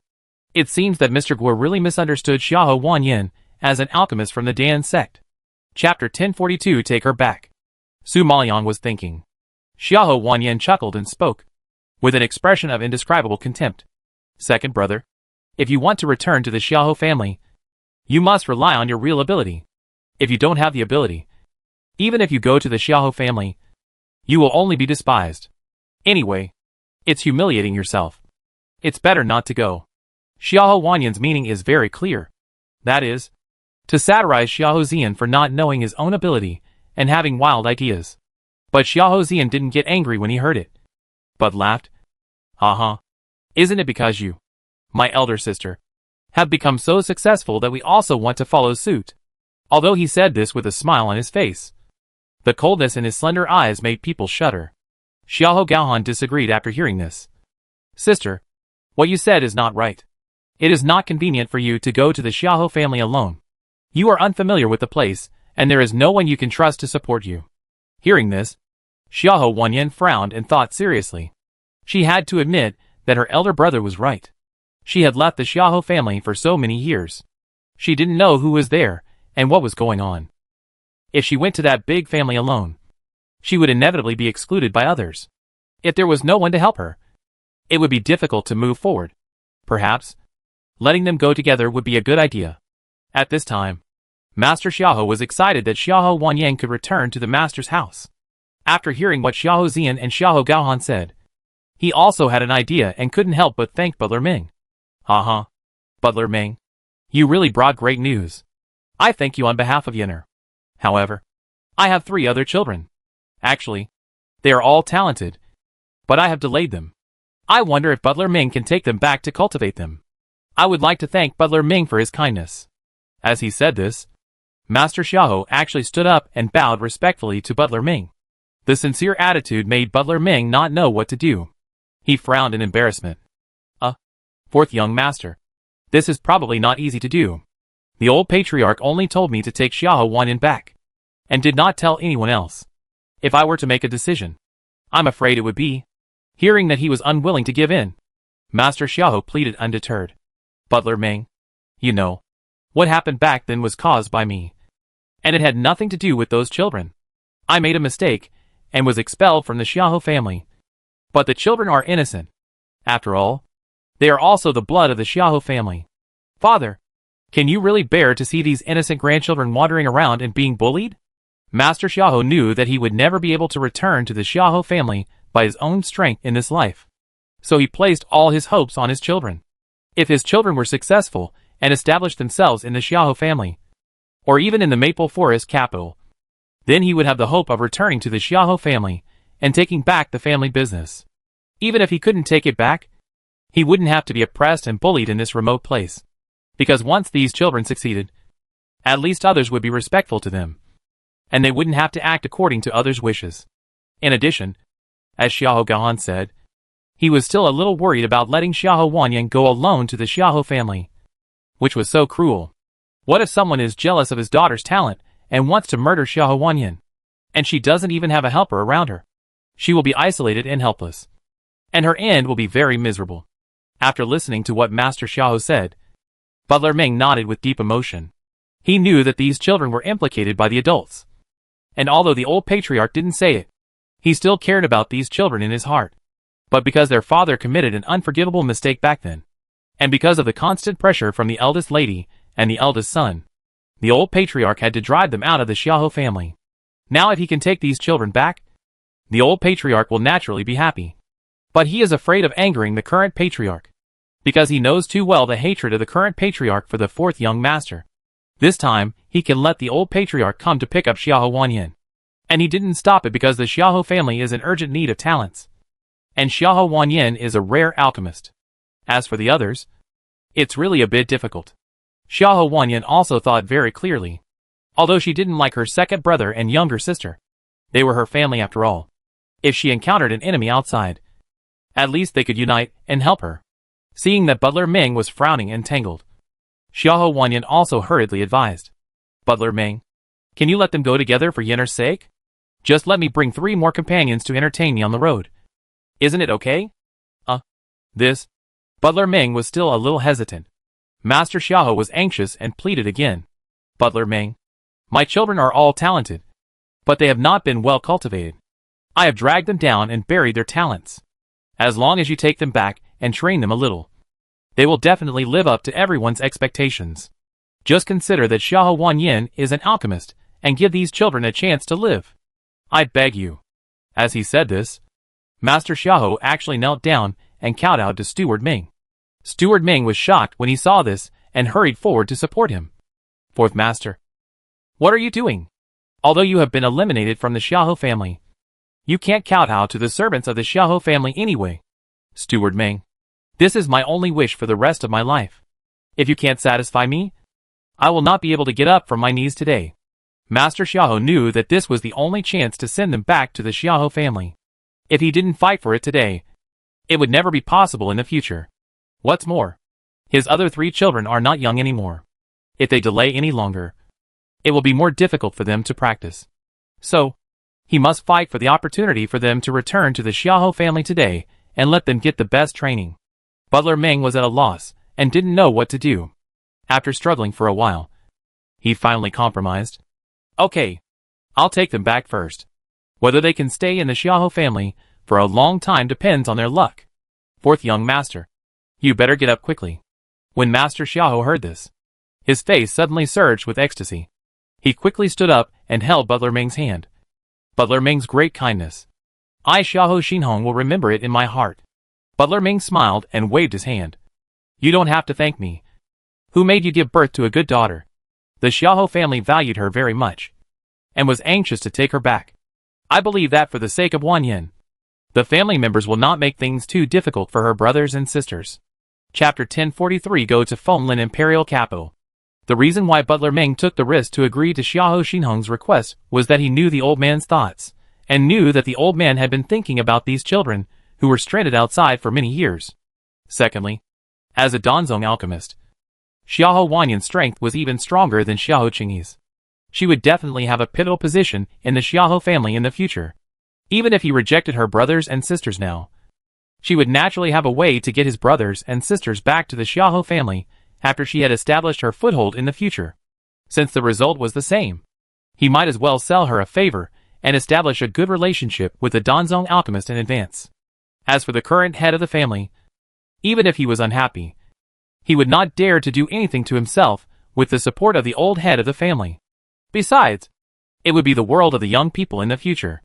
Only when their young generation rose up could the Xiaohou family rise up. He had been a slave in the Xiaohou family for so many years, and the Xiaohou family had been integrated into his life. His greatest wish in this life was to hope that the Xiaohou family could stand on the top of Fenglin imperial capital. The younger generation of the Xiaohou family is getting worse and worse. There are only a few people who have some success in the academy. Compared with other families, they are far behind. It is precisely because of the decline of the younger generation in recent years that the Xiaohou family has become the bottom of the 6 major families. Therefore, the Xiaohou family is in urgent need of talents and hopes to let the younger generation to revive the family business and not be trampled under the feet of other families. Although the strength of these children is very weak, they are the blood of the Xiaohou family and the hope of the Xiaohou family. Xiaohou Wanyan heard that Butler Ming was willing to give in, and she agreed for her own face. A touch of pride suddenly surged on her face. She stood up happily and bowed to Butler Ming. Butler Ming's kindness. Yenner will never forget it. After she finished speaking, she raised her eyes and glanced at Xiaohou Wanxian and her 2 brothers with a haughty attitude, just like a proud peacock. Seeing her being so polite, Butler Ming waved his hand and lowered his attitude. Ha, Miss Wanyan, please don't make me feel bad. I will have to rely on you to take care of me in the future. Don't worry, Butler Ming. As long as I make a name for myself in the Xiaohou family, I will definitely repay you. Xiaohou Wanyan promised solemnly. Butler Ming nodded with satisfaction, then looked at Master Xiaohou and said seriously, 4th Master, the academy will be recruiting students in half a month. The Xiaohou family wants Xiaohou Wanyan to participate in the recruitment competition, so they ordered me to take her back as soon as I get her, so that I can have extra time to train her and let her enter the academy smoothly. The time is almost up, and we can't delay any longer. You ask the children to pack up as soon as possible today, and we will set off early tomorrow morning. When they heard about the academy's recruitment, everyone's eyes lit up, and they opened their eyes wide with excitement. You must know that the 4 major academies in Fenglin imperial capital are the cradles for cultivating geniuses. As long as you enter the academy to practice, no matter how poor your strength is, you will have several levels. It is the most eager institution of higher learning among the younger generation. When Xiaohou Wanyan thought that she had the opportunity to enter the academy to practice, her excited heart was like a pot of burning fire, hot, and seemed to overflow. Master Xiaohou also nodded excitedly. Yes, Housekeeper Ming, please go down and rest first. I'll ask the children to clean up. After that, Master Xiaohou ordered the maid to take Housekeeper Ming to the guest room to rest, and then gave a few instructions to his children, asking them to go back and prepare. Xiaohou Wanxian was also very excited to have the opportunity to return to her master's house. She had been staying in this barren place since she was born, and had never been anywhere. She had always heard people mention the Maple Forest capital before, and knew that there were 10 miles of streets there, bright lights, and endless streams of people, which was very prosperous. There were not only the Imperial City, the Academy, the Alchemy Guild, but also auction houses, underground exchanges, mercenary groups, many families, and countless geniuses. It was simply everything and very lively. Even the small gadgets sold on the street were several times more than those here. Xiaohou Wanxian had longed to hear people talk about the various interesting things in the Maple Forest capital before, and wanted to see the prosperity there. But her strength was too weak, and her family did not allow her to travel alone. And now she finally got the chance. So, as soon as she returned to the room, she happily packed her clothes and Su Maoyang's clothes, muttering, Su Mo, this is a rare opportunity. If I go to the Xiaohou family, I will have medicinal herbs to treat your illness. Our Xiaohou family is a big family in the imperial capital. We are very rich. We must have many precious medicinal herbs. Maybe we can help you repair your tendons and veins. Su Maoyang would be lying if she said she was not moved when she heard this. Xiaohou Wanxian was still thinking about treating her at this critical moment. In fact, she was a sinful person. She didn't deserve anyone to treat her well, and she didn't want to treat anyone well. But when facing Xiaohou Wanxian, Su Maoyang always thought of Lin Wanner. In her impression, Lin Wanner was also a kind and simple good girl who had always served her wholeheartedly. When she got into trouble, Lin Wanner was more anxious than she was. And when she got hurt, Lin Wanner was more sad than she was. The girl who dedicated her life to him. She was still a young girl. And she was gone just like that. At this moment, Su Maoyang looked at Xiahou Wanquan's back as she worked for her, and couldn't help but overlap her figure with Lin Wanner's. Recalling that Lin Wanner had also taken care of her in the past, Su Maoyang's eyes gradually turned red, and she couldn't help but whisper, "Wanner." Hearing the low call, Xiahou Wanqian immediately stood up, turned around and looked at Su Maoyang, and was shocked to see that she was actually full of tears. She quickly ran over to hold her hand, and was a little nervous and at a loss. "Su Mo, why are you crying? Aren't you afraid that I will abandon you and go to the imperial capital alone? Don't worry. I will definitely not abandon you. I know that my father doesn't like you. How can I let you stay here? In name, you are at least my personal maid. And of course, a maid must go to the imperial capital with a lady." Xiahou Wanqian thought that Su Maoyang was crying because she was worried about being abandoned and couldn't bear to let her leave. So she quickly comforted her. She knew that Su Mo was injured and an orphan, and it was very likely that her father would kick her out as soon as she left. So she naturally felt uneasy about leaving her here. Su Maoyang had originally planned to go to Fenglin Imperial Capital to take a look, because Yuxing Town was too remote and could not meet many of the things she needed. Only by going to a big city could she have better resources. Now that she could go to the Imperial Capital with Xiahou Wanqian and even had an identity, it was naturally the best. Chapter 1044 Entering the Xiahou family. The next morning, the sun slowly rose, passing through the clouds, like a red salted duck egg. The morning breeze was refreshing and pleasant, hitting the body, and it felt cool and refreshing. And in this quiet morning, 3 carriages were ready at the door of the Xiahou family. Xiahou Gaohan and Xiahou Zian, the 2 men, were more agile and had nothing to bring, so they got on a carriage early. As for Xiahou Wanqian and Su Maoyang, they were a step behind. However, when the 2 of them arrived, Xiahou Wanyan just came out. Seeing Su Maoyang was there, she couldn't help but frown slightly. Her face darkened, and she accused arrogantly, "Xiahou Wanqian, you should understand your identity. You have the opportunity to go to the Xiahou family because of my relationship. Not only do you not restrain yourself, but you also bring a maid to serve you. You are so arrogant. Are you going to be a rich lady and enjoy a comfortable life?" Xiahou Wanyan has been displeased with Su Maoyang since that dinner, and now she is going to follow her. And she is very dissatisfied. "Sister, I am worried about leaving her here." Xiahou Wanqian saw that Xiahou Wanyan was not happy, and hurriedly explained. But before she could finish her words, Xiahou Wanyan interrupted with a cold snort. "Okay, I know you are kind-hearted and always like to help others. But let me be frank. Fenglin Imperial Capital is not like our Yuxing Town. It is a big city with dignitaries everywhere. If you do something inappropriate and lose my face or get in my way, don't blame me for not talking about sisterhood and killing relatives for the sake of justice." Hearing this, the demon Martin lying on Su Maoyang's shoulder was so angry that he almost rushed out to hit her. Fortunately, Su Maoyang quickly held him down and stopped his violence. "Woman, why are you stopping me?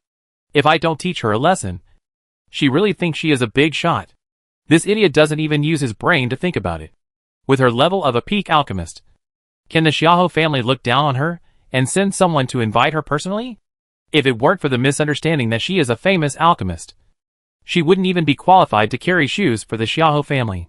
After all, it's because of you that she has the opportunity to go to the imperial capital, but you are warned by her instead. It's ridiculous." These days, the demon Martin has been forbearing for a long time. Seeing Xiahou Wanyan's arrogant and dog-eyed face, he was furious. Su Maoyang didn't care, and said in her heart, "Let her talk if she wants to. Anyway, I won't lose a piece of meat. I am unfamiliar with the Maple Forest Empire. If I don't follow them, I have to rack my brains to find a way to hide my identity and take care of everything myself. Now that I follow them, I can save a lot of trouble." Knowing that Su Maoyang still has to rely on this group of people and this identity, Tian Maodiao forced himself to resist the urge to beat her. At this time, Xiahou Wanqian nodded like pounding garlic and quickly responded, Don't worry, big sister.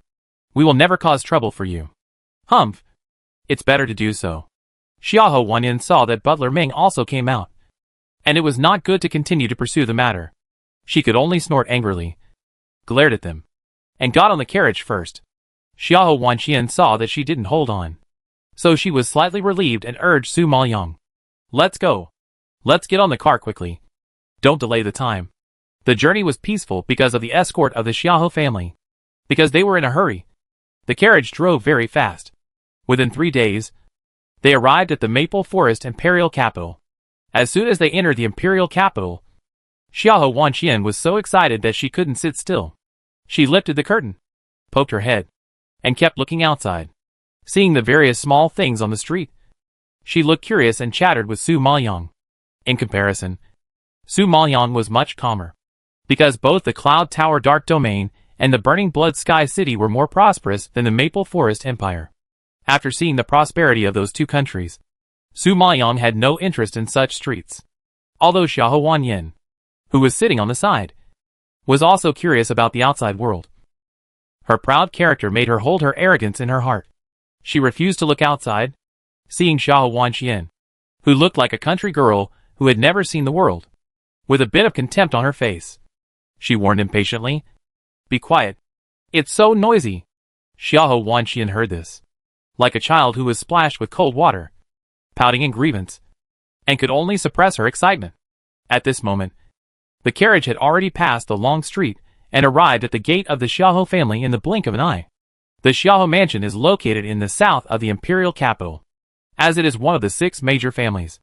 It covers a very large area, and the decoration outside is also extremely luxurious and grand, which is comparable to the prince's mansion in Fenshua Tianqing. Just when Su Maoyang was looking at the Xiahou mansion, the coachman outside was already shouting, "2 ladies, the Xiahou mansion has arrived." Hearing this, Xiahou Wanyan had already stood up and got off the carriage, followed by Xiahou Wanxian and Su Maoyang.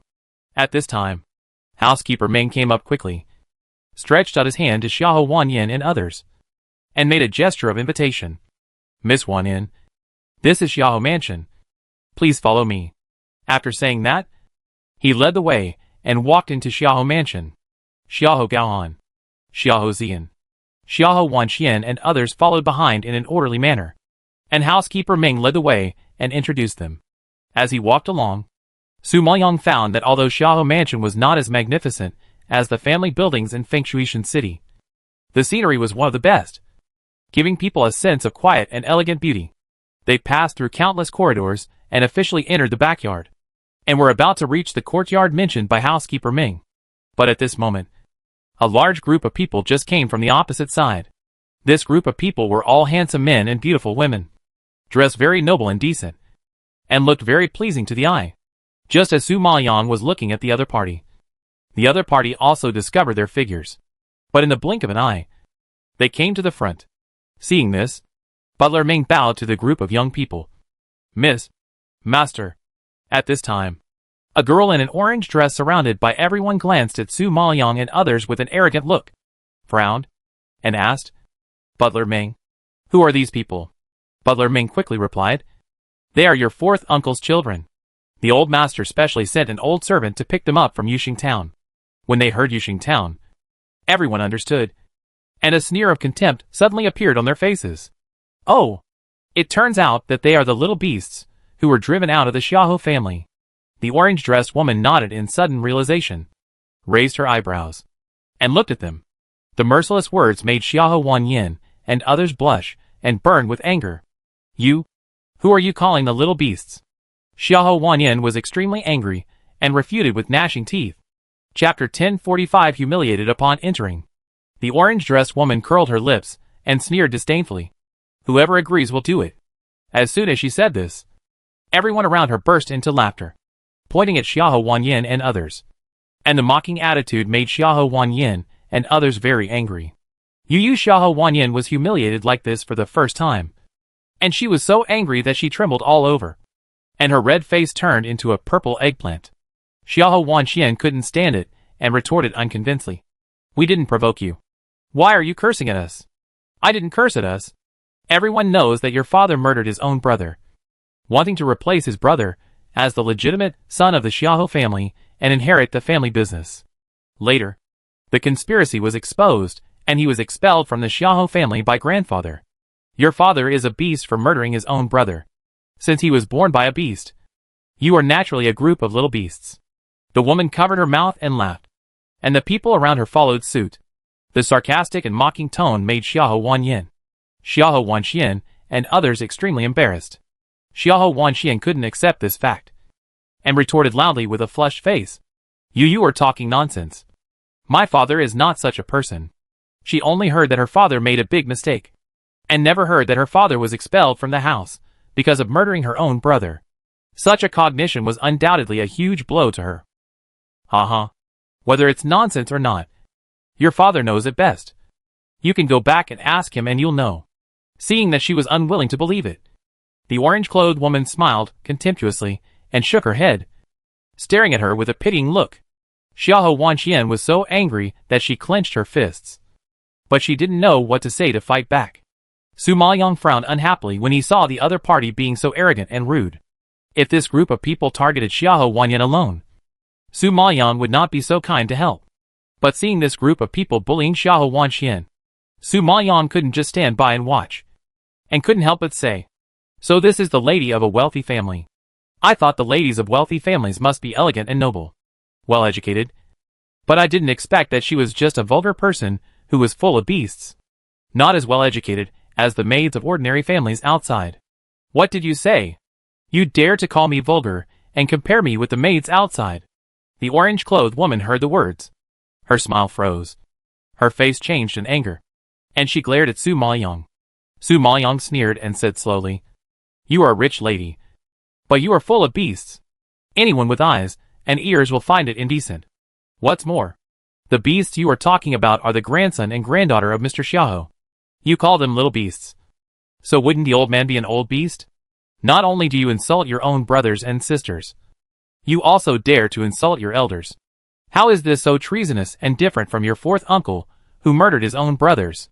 Hearing Su Maoyang's words, the people on the opposite side all stopped smiling, and the woman in orange clothes was so angry that she gnashed her teeth and shouted angrily, "How dare you? You are slandering me. I didn't insult Grandpa at all. Besides, you have been kicked out of your ancestral home and expelled from the Xiahou mansion. You are no longer our siblings and have nothing to do with our Xiahou family. I was just scolding a bunch of unwanted trash. How can I say I am insulting my siblings? Humph! You are worthy of being our siblings. Ugh!" After saying that, the orange-clothed woman arrogantly spat at Su Maoyang fiercely, and her look of disdain made Xiahou Wanxian and others furious. Xiahou Zian was so angry that he wanted to fight, but Xiahou Gaohan stopped him and shook his head at him forbearingly. "This is the Xiahou family, not their home in Yuxing town. They just got here and caused trouble, which would definitely make the old man angry. Originally, they came here to take advantage of Xiahou Wanyin's relationship. If they don't behave themselves, they will be kicked out. They finally had the opportunity to come to the Xiahou family to practice. How could they fail because of a momentary impulse?" Xiahou Zian naturally knew this truth, and finally had to grit his teeth and endure it. At this time, Su Maoyang was very calm in the face of the humiliation of the orange-clothed woman.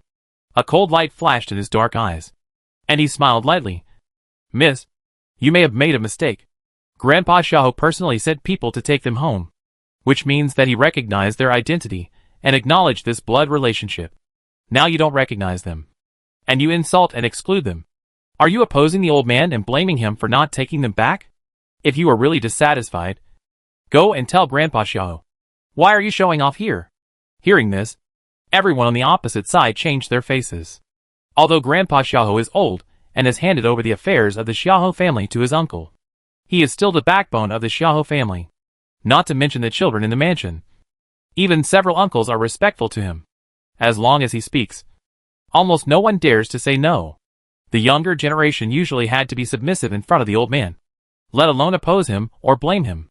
If such words were heard by the old man, according to his strict temper, they would inevitably be punished. Thinking of this, everyone could no longer laugh, and they all shut their mouths in fear, not daring to make trouble. The orange-dressed woman was speechless because of Su Maoyang. She was so angry that she was shaking all over. She pointed at her and looked at Butler Ming and asked loudly, "Who is she?"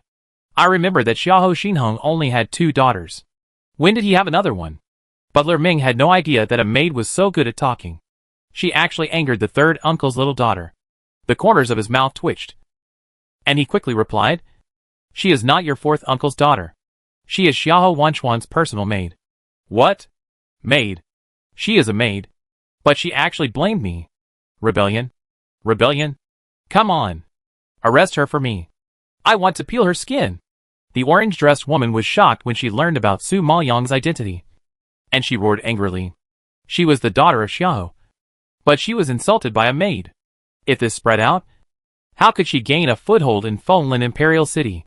Seeing that Xiahou Wanxian was about to attack Su Maoyang, she was frightened and her face changed. She immediately stood in front of Su Maoyang and stopped him loudly. "She is my maid. You are not allowed to touch her. If you want to peel her skin, kill me first." Butler Ming saw that the woman in orange was going to kill people. The 2 sides were confronting each other, and it was very unpleasant. He couldn't help but frown and stopped her in a deep voice.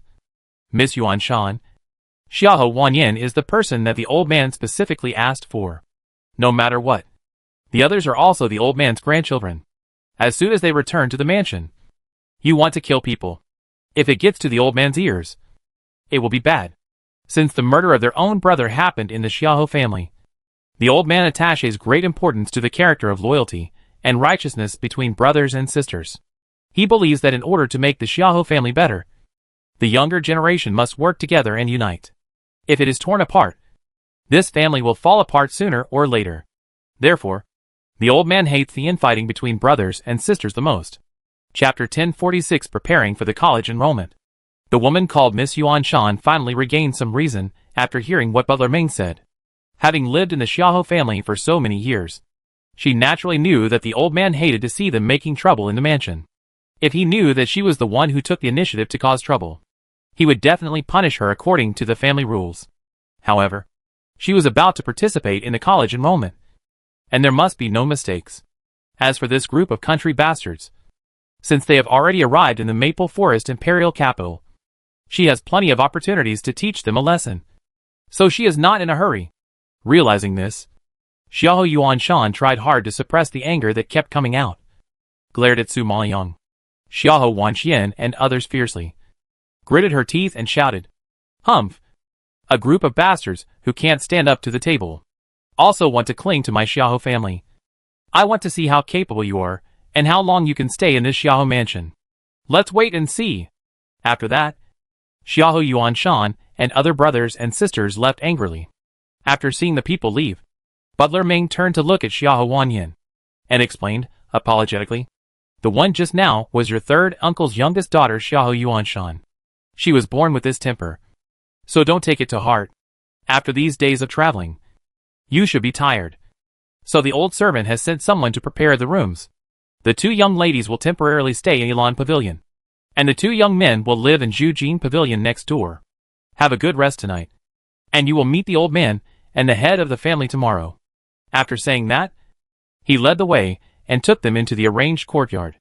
Perhaps they were really tired, and everyone went to bed early after settling down. It was not until noon the next day that the maid of Xiahou Mansion came to inform them to attend the family dinner. Su Maoyang and Xiahou Wanxian quickly packed up and rushed to the front hall of Xiahou Mansion. At this time, there were already many people sitting in the hall. On the top was a white-haired old man in a brown robe. He had high cheekbones and deep wrinkles on his bronze face. His 2 deep-set eyes were deep and bright, revealing a majestic cold light. Sitting to his lower right was a middle-aged man in black clothes. The man looked about 70% similar to the old man, but a little younger. Looking at his serious expression, he seemed to be a serious person. And on the lower left opposite the middle-aged man, there were 3 other middle-aged men of about the same age as him. They all looked very similar, and it was obvious that they were brothers. Su Maoyang saw the positions of these people sitting, and guessed that the one sitting at the top was the feared old man Xiahou. The man in black robe should be the current head of the Xiahou family. That is, Xiahou Wanchuan's uncle. The 3 sitting on the left are the 2nd uncle, the 3rd uncle, and the 5th uncle. Yesterday, she deliberately learned about the relationship between the characters in the Xiahou family, and learned that the old man Xiahou had a total of 5 sons and 2 daughters. The legitimate son inherited the family business. The second son, the third son, and the fifth son assisted from the side. And the fourth son, that is, Xiahou Wanchuan's father, was driven out of the Xiahou mansion because of committing an unforgivable crime. As for the 2 daughters, one entered the palace as a concubine, and the other married into the Sun family, one of the 6 major families. So they were not in the mansion. The boys and girls sitting on both sides of the hall were all the younger generation of the Xiahou mansion, including Xiahou Yuan Shan and others who had a conflict with Su Maoyang yesterday. When they saw Xiahou Wanqian, Su Maoyang and others walk into the hall and salute the old man and the head of the family. They all looked at them with contempt, looking back and forth at them with disdainful and sarcastic eyes, obviously looking down on these country girls who came from remote mountainous areas. The middle-aged man in a black robe saw so many people coming in, and a trace of surprise flashed across his pupils. He frowned slightly and looked at the butler Meng who was waiting on the side, and asked loudly, "Butler Meng, didn't you bring Xiahou Wanyan back on the old man's orders? Why did you bring so many people?" Butler Meng knew that he would inevitably be questioned by the head of the family, so he hurried forward and replied respectfully. Reply to the master.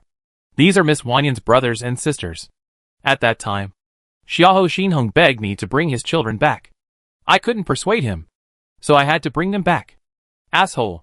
Butler Meng, you are so bold. You do whatever Xiahou Xinhong asks you to do. Is he the head of the family, or am I the head of the family?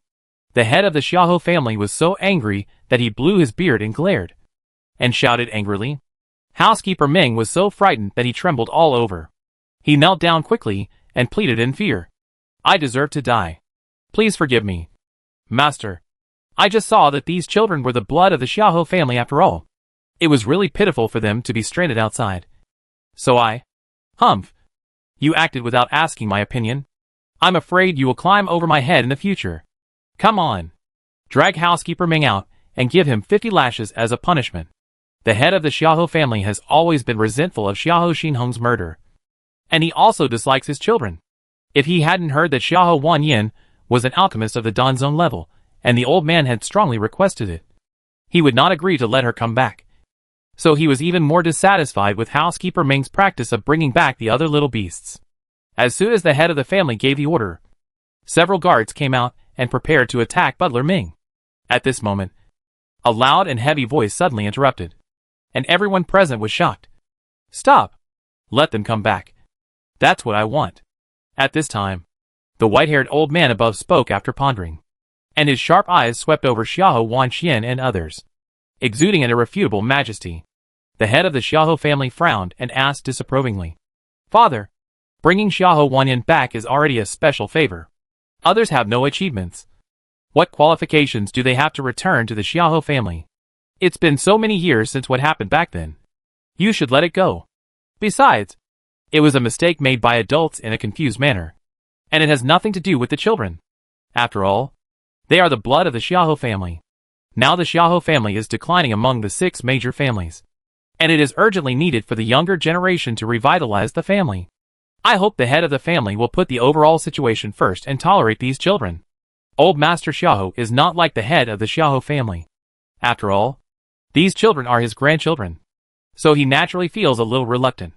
And the head of the Xiahou family is just their uncle, and he has a grudge against their father, so he will definitely not tolerate them. But since the old man has said so, he can't object anymore. But his face is scary black, obviously very angry. Old Master Xiahou ignored the anger of the head of the Xiahou family, nodded slightly at Xiahou Wanyan and others, and reminded them seriously, in a few days, the academy will recruit students. At that time, you will be assessed together with your brothers and sisters, so you must seize the time to practice in these days. Besides, the Xiahou family never keeps idle people. Since you have returned to the Xiahou family, you must remember the mission of reviving the reputation of the Xiahou family. Understand? Hearing this, Xiahou Wanyan and others nodded obediently. Seeing that they understood, the old man did not keep them, and waved his hand to let them leave. Su Maoyang had an idea when she heard the news of the academy's recruitment. This time, she came to the imperial capital with the relationship of Xiahou Wanxian and others just to join the academy. She urgently needs to restore her strength now. It is definitely not enough to absorb spiritual power. She also needs practical experience. Therefore, entering the academy to practice is a good way. She must become stronger quickly and build her own power. Chapter 1047 Entrance Examination. The Revenge of the Blood Battle Group. The Golden Lion King, the Blue Cloud Leopard, and the Poisonous Emperor Scorpion are all waiting for her to return to Burning Blood City to avenge them. So, Su Maoyang did not dare to delay for a moment. After returning to her residence with Xiahou Wanxian, she concentrated on practicing. 10 days passed in a flash. After taking healing pills, Su Maoyang's body had recovered by more than half. So the speed of absorbing spiritual power was getting faster and faster. In the blink of an eye, more than 2 million spiritual power stones in the space were absorbed by her. If outsiders saw it, they would be scared.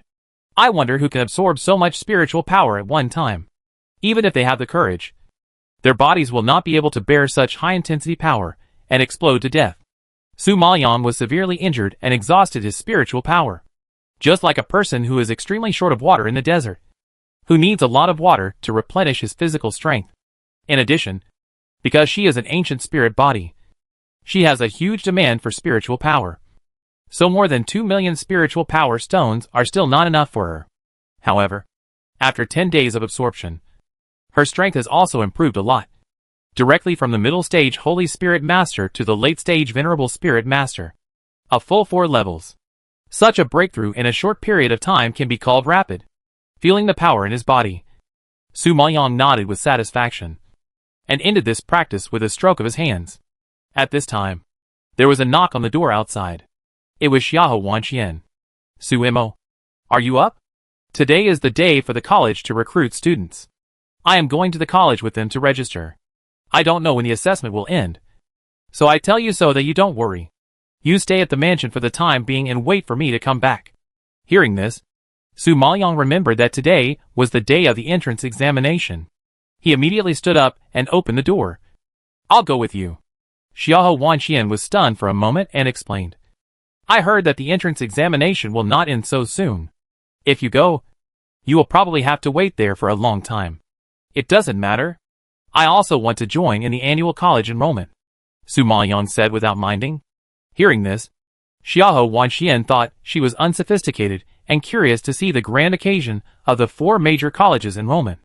To be honest, she was also very curious, so she understood Su Maoyang's mood very well and nodded with a smile. Okay, you go with me. The carriage of Xiahou Mansion has been parked outside. You should pack up quickly and don't waste time. Su Maoyang didn't have much to prepare, so he simply nodded. Let's go. Don't keep them waiting for a long time. After saying that, the two walked quickly towards the front yard. Because today is the day for the open enrollment of the 4 major colleges. The Maple Forest Imperial Capital is particularly lively, and the streets are full of young people who are full of vigor and vitality. Everyone walked in groups of 3 or 5. All of them were full of energy, talking and laughing, and enthusiastic. It can be seen that everyone is very yearning for these 4 major colleges. Su Maoyang's carriage had just entered the enrollment square when she saw the carriages of the other 5 major families arriving one after another. Before she could take a closer look at the vehicles of other families, all the children of the Xiahou family jumped off the carriages and walked towards the registration place. Su Maoyang, Xiahou Wanxian, and others followed closely behind. In the entire square, there were a total of 4 elders in charge of enrollment, representing the 4 major colleges. Although the colleges are different, the admissions assessment rules are exactly the same. Seeing the crowd gathering around, the elder in charge of admissions announced the assessment rules loudly. This assessment is the same as in previous years. Enter the fire scale forest, fight spirit beasts, and collect beast cores. No matter whether you really dig out the beast cores from spirit beasts or snatch them from the opponent, whoever has more beast cores will win. We only look at the results, not the process. Su Maoyang was quite satisfied with the competition rules. Her Sky Demon Marten and Sky High Flamingo were seriously injured, and they just needed a lot of beast cores to heal. This time she could take this opportunity to help them get some beast cores. Just as Su Maoyang was pondering, a large group of young people suddenly came over, and it seemed that they also came forward to sign up. It's just that the other party's dress is noble and luxurious, and there is a tendency to overwhelm the Xiahou family. The leader of the other party was a man. He glanced at the people of the Xiahou family with disdain. His eyes finally fell on Xiahou Wanxian, Su Maoyang and others. Seeing a few unfamiliar faces, he raised his eyebrows slightly and smiled. I heard that your Xiahou family brought back some trash from the countryside some time ago. Now it seems to be true. I really didn't expect that the dignified Xiahou family would even look down on the trash in the countryside. It is really in a state of decline. You say, if this continues, will your Xiahou family be removed from the 6 major families? After saying that, the man raised his head and laughed.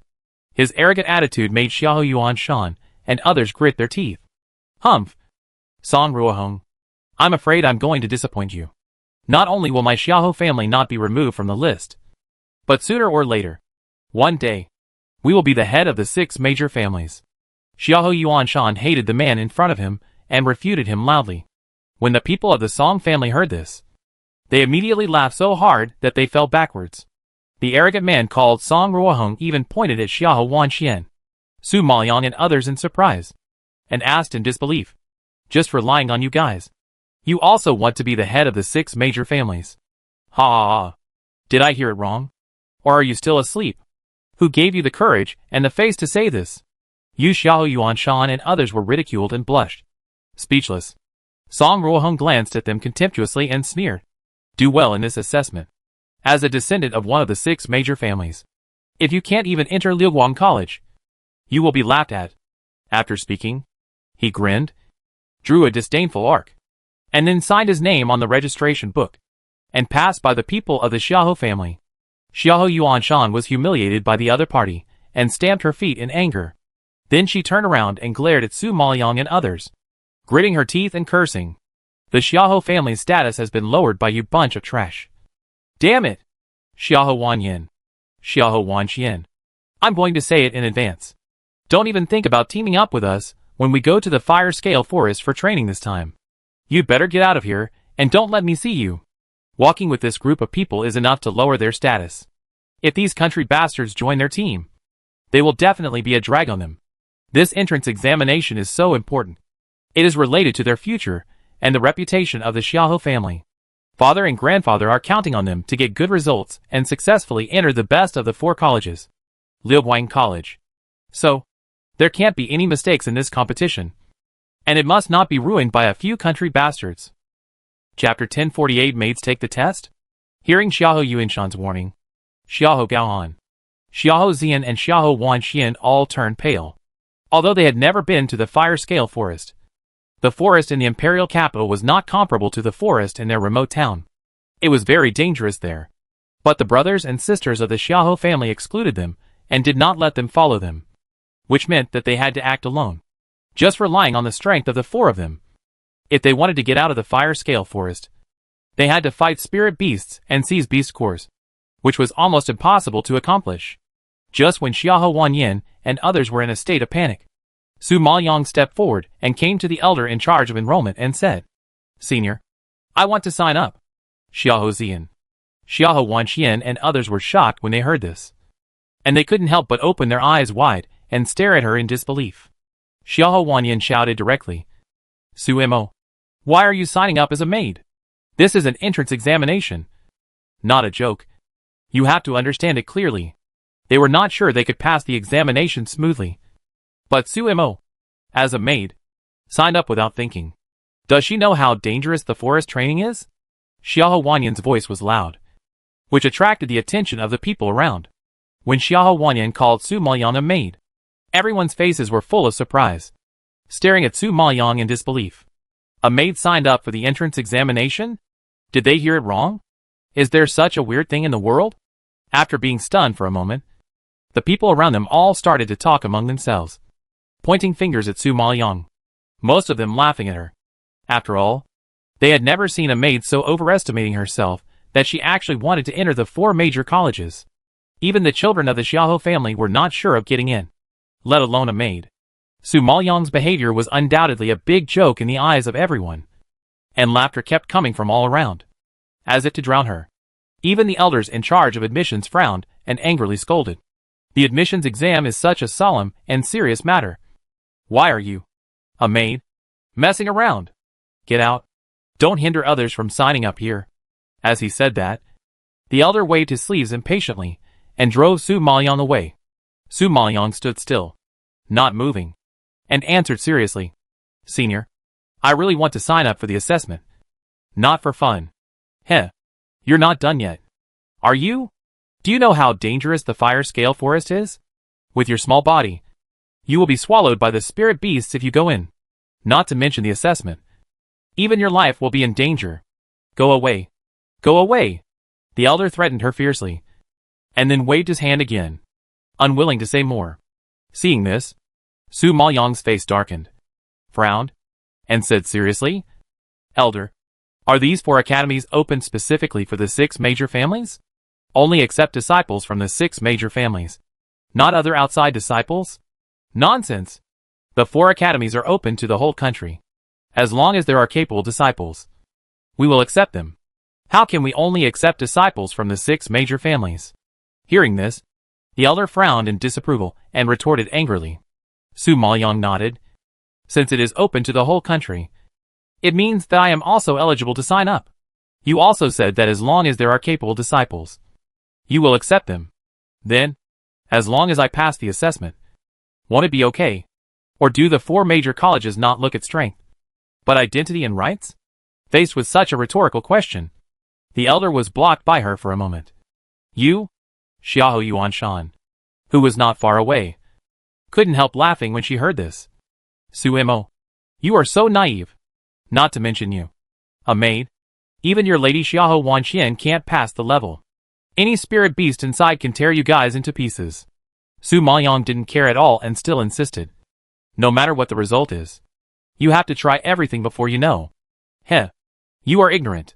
Since you want to die, I won't stop you. Elder Lu, just let her participate. Anyway, she is just a maid. No one cares if she dies in the fire scale forest."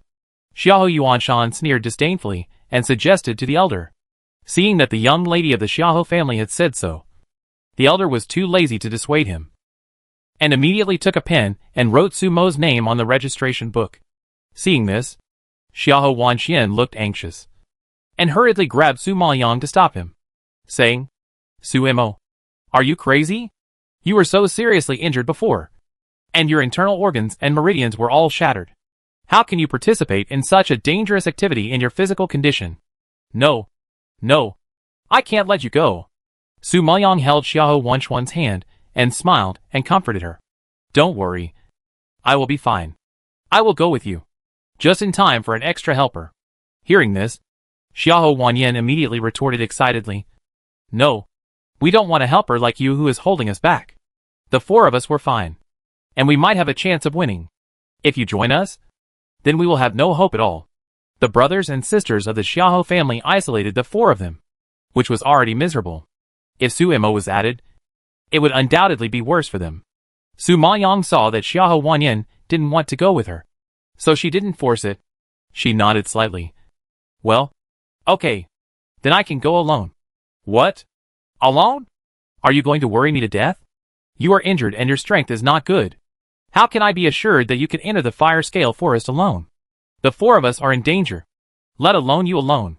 If you insist on taking the test, then I will go with you." Xiahou Wanxian heard that she was alone, and her face changed immediately, and she stopped her dissatisfiedly. Seeing Xiahou Wanyan's attitude, she was very angry and asked loudly, "Xiahou Wanxian, what do you mean? Are you going to leave us and go with your maid?" Xiahou Wanxian nodded seriously. "You can't tolerate her, and I'm worried about her being alone. So we have to go separately." "Okay, you can do it. Anyway, you 2 trash together are just a perfect match, and you don't have to hold us back." Xiahou Wanyan gnashed her teeth in anger. Xiahou Zian has always disliked Xiahou Wanyan. Now that he sees that his most beloved sister is going to go alone with Suimo, he is also full of worries and can't help but say, "Xian, since you are going with Suimo, then I will go with you. I really don't feel at ease with you 2 girls going together." As soon as Xiahou Zian expressed his opinion, Xiahou Wanyan's group suddenly had only 2 people left. On the contrary, Xiahou Wanyan and Xiahou Gaohan were isolated. No matter how strong they are, they can't pass the assessment smoothly with only 2 people. Seeing everyone split up, Xiahou Gaohan's face darkened with anger, And he scolded, "The 5 of us came from a remote place. We don't know anyone. The only one we can rely on is each other. And yet you're still trying to divide us. What nonsense!" Chapter 1049. The training competition begins. Before leaving, my father repeatedly told us that we should unite and support each other so that we can gain a firm foothold in the Xiahou family. But you are different. You split up and dispersed. Do you still want to be admitted to Liuguang College? Xiahou Gaohan is a few years older than them after all. And he thinks more maturely and steadily. Seeing them being so willful, he was so angry that he scolded them. Xiahou Wanyan snorted unconvinced. Who can I blame for this? It's my little sister's willfulness. She is just a beggar picked up on the street. But she still treats her like a treasure. If you say she is stupid in a salty way. Okay. You should also say less. Now the 3 of them are going to be together. What's the point of us forming a team? Now is a special period. We have no choice. We should put the overall situation first and go together. Xiahou Gaohan reminded seriously. Xiahou Wanyan was unhappy. But she had to admit that what Xiahou Gaohan said made some sense. If the 2 of them teamed up, not only would they not be able to get out of the fire scale forest, they might also die in it. So in order to save her life, she had no choice but to compromise and endure humiliation. She said to Su Maoyang, "Okay, I'll let you join. But you must listen to my command. If you dare to hold us back, I'll be the first to not let you go." Xiahou Wanxian saw her elder sister give in. Her face lit up, and she pulled Su Maoyang and said with a smile, "Let's go together. Don't think about going alone." Seeing Xiahou Wanxian's eager eyes, Su Maoyang had no choice but to nod in agreement. Strictly speaking, it would be more convenient for Su Maoyang to act alone. But she was worried about Xiahou Wanxian. Xiahou Wanxian was only a mid-level Holy Spirit master. Her elder brother, second brother, and elder sister lived in the countryside for many years, and had not received systematic training. They were also half-baked. If they encountered danger, they might be wiped out. Therefore, Su Maoyang was not very reassured to let Xiahou Wanxian follow them. There was no other way. Xiahou Wanxian was her savior. She had to endure Xiahou Wanyan and follow them. Okay. Since we have decided to go together, don't delay. I see that Xiahou Yuanshan and his group have already gone to the Holing Forest. We have to hurry up. Xiahou Zian saw the large group leaving and urged anxiously. Xiahou Gaohan also nodded heavily. Let's go quickly. After that, the 5 people followed the crowd and swarmed towards the entrance of the Holing Forest. There were at least thousands of people participating in the entrance examination today. In addition to the family descendants in the imperial capital, there were also talented people from all directions. As long as young people who have a little confidence in themselves and have ideals and ambitions should not miss this recruitment. So Xiahou Wanyan and others saw the huge crowd. They felt very stressed, uneasy and unsure. But they finally came to the imperial capital. No matter how difficult it was, they had to grit their teeth and go on. At this time, the entrance of the fire scale forest had already been surrounded by people. Several elders stood at the entrance. Seeing that almost all the disciples who participated in the assessment had arrived, one of the elders announced loudly, "Don't be too nervous. This fire scale forest is the one with the lowest difficulty coefficient among the 3 major forests in the imperial capital. Although there are many spirit beasts in it, the level is not too high. We also took into account that you are young and have little practical experience. So we chose this forest. Although the competition is important, everyone should pay attention to safety. If you lose your life for an assessment, it will not be worth it. The competition time is stipulated to be within 3 hours. Once the time is up, if someone fails to come out of the fire scale forest, it will be considered that they have failed the assessment. After the assessment, we will select 100 outstanding disciples to join the 4 major colleges. But only the top 10 elite disciples are eligible to take the initiative to choose the college and gate hall they want to enter. The others will be selected by the elders of the 4 major colleges. Do you understand?" As soon as the elder's sonorous and powerful words fell, the young people present were all eager to fight and responded loudly. "I understand." Seeing that everyone was energetic and ready, the elder nodded with satisfaction. "Okay. The game begins. Everyone, let's go!" As soon as these words came out, everyone who had been impatient for a long time, all swarmed towards the Holing Forest, and the competition was particularly fierce, because they were in the front. They could hunt the most spirit beasts. And they couldn't lose this opportunity. Xiahou Gaohan also had a solemn face and called out, "Let's go! We can't fall behind." As he said, Xiahou Gaohan led Su Maoyang and others into the Huling forest. When walking on the outskirts of the forest, they could still see the figures of other disciples. But the further they went in, the quieter it became. And gradually there were only 5 of them left. Just when Xiahou Gaohan and others were looking around, the Tianmao Martin in the space suddenly reminded, "Woman, be careful. There is a 7th level Holy Spirit beast in front. And it is estimated that it will be a bit difficult according to your current strength. The strength of the 7th level Holy Spirit beast is completely comparable to that of a peak master of the spirit. And Su Maoyang is only a late stage master of the spirit, 1 level lower than him. So it is still a bit dangerous." Su Maoyang curled his lips, sneered, and said in his heart, "Although the spiritual power has only recovered to the late stage master of the spirit, don't forget that I have the skills of a peak master of the spirit." She was not afraid of the siege of the 4 deans of Burning Blood Sky City. So is she afraid of a 7th level Holy Spirit beast? What a joke. Hearing this, Tianmao Martin laughed and had to admit that she was so crazy about fighting. So she should be afraid of the 7th level Holy Spirit beast. Thinking of this, he mourned for 2 minutes for the 7th level Holy Spirit beast that was about to die. Just as Su Maoyang and Tianmao Martin were communicating in their hearts, a beast roar that shook the earth and mountains was heard not far ahead. The roar was penetrating, and the fierce power broke through the air, frightening Xiahou Wanyin and others to retreat again and again. At this time, a huge and majestic white tiger strode out from the bushes, with a king-shaped white spot on its forehead. Its white fur was smooth and shiny, with black patterns like ink across the white fur. Its 4 thick and muscular legs seemed to carry great power with every step, full of infinite power. Its huge tiger eyes stared at Su Maoyang and others, and then it roared with its teeth bared, and the long white whiskers on its mouth trembled. Looking very majestic, the demon Martin recognized its species at a glance. Shadow White Tiger. Although it is a 7th level holy beast, it is known for its brutality. Its speed and attack power are very strong. The prey it targets is usually either torn into pieces or beaten into mincemeat. It is a very irritable guy. Su Maoyang was still thinking about its beast core just now, but after hearing the introduction of the demon Martin, he was somewhat satisfied with it. Perhaps contracting it is more valuable than getting its beast core. The demon Martin sensed her thoughts and asked in disbelief, "No way. Woman. A level 7 Holy Spirit beast.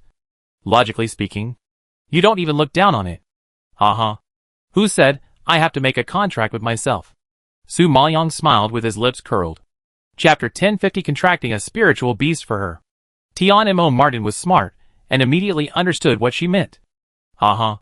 It turns out to be for Xiahou Wanxian. However, that girl's strength is indeed not good. If she doesn't have a spiritual beast to protect herself, it will be difficult for her to gain a foothold in the Xiahou family. It would be a good idea to contract a 7th level Holy Spirit beast for her. Su Maoyang nodded slightly after hearing this. Old Jinjuan mentioned that Xiahou Wanchuan's soul power was good earlier, so Su Maoyang had the idea of catching a spiritual beast for her. Xiahou Wanxian was born a genius in taming beasts, but she was buried by the Xiahou family. So, what she had to do was to stimulate her potential and create conditions for her to taming beasts. When she became stronger, she could become a strong person who should not be underestimated just by her ability to taming beasts. Thinking of this, Su Maoyang had already made a decision. She immediately ordered Xiahou Gaohan and others who were retreating. "This shadow white tiger is very fast. We can't escape. So you attack from behind. I will hold him from the front. And make a quick decision." After saying this, Su Maoyang rushed out like an arrow from a bow, and slammed a palm on the face of the shadow white tiger. Gaohan, Xian, Wanyin and Wanxian were all shocked and stunned when they saw the scene. They didn't expect that Su Maoyang, a maid, was so brave that she was not afraid of the violent shadow white tiger and dared to rush up and attack it actively. Did they see it wrong? This is too terrifying. As expected, a newborn calf is not afraid of a tiger, and dares to go up like this. Xiahou Wanyin saw the shadow white tiger opened its bloody mouth, and its sharp fangs still had blood left from its previous prey.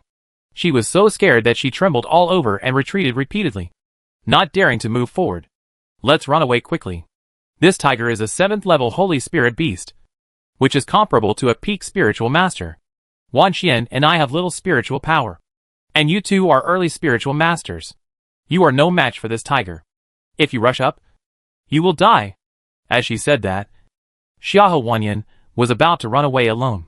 Xiahou Zian noticed her intention, quickly grabbed her arm, and gritted his teeth and scolded. You are crazy. This shadow white tiger is extremely fast. No matter how we run, we can't outrun it. Instead of being caught by it, it is better to attack first. None of us can retreat. We must fight. Otherwise there is only one way to die. Hearing Xian's words, Xiahou Gaohan also nodded solemnly. Yes, this is the only way to save our lives. However, just as they were talking, Su Maoyang's palm power had already fallen, and there was a loud bang, shaking out a terrifying power. At this time, everyone only saw that the shadow white tiger that had just rushed from them was actually repelled several meters by the powerful force. Oh my god! Xiahou Wanxian watched Su Maoyang pounce on the white tiger. She was worried about her safety, and her heart was about to jump out of her throat. But when she saw the scene in front of her heart skipped a beat, and she was stunned. She actually saw Su Mo blasting away the 7th level holy beast with one palm. Is this true? Is she dreaming? Xiahou Wanxian was shocked. Xiahou Wanyan, Xiahou Gaohan and others were also shocked, showing expressions that they couldn't grasp the key points. In their impression, Su Mo was just a seriously injured refugee picked up by Xiahou Wanxian from the roadside. How could he blast away the 7th level holy beast with one palm?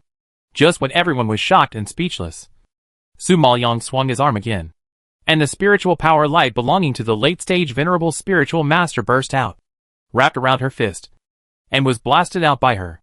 There was another violent explosion, and the shadow white tiger suddenly burst into dazzling light around it. The fierce power actually shattered the trees next to it, and the power was terrible. The white tiger that fought back hard and wanted to swallow Su Maoyang whole was hit by another punch and spit out blood. Gaohan, Xian, Wanyan and others were already stunned by the power that Su Maoyang burst out, and this time they were even more shocked by the spiritual power on her fist. Late stage venerable spiritual master. Xiahou Zian was the first to react. Extreme shock surged in his dull eyes, looking at the dazzling spiritual light.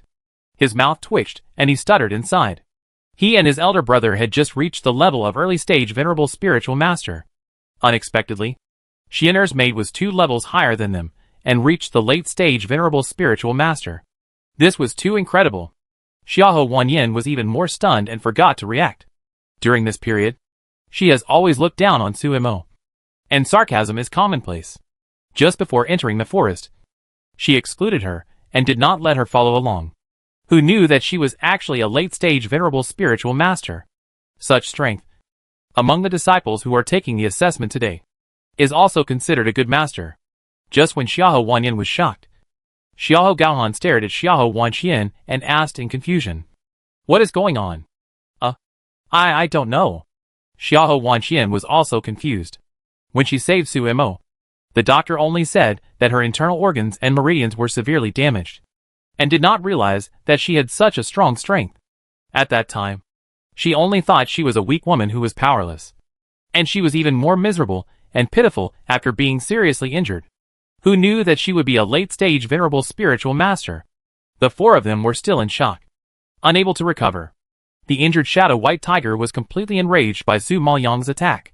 Its eyes were bulging with blood, and a heavy breath was sprayed from its nostrils, and a long angry roar came from its throat. The roar was long, and he flew toward Su Maoyang with his majestic body. Su Maoyang saw that this guy had completely exploded, and his strength should not be underestimated. His expression changed, and he even accelerated his speed. Her slender figure leaped into the air, and the spiritual power in her body spun wildly, bursting out from her sharp moves. Su Maoyang's attack was fast and fierce, and did not give the shadow white tiger any time to react. The continuous heavy blows and floating figures caught it off guard. Even the shadow white tiger, which is known for its speed and violence, couldn't cope with Su Maoyang's body movements and cruel and tricky methods, which was enough to show how fast she was. At this time, another heavy blow. The shadow white tiger was immediately blown away and fell to the ground, dying at any time. However, Su Maoyang did not take advantage of the victory at this time, and loudly questioned the Shadow White Tiger. I give you two choices. Death or contract. Choose one. The Shadow White Tiger was already ready to die. But who knew that this human was willing to leave it a way out? Surprise suddenly surged in the desperate tiger's eyes, and it quickly stopped fighting and crawled in front of Su Maoyang. Chapter 1051 No. It must be killed. Xiahou Wanyan, who was standing aside and watching the whole battle, saw Su Maoyang trying to spare the Shadow White Tiger, and suddenly woke up from the shock and excitedly stopped him loudly. No. It must be killed. We finally beat a 7th level Holy Spirit beast. If we don't kill it, we can't get the beast core. Without the beast core, how can we pass this exam and enter Liuguang College? After hearing this, Su Maoyang turned around and glanced at Xiahou Wanyan hiding behind, frowned slightly, and asked back, It seems that I beat down the Shadow White Tiger by myself. When did it become us who beat it down? Su Maoyang's rhetorical question was full of sarcasm, and Xiahou Wanyan was speechless all of a sudden. We are all together. So why should we distinguish between you and me? Miss Su, please let us kill this Shadow White Tiger. We really need the beast core now. Xiahou Gaohan laughed dryly twice, with a flattering tone. Even the address changed from maid to Miss Su, which was enough to show that this person was good at changing with the wind. Su Maoyang sneered twice when he heard it. This Shadow White Tiger is the prey I shot down. Whether it lives or dies, of course, is up to me. Now, I don't want to kill it. Xiahou Gaohan was also speechless because of her tough attitude. Su Maoyang looked cold and retracted his gaze from them, ignoring their attitude. Xiahou Gaohan and Xiahou Wanyan had the opportunity to help just now, but they didn't help, which means they were worried about getting hurt and wanted to reap the benefits. There is no such good thing in this world. Su Maoyang really has no good feelings for such people. He is too lazy to talk nonsense with them. He turned his head to look at the Shadow White Tiger crawling in front of him and said, Since you choose to be contracted, then take the initiative to sign a contract with the girl in yellow clothes over there. Upon hearing this, the Shadow White Tiger followed the direction of her finger and glanced at Xiahou Wanyan. He found that the other party was actually a midterm Holy Spirit Master, and immediately shook his head in rejection. How could it be a 7th level Holy Spirit beast contracted by a weak Holy Spirit Master? This is too embarrassing. It seems that you choose to die. Okay, I will fulfill your wish. Su Maoyang saw that it disagreed, snorted coldly, and raised his hand to kill it. The Shadow White Tiger was so scared that it trembled all over, and it struggled to get up from the ground, ran to Su Maoyang, and rubbed her legs like a spoiled child. Obviously, it was trying to please her and wanted Su Maoyang to contract it. It had just experienced Su Maoyang's fighting power and knew that this person was probably more than just a late-stage venerable spiritual master. So it was willing to be contracted by such a powerful person. But it could not accept being contracted by a Holy Spirit Master. Gaohan, Wanyan, and Zian saw that the majestic and huge Shadow White Tiger was actually acting cute and coquettish with a petite woman. The scene was so inconsistent that it was simply shocking and unbelievable. Everyone stared at Su Maoyang with their mouths open, and the shock in their hearts was beyond words. But Su Maoyang did not appreciate it at all and kicked it away. Don't try to get close to me. You only have two choices. Either die or contract with the girl in yellow. I don't have much patience, and don't want to say it for the third time. Shadow White Tiger shrank its head in shock at Su Maoyang's majesty. Even if it was unwilling, it had to walk toward Xiahou Wanyan. Xiahou Wanyan had been in a daze. When she saw Shadow White Tiger walking towards her, she woke up and hurriedly stopped him. Suimo, I am not strong enough to contract a 7th level holy beast. You don't have to force him to contract just to take care of me. I feel so sorry for him. Let's give him freedom. Xiahou Wanyan has always been kind to animals. Now seeing that Shadow White Tiger was seriously injured and looked miserable, she couldn't bear it and waved her hand to refuse Su Maoyang's kindness. Shadow White Tiger was a little surprised to hear this. He had long known that humans were cunning.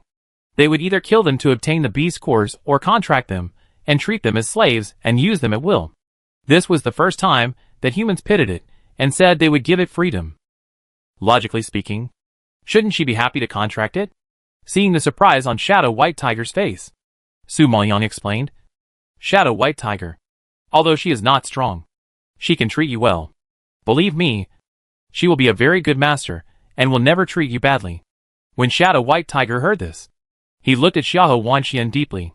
Seeing that she did show pity for him in her eyes, he decided to take a gamble, approached her, and bit Xiahou Wanxian's finger.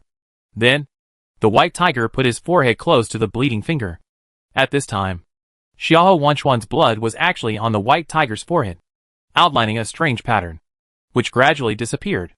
Xiahou Wanxian suddenly felt that there was a special connection between herself and the White Tiger. This feeling was very strange, as if she was full of strength all over her body. She knew that it was the power brought to her by the Shadow White Tiger. While gaining strength, she also knew all the information about the Shadow White Tiger, and could communicate with him without any obstacles. So this is the contracted spirit beast. Although she liked spirit beasts, she had never contracted with one before. Suddenly having such an experience, Xiahou Wanxian was extremely surprised. However, in comparison, the Shadow White Tiger was more surprised by Xiahou Wanxian's body. At the moment of the contract just now, it thought that this human was weak and would definitely face considerable resistance, and even backfired. Unexpectedly, she actually successfully contracted it, and it was so easy, effortless. As far as it knew, those who could contract so easily were either stronger than spirit beasts or had extremely powerful soul power. This woman's strength is obviously very weak. Could it be that her soul power is very strong? The Shadow White Tiger was secretly shocked and immediately turned his head to look at Su Maoyang. He saw that the latter actually nodded to it, obviously guessing its question and answering it. Suddenly realizing this, the Shadow White Tiger was surprised and immediately crawled in front of Xiahou Wanxian, and said in his heart, "Shadow, meet the master." It is very clear that having a strong soul power means that it can contract many spirit beasts. In the past, someone relied on a strong soul power to become a hegemon in the field of beast control. Such strength is quite terrifying. Now that it knows that Xiahou Wanxian also has this talent, the Shadow White Tiger has a little more expectation for her. Xiahou Gaohan and Xiahou Wanyan were jealous to see that their most inconspicuous and weakest sister actually got a 7th level Holy Spirit beast. You know, even they don't have this honor. Chapter 1052 abandoned him and ran away. I really don't know how a fool with no strength and no brains can have such good luck and get such a good thing. It's really unfair. Xiahou Wanyan saw the Shadow White Tiger crawling respectfully at Xiahou Wanxuan's feet, and she clenched her fingers in anger. She was envious and jealous, and she was not convinced. But she didn't think about it. Xiahou Wanxian insisted on taking in Su Maoyang despite everyone's opposition. Not only that, she also took good care of her and healed her. When others give, Xiahou Wanyan treats them as stupid. And when they gain, she feels unfair. This kind of person will never see the advantages and contributions of others, and only has herself in her heart. To put it bluntly, it's selfish. It is said that there is gain only if there is sacrifice. She never gives, so how can there be any return? Xiahou Zian, who was standing next to her, had always doted on Wanxian. Seeing that she had contracted a 7th level Holy Spirit beast, he was really happy for her. Little sister, congratulations. Now, even I dare not bully you. Haha. Second brother, what are you talking about? You usually dote on me. How can you bully me? Xiahou Wanxian replied with a smile. Xiahou Zian laughed when he heard this, and he was in a good mood. Su Maoyang saw that Xiahou Wanxian had successfully contracted, so he didn't waste any more time and reminded her. Let's go. Time is running out. We should go collect beast cores. Humph. What were you doing earlier? Now you remember to collect beast cores. We have wasted so much time. How much can we collect later? It's a question whether we can encounter spirit beasts later. Besides, now that we have wasted so much time, others have probably already collected a lot. But we still don't have any. We have been behind others since the beginning. How can we win this test? Xiahou Wanyan was very dissatisfied with Su Maoyang's act of giving away the spirit beast, and shouted angrily. Su Maoyang glanced at her coldly and said lightly, "If you stay here and yell, you will have even less time later." As she said that, she took the lead and walked forward. Xiahou Wanxian saw her leaving, and hurriedly chased after her, asking, "Suimo, where are you going? Didn't your elder sister blame me for wasting your time? So she took you to find the spirit beast?" Su Maoyang replied lightly, "Alas, you know that she always speaks in a bad way. Don't take her words too seriously. Xiahou Wanqian thought Su Maoyang was angry, and hurriedly advised. When Xiahou Wanyan heard this, she sneered sarcastically. In such a big forest, you think it's easy to find a spiritual beast? That's easy to say. Su Maoyang glanced at her and suggested coldly. If you don't believe me, you can go find it yourself. I won't keep you. Xiahou Wanyan blushed and gnashed her teeth at the mocking and disdainful tone. Seeing that the other three people followed Su Maoyang's direction, as if they believed her, she didn't have the courage to act alone. She could only chase after them, and snorted angrily. Humph. I want to see what spiritual beast you can find. Su Maoyang was still quite confident about finding spiritual beasts. You know, she has the ancient beast, the heavenly demon Marten. And the heavenly demon Marten's perception of spiritual beasts is naturally very high. With its guidance, Su Maoyang soon found a large flower bush. The flower bush in front of him was very wide, and there was no end in sight. The flowers inside were all dark blue, looking charming and enchanting, and actually a little seductive. Seeing this scene, the old man Jinjuan in the space introduced solemnly. This flower is called Blue Beauty, which is extremely poisonous. But the poison powder inside is the favorite food of Feifeng black poison bee. Feifeng black poison bees usually gather near Blue Beauty, and in groups, which is convenient for you to hunt them. Su Maoyang nodded slightly, observed the surroundings, and listened quietly to the movements of Feifeng black poison bees.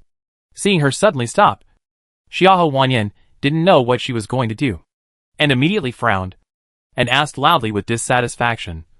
Didn't you say you would take us to find the spirit beast? Where is the spirit beast? Why can't I even see a shadow?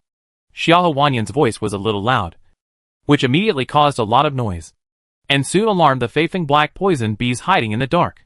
After a while, a buzzing sound was heard not far away. Su Maoyang's eyes condensed slightly, raised his eyebrows slightly, and pointed forward. Yes, isn't that it? Xiahou Wanyan, Xiahou Gaohan and Xiahou Zian all looked in the direction Su Maoyang pointed. They saw that the front was like a dark cloud, a dark mass, all giant poisonous bees as big as children, which made everyone shudder and terrified. My God, it's the 6th level holy beast, the flying phoenix black poisonous bee. Seeing this scene, even the usually steady Xiahou Gaohan screamed in fear.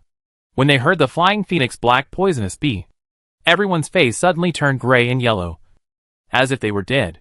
They all knew that this thing not only had a brutal attack power, but was also highly poisonous. Once stung by it, people would be poisoned and die immediately without even a breath. Although they were only level 6 holy spirit beasts, one level lower than the shadow white tiger just now. This group of flying phoenix black poisonous bees were social creatures. There were at least 1,000 or 2,000 of them in front of them. If they fought, they would basically be surrounded and had no chance of winning. Realizing this, Xiahou Gaohan cursed angrily. Damn it, Suimo, you have done us a disastrous harm. If you hadn't led the way, how could we have encountered so many flying phoenix black poisonous bees? Xiahou Wanyan was also very angry. She stared at the poisonous bees on the opposite side, her eyes bulging and bloodshot, and she gnashed her teeth and yelled, Suimo, you bitch. You did a good thing. I really want to slap you to death. I said you can't trust her, but you believed her and followed her. Now it's good. Xiahou Wanyan's anger rolled in her chest, as if it was about to burst out of her eyes. However, just when the two were angry, the flying phoenix black poisonous bees on the opposite side had already attacked Su Maoyang and others. Xiahou Wanqian saw Su Maoyang was surrounded and caught in the battle. Worried about her safety, she immediately shouted for help to Xiahou Wanyan and Xiahou Gaohan. Brother, sister, let's go together. Otherwise she can't resist the siege of so many black poisonous bees alone. Xiahou Wanyan sneered. You want me to help her? No way, brother. While she is helping us resist, let's retreat quickly. Xiahou Gaohan heard her proposal and immediately turned around and fled to the back, leaving Xiahou Wanqian, Xiahou Zian, and Su Maoyang behind and retreated quickly. Xiahou Wanqian saw their backs leaving and shouted a few times anxiously. But Xiahou Wanyan and Xiahou Gaohan fled so fast that they disappeared in the blink of an eye. At this moment, Xiahou Wanquan's heart was cold, and she was overwhelmed with unprecedented disappointment. Chapter 1053 Killing All Around. In the past, Xiahou Wanyan asked her to collect herbs and ordered her around. But she didn't take it seriously because she thought her elder sister was just annoying but actually had a good heart. No matter what. They are all family members. No matter how bad Xiahou Wanyan's temper is, she still has her younger sister in her heart. Until now, she has seen this person clearly. What family? What good heart? All fake. When in danger, she and her elder brother ran faster than anyone else, and even wanted her younger brothers and sisters to resist the faithing black poison bee in exchange for their safety. Such elder brothers and elder sisters simply have no family affection at all. In their minds, there is only themselves. For the sake of their own interests, everything can be abandoned.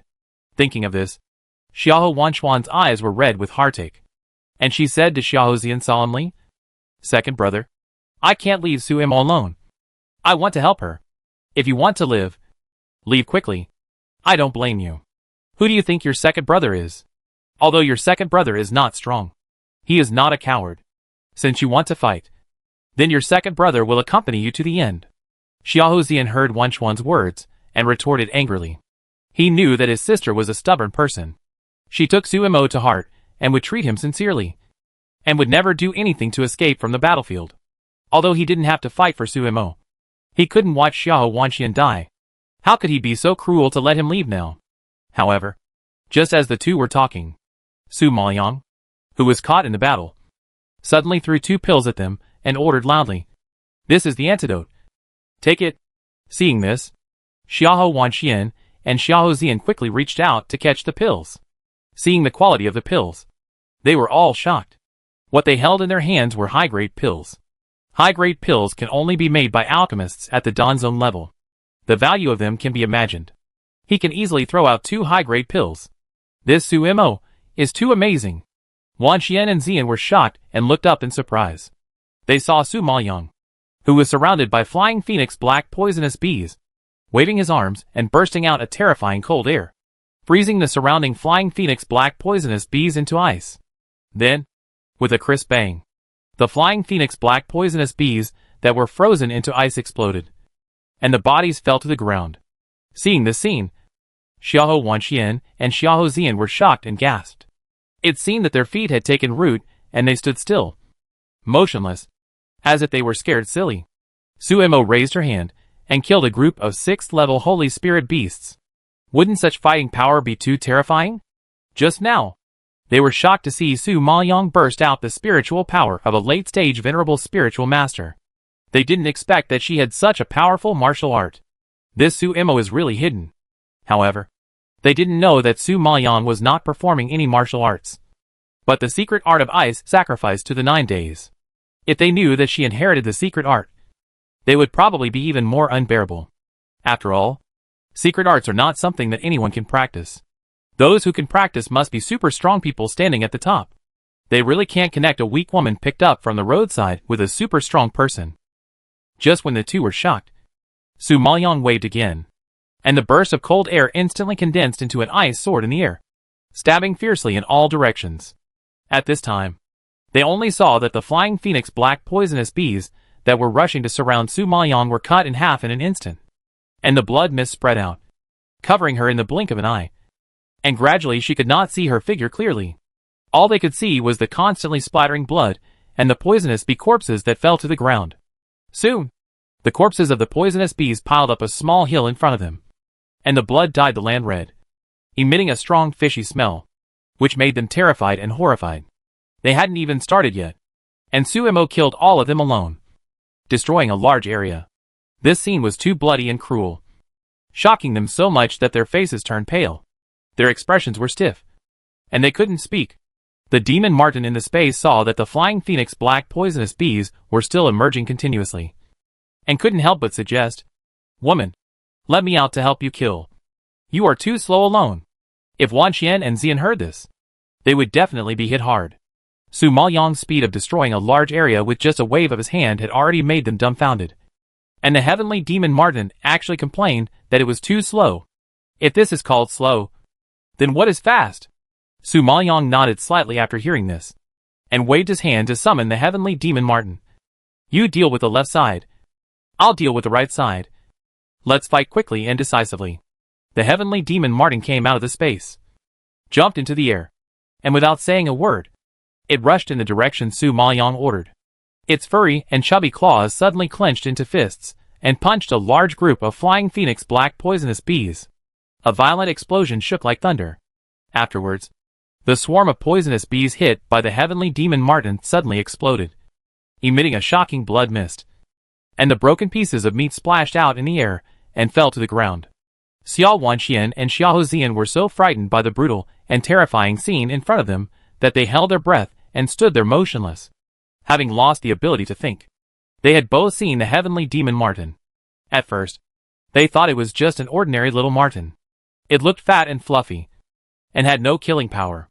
Unexpectedly, when it fought, it was several times more ferocious than the shadow white tiger just now. The fighting power and appearance of this guy formed a strong contrast, which made Wanqian and Zian stunned and unable to recover. Just when the two were shocked, Su Maoyang suddenly yelled at the heavenly demon Marten angrily. "You damn bastard! You smashed them to pieces. How can I collect the beast cores?" The beast cores were all smashed by it. This heavenly demon Marten is really more of a hindrance than a help. The demon Marten just wanted to act cool in front of Xiao Zian and Xiao Wanqian, and forgot that they came for the beast core. When Su Maoyang questioned him, he laughed dryly. Hee. I didn't control the strength for a while. Sorry. Su Maoyang glared at it and warned. Hit it hard. If you break another beast core, I will take your beast core. The demon Marten was frightened by her threat and trembled all over. He muttered dissatisfiedly.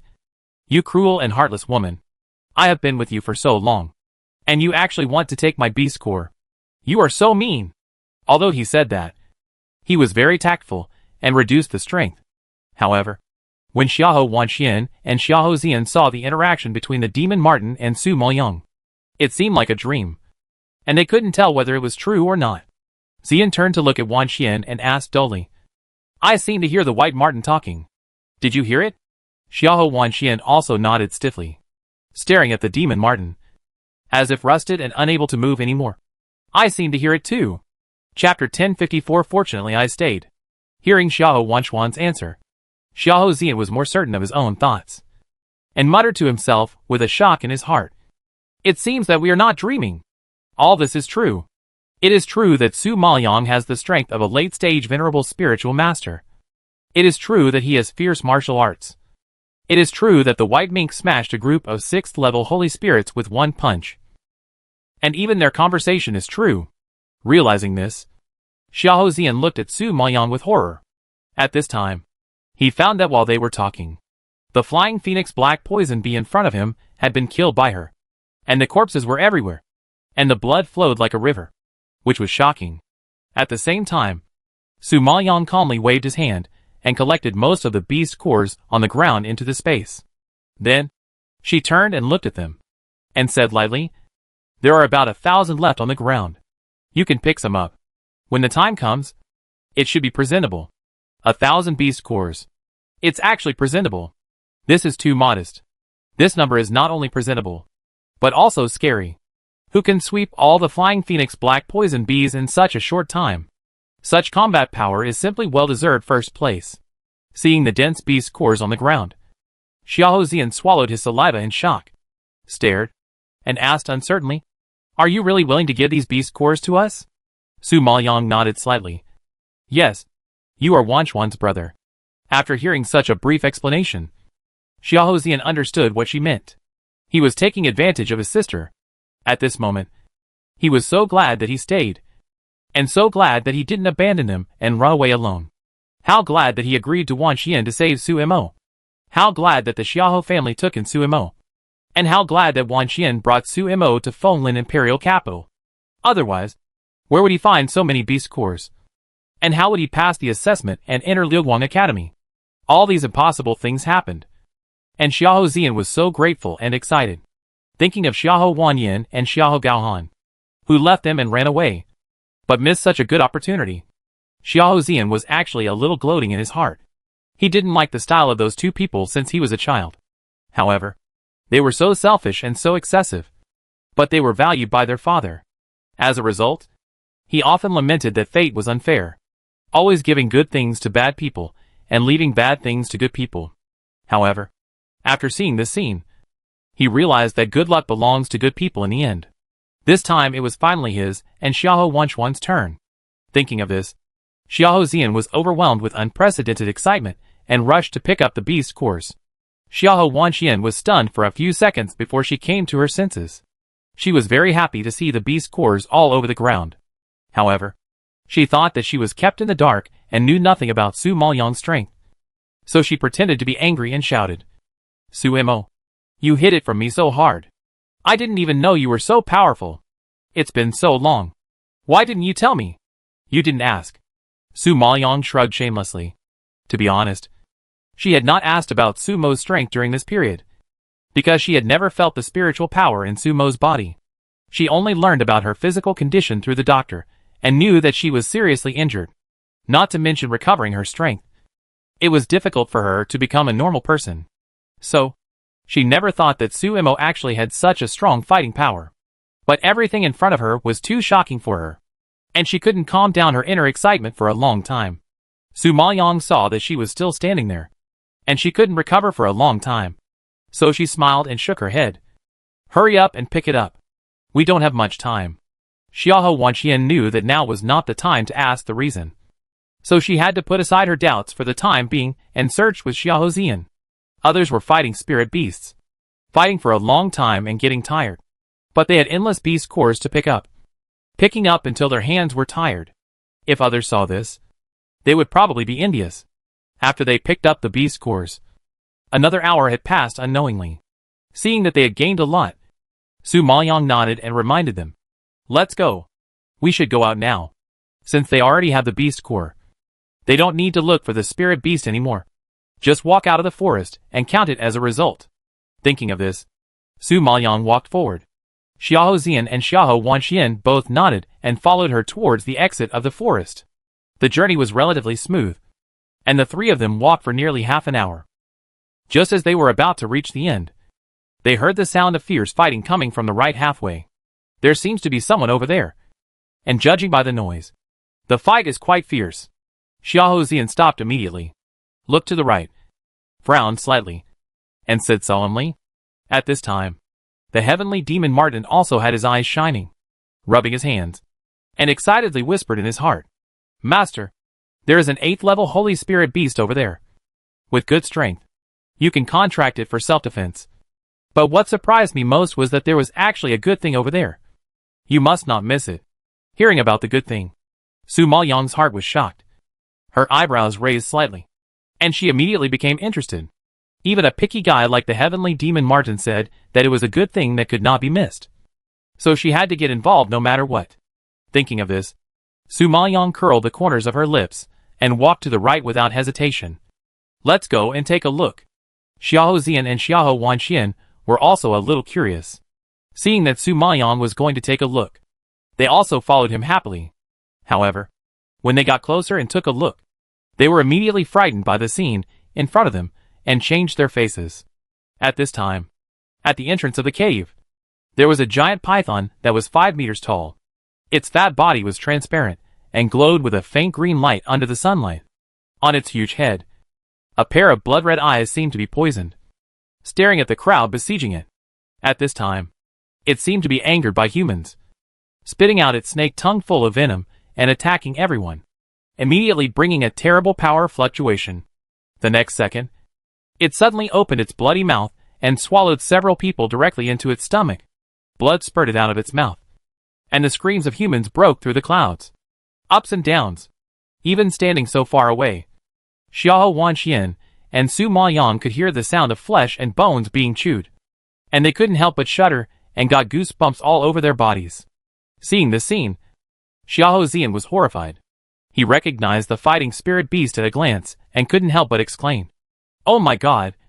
It's the 8th level Holy Spirit beast! The blood-eyed blue sky beast!" He was very excited and his voice was loud, which immediately attracted the other party's attention. "Yuan Shan. It's those bumpkins from the countryside." A young man who was fighting hard discovered Su Maoyang and others, and immediately yelled at Xiahou Yuanshan. Chapter 1055 Throw the eggs to them. When Xiahou Yuanshan heard this, she immediately looked in the direction of the young man's finger. Seeing that it was indeed Xiahou Wanxian, Su Maoyang and others, Her eyes condensed, and she snorted disdainfully. Humph. That bunch of trash. They can't help. And they will only be a drag if they come. So it's better not to come. The young man disagreed and said, Yuan Shan. Although they can't beat the blood-eyed blue sky python, they can use them to divert the blood-eyed blue sky python's attention. The young man's words undoubtedly woke up Xiahou Yuan Shan. She was shocked, frowned slightly, and asked back, You mean to divert the trouble? Well, more than half of our people have died. If we want to survive, we can only rely on this method. The young man was dealing with the attack of the python, while struggling to suggest to Xiahou Yuan Shan. His handsome face was as pale as paper. Obviously, dealing with this huge and ferocious python had consumed all his physical strength. But Xiahou Yuan Shan still hesitated after hearing this, and asked with a tangled face, How can we divert the trouble? This stinky snake has been pestering us, and it is obvious that it wants to fight us to death. It is impossible to divert its attention. The reason why the blood-eyed blue sky python pesters us is because we stole its eggs. If you throw the eggs to those rubbish, it will naturally attract the blood-eyed blue sky python. The young man suddenly raised his palm to resist the fierce attack of the spiritual power, gritted his teeth, and explained to Xiahou Yuan Shan with effort. However, before he finished speaking, he was knocked away by the blood-eyed blue sky python with a sweep of his tail, fell heavily to the ground, and spit out a mouthful of blood. Just looking at the movement, you can tell that he was seriously injured. The other men saw that several of their men were blown away again. Now there were only 3 or 4 people left. They all looked gloomy and sweated anxiously. They hurriedly urged Xiahou Yuan Shan. Yuan Shan, throw the egg out quickly. Otherwise we will all die. No. No. I got this egg with great difficulty. How can I let those rubbish get away with it? Xiahou Yuan Shan's face changed immediately after hearing this. She hugged the snake egg tightly and argued loudly in excitement. She was really reluctant to throw the snake egg in her arms, because she knew too well how powerful the blood-eyed blue sky python was. As long as she contracted it, her strength would definitely have a big breakthrough. In the future, when she enters the academy, faces competitions, and faces the provocations of other families, she will have enough confidence to deal with it. The most important thing is that she can also stand out among the Xiahou descendants, so that Grandpa Xiahou and her father will pay attention to her, give her the best resources, and cultivate her well. Unfortunately, their abilities were limited, and they were no match for the giant python. After a few moves, more than half of them were killed by the giant python. So, she knew that it was unlikely to win or even contract the adult giant python. Therefore, she placed all her hopes on the snake egg. Since she didn't have the strength to contract the adult blood-eyed blue sky python, she could only contract the young blood-eyed blue sky python. The young blood-eyed blue sky python had no resistance, and it was easy to contract it. It was a rare opportunity for her. So how could she give up easily? So, she must not throw the snake egg away. The man who fell to the ground and grimaced in pain heard Xiahou Yuan Shan's willful words. Seeing that she was still stubborn and unwilling to compromise, he was furious. He covered his painful chest and roared angrily. Xiahou Yuan Shan, are you crazy? We are all going to be wiped out. And you are still insisting on the snake egg. If you keep wasting time like this, you won't even have your life. How can you get a contracted spirit beast? Others were also very dissatisfied with her actions, and tried to persuade her anxiously.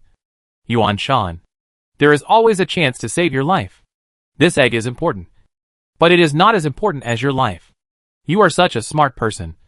Why are you being stupid at this time? As long as you keep your life and enter the academy, you will have plenty of spirit beasts in the future. Yes, Yuan Shan. Saving your life is the most important thing now. Throw the egg out quickly. Don't you hate those trash? Now is the time to take revenge on them. If the egg falls into their hands, the blood-eyed blue sky python will definitely not let them go. Can't you just deal with them? The man on the ground saw that the remaining people had been exhausted by the blood-eyed blue sky python and were in danger of death at any time. So he persuaded them again anxiously. Xiahou Yuan Shan began to waver after hearing this. She had long been disgusted with Xiahou Yuan Shan's group of trash. Before, because they had the support of her grandfather, she couldn't take action in the mansion and spared them once. Now that they were out of the Xiahou mansion and in this forest, it was a good opportunity to wipe them out. Thinking of this, seeing that the war was about to burn to her, Xiahou Yuan Shan had to make a choice. She had to grit her teeth and throw the snake eggs in the direction of Su Maoyong, sighing viciously. Humph. Since I can't get it, it's worth using it to exchange for their lives. At this time, Su Maoyong was still watching the fight, trying to figure out how to snatch the snake egg.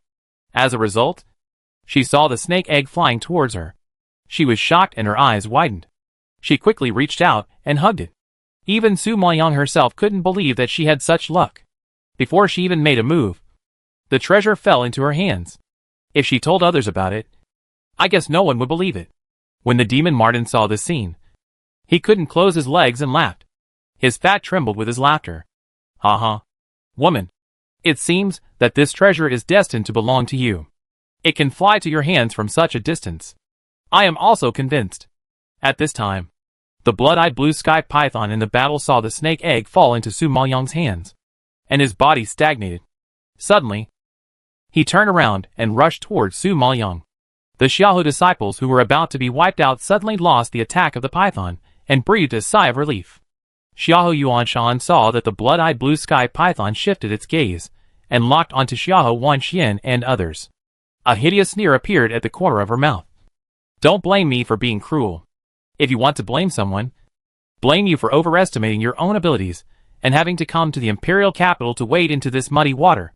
After that, she called the few remaining brothers and fled towards the exit of the forest. At this time, Xiahou Zian and Xiahou Wanxian saw the blood-eyed blue sky python attacking them, and their faces suddenly changed. They shouted in fear. Be careful. The blood-eyed blue sky python is coming this way. But before the voice fell, the blood-eyed blue sky python had already arrived suddenly, with a pair of red eyes, slender and sinister, and the inside was bright red like blood, reflecting the snake eggs in Su Maoyong's hand. And then the blood pupils shrank sharply, and with a whoosh, the huge head swooped down fiercely, instantly opening two sharp fangs and biting towards Su Maoyong. Seeing this scene, Xiahou Zian and Xiahou Wanxian were horrified and opened their mouths suddenly. They wanted to shout, but they were speechless. They only felt that the blood in their bodies had solidified, and they couldn't breathe for a while. Chapter 1056 Contract with Blood-Eyed Blue Sky Python. But at this moment, Su Maoyong was extremely calm. Seeing the python attacking, he quickly retreated to the back, as if he had no intention of doing it himself. He directly ordered the sky demon Martin. It's in your hands. Remember? Don't kill it. The sky demon Martin had been eager to try. After receiving the order, he grinned and rushed forward with excitement, rubbing his chubby fists. Xiahou Wanxian and Xiahou Zian were so scared when they saw the scene that their faces turned pale. They shouted to stop him. Danger! Don't! Although they had just seen the strength of the sky demon Martin and knew that he could kill a group of 6th-level holy beasts with one punch, the blood-eyed blue sky python in front of them was an 8th-level holy beast, 2 levels higher than the spirit beast just now, and its strength was definitely not comparable to that of a 6th-level holy beast. What's more, the blood-eyed blue sky python is considered to be an extremely ferocious spirit beast among the 8th-level holy beasts, and is much more powerful than ordinary 8th-level holy beasts. If a fight really breaks out, the small body of the snow ferret will definitely not be able to bear it.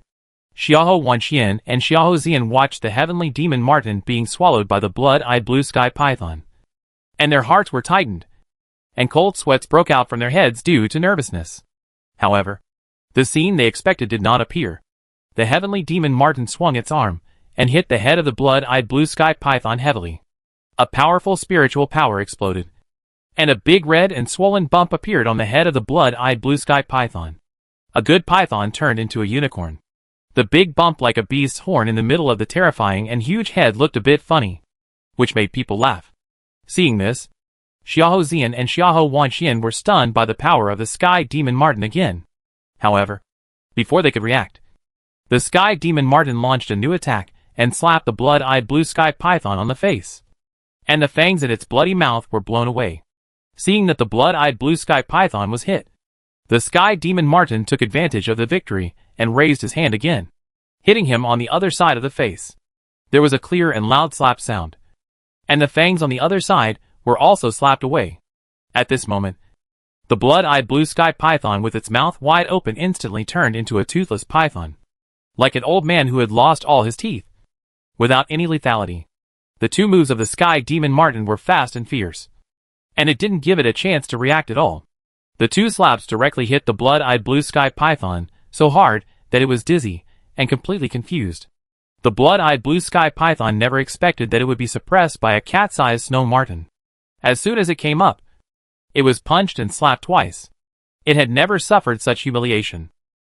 Thinking of this, the blood-eyed blue sky python immediately shook its head to wake itself up, and then attacked the Sky Demon Marten without giving up. Its fat tail swept suddenly, bringing a terrible energy wave, sweeping in the direction of the Sky Demon Marten. The Sky Demon Marten saw that it was still unwilling to give up, and sneered contemptuously. "You still want to resist with your little strength? Stupid." Originally, Su Maoyong asked him to spare the python's life, and the Sky Demon Marten's attack was very light. But now the blood-eyed blue sky python was stubborn, so he had to increase the strength and teach it a lesson. Thinking of this, the Sky Demon Marten jumped up and avoided the blood-eyed blue sky python's moves, and then raised his foot and kicked hard, just kicking the blood-eyed blue sky python in the face. The blood-eyed blue sky python was hit by a powerful force and instantly shot backwards. Its huge and fat body slammed 10 meters away with a bang, and actually smashed out a huge pit. Seeing this scene, Xiahou Wanxian and Xiahou Xian gasped, as if they were electrocuted. They could neither speak nor have strength. Their minds were in a state of half crazy and half dazed, and they couldn't recover for a long time. They simply couldn't believe that the petite snow ferret in front of them could actually kick away the blood-eyed blue sky python.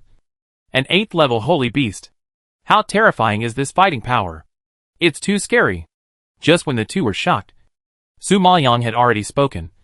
"Blood-eyed blue sky python, you are not its opponent. Don't make meaningless struggles. You have only two outcomes today. Either death or being contracted. Choose one quickly, and don't waste our time."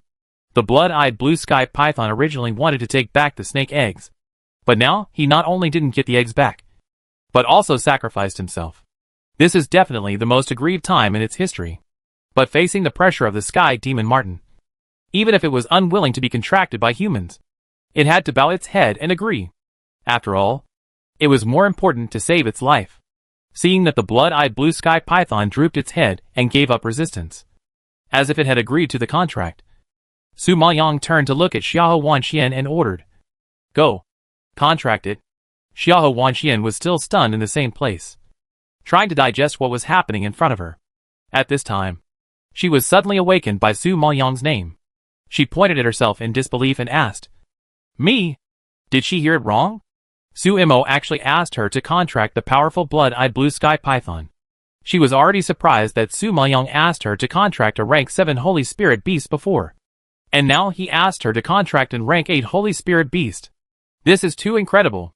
Xiahou Wanxian saw Su Maoyong nodded slightly, confirming her doubts, and was shocked in her heart, and shook her head repeatedly with emotion. Not to mention how powerful the rank 8 Holy Spirit beast is. Just take her body for example. There is no way to contract so many spirit beasts. Those with good strength and very good talent may not be able to contract 2 Holy Spirit beasts, let alone a waste like her who has no strength. In addition, it is such a powerful rank 8 spirit beast, which is not something that everyone can afford. Xiahou Wanxian felt that being able to successfully contract the Shadow White Tiger was already a blessing from her previous life, so she didn't dare to ask for an rank 8 Holy Spirit beast. "If you don't contract, then I can only kill it and take the beast core." Su Maoyong saw that Xiahou Wanxian didn't move, raised his eyebrows slightly, and reminded seriously. Xiahou Wanxian's expression changed when she heard this, and she hurriedly stopped him. "We already have so many beast cores. We can definitely pass the test. We don't need this one at all. Let's keep it alive. Since you want it to live, just make a blood contract with it. You must know that your current strength is too weak, and you can't gain a foothold in the imperial capital. If not for yourself, you should also think about your brother. You don't want to implicate your brother because of your weakness, right?" Xiahou Wanxian was silent when she heard Su Maoyong's words. I have to admit that Sumo's words are right. The imperial capital is a mixed bag. There are bad people everywhere, and there are dangers everywhere. If she doesn't become stronger, she can only drag Xiahou Xian and Su Imo down. Perhaps she has thought it through. Even if Xiahou Wanxian feels that she doesn't have the strength, she still plucks up the courage to try. "Okay, I'll make a contract and see. Chapter 1057, the first of the 10 fierce beasts. As she spoke, Xiahou Wanxian walked towards the blood-eyed blue sky python, squeezed out some blood from her broken finger, and pressed it on the blood-eyed blue sky python's forehead. Then a beam of light shot out from its forehead, and a snake-shaped pattern emerged, which completely merged with Xiahou Wanxian's blood. At this moment, Xiahou Wanxian felt the energy in her body spinning wildly, and her spiritual power spread throughout her limbs and bones, reaching a critical point, breaking through the restraints at once, and bursting out a powerful breath. When Xiahou Zian saw the scene, he widened his eyes in surprise and exclaimed excitedly, "Little sister, you have advanced to the late stage of the Holy Spirit Master." Xiahou Wanxian was still confused and didn't know what happened. When she heard Xiahou Zian's call, she reacted and felt the spiritual power in her body become stronger. Her cheeks flushed with excitement, and she said incoherently, I have advanced. I finally advanced. It's been so long. I thought I couldn't advance. But I didn't expect it. I didn't expect it." As she spoke, Xiahou Wanxian almost cried with joy, and her voice was choked. She has been in the middle stage of the Holy Spirit Master for a long time, but she has not been able to advance. She thought that this was her strength in this life, but she didn't expect that there would be a day for her to advance. Moreover, not only did she advance, she also contracted 2 powerful Holy Spirit beasts. She could never have imagined that she would have such a great gain in this entrance examination. And she could never have imagined that her useless body could easily withstand the power brought by 2 Holy Spirit beasts. This was simply a miracle. Like a dream. Xiahou Zian, who was standing by, was also grinning from ear to ear, surprised and envious, and was particularly grateful to Su Maoyang. "Miss Su, I'm very grateful to you for helping me advance this time." "You're welcome. I should thank you." Su Maoyang shook his head slightly. Hearing this, Xiahou Zian understood that she was thanking Xiahou Wanxian for saving her life.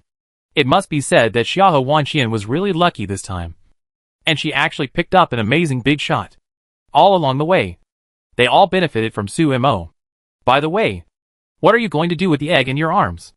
After being happy, Xiahou Zian pointed to the snake egg in her arms and asked curiously. Su Maoyang heard that the egg was of great origin from the heavenly demon Martin, and she was full of expectations for it. She had already made a plan, contracted and see. After she finished speaking, she cut her finger and dripped blood on the snake egg that was as big as a child.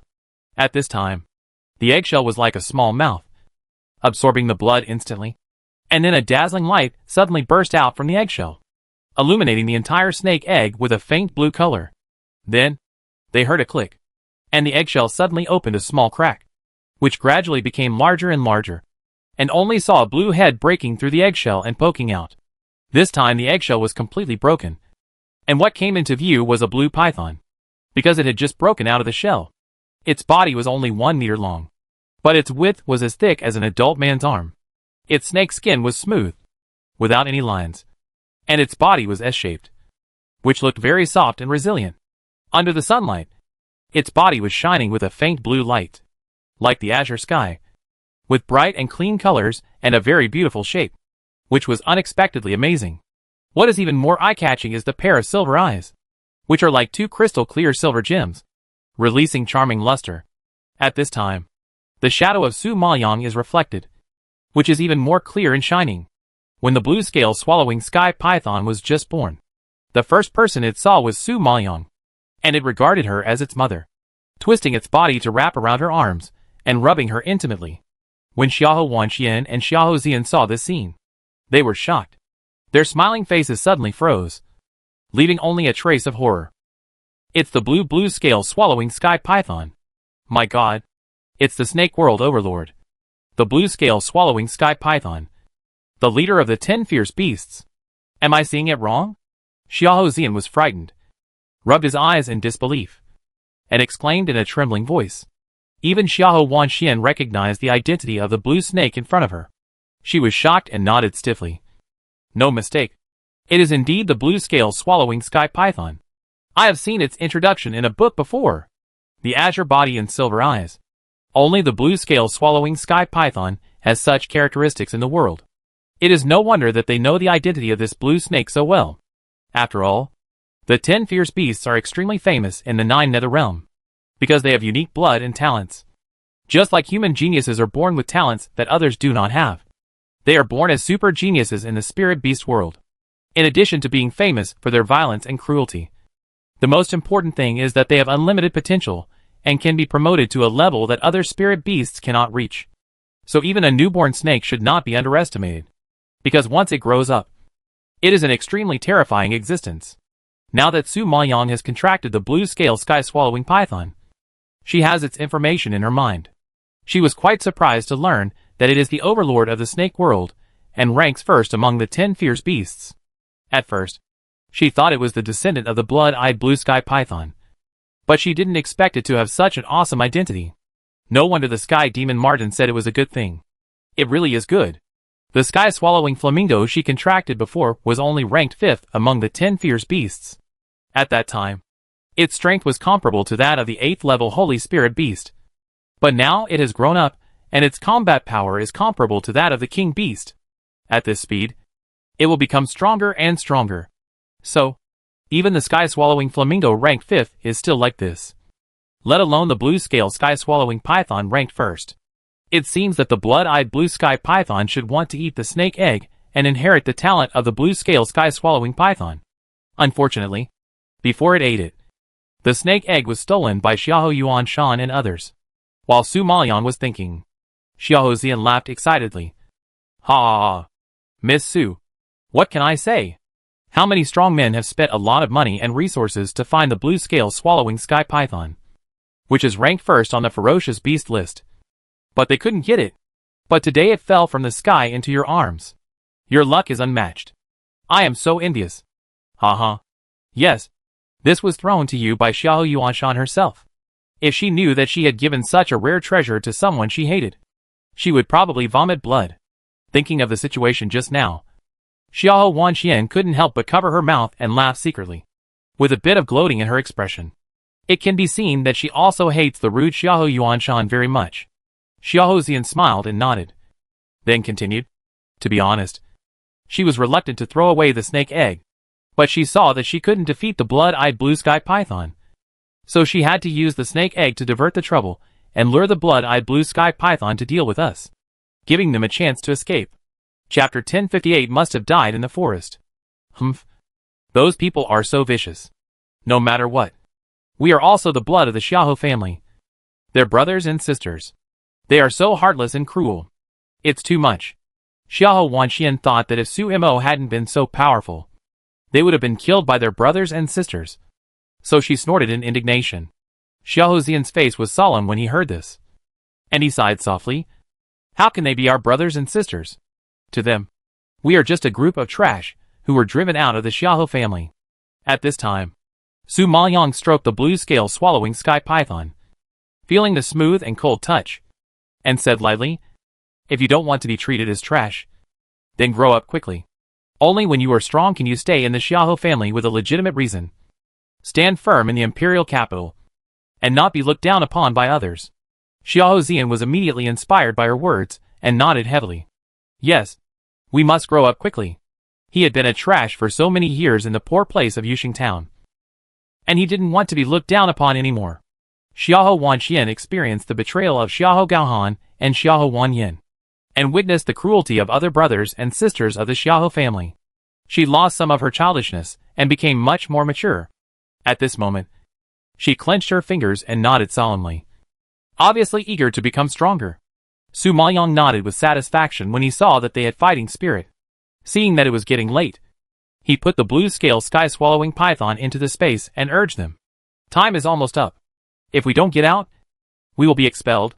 With so many beast cores, it was almost a foregone conclusion that they would pass the test.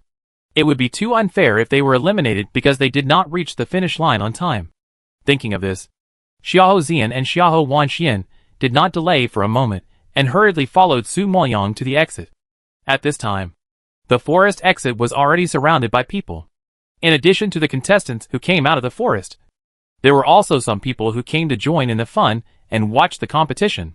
Of course, there were also the admissions elders of the 4 major colleges present, and each college sent 3 elders to sit in charge.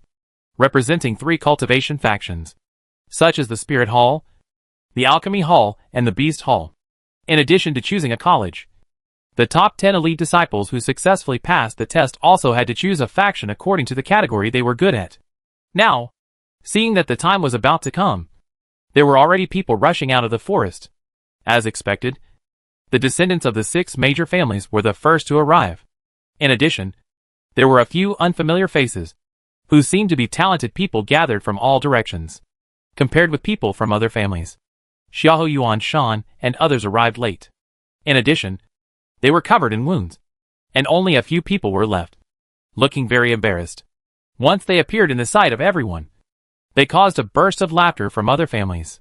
The Xiahou family had declined, and had long lost its status among the 6 major families. It was often ridiculed by the other 5 families, which seemed to be a common thing. But Xiahou Yuan Shan was still angry when he heard the ridicule around him, and he couldn't help but want to argue. But he was stopped by the seriously injured young man the next second. Forget it. Our goal this time is to pass the assessment. Now that the Beast Core has been obtained, we are waiting for the results to be calculated. If you cause trouble now, you may be disqualified from entering the academy. It's not worth it. Hearing this, Xiahou Yuan Shan took a deep breath and endured it. Humph. It's all your fault that you are incompetent. You can't even beat a blood-eyed blue sky python. And you forced me to throw the snake eggs to Xiahou Wanchuan's group of trash. If I contracted the blood-eyed blue sky python, who dares to laugh at me? Thinking that so many people died and they were in such a mess. But they didn't get anything. Xiahou Yuan Shan was furious. The young man sighed helplessly. Anyway, we solved Xiahou Wanchuan's group and helped you get revenge. Hearing this, thinking that Xiahou Wanchuan's group had died in the forest, Xiahou Yuanshan's mood improved slightly, and he snorted unhappily and stopped talking. However, while the two were talking, Xiahou Wanyan and Xiahou Gaohan also walked out quickly with other teams. When Xiahou Yuanshan saw their figures, her eyes widened in shock. Her face, which was not very pretty to begin with, turned pale. What on earth is going on? Why aren't they dead? Xiahou Yuanshan pointed at Xiahou Gaohan and Xiahou Wanyan and exclaimed in disbelief. The young man also looked at them in surprise, frowned, and shook his head in confusion. It shouldn't be like this. I saw Xiahou Wanxian and her group hiding behind the bushes with my own eyes. The battle was fierce at the time, and the young man only took a quick glance and only saw the faces of Xiahou Wanxian and Xiahou Zian, and didn't pay much attention to the others. However, he knew that their group was walking together, so he automatically assumed that Xiahou Gaohan and Xiahou Wanyan were also in the team. But who knew that these two people would come out alone? And they looked unharmed. It was really strange.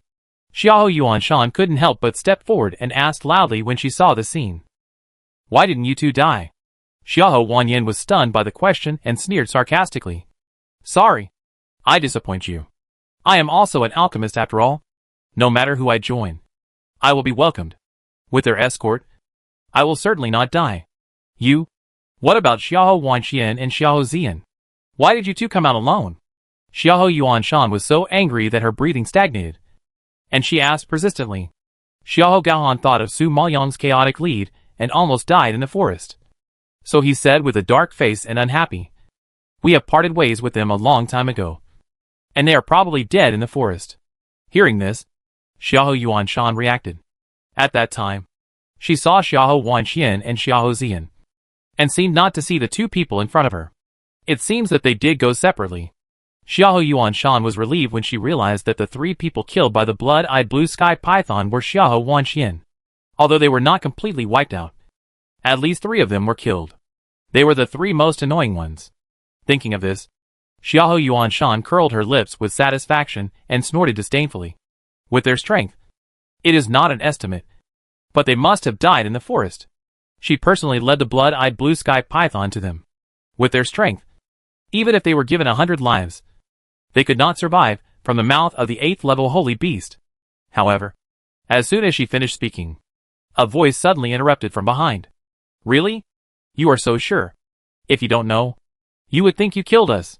The crisp voice with a strong sarcasm entered Xiahou Yuanshan's ears, which immediately shocked her. Chapter 1059, They are actually alive.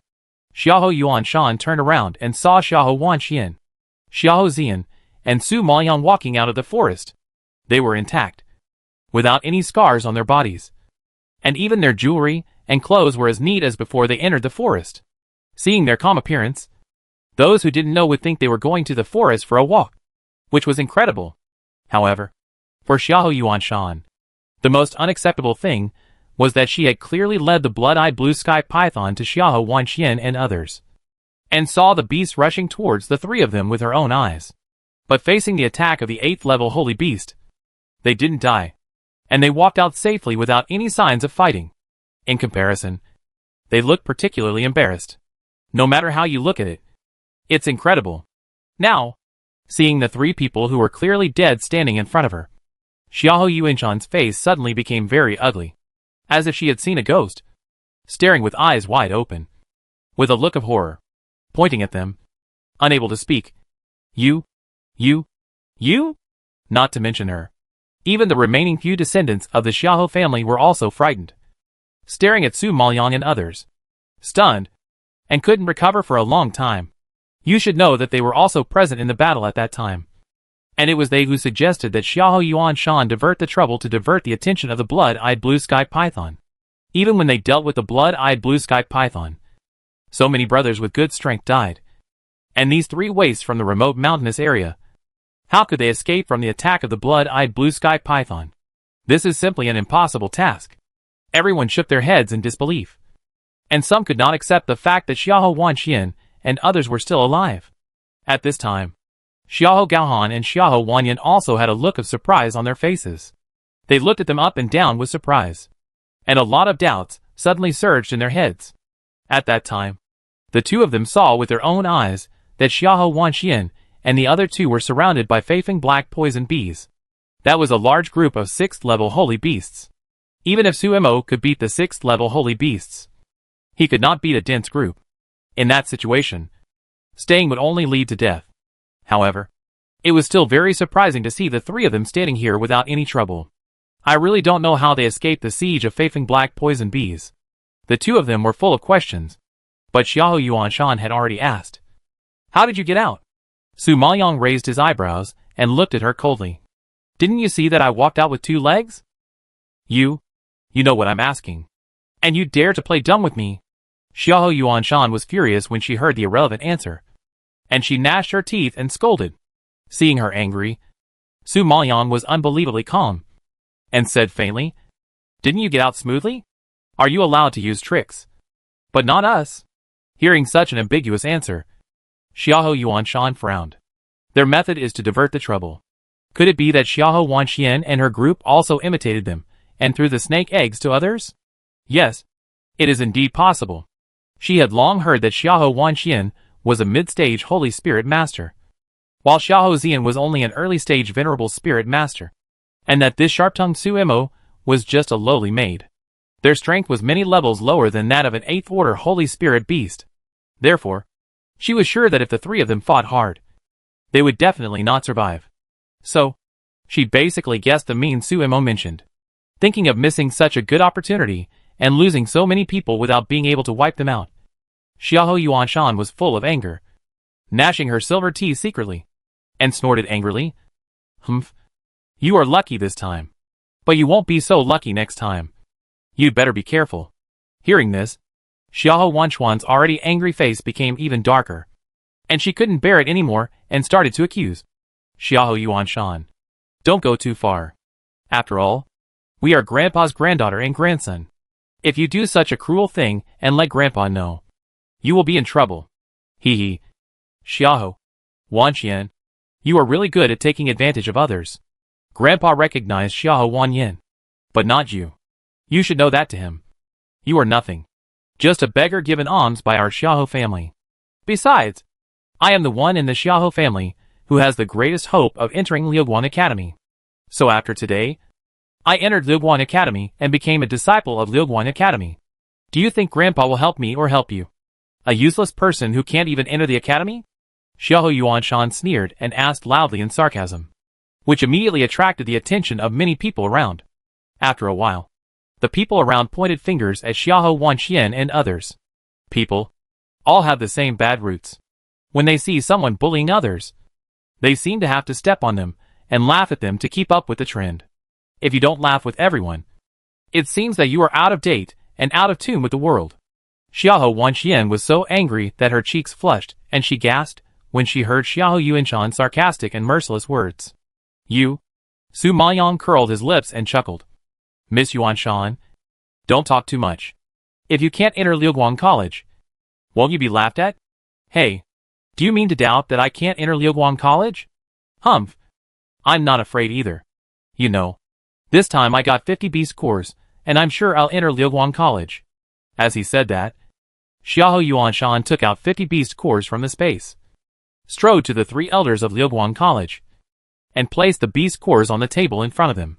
Hearing 50 B scores, the whole audience was in an uproar, and horror surged on their faces. They really didn't expect that the Xiahou family, which had always been looked down upon, would be so powerful this time. It was really surprising. You know, a person who can collect 50 B scores is already a very powerful person. With such a result, it is almost a foregone conclusion that he can enter Liuguang College. No wonder Xiahou Yuanshan is so confident. She has the confidence. Seeing this, even the elders of Liuguang Academy nodded with satisfaction and praised. Well, not bad. Seeing that even the Xiahou family's results were so impressive, several elders had more expectations. They immediately raised their heads and said to the other disciples who were taking the test, "The test time is over now.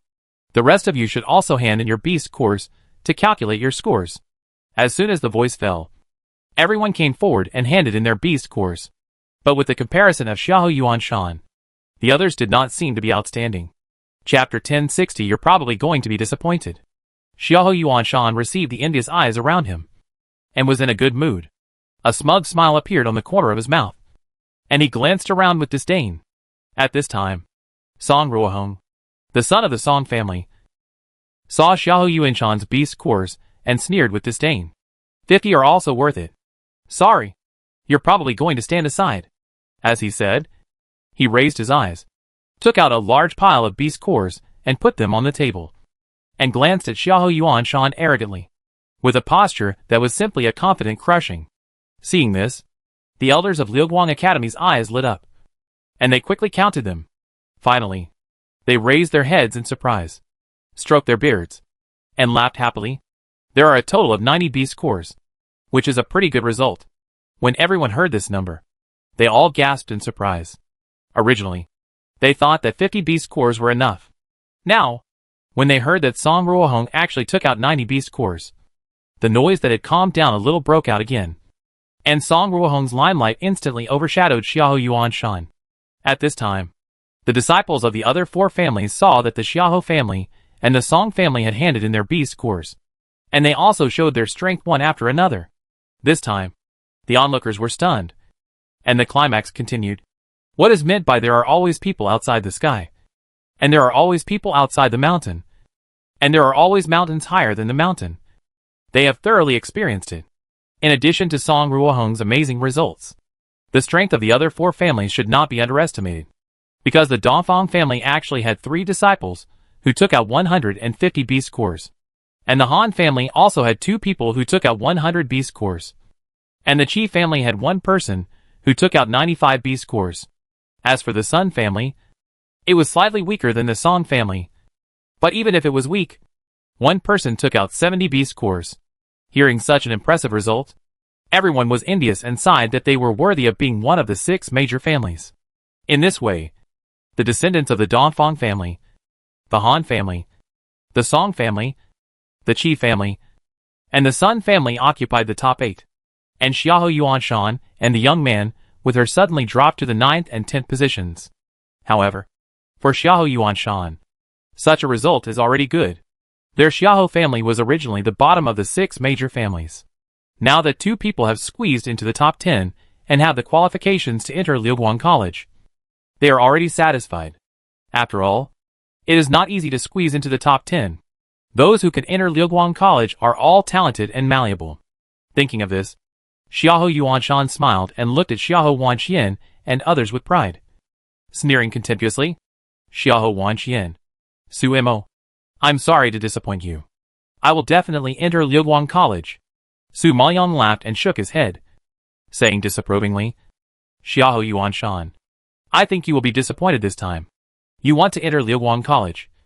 But it seems that you are still a little short of the fire. Su Imo, are you blind? Didn't you see that Xiao Mingxiu and I are 9th and 10th? Don't you know that the top 10 are eligible to choose the college and the gate? Xiao Yuanshan didn't expect Su Imo to deny her after seeing her results. She was so angry that she yelled and questioned. She didn't know how a lowly maid had the confidence to question her strength. This was a great humiliation for Xiao Yuanshan. Seeing her getting angry, Su Maoyang smile deepened, and he nodded slightly. Of course, I know that the top 10 are eligible to choose the academy and the gate hall on their own initiative. The problem is that you didn't make it into the top 10. Su Imo, is there something wrong with your ears or eyes? You are still deceiving yourself at this critical moment. Looking at the whole scene, except for the other 5 families. Who has more beast cores than me? If we are not in the top 10, who else can be in the top 10? Xiao Yuanshan saw Su Imo stubbornly refuse to admit it, and her cheeks flushed with anger, shaking all over. And she shouted loudly with confidence. Xiao Zian, who was standing aside, heard this, but a sarcastic smile appeared on his handsome face. He raised his eyebrows and said lightly, "We." Xiao Yuanshan's expression froze when he heard this, and he frowned suddenly, staring at Xiao Zian, and asked in disbelief, "What do you mean by this? You? Squeezed into the top 10? Facing Xiao Yuanshan's questioning, Xiao Zian just smiled and said nothing, but his confident look made Xiao Yuanshan laugh. Ha ha ha. With your strength, you want to get into the top 10 and enter Liuguang Academy? Ha ha ha. This is hilarious. Are you still asleep, or are you scared silly by the spirit beast? You actually want to enter Liuguang Academy. I have never seen such an arrogant person. After being stunned for a few seconds, several disciples of the Xiao family also laughed with their heads raised. They did not take Xiao Zian's words to heart at all, just thinking that they were a group of idiots who were showing off their abilities. Because with the strength of Xiao Wanxian and Xiao Zian, it would be difficult to enter other academies, let alone Liuguang Academy, which is simply a foolish dream. However, Su Maoyang, Xiao Zian, and the other 2 ignored their ridicule and went straight to the elders of Liuguang Academy. In the contemptuous eyes of the crowd, they waved their hands and released a large number of beast cores. However, their large pile of beast cores was different from that of other families, because others piled them on the table. But they had too many and could not fit on the table, so they piled them directly on the ground. At the moment, they were also piled up like a mountain, but they occupied a large area on the ground, which made everyone dumbfounded and horrified. All the sarcasm stopped abruptly, and the whole place was so quiet that only the sound of everyone breathing and swallowing saliva could be heard. Obviously, this scene brought a strong sense of shock to everyone, and everyone was shocked for a long time. It was Su Maoyang himself who broke the deadlock. Elder, please count them. I don't know exactly how many there are. Su Maoyang pointed to the beast cores spread on the ground in front of him, and said calmly. Hearing this, the elder who had been frightened suddenly woke up, bulged his eyes as big as cow eyes, looked at Su Maoyang in shock, and then nodded repeatedly, stood up from his seat, trotted to the front of the beast core pile, and called on the other elders to count together. Elders, please help and count how many there are. The slightly trembling voice revealed his mood at the moment, and the reason why he called the elders of other colleges was because he knew that it would take a long time for him to count alone. The key is that the 3 of them, each of them has such a large pile in front of them. The number is really shocking. The elders of other colleges were also frightened by the strength shown by Su Maoyang and Xiao Wanxian. While shocked, they were also curious about how many beast cores there were here, and they all stood up to help count. Even so, it took the elders an hour just to count. Xiao Wanxian has more than 500. More than 500. Xiao Zian has more than 500. Su Imo also has more than 500. My God! After the inventory was completed, the elders exclaimed one after another.